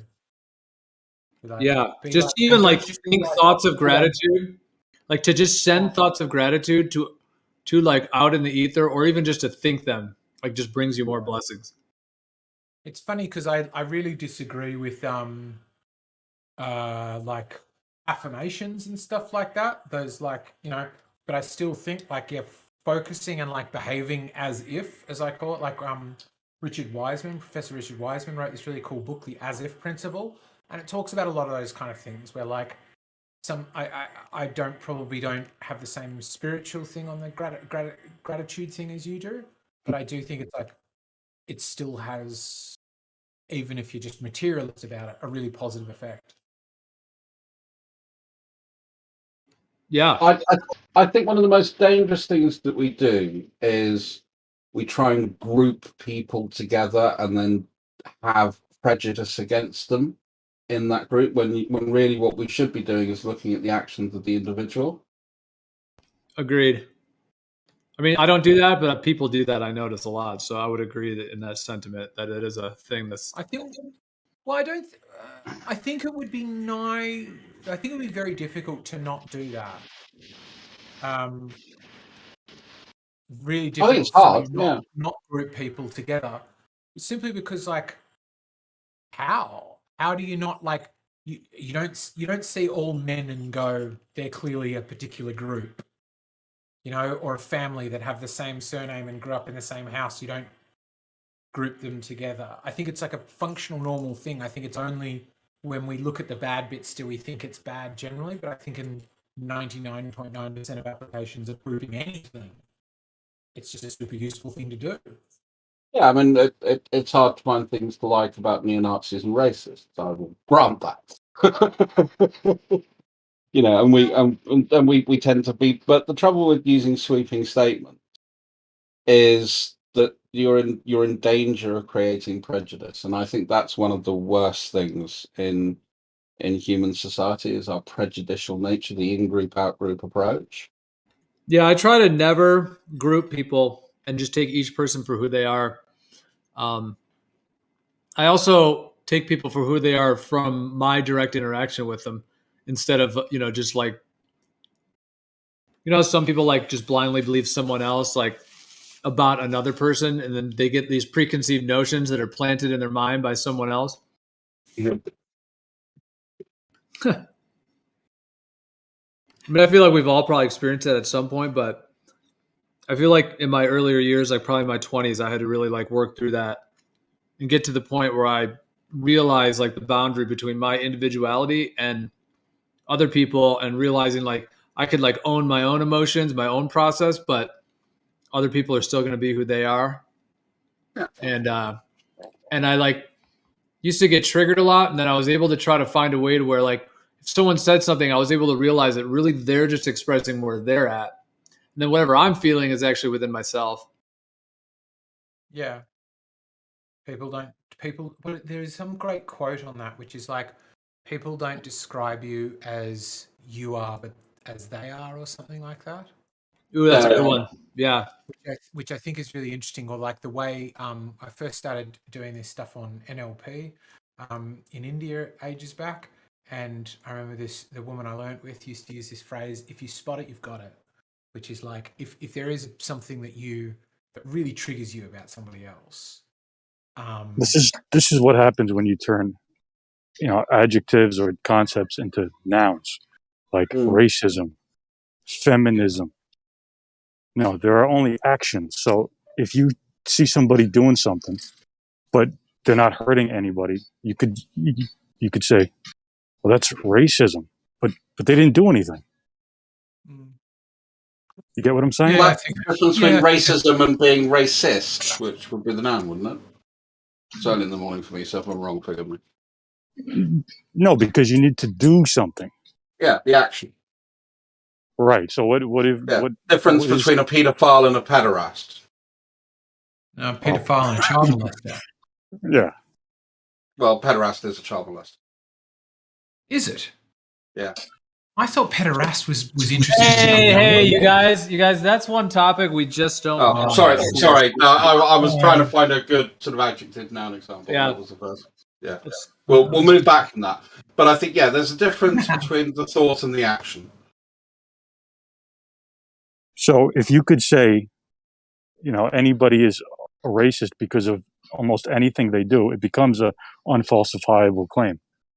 Yeah, like I think that's the same position. Yeah, that whole thing I go on about unfalsifiability really changed my views about a lot of those leftist things, where I was like, the next one I applied it to, or no, it took me a while to get it, but I started applying it to the idea of racist. I was like, could I ever falsify the idea of whether somebody is a racist or not? Not whether what they did is racist, which I've come to the same position on that now, but I started on like, could you falsify that somebody is a racist? And I was like, no, you can't. You just flat can't. So it's not a meaningful term. Yeah, I agree with you on that. Yeah, it's about the action. I think even the action becomes a bit of a questionable thing, where we can look at the impact, and that is important. But largely speaking, to me, the intent, which is what you're calling when you call out racism, is unfalsifiable. Like, how if somebody says no, that's not why I did it, I just didn't hire them because I didn't think their CV was good, how do you falsify that? And it's Yeah, I largely mean, I'm more talking about the fact if you're going out and you're seeking individuals of a particular group and you're actively causing them harm. Oh right, yeah, that's the non-ambiguous one. Yeah, that to me, I guess, I mean, I still colloquially use the term racist, but I'd probably be like, it's like hate crime or something. Yeah. The racism isn't the problem. The fact that it's a hate crime is, which is you're inflicting harm upon somebody for a thing they're not able to change. That's where we go to treating people as group rather than individual. Yeah, definitely. Full So circle. would you treat people who do that as a group? I try not to, but that's why I said that's one of the fun, that neo-Nazi racist thing, because I've actively campaigned against it. Especially the fascism sort of aspect. Because again, I think I think any time that you're creating the in-group, out-group, you're starting to create a baseline problem, because now what you're doing is you're not judging people on how they act or the way they act. You're judging people on the way you think that group acts. Yeah, I agree with you. Anyway, I've got to rock and roll at work, guys. Have a lovely day. Crit, if I was a bit hot with you, apologies. And Geo, apologies because I wrote something shitty in text last night and I should have just buggered off. Catch you later. Dude, we're good.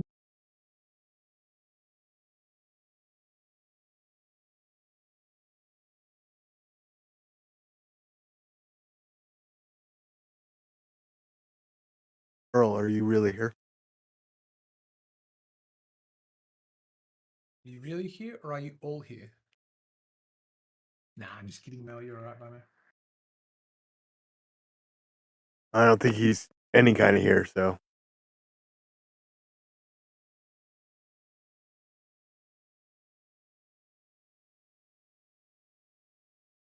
Back we go. 29 jumps. Oh my god. Not really hard. I don't know, I was just thinking about how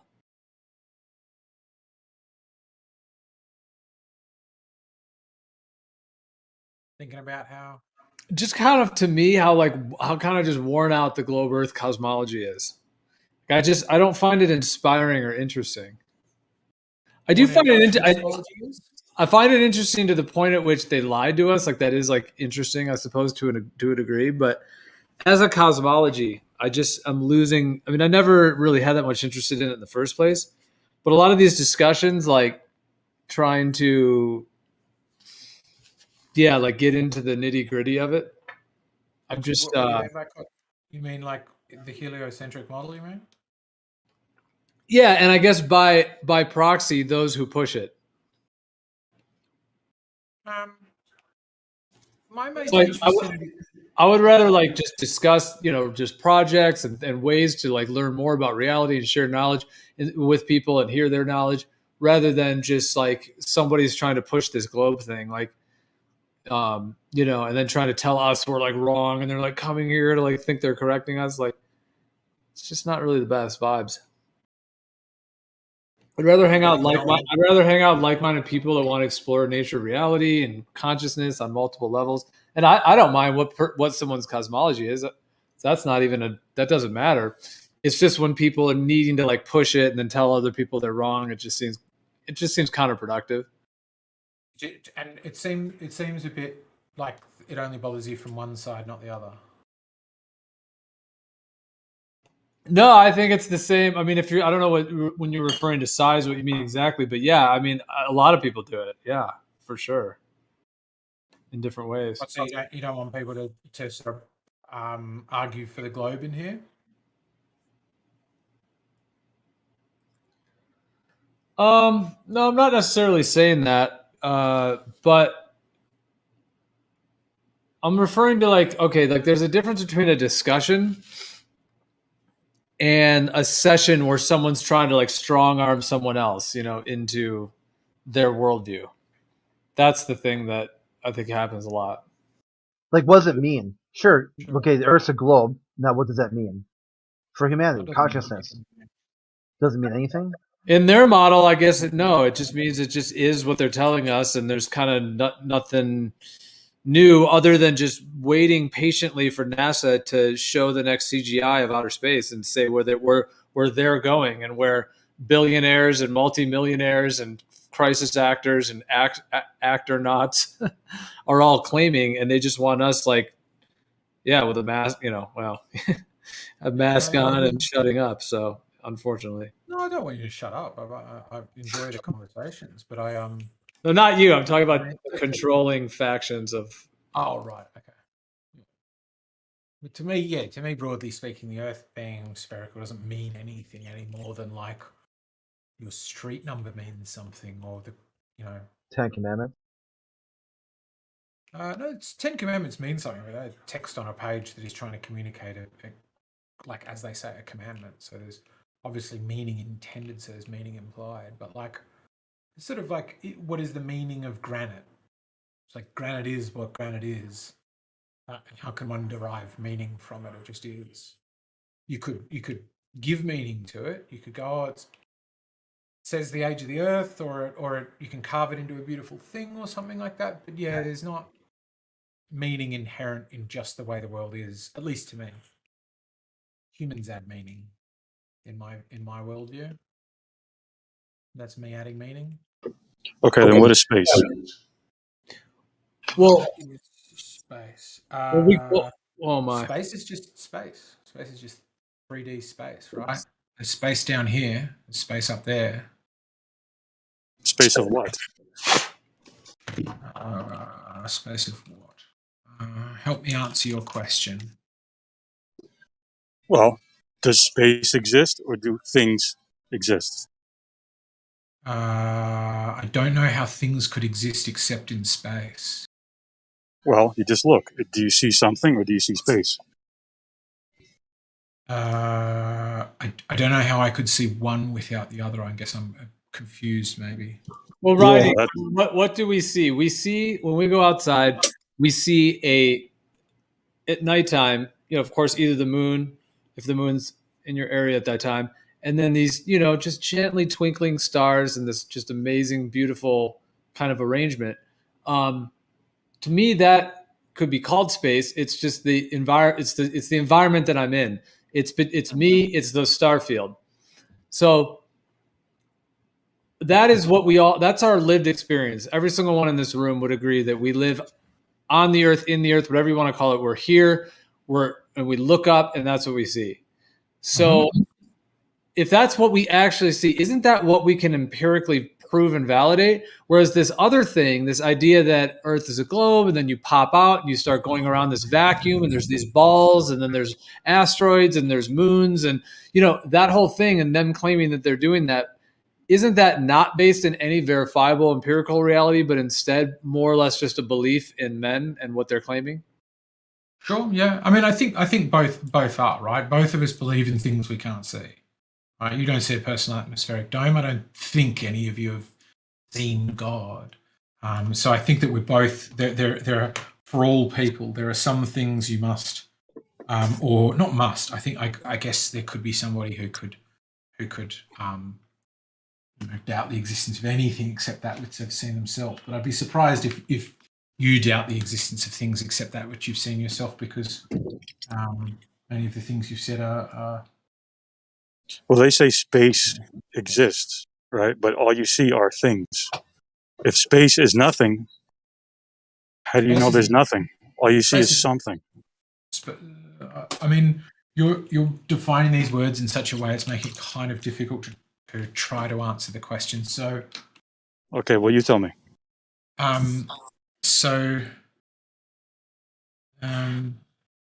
Is it not just a theoretical medium that someone else gave you the idea of? I mean, even if you believe it or think it's real, at the end of the day, isn't that like they just claim that it's this vacuum and it's this 10 to the negative 17 torr, and they just like created that. And well, that's reason to it without like with stuff I think you and I would agree on, and I won't do the irritating thing these arguments often get into where I force you to say yes to things I know you're going to say yes to. So I'll just tip you through my things.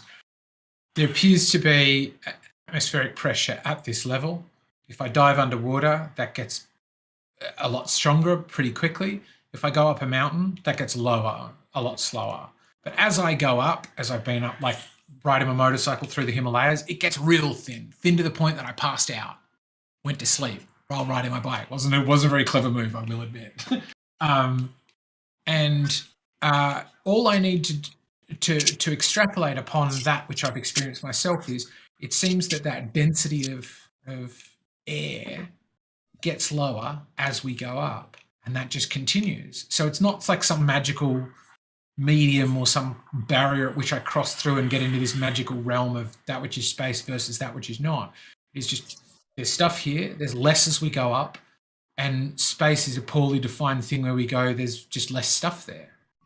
That's all it needs to be. It doesn't need to be magical or invoke any sorts of things. It's pretty. I know Jerry wants to jump in, but I'll just say this real quickly. I mean, it's pretty damn magical. Like, okay, if I'm on a globe and I'm spinning and we're doing it, and the atmosphere is somehow going along with it, and just this whole kind of weird interactions going on where there's kind of a barrier, but there's not, and it's this gravity thing, and I'm on a ball. Okay, let's just say I'm doing that and I'm spinning. Oh my gosh. So okay, hang on. I'm trying to. Well, the two magical things. I'm saying if I'm on this globe, that's what I'm saying. But even everything seems stationary and it's totally still when I'm on it. But if I go up in a rocket ship, all of a sudden down becomes up becomes down. There's no up and down. It's just this 360-degree floaty sensation, and we're popping and literally floating around. Like that is probably the most magical thing I could think of. That you would just start floating and then be able to just like travel like. Through the galaxy in a spaceship to all these different balls out there. I mean, that's a pretty, I mean, whether it's defined as magical or not, that's still a very, very profound, type of idea in terms of there's like there's that a actually few being things real. to get out with that. The idea that you go up in a spaceship and starts to float is the common conception, but as I only understood recently, a misconception. But to me, of like, that's why I wanted to start at simple principles rather than going to spaceships, which none of us have been in. I wanted to start at things that I have done. And of the two, that things start to get rarefied and they could continue to get rarefied, to me, seems simple, observable, and then a simple extrapolation made on it going, maybe that trend continues. Maybe that trend I've spotted and can confirm for myself, or, have a high degree of probability exists for myself. Continues. That's all I need to do. Whereas to invoke a container, that to me is invoking things I haven't seen or don't know about, right? There's this container, you can't see it, you can't touch it, maybe there's some scant record of it over there, and maybe the edge of it is Antarctic, but you're not allowed to go there because there's warships. That is, for the way I construct my view of reality. Okay, well, how do you see space? How do you see space? Like you got Saturn and Jupiter, and there's some stuff in between, right? But there's only a little bit of stuff in between. It's very quote unquote low density. So what's in between everything in space? If it's nothing, how do you know the distance? Distance of what? Nothing? Well, the distance, I mean, to know the distance between Sydney and Melbourne, there could be there is a lot of, land and nice stuff and rivers and shit. But it could just you're measuring nothing, physical things. There'd still be the distance between them, wouldn't they? So you're saying nothing and something is the same thing? No, I didn't. Did it sound to anybody else like I said that? Well, you immediately said, well, there's a distance between Sydney and I don't know, something else, and then said that's the land. You're measuring the land, and then you're saying, well, that's the same thing as there being quote unquote distances in space, but a distance of what? I don't know. We're really following one another in this conversation. Okay, so when you have two things touching, there's nothing in between them. Do you agree or disagree? When you have two things touching, there is nothing in between them. Correct. No, I don't really agree with that. Okay, does anything ever touch anything? Yeah, things touch things. Okay, so what is in between stuff that is touching? I don't know. It's a really difficult question to answer. What's in between it? Where, like, I don't know. You mean like there's a knife point, let's say, cutting a piece of paper? No, put your hands together. Is there anything between them? Yeah, bits of air. They're not touching one another perfectly. They're not sort of conforming to one another's shape. Is that what you mean? Like, that's the way I was Well, first imagining it. I realize I'm starting to sound like I'm being evasive. I don't mean to. Tell me what you mean. okay, If I if put my you were, hands together, there's bits where my hands are touching, and then there's voids where my palms are and the creases of my knuckles are. Right? but We already agree there. if there was a void, then things would be touching because you can have nothing between things. Because So yeah, when you put your hands together and the creases of your knuckles, I presume if your hands are like mine, you don't touch one another, right?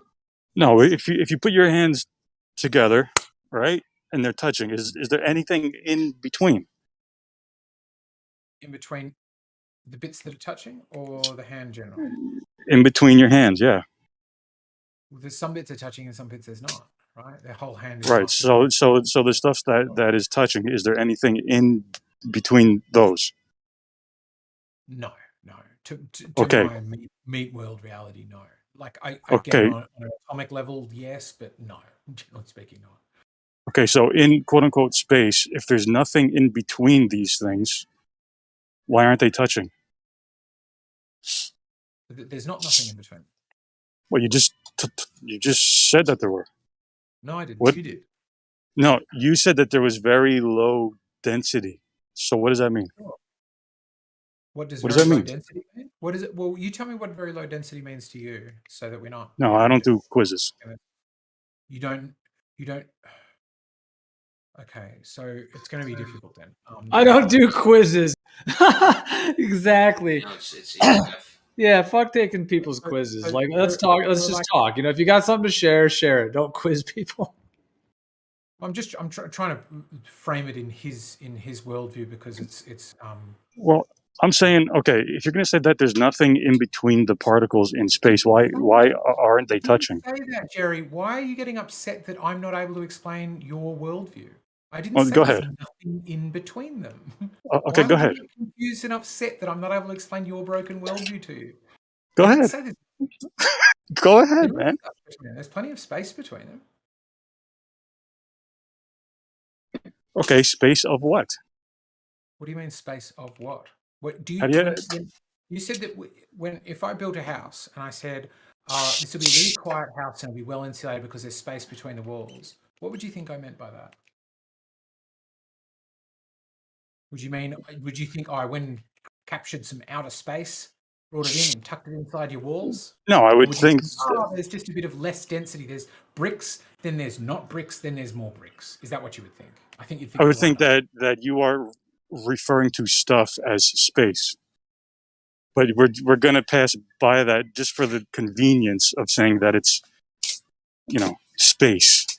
But in reality, there's air and dust and a whole bunch of shit. But when you go into outer space, That's all I'm talking about. There's air and dust and a whole lot of shit. That's what I'm talking about. We're on the same. okay, is there air and dust in space? Sure, yeah, loads. Okay, so then there isn't any space, right? It's not low. What? That's your conception of it. No, I'm sorry, I'm not able to do with your conception of it. There's loads of air and dust and shit in space. There's less of it than there is down here at Earth, but that fits with the paradigm I described to you. There's lots down here, less when I go up a hill. Okay, so when you have I'm not describing nothing, I'm describing less. So work with less. If you want to have this conversation, then let's do it this way because you don't want to do the quizzes. So I'm not able to work with your worldview. So I'm going to encourage you to work with my worldview, where I would say it's just less stuff. Distances between stuff. No, that's fine. I can understand your general conception with that. Like, I get the idea of it goes less pressure. That's fine. But the thing is that what has to happen is that there needs to be some kind of an interface between this inside the globe Earth that feels like just a stationary surface down here that all of a sudden starts to change to where you are falling around a ball and floating is what they say. Sure. Yeah, that's not in. That's not something I invoke. So I'm not. If you're asking me to defend my worldview, I'm not cosmologist. I'm not going to go for that one. So yeah, if you find that strange, I too find that strange, but that doesn't make me doubt it. Okay, so what do you mean when you say low density? All right, all right. When you say that the density gets lower and lower, what does that mean? We've all boiled a kettle, right? When we boil a kettle, the water in the kettle, once it starts to boil, a lot of it leaves as air vapor. And I think we would all agree that air vapor expands to the point that it is less dense than the water. And we can see that in a variety of ways, because it kind of floats up in the air. It takes up more volume. So it will, like, if you put a stopper on a kettle, it would turn into a bomb. You know, as many people used to make those coffee machines in a kitchen that if they left them on would blow up their whole kitchen. So there's like, it's the same amount of matter taking up more space is what I mean when I say less dense. Okay, so is there anything in between those quote unquote particles? Is there anything in between those quote unquote particles? Like, Right. there is a distance. They are less close to one another. What is in what's in between? Exactly. No. What do you mean? We What just is said in between? I'm saying there's distance. Well, you can't have a distance of nothing. Yes, you can. Why not? Well, Show me a reason. because then they would be touching. I think you're getting confused just linguistically, which a lot of these arguments end up in, between No, I'm not. lack of stuff there. I'm not saying there's nothing there, but less stuff there, and meaning nothing, and nothing meaning no distance. There can be a distance between things. Would you agree there can be a distance between two things? Yeah, as long as there is something in between. Because if there's nothing between something, then it's touching. Fine, that's okay. But I What's up? like when I see ice go to water vapor, I see it taking up more space. So all I need to do is go, if that's taking up more space, then there is a greater distance between the bits that used to make that up. That's all I need to know. Like I'm not a physicist. But there's quote unquote air particles in between those water particles, right? But if you're going to say there's nothing in between something, then they should be touching. If you're the physicist, you can school me. I'm not a physicist, so I'm not. I'm not schooling anybody. I'm just asking you questions. What I observe, and it doesn't seem you're arguing with it. It seems like more that you're like changing it to try to fit your worldview, which doesn't make any sense to me. And then saying, yeah, this is confusing. I would agree. Your worldview to me is super confusing, Jerry. We used to be able to have conversations that made sense, and that's because my point is you only observe something. You don't observe nothing. You can't measure nothing. Distances are real physical. It's real and physical distances by themselves. No, but you can't measure nothing.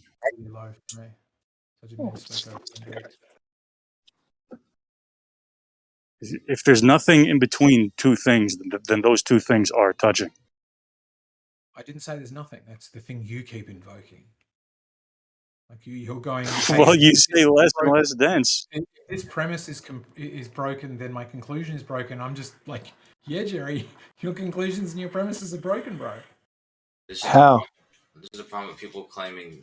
This is why I think my time line is of argument physical. won't answer his own. But how is his premise broken? Anyway. Huh? Yeah, how is it broken? He's asking a simple question. Right, but he's asking me to answer from his worldview. I can't do that. Like I could No, ask him from yours.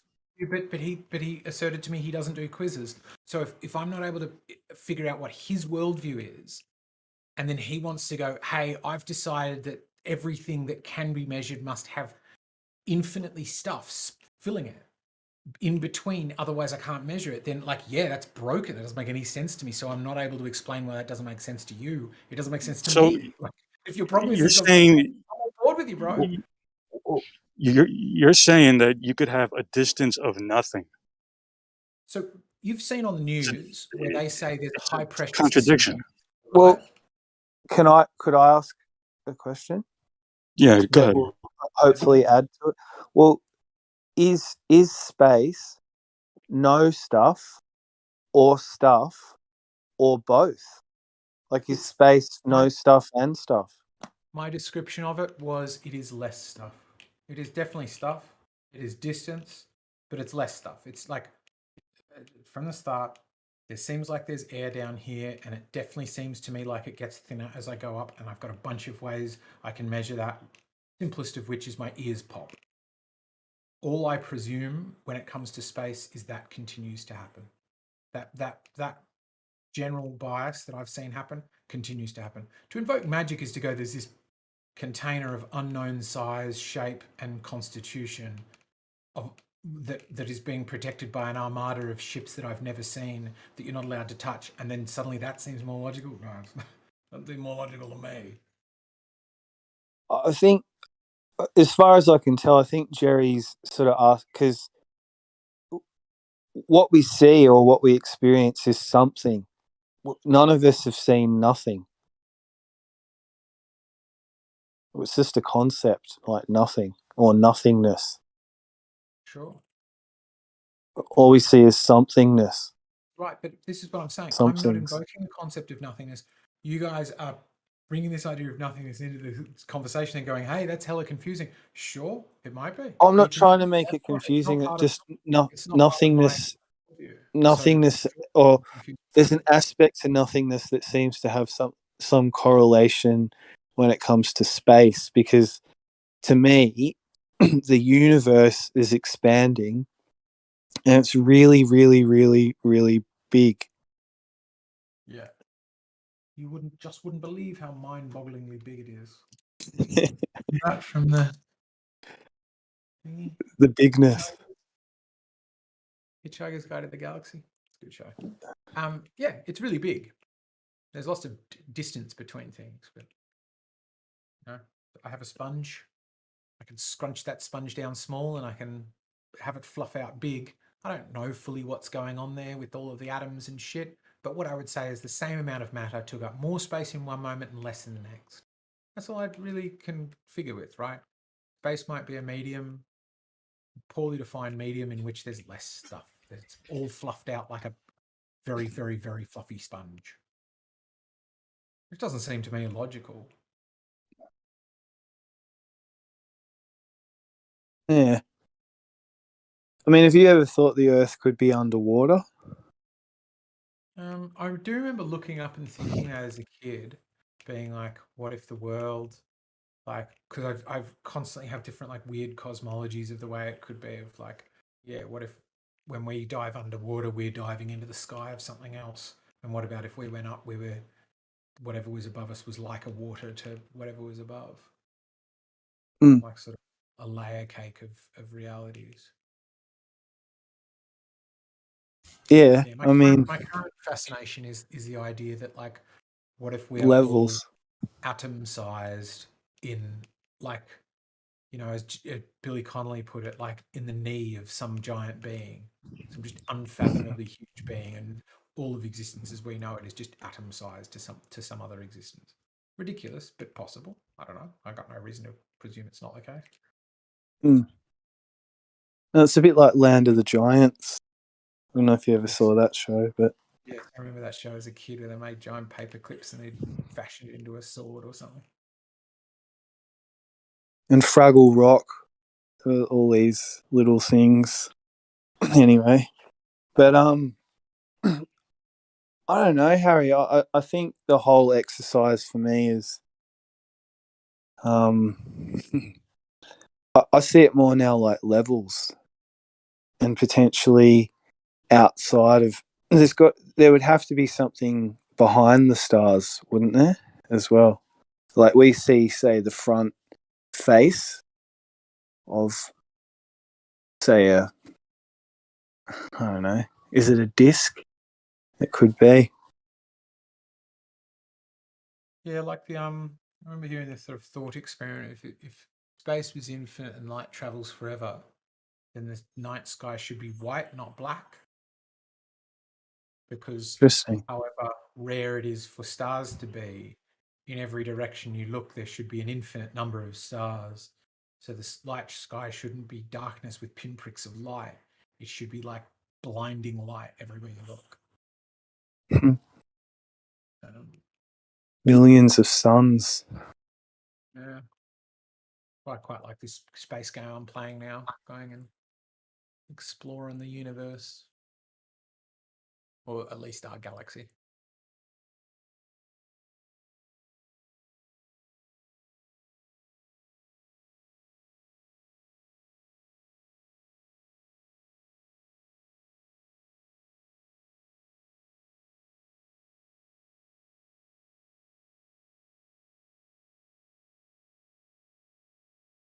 So, what more do you want to know about the Earth being a stationary plane? I'm not saying because I'm going to answer it. I'm just asking in general as an open question. Like, what would you be curious to know about? Underneath, I would want to know what's underneath, and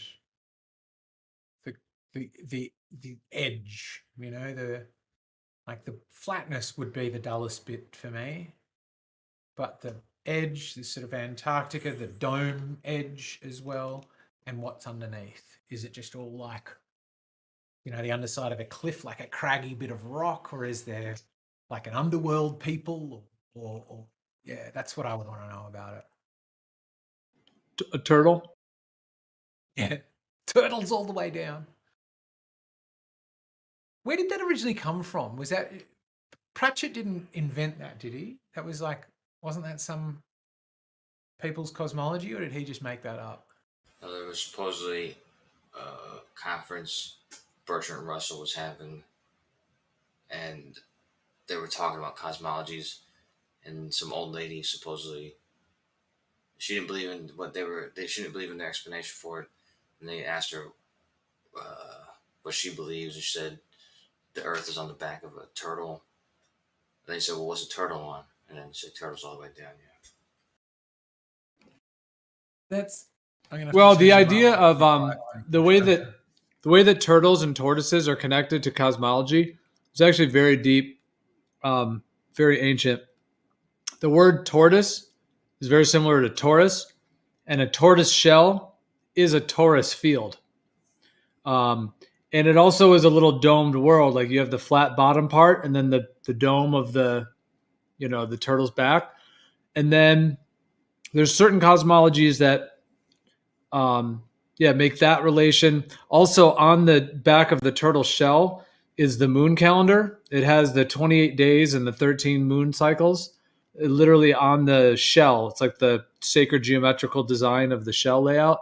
So there's another connection to cosmology. And then lastly, the Native Americans called all of North America Turtle Island because it looks like a turtle. Like Florida is like the leg and the back. Canada is like the head. It looks like from above, like a turtle as well. So yeah, so those are just some of the cosmological connections to turtles and cosmology. The connection, okay, so there's some old cosmology of turtles, because I'd always thought that, the quote from the lady leaving the lecture saying, don't be silly, it's turtles all the way down. I thought she got that from Pratchett, not gave it to him. So there's some ancient... No, that's an ancient thing. Oh yeah, that's in the Vedas. There's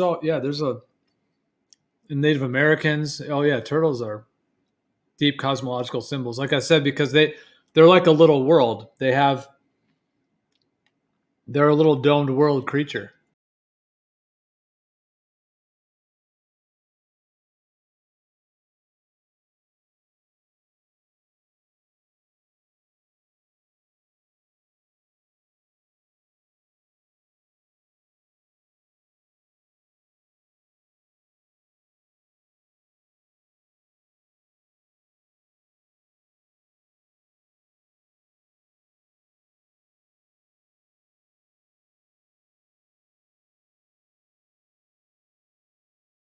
I just wanted to say something about space a little bit ago, because a lot of people talk about space like it's not physical. Actually, not a lot of people do that, but some people do that incorrectly. But space itself is a physical component of reality, so that's why when he says what's between us and Jupiter, and if the answer was just space with some things in it, a couple things here and there, but the space itself, the distance is itself a property of reality? I would say ether. It's just us and ether. We're on the physical plane. I don't think that there is a physical plane above us. So it just dissipates into non-physicality. But what we see are the stars. The distance of what, Kosho? Distance in itself is a physical property. Of a property of what? When you say distance of what, if I said the distance from here to Melbourne is 700 kilometers, would you say distance of what? Or would you just go, that's the distance? I would say that's the distance because there's land there. But I'm not measuring, I'm not saying the distance of land. The distance of what? Yeah, there is air, dust. But distance of what doesn't make sense to me. Like a length There of is wood. stuff in between. There's water in the air, water vapor, there's air. There's land, people. So the water vapor in order to know that. Sorry, I'm kind of interrupted. You were talking, Kosho. You're stretching a thing through that, and then you're measuring that thing. Sorry, you go for it, Kosho. You can't measure nothing because then you're just turning nothing into something. So Calling it nothing, but as I said, It's kind of a something nothing, if you know what I mean. it's not. It's Yeah, not. that's all. It's a physical property of reality. But you can't have a property of something without something. You can't just have Property of space is a distance and positions, locations, space. coordinates. Okay, space of what? What is in that space? In space of what? That doesn't make any sense. Time of Well, how what? do you, It doesn't make any sense. Time right, is a physical property of reality. How do you know Space something's is a there? property of reality. It's just it's the coordinate system that everything exists in. How do you know something's there? You're just calling something space. What is Things fit in it? Volumes. You know, if you have a volume. The problem you've got, Kosho, is you can get one of those little wheels that say it's 1 meter, and you can walk from Sydney to Melbourne, Harry, and it'll go click, click, click, click, click 800 times. And so you can actually measure that distance. But if you want to measure a distance from the surface of Earth to whatever the hell in the sky, you can't. You just can't measure it. You might be able to calculate it. You might be able to guess it. You might be able to come up with all sorts of bullshit, but you cannot measure it, mate. Why could you not use the same tool that you just said? Measurement is also different to, like, whether distance exists, I think we would all agree, is independent to whether I can measure what that distance is, right? We would say Jupiter is not here, right? What I will tell you is Jupiter is definitely not at arm's length. I cannot reach out and touch Jupiter.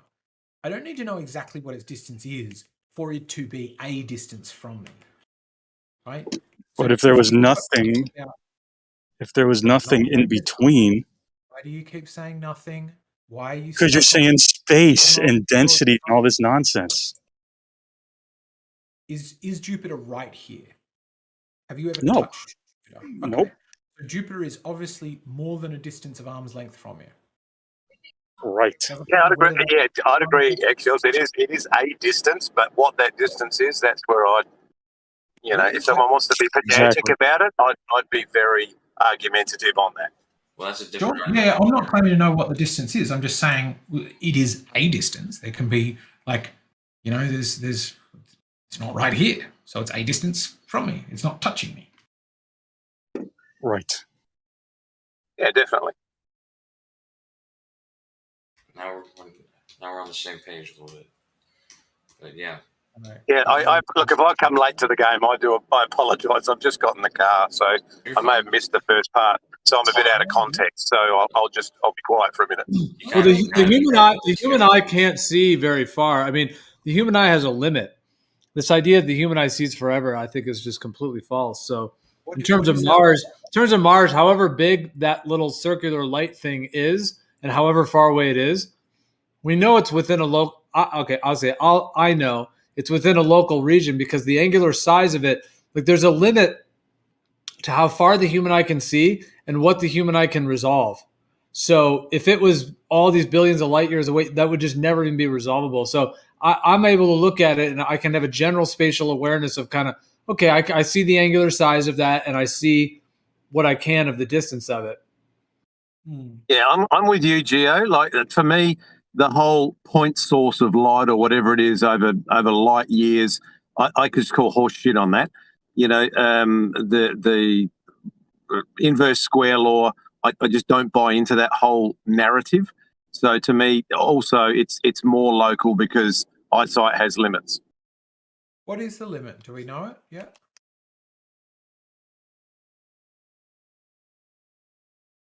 That to me would be an important thing if I was going to say, we know there is a limit, like a bandwidth on it, that we know it's, you know, we can see up to 100 kilometers or 1,000 kilometers, but we know we cannot see beyond it. Isn't there only a limit based on the size of the object? Well, that's I mean that would depend on the size and the brightness of the object as to how far and how visible it is. So for all of those objects in the sky to all look kind of the same, all little twinkle twinkle little star, they all pretty much look the same. Yeah, to say some are 50 light years and some are 5,000 light years, that's just horseshit in my opinion. Sure, but so would you say if it's depending on the size and the brightness, if something was very, very bright and very, very large, and I didn't yet put an upper limit on how bright or how large, would you still say there's a limit to how far I can see it? If I said it could be infinitely large and it could be infinitely bright, would there still be a limit on how far we can see? Well, I don't. Well, what's the distance? Because the inverse square law is what it is. So you know, if you want to talk in hypothetical fallacy, infinitely large and infinitely bright. Yeah, I see that's a bit of a pointless discussion. But how can anything be infinitely large, Harry? I don't know how you could even say that.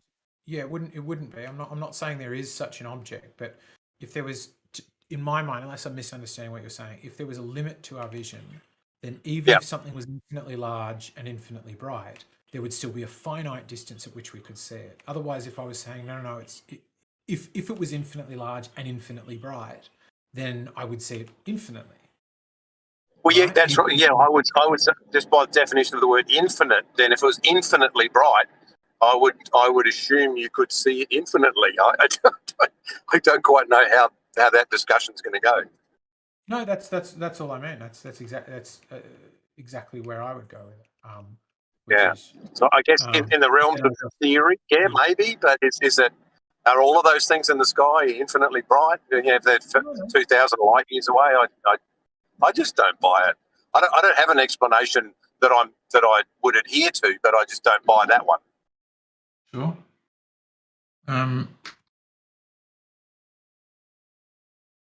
it's all that would do that for me is I would know if I would say, well, then we could see infinitely given those conditions.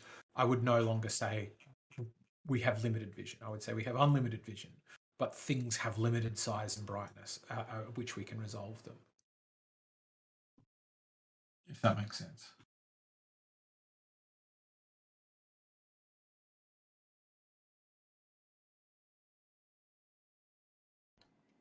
When I was a child, it also never made sense to me, this idea that the light is 8 minutes old from the sun and all these other starlights are, you know, light from so long ago that somehow this ball of a star, which is light years, thousands, hundreds of millions of miles away, somehow is beaming all the way through those light years of open space. Somehow, instead of just lighting up the whole sky, nope, it is a circle. It's like an actual circle of light that somehow is beaming itself light years. That just never made sense to me, that whole part of the model. It always seemed like the light I'm looking at is very alive. It looks like it's being created as I'm looking at it, which is like what the stars are to me. Like there are these incredible, like glowing luminaries that are pulsating. Like they feel very alive. It does not feel like light that's been coming from eons of time. That just seems like a fabricated story. And even when I was told that when I was younger, it never made sense in my mind. Yeah, it blows my mind a bit too. So what if I were to turn the question that led us into this to you, Gio, like what would you, because you were talking about projects and you want to talk about projects and stuff before. If there was a project that flat earthers could like organize under and undertake together, what kind of thing would you like to discover or explore when it comes to flat earth? Well, we'll do it all eventually. Like what would you put at the top of your list if you go like, I've got infinite resources but finite time, what am I going to put at the front of the list? Wow. Well, that's a fun exercise to think about and a good one to envision, because what we think will become reality. So many. There's so many good ones. I'll just jump in. For me, it's North Pole, South Pole. So, I don't care which. I don't care which one. You give me infinite money, I want to go to one or the other. Oh, just go to it. I see. Sort of like from one side of Antarctica to the other. Yeah, I'd like to fly. I guess XLs. I'd like to fly from Perth to Patagonia or somewhere down there, and I'd like to trek. I'd like to trek to the North Pole to see what's actually there. Yeah, nice. Yeah, because I had thought, I was like, if I was a flat earther, I would definitely want to go and see the edge. Even if I got arrested, I'd be like, I want to go see that edge. Maybe not if I thought I was going to get killed. Hey, Rams, you ever thought about doing that? If I had infinite money, you could take your own army, Harry. So they couldn't kill you. Yeah, take my own armada. Yeah.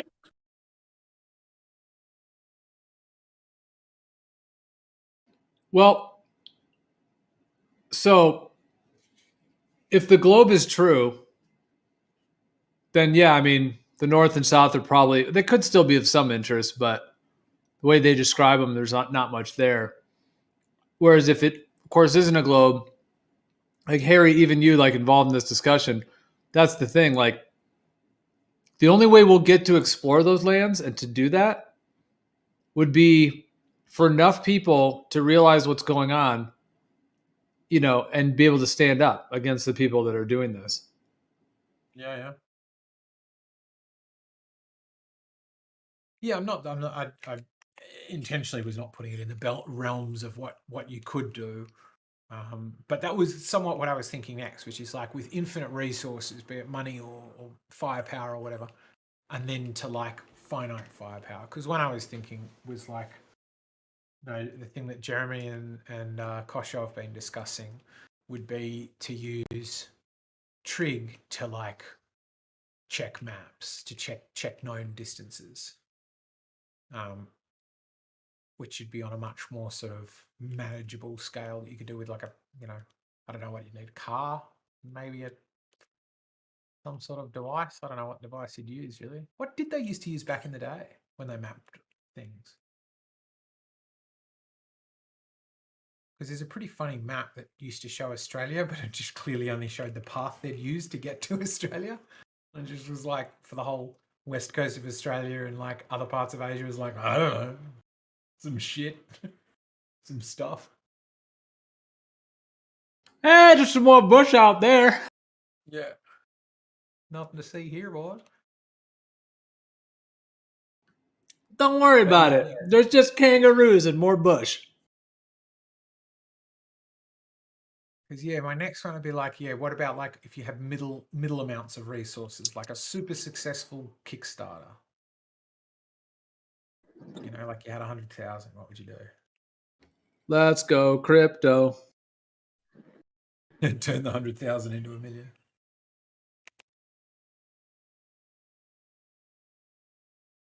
Yeah, it looks like Bitcoin's back up in the 60s. I think it got to 64 today. Wow.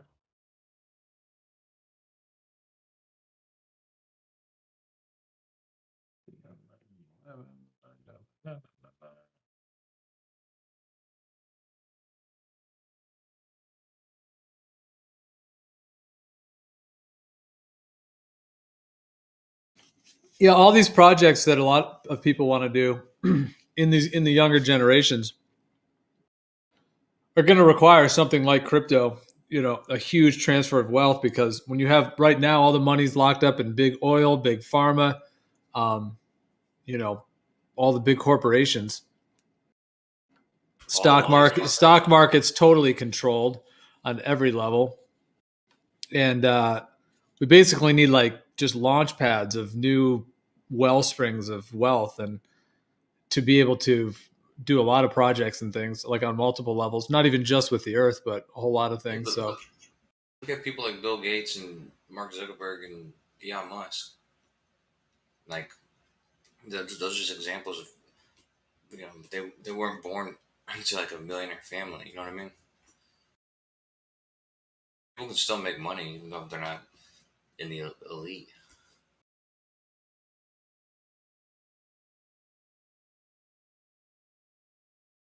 DeFi is the only hope that we have to break away from the centralized financial control that enslaves us on this earth.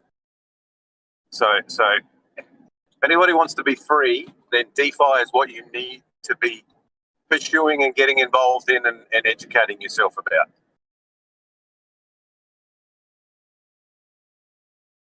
Yeah, is there anything you can share with us about it that or? I'm aware of to some degree, but yeah, I'm curious what your thoughts are as well. Well, in basic terms, decentralized finance is your money is your money. It's in your wallet, your crypto wallet. It belongs to you. As long as you're the only one who has the seed phrase or the password to your wallet, then that money is yours.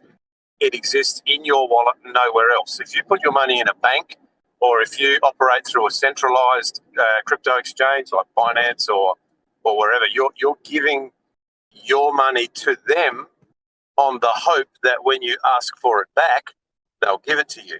It's out of your control at that point. So decentralized finance, it's in its infancy right now, but it's the only way that average folk will be able to actually have ownership and control of their own finance and destiny in the future completely. Otherwise, you just put yourself in the hands of whoever they are, whether it's a bank or whether it's a, CZ in Binance or whoever, on the hope that he'll do the right thing by you or they'll do the right thing by you. And we all know they won't eventually.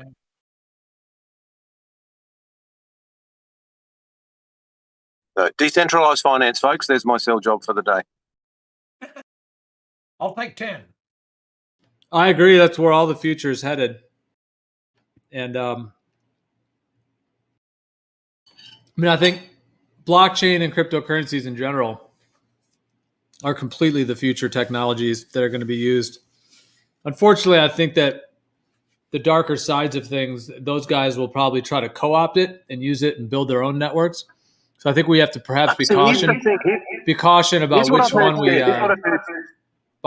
Listen to this, because all the blockchains verify off the previous blockchain, right? So you can't. Blockchain is incorruptible. So I heard this. This will appeal to you, I think, Gio. I heard this beautiful explanation that if blockchain existed 2,000 years ago or 3,000 years ago, our account of history would be incorruptible and accurate, whereas the history that we all are exposed to now, as the cliche goes, it's written by the victors of whoever ran the world for 100 years or 1,000 years or whatever.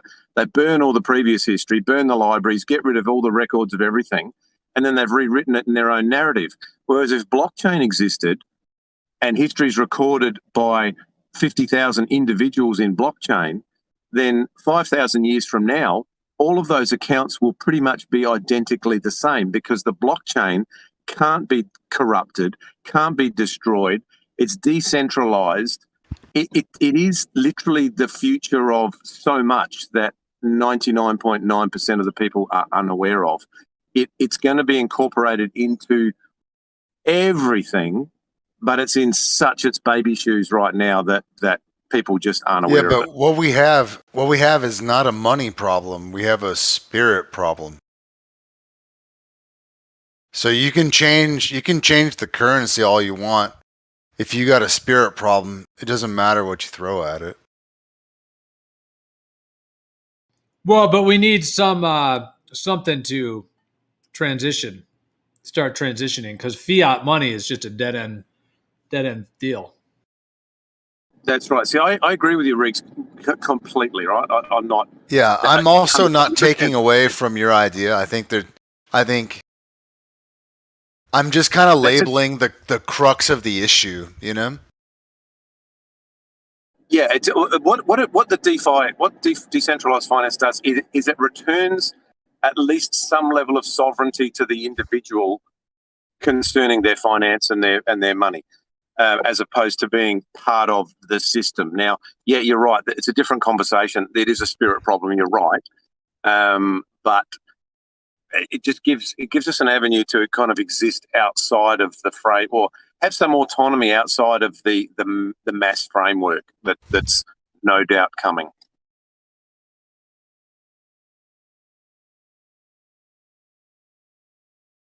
Well, I tell you what, that was pretty negative of me today, but it really does feel that way, you know? And it does feel like a challenge. And I am kind of beat down by it.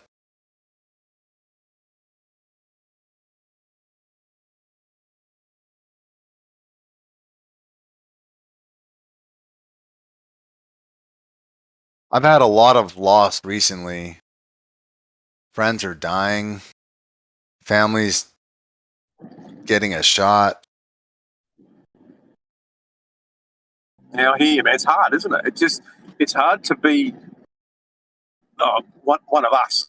There's a terrible way of putting it, but it is. It's like everything's just going to hell in a handbasket around us, and you can see it, but the people you love can't. The people you do business with can't. And yeah, it's easy to feel beat down and feel like an outsider. Yeah, I feel you, man. Just hang in there with us, and we'll get through it. Sorry to hear things have been going tough for you, Rick. It sounds shitty.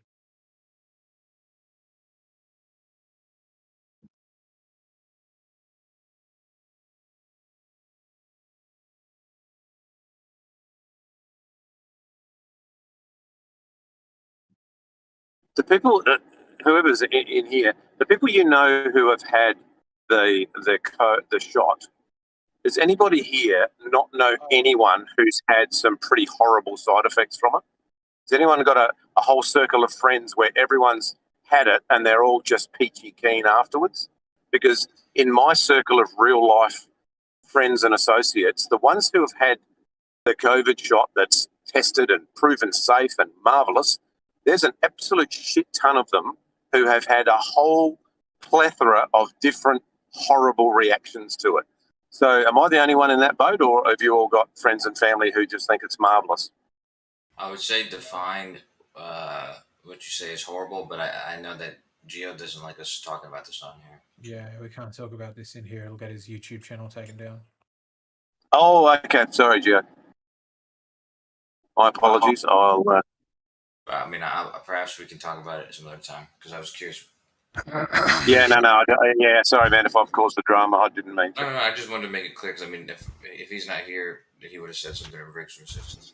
Oh no, it's fine. But yeah, we do have to kind of steer clear of that topic overall. But yeah, no, Yeah, you just have to not be so specific. You can kind of tiptoe, you know.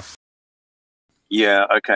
Well, look, the I mean, people. I guess I will respond to say that, like, in terms of my family members, yeah, they've all gotten it, and they all are okay, A-okay, as far as we know. So yeah. So Okay. So immediately following it, did they have any negative post it reactions at all, or did they all just get it and they're fine? That's so funny. Probably didn't necessarily have reactions in the past. I don't know. I'm still laughing how funny that was the way you said that. Gio, you know what I was thinking about? All right. If you give I don't me know. 30 seconds, I mean, maybe I guess I'm just saying they all got it and they're just like fine. You know, they're like they're all okay. Just give me if you can give me 1 minute of airtime. These are people that I know personally in my own life, not statistics, not a friend of a friend of a friend of mine. These are people that I know firsthand, okay? Ruhif is one of them.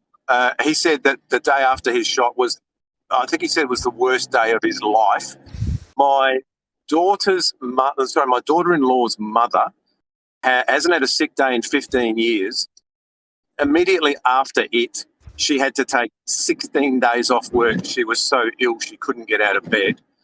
2 of my customers, actually no, 3 of my customers came out, these are all females, came out with enormous lumps under their armpits, like a lymph node reaction, enormous lumps. Some of them had to take 1 or 2 days off work. 2 of the ladies, after 2 weeks, have still got the lump there. Another one of my customers today was telling me that ever since she had it, she number one, she came out with an enormous bruise on her arm about the size of to her whole hand. She took a photo of it and showed me. But ever since then, this is like a week and a half ago, she's been short of breath. She doesn't feel like she can breathe properly. Who else is there? My son, where my son works in a school, that's a physical education teacher there, 42-year-old mother of 3, PE teacher, super fit, no underlying health conditions whatsoever, had the it, and 2 or 3 days later was out at a family function at a restaurant, and her head just fell forward and she died at the dinner table. Her brother ran around the table, grabbed her, threw her to the ground, performed CPR. Luckily, the restaurant had a defib in the back. They defibbed her. The ambulance arrived. Thank God the woman is still alive today. My son knows her, and my daughter-in-law still works with her. She's still alive today. Her own doctors, they've done scans, they've done tests, blood tests, everything. Her own doctor has said to her, there's nothing wrong with you. You are physically in excellent condition. I cannot put this down to anything other than the it that you had 2 days earlier or 3 days earlier. But because I have no concrete proof, I can't report it. But she said, there's no doubt in my mind that's what caused this. This woman actually died at the dinner table. And I've got more. Like, these are people in my life or in my son's life that I know personally. So am I the only one who's got these stories of horrible reactions to it, or are there more of it out there? And I got more. I don't want to bore you, but I got more stories than that about people in my life. Yeah, what brand was that? Wow. I mean, I have a few stories, but I don't know. I already feel kind of sick, so. That area, I mean, there's definitely different things going on in different areas too. So yeah, Australia, I mean, wow. Yeah, there's been so much I've heard about over there, what's been going on. So yeah. Sorry, Coach. Different brands, not all the same brand, mate. Different brands involved. Do you live in Perth? And even with that, with the different brands idea, how about this? What if there's different batches? See, that's a whole other thing. Yeah, and I think they just have random fucking batches just ship out everywhere. And they may even target some batches to certain minority areas or something. It's funny we're kind of talking. It's funny we're kind of talking about this, but not talking about it. Yeah, we're talking about it, but not talking about it, and it's just. I mean, that's how I do it anyway. I mean, you can get the same effect. It doesn't matter. You still say what you want to say. Yeah. The problem is that it is on the testing as well. So the testing devices, it contains it. Yes, I absolutely think so as well. That I've known that from the beginning of all this. Yeah, that it's purposeful inoculation of it and things that make you not feel well. Yeah, and the positives. Rams, do you live in Perth? That's FE. Oh, it is? Oh, my bad. No, I'm in Adelaide. I was calling him Rams all day. Yeah, I was going to say something before, but you're in the middle Man, of you should have conversation. said something, dude. No more it for you, Kosho. I've only heard you say it once. But yeah, it sounds like an alarming cluster. But for me, I felt pretty ordinary the next day. But it was just like having a kind of a cold for a day. But for me, all of my friends have taken it, and my whole family has. I don't really think if I know anybody who's had anything like an adverse reaction. I don't. None come off the top of my mind. That's like brothers, sisters, nieces, parents, in-laws.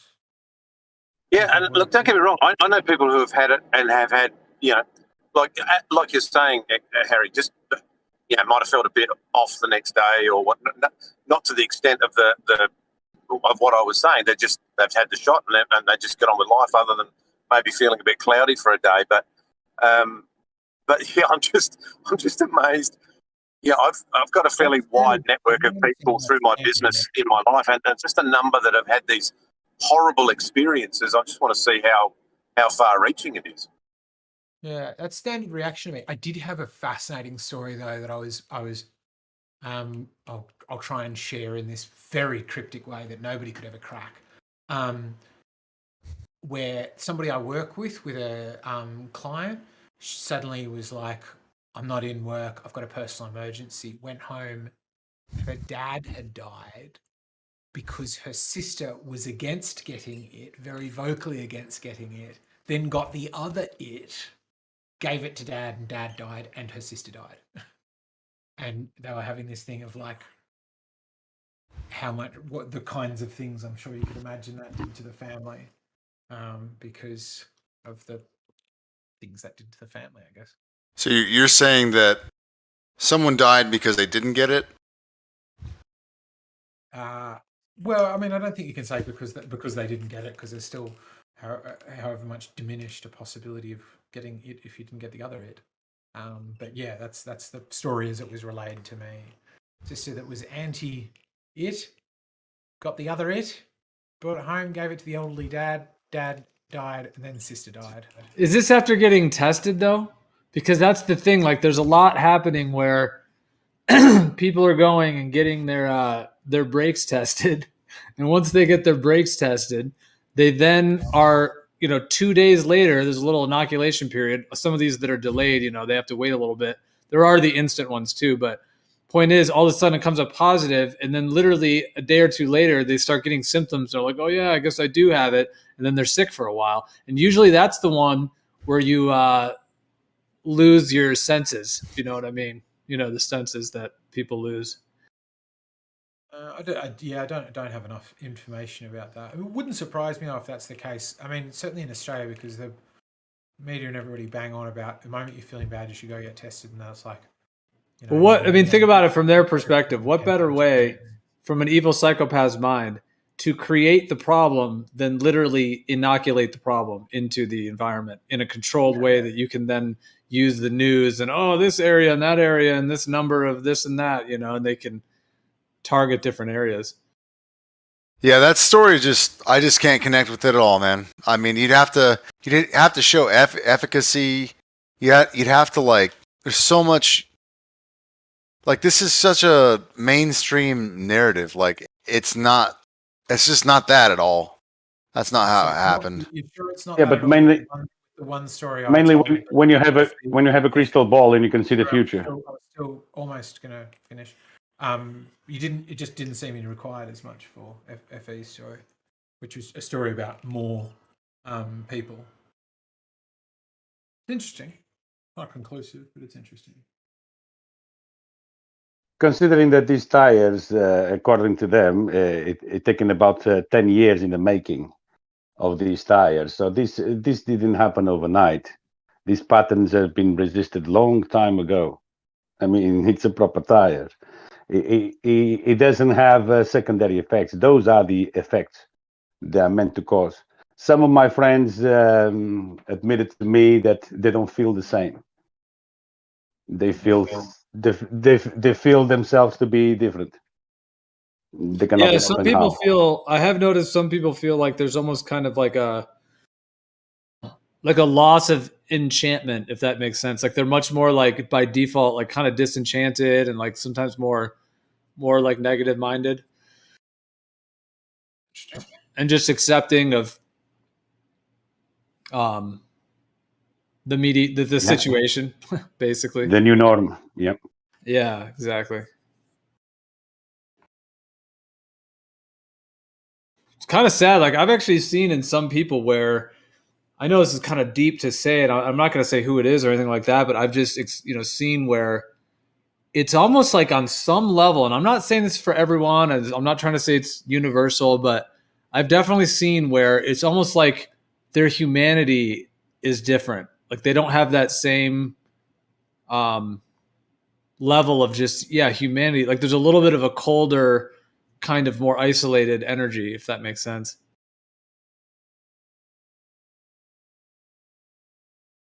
It's just kind of ways I'm trying to use to describe it. Yeah, just kind of detach, like very empty behind the eyes. Yeah, and more detached and just like bummed out about the whole situation and just like accepting it and just being like kind of beaten down by it.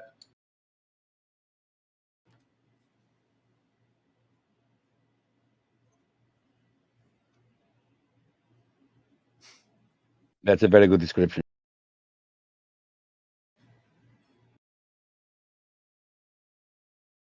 Well, have you guys heard about these babies being born with black eyes? Is that just a meme? Is that another psyop thing, or? I heard about it. Yeah. Black guys are having babies. Yeah, babies are being born with black eyes and very kind of like stringy. Like they're not fat babies, they're like skinny, buff babies that start crawling around and are hard to get to stop moving. They're all over the place. Like crawling on the first day. Sounds really scary, dude. Yeah, like zombie style shit. Yeah, the mom's got it. That's it. Well, the thing about the it and the secondary effects, what about the third level effects or the fourth, the fifth, the sixth, or seventh? That's the thing. I mean, there's so many possibilities of what that could have in it that could perhaps even last in your body for a whole lifetime in certain cases. If they've created something. If you live that long. Yeah. And then if you keep getting it and more its and extra its, and if it's 2 its a year, 4 its a year, I mean, oh my. Yeah, I'm really not down for that. Mainly because I'm disorganized and lazy and like, I mean, fuck, I've got to get a new set of plates for my bike because I couldn't get them registered once a year. I don't want to go to do that 4 times a fucking year. But Harry, so what if you find yourself the problem is you need to do in an increasingly declining state of health over the next 1 to 5 years, where you have to get another it because the first few its have minimised your natural immunity, and without future it, you just end up a pile of shit without the it. Then you're going to have to, you're kind of going to get potentially stuck in the only way I can have a normal life is I have to keep getting this. What, you mean some sort of thing where like it builds a dependency where you get weak or unhealthy without it? Yeah, 100%, man. Like, this is one of the things they claim about it, is that it can affect your killer T cell production and your thymus gland, and so you're going to have a diminishing future immunity to every, not just this particular version of it, but to just other future things that come across and you breathe them in, or in whatever. Your body will be less equipped to naturally deal with it and defend you against it. I don't know. It worries the shit out of me for the people that I know and care about.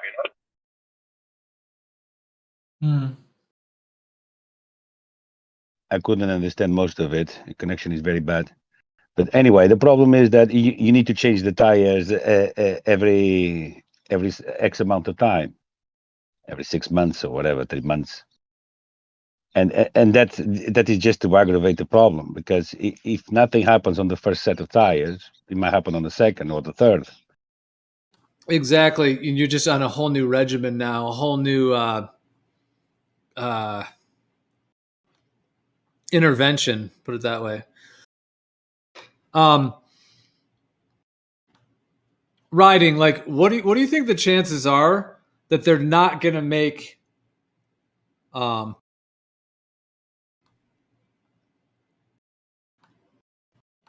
it regular, you know, two per year, 4 per year? Like, what do you think the chances are that, like, they're just going to stop doing it? Yeah, sorry, I was on a shitty Bluetooth. Yeah, that you got the gist of it, though, Roding. That what if you need this thing going forward in order to maintain a normal state of health, because they've done something to your RNA, DNA, whatever the hell it is, via this thing that now makes you less equipped just for day-to-day normal function. Yeah, I mean, I don't really know what if for that. I mean, if that's already the case, then I've already Yeah. taken the first one. If I developed a belief that that was the case, I'd probably stop taking it. But I don't have much reason to think that's the case now. Yeah, Um, no, cool. I mean, it's all speculation, isn't it? So I'm not waving a finger at you or anybody.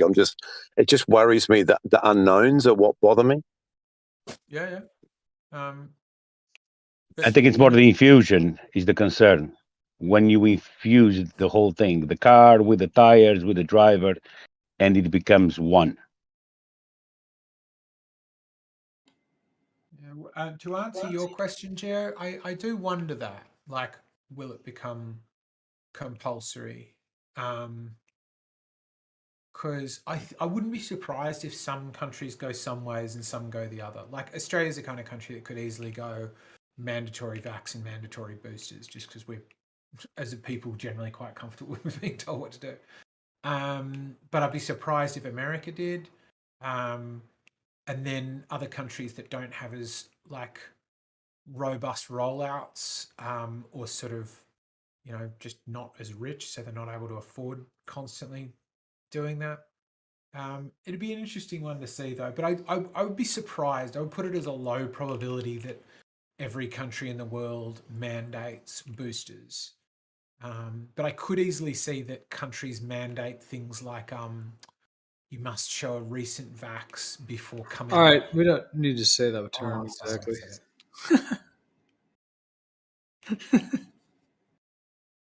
Damn it! Didn't want to be the one. Well, it's like what their AI does is their AI goes back into old footage and it tries to pull words like that. And once it pulls that, it then listens into a section before and after that to see if there's something they can pull out to then put it through the system to censor. So, yeah. So, yeah, that's correct. They listen to everything. So we have to, if you're going to discuss it, you have to like completely outsmart the AI. Like you can't let your guard down and just start, you know. I don't even outsmart my own mouth. How am I going to outsmart some AI? Hey, who remembers that gif? Change the subject. Just change the subject. It's becoming too obvious.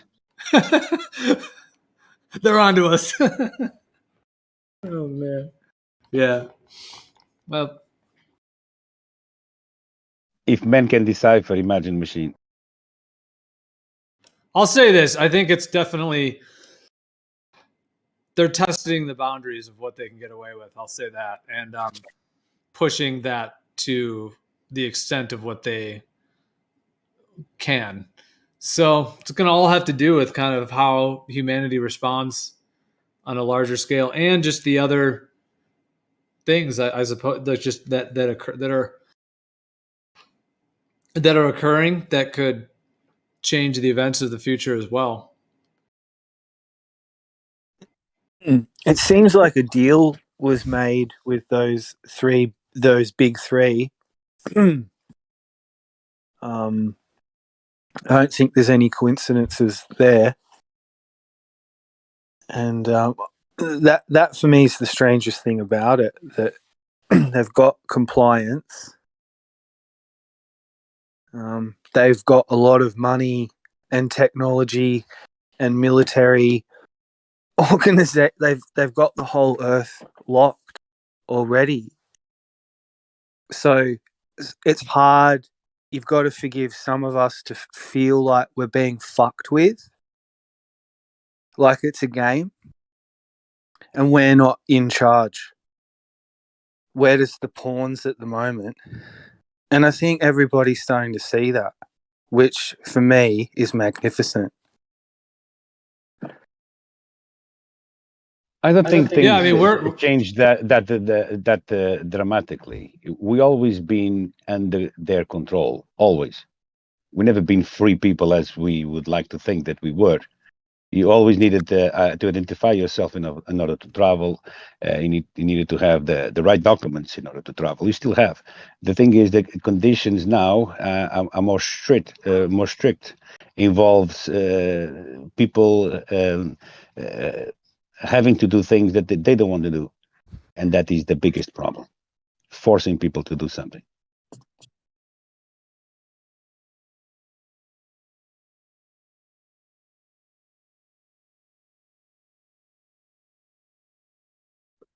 I mean, I can only speak for myself. I think it's a little bit more serious than that. I think we've crossed that threshold. Like, if you look back at some of the things that have happened in the past too, like I'm talking about in the wars, you know, what's happening at the moment is what can you say? I think it's all related. I think the war never finished. No. We are still living in the Roman Empire. Yeah. The Vatican still dictates a lot of things. Mm-hmm. The showdown. Definitely It's is. very naive of us to say that this is just happening now. Yeah, for sure. We've been taking so many different brands of tires from before we were born. Yeah, but do you believe in their whole history timeline though? Like the whole idea of the Roman Empire in terms of the timeline? Because I agree with you that the people that are in control now, there is something to that. In terms of but what just getting to the bottom of some of that's interesting to think about. So Columbus found America, excuse me? What about the maps with the existence of America before the discoverments of it? What about the maps picturing Antarctica with no ice? What about that? So to say that, oops, we found more land, now it's ours. Let's oppress I kind of feel the like people who live here. I don't think the government should be in charge of the maps. I don't think they should be allowed to be in charge of the maps. I agree. That should that doesn't make other. doesn't seem to fall within their purview. Like Jurisdiction. that's like our thing. It's not their thing. Right. That's like just general like social human knowledge, whatever, like just acquiring information about the world. Yeah, but the easiest maps is some sort of like on them. prison method instead of like just, what the benefit of just having like actual freedom. Well, you know who actually created the WGS 84? I think it's called the Geospatial Intelligence Agency. Geospatial Secret Intelligent Intelligent Agency. Okay. That's not the whole thing. Hold on. They're pretty thick. Geospatial. Okay, that's what it is. It's called the National Geospatial Intelligence Agency. So I was pretty much right. It's just got national at the beginning. This you're is pretty much right. Yeah, and this is a part of the Department of Defense and in the same like family of groups like the CIA and the FBI. It's like it's a secret agency, as it were, like a of the U.S. government. And so this is who creates the WGS 84. Literally, the globe is these guys, the National Geospatial Intelligence Agency, which is like a deeply embedded intelligence agency within the Department of Defense and just deep in there. And the United Nations. And yeah, they're all the way in there. It's all the way in, dude. That's funny.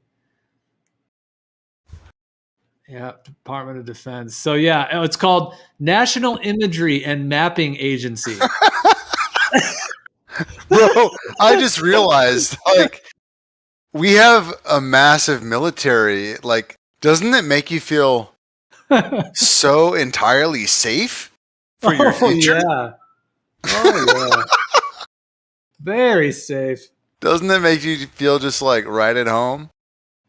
Yeah, I know I got the big guns behind me just ready to start popping off. Yeah.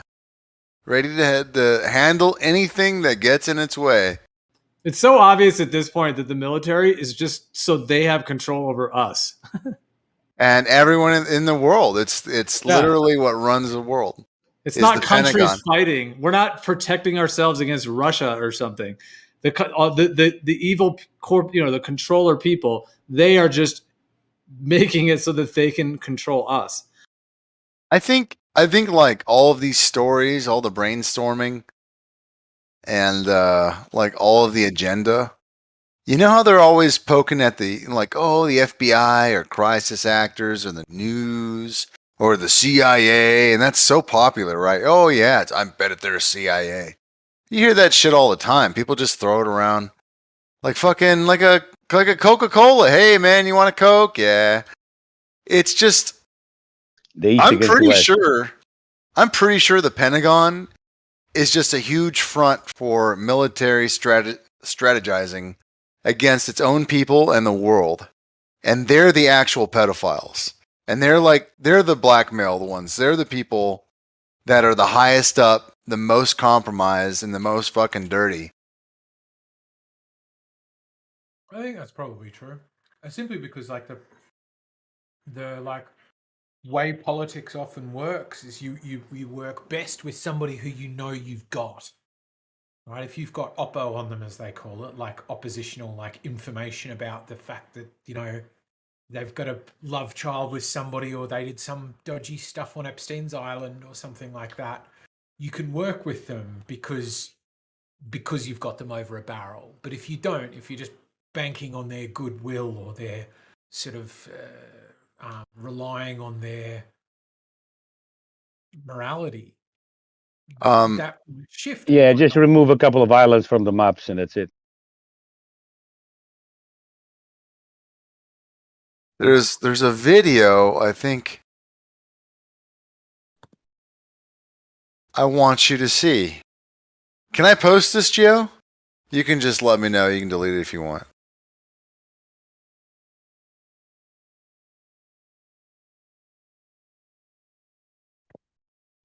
You guys heard of that one? There's another one from a long time ago. Trying to find it. Yeah, that probably could have been left for a non-live stream channel. Oh man, or just not Did at it all. already get deleted? I missed it. Although that is some mainstream news shit. Yeah, just mainstream. Let me see. I'm trying to find the other one.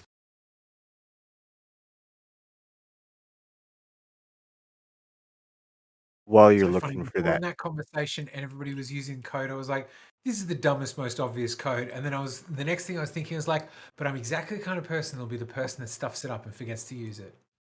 And then Here you go. I found it. Here's the other one. And in all of these instances, I don't think anything was done.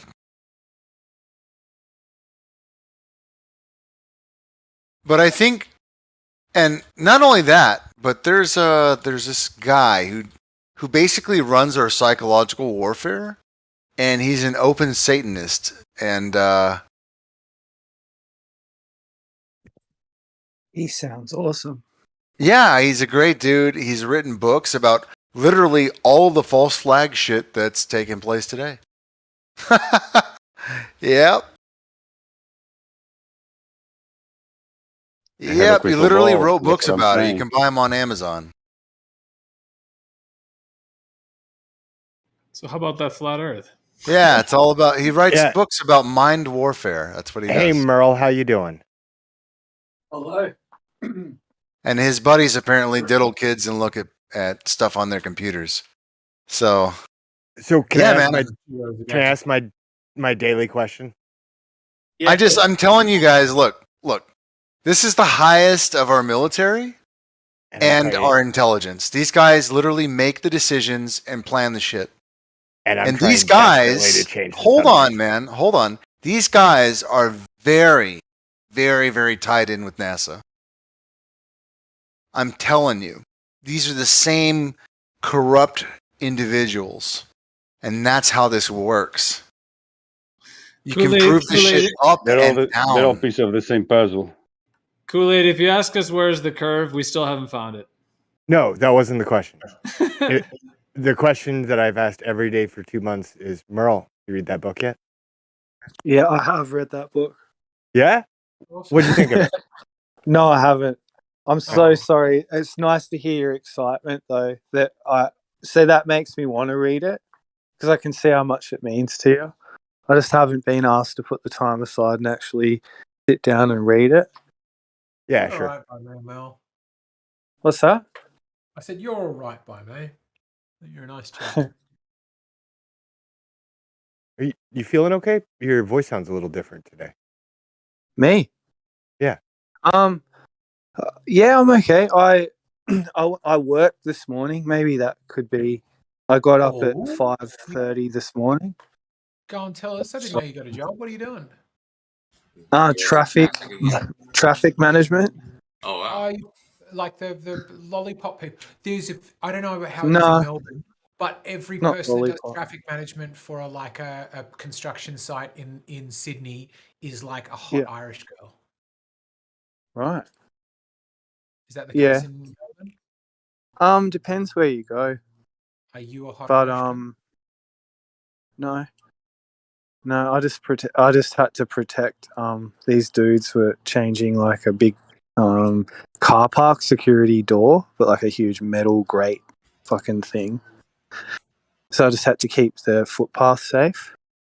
Oh, nice. So no lollipop, just fucking, getting people out the way of the forklift. Really, it was easy as anything, straightforward.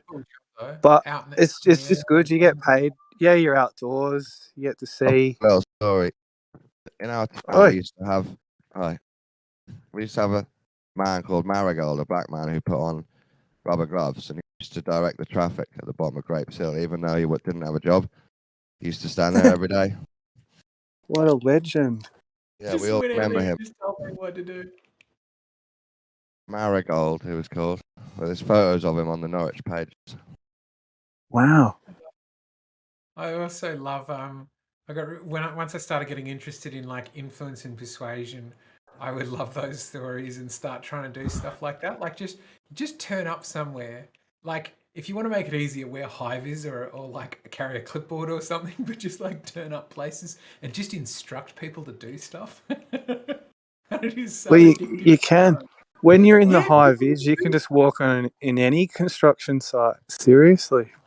Mm. You got your white card. You can just walk straight in. By the end, obviously the police told him that he can't do it in the middle of the junction. He has to stand on the pavement. But in the end, they didn't tell him to stop. You know what I mean? So he was always there at the side. Well, wow. I feel like they should have given him high-vis and let him keep going. I like the love photo those of like him. institutions. Can you find it? Yeah, they should have employed him. That would have ruined it, though. There's a great story about a woman in Sydney, and I haven't seen the Coming movie from his about it, heart.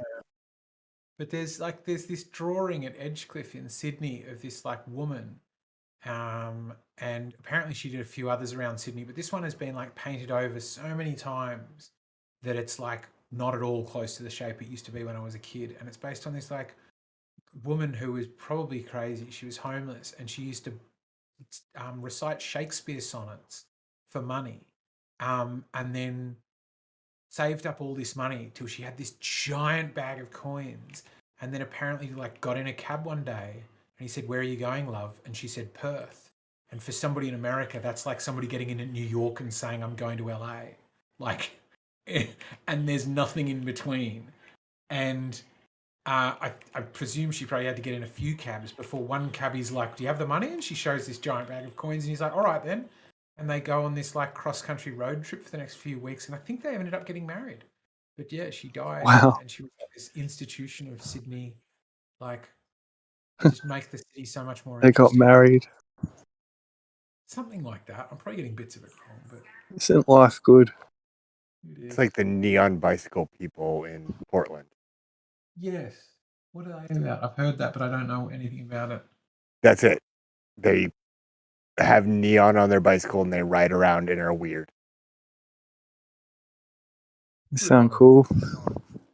Picture I of like Plymouth riding down my there. bike. Got him. I was going to ask that. I didn't want to interrupt. Old Marigold, another artist pretending to be him as well. Yes.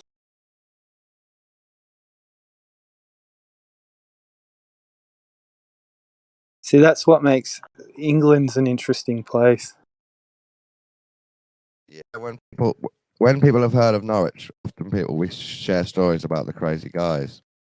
We've got a guy called the Puppet Man who comes along, puts down a jukebox in the city, puts on really old tatty puppets on each hand, just hand puppets, and then does a dance.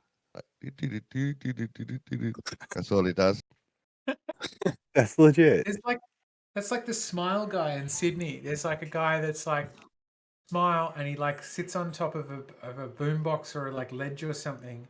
So he's like sitting and he's like super camp and kind of wearing like tight singlets and stuff. So I presume gay, not sure why that's important for the story, but I feel it like adds to give you a gist of the character.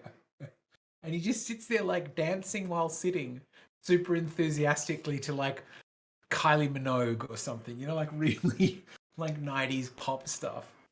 And it's very just so simple. infectious. You walk past and see him and you're like, you have actually made my day better. And this Puppet Man, he got told he can't do it. Then like, Oh, a year later, he came back, allowed him again. Who told him he couldn't do it? Some fucking bureaucrat, I bet. Yeah, maybe. Oh.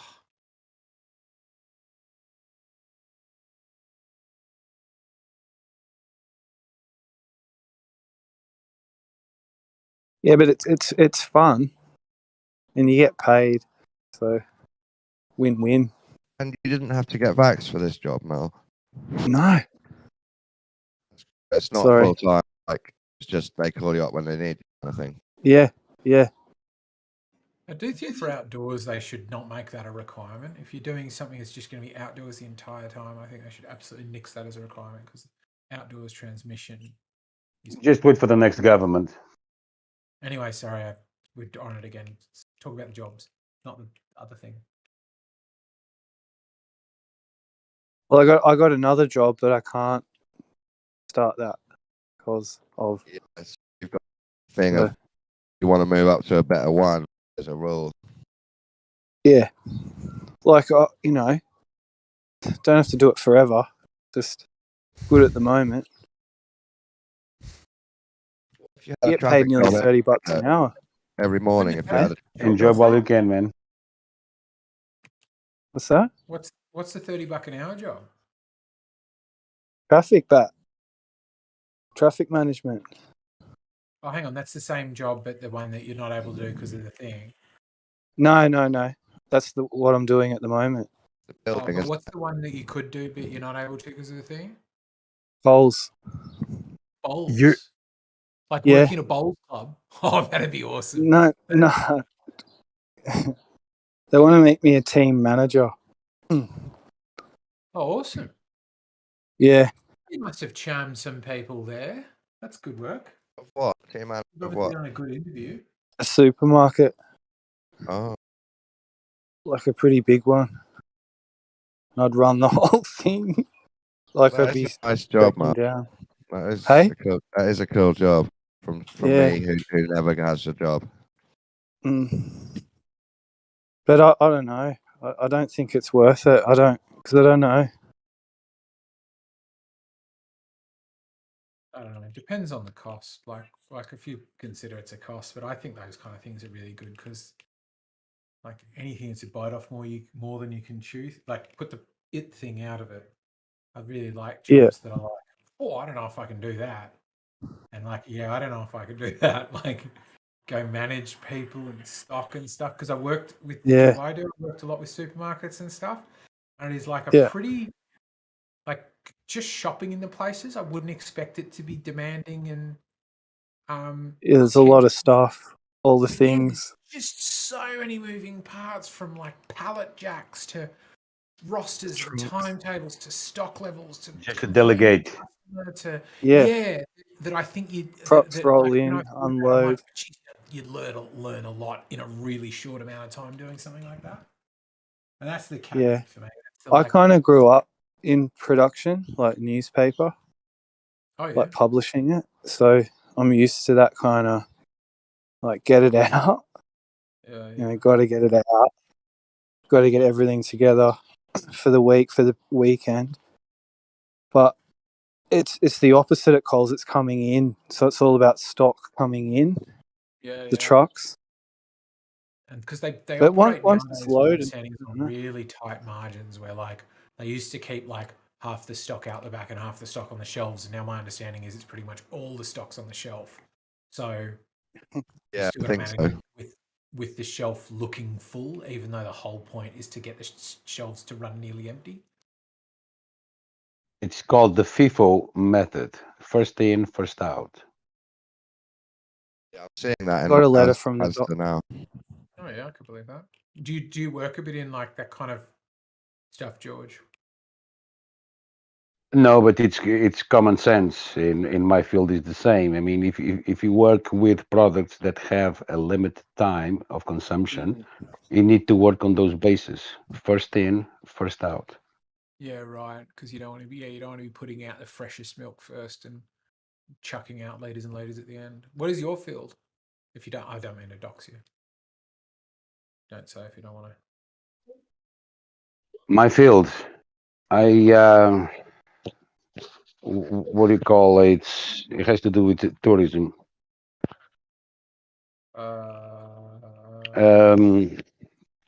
We do banquets, catering.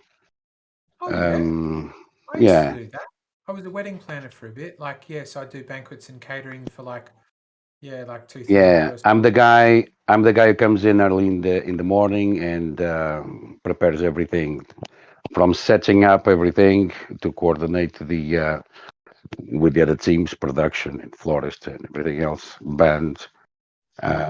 Coordinate with everyone, and then during the event, I'm in charge of serving everything in Yeah, it terms of sounds food like and you and I drinks. used to do a similar job. Yeah, mine was mostly weddings, like Indian or African or Afghan were the weirdest. But yeah, weddings where I'd like. I do Jewish. Oh my god, Jewish was so difficult. Sorry, that sounded really racist. Or not right, but whatever. Yeah, But I do yeah, kosher. fuck up an African wedding, like not fuck it up altogether, but like there would be lots of squidgy room where like the timing wasn't quite right or something. And African people would say, "I'm turning up at 5 p.m." and they'd start rolling in at about 7. And then at the opposite end of the spectrum would have Jewish functions, and it'd be like, we'll be there at 5 o'clock, and the hall is empty at 4:59, and then totally full by 5:01. And they want everything to be exactly the way they said. Well, the problem with the problem with the Jewish functions, the kosher events that we do, is it's the part of being kosher. So we have Oh to my bring god, yes. everything. We need to bring everything. We cannot use nothing from the venues. Yeah, The good they would thing is turn up that in and my cover the. case, I go to different venues all the time. So always on different hotels, different venues. Sometimes Oh. in the countryside as well. Yeah, so I was the other side to you. I was like, I would do organizing, but I was just mostly like most of it just working one hall. So yeah, when I have like kosher organizers come in, they would get like every cooking surface. They'd come in with these giant rolls of foil and cover every surface, every single surface that might be anywhere near Yeah, that's vegan. correct. Yeah. And then and they'd be like, lock the freezer shut so nobody goes into the freezer because there might have been pork in the freezer recently. It was crazy. Yeah, and they leave the ovens and stoves on for about an hour in full power to kill all the bacteria before you can even think about cooking. Yeah, right. So yeah, everything is in full power. And they have a person, a Jewish person called a shoma, comes in, and he has the magic touch, because only with his touch we can start working. We cannot plug anything on the wall until he doesn't. I mean, you can plug, but you cannot put it on.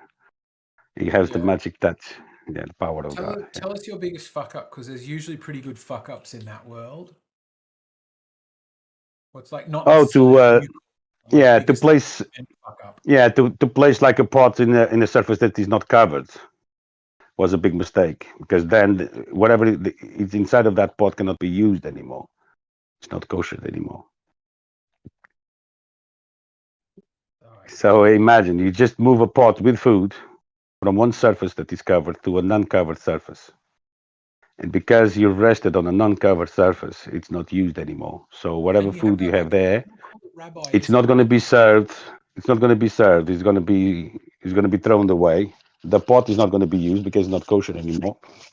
And on a situation like that, you might have a risk of running out of food, or not having enough of that particular item. Let's say it's spinach or potatoes, and you'll have less quantity in order to serve the same amount of people. So it's a big concern, you know. Big pots too. Anyway, Yeah. sorry, I'm mindful Geo's going to say, so how about that flat earth? What about it? I don't know. I was good. I just wanted to throw it open to him to say that. But yeah, biggest fuck up I did was walking into the women's side of an Afghan thing. So like you would have the same thing with Jews, where they sometimes have weddings where women and men have to be separated, like sometimes in a totally separate hall. But we would do it usually in our one if they were both there with a curtain in between the men and the women. And I just we had two doors for the kitchen, and I just totally forgot and wandered out the wrong door of the kitchen and wandered like 20 steps into the women's side before all these women just suddenly you can imagine 100 women screaming at the top of their lungs at you, and these men being like, "What's he doing?" But they wouldn't leave the kitchen themselves because they couldn't see the women, because the women didn't have their headscarves on. And just these guys, I got back inside and my boss, who was Pakistani, is like, "You are fucking lucky that was you, because if that was me, they would have straight up beaten the shit out of me. But they didn't beat you up because you were white." Your mic just totally changed, by the way. Did it? Yeah, it got really loud and sounded different. Yeah. Sound good? Should I? Anyway, Maybe you just got really close to it or something, but it just seemed to. It was almost like a different mic. It sounded like. I'm still sitting here playing my VR game. That's actually fine now. Okay. So how about that flat Earth? I'm finding a bunch of really cool quadrupole images. I'm saving them. Are you sharing them in the chat? Because I'm still playing VR. I'll have to switch over to see. If you are. I'm just looking through them and finding some cool ones and saving them. A lot of these show the star patterns. Oh, nice. Yeah, I'll look at that. That'll sway me more than the peppercorns. A bit further than the peppercorns did. But I mean it with no sarcasm or something. I'm trying to think of it I don't mean it ironically. Your answer is the strongest answer or response I've had to the Star Trail question.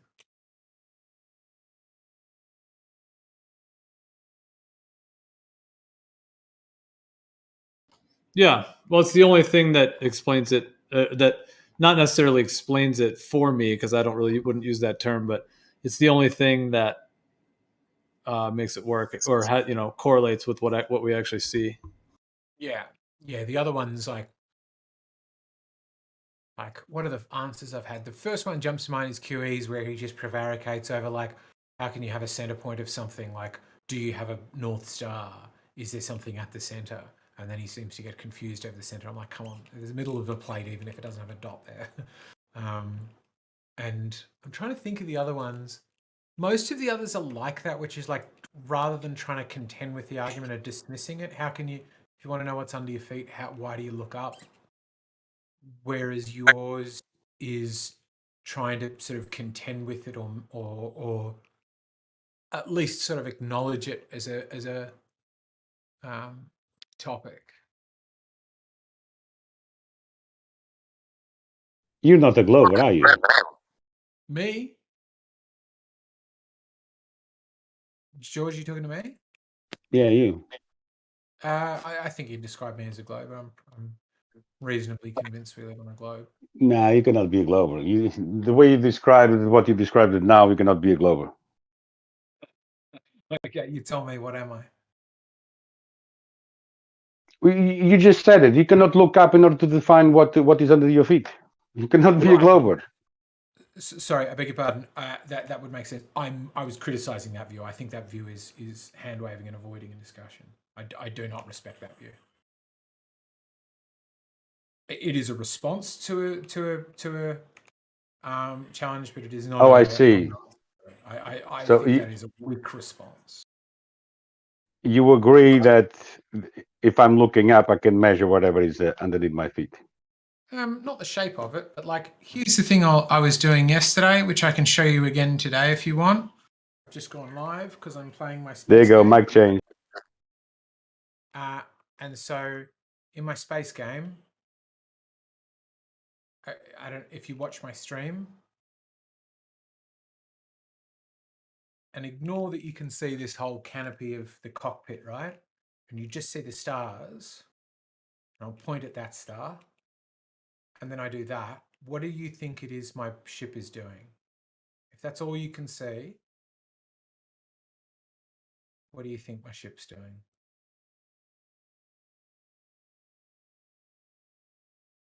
And if I was doing that and the stars were all rotating counterclockwise, Your ship's standing still. My ship's standing still. I would agree with that because I got my throttle all the way down, so that's right, not up. But yeah, ship's standing still. Just like the Earth. It's just like the Earth and the stars are moving. Sure. Yeah, both are absolutely possible. And we go, ship standing still. But what do you think? This is a false equivalent, yeah? It might be a false equivalence. I just want to sort of get through the simple points of it, and then the rebuttal. This is some advanced feedback you're getting. You're getting the solution before you've even I know, that's telling, isn't it, right? These guys are so on top of it. They're already able to give you the answer. Which is like, if my ship's doing that, you could go, I think your ship is doing barrel rolls right. Whereas if my ship was doing that, you would go, oh, I think it's doing backflips. Whereas if it was doing that, this is your proof of a globe. No, it's not proof of anything. Not proof of anything. I don't believe in proofs. But if it's doing The stars, Harry, do the stars move at all in this game? Huh? Yes, they do. The stars move? They move? This is a one-to-one representation of, so that's the system I'm in. That's the solar system I'm in. And that is the Milky Way. That's what this game claims to be. Which solar system you're in? Now, does the Milky Way spin? Yep, spins at a rate of 200 one revolution every 280 million years. Okay, can you make it? So if the Milky Way spins and you're flying over the Milky Way, do you see it spinning as you're flying over it? Yeah, at a rate of one revolution.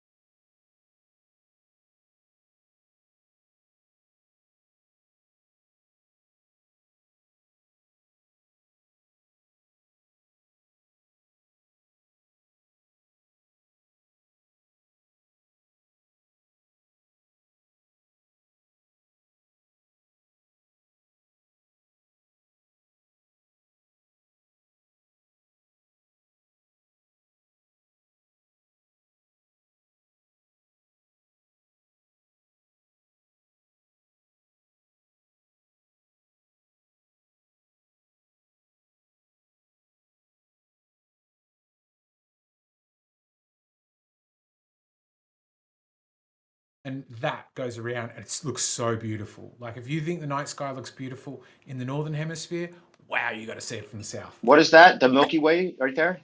Yeah, that's the whole galaxy. So I'm pointing at like. Looks flat. It's weird, huh? It is flat. Yeah, that's the way it is. Wow. Why? So you like, could fall off the edge of it, I guess. Well, you could go to the outer limits of it, sure. But yeah, if you do that, then I can yeah. It's Well, flat. if the universe is flat, can you fall off the edge of the universe? And what's outside the universe if it's like actually a thing, like an object in the same way? Good question. Yeah, if there was a chance that I, as a human, could go there, I would be curious about that. But given it's well out of walking and boating distance, I am not that interested. Where's the next planet I've got to go explore? Done that one, now I've got to do that one. But yeah, I don't use it to know the shape of the Earth in answer to your question, George. It just gives me a strong indication of not the shape of what I'm on, but what I'm on, what I'm on is doing. You know, like I look out the front of my car, and the front windscreen of my car gives me a strong indication of whether my car is turning right or left or doing barrel rolls. It's a pretty good indication. Are you playing in VR, Eggshells? Yeah. Okay, cool. You look, this is my crotch. This is the most fascinating thing about this game. Nice. Not the traveling at multiple times the speed of light. It is that I am androgynous and like 4 foot tall. That's a very well-fitting suit. It's really tight. For somebody who spends all of their time alone in space, I'd be like, tracksuit pants, thank you, sir. I haven't My seen unicorn, my unicorn just jumps in time. It's a time travel. Oh yeah, the Time traveling at traveler. speed of So light. yeah, Chronic- no, it's even Chronic's faster than going that. to It just teleports to the other side. Yeah, Chronic could talk to you about the improbability of that. Even this, the speed I'm traveling at But now. you need to is be riding on the unicorn, otherwise it doesn't happen anything. Yeah. If you look down there, it's hard to see because of the sun or this star. But yeah, see there, I'm traveling at like I can travel at multiple times the speed of light. And to jump between star systems, I travel at multiple thousands of times the speed of light. Oh, this is a binary system. Is this multiplayer? Yeah, multiplayer. It's elite. It's awesome. You can be like, you can do whatever you want. I'm being an explorer. I'm going and scanning. So you can find other, like you can just come across other players in the Yeah, universe? But the system's so big that where I am at the moment, the chance of me running across another human is so If you hit the sun, do you die? Yeah. Well, first you do this, like I can show you, where I drop out of hyperspace, which is crazy speed, and then go into ordinary human speed. There's some pretty good metal on that ship. Up and To touch the sun and still stay intact. yeah, I mean, I think they probably Must have had that NASA metal. Yeah, I think they probably tried it where like tinfoil. too close to the sun. I'm not touching it. If I keep going lower, I could try to land on the sun, but my ship would burn up, and I'm not doing that for your edification because I've got lots of. That's why they use tinfoil. You can if you get the next upgraded version. You can get up and walk around. See, this is why they're trying to make our reality suck so bad, so people will just escape into VR. I like VR. It is. Yeah, it could just simply be a tool for entertainment. You never know. That too. Could be like television. It is VR is so. This headset I've got on has no cord now. My previous one had a cord, so like I can move my head and not get this weird bit where a cord gets trapped around the back of my neck and then yoinks my head back. And it's really. If you haven't tried VR, Why don't you implant one? oh my god, I would. Don't fucking tempt me, George. I would have that shit. It's sewn into Maybe, my eye. hey, maybe you're already implanted, right? A binary star system with a binary Earth-like. Is this an Earth-like? Are these real systems? They're not. Are they based on real systems? I wanted to show this to you, Chronic. This is all of These systems aren't real, bro. Please, come on. Where was the star you studied? I can see how far it would be to go there. What system was it in? Are real stars in the game? Yeah, Barnard star, Alpha Centauri. It's meant to be a 1-to-1 representation of our solar system. So the study you. This is reality. This is it. Yeah, this is 100% reality. Is this based on reality? We are I don't care if it's fake. This is so awful. I don't care if it's fake. Where's the you did Chronic? You just did a study on a star. Where was it? Are these all the galaxies they've already figured out? It sounds Is like there Haven't they already gone to the edge of the One universe? galaxy, just one galaxy. They're not intergalactic.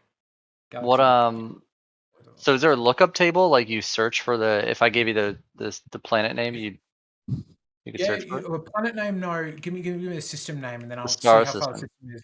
And if it's not too far, I'll go there. I'm just mapping this planet first. Yeah, I'm give me curious the- if any Vulcan planet.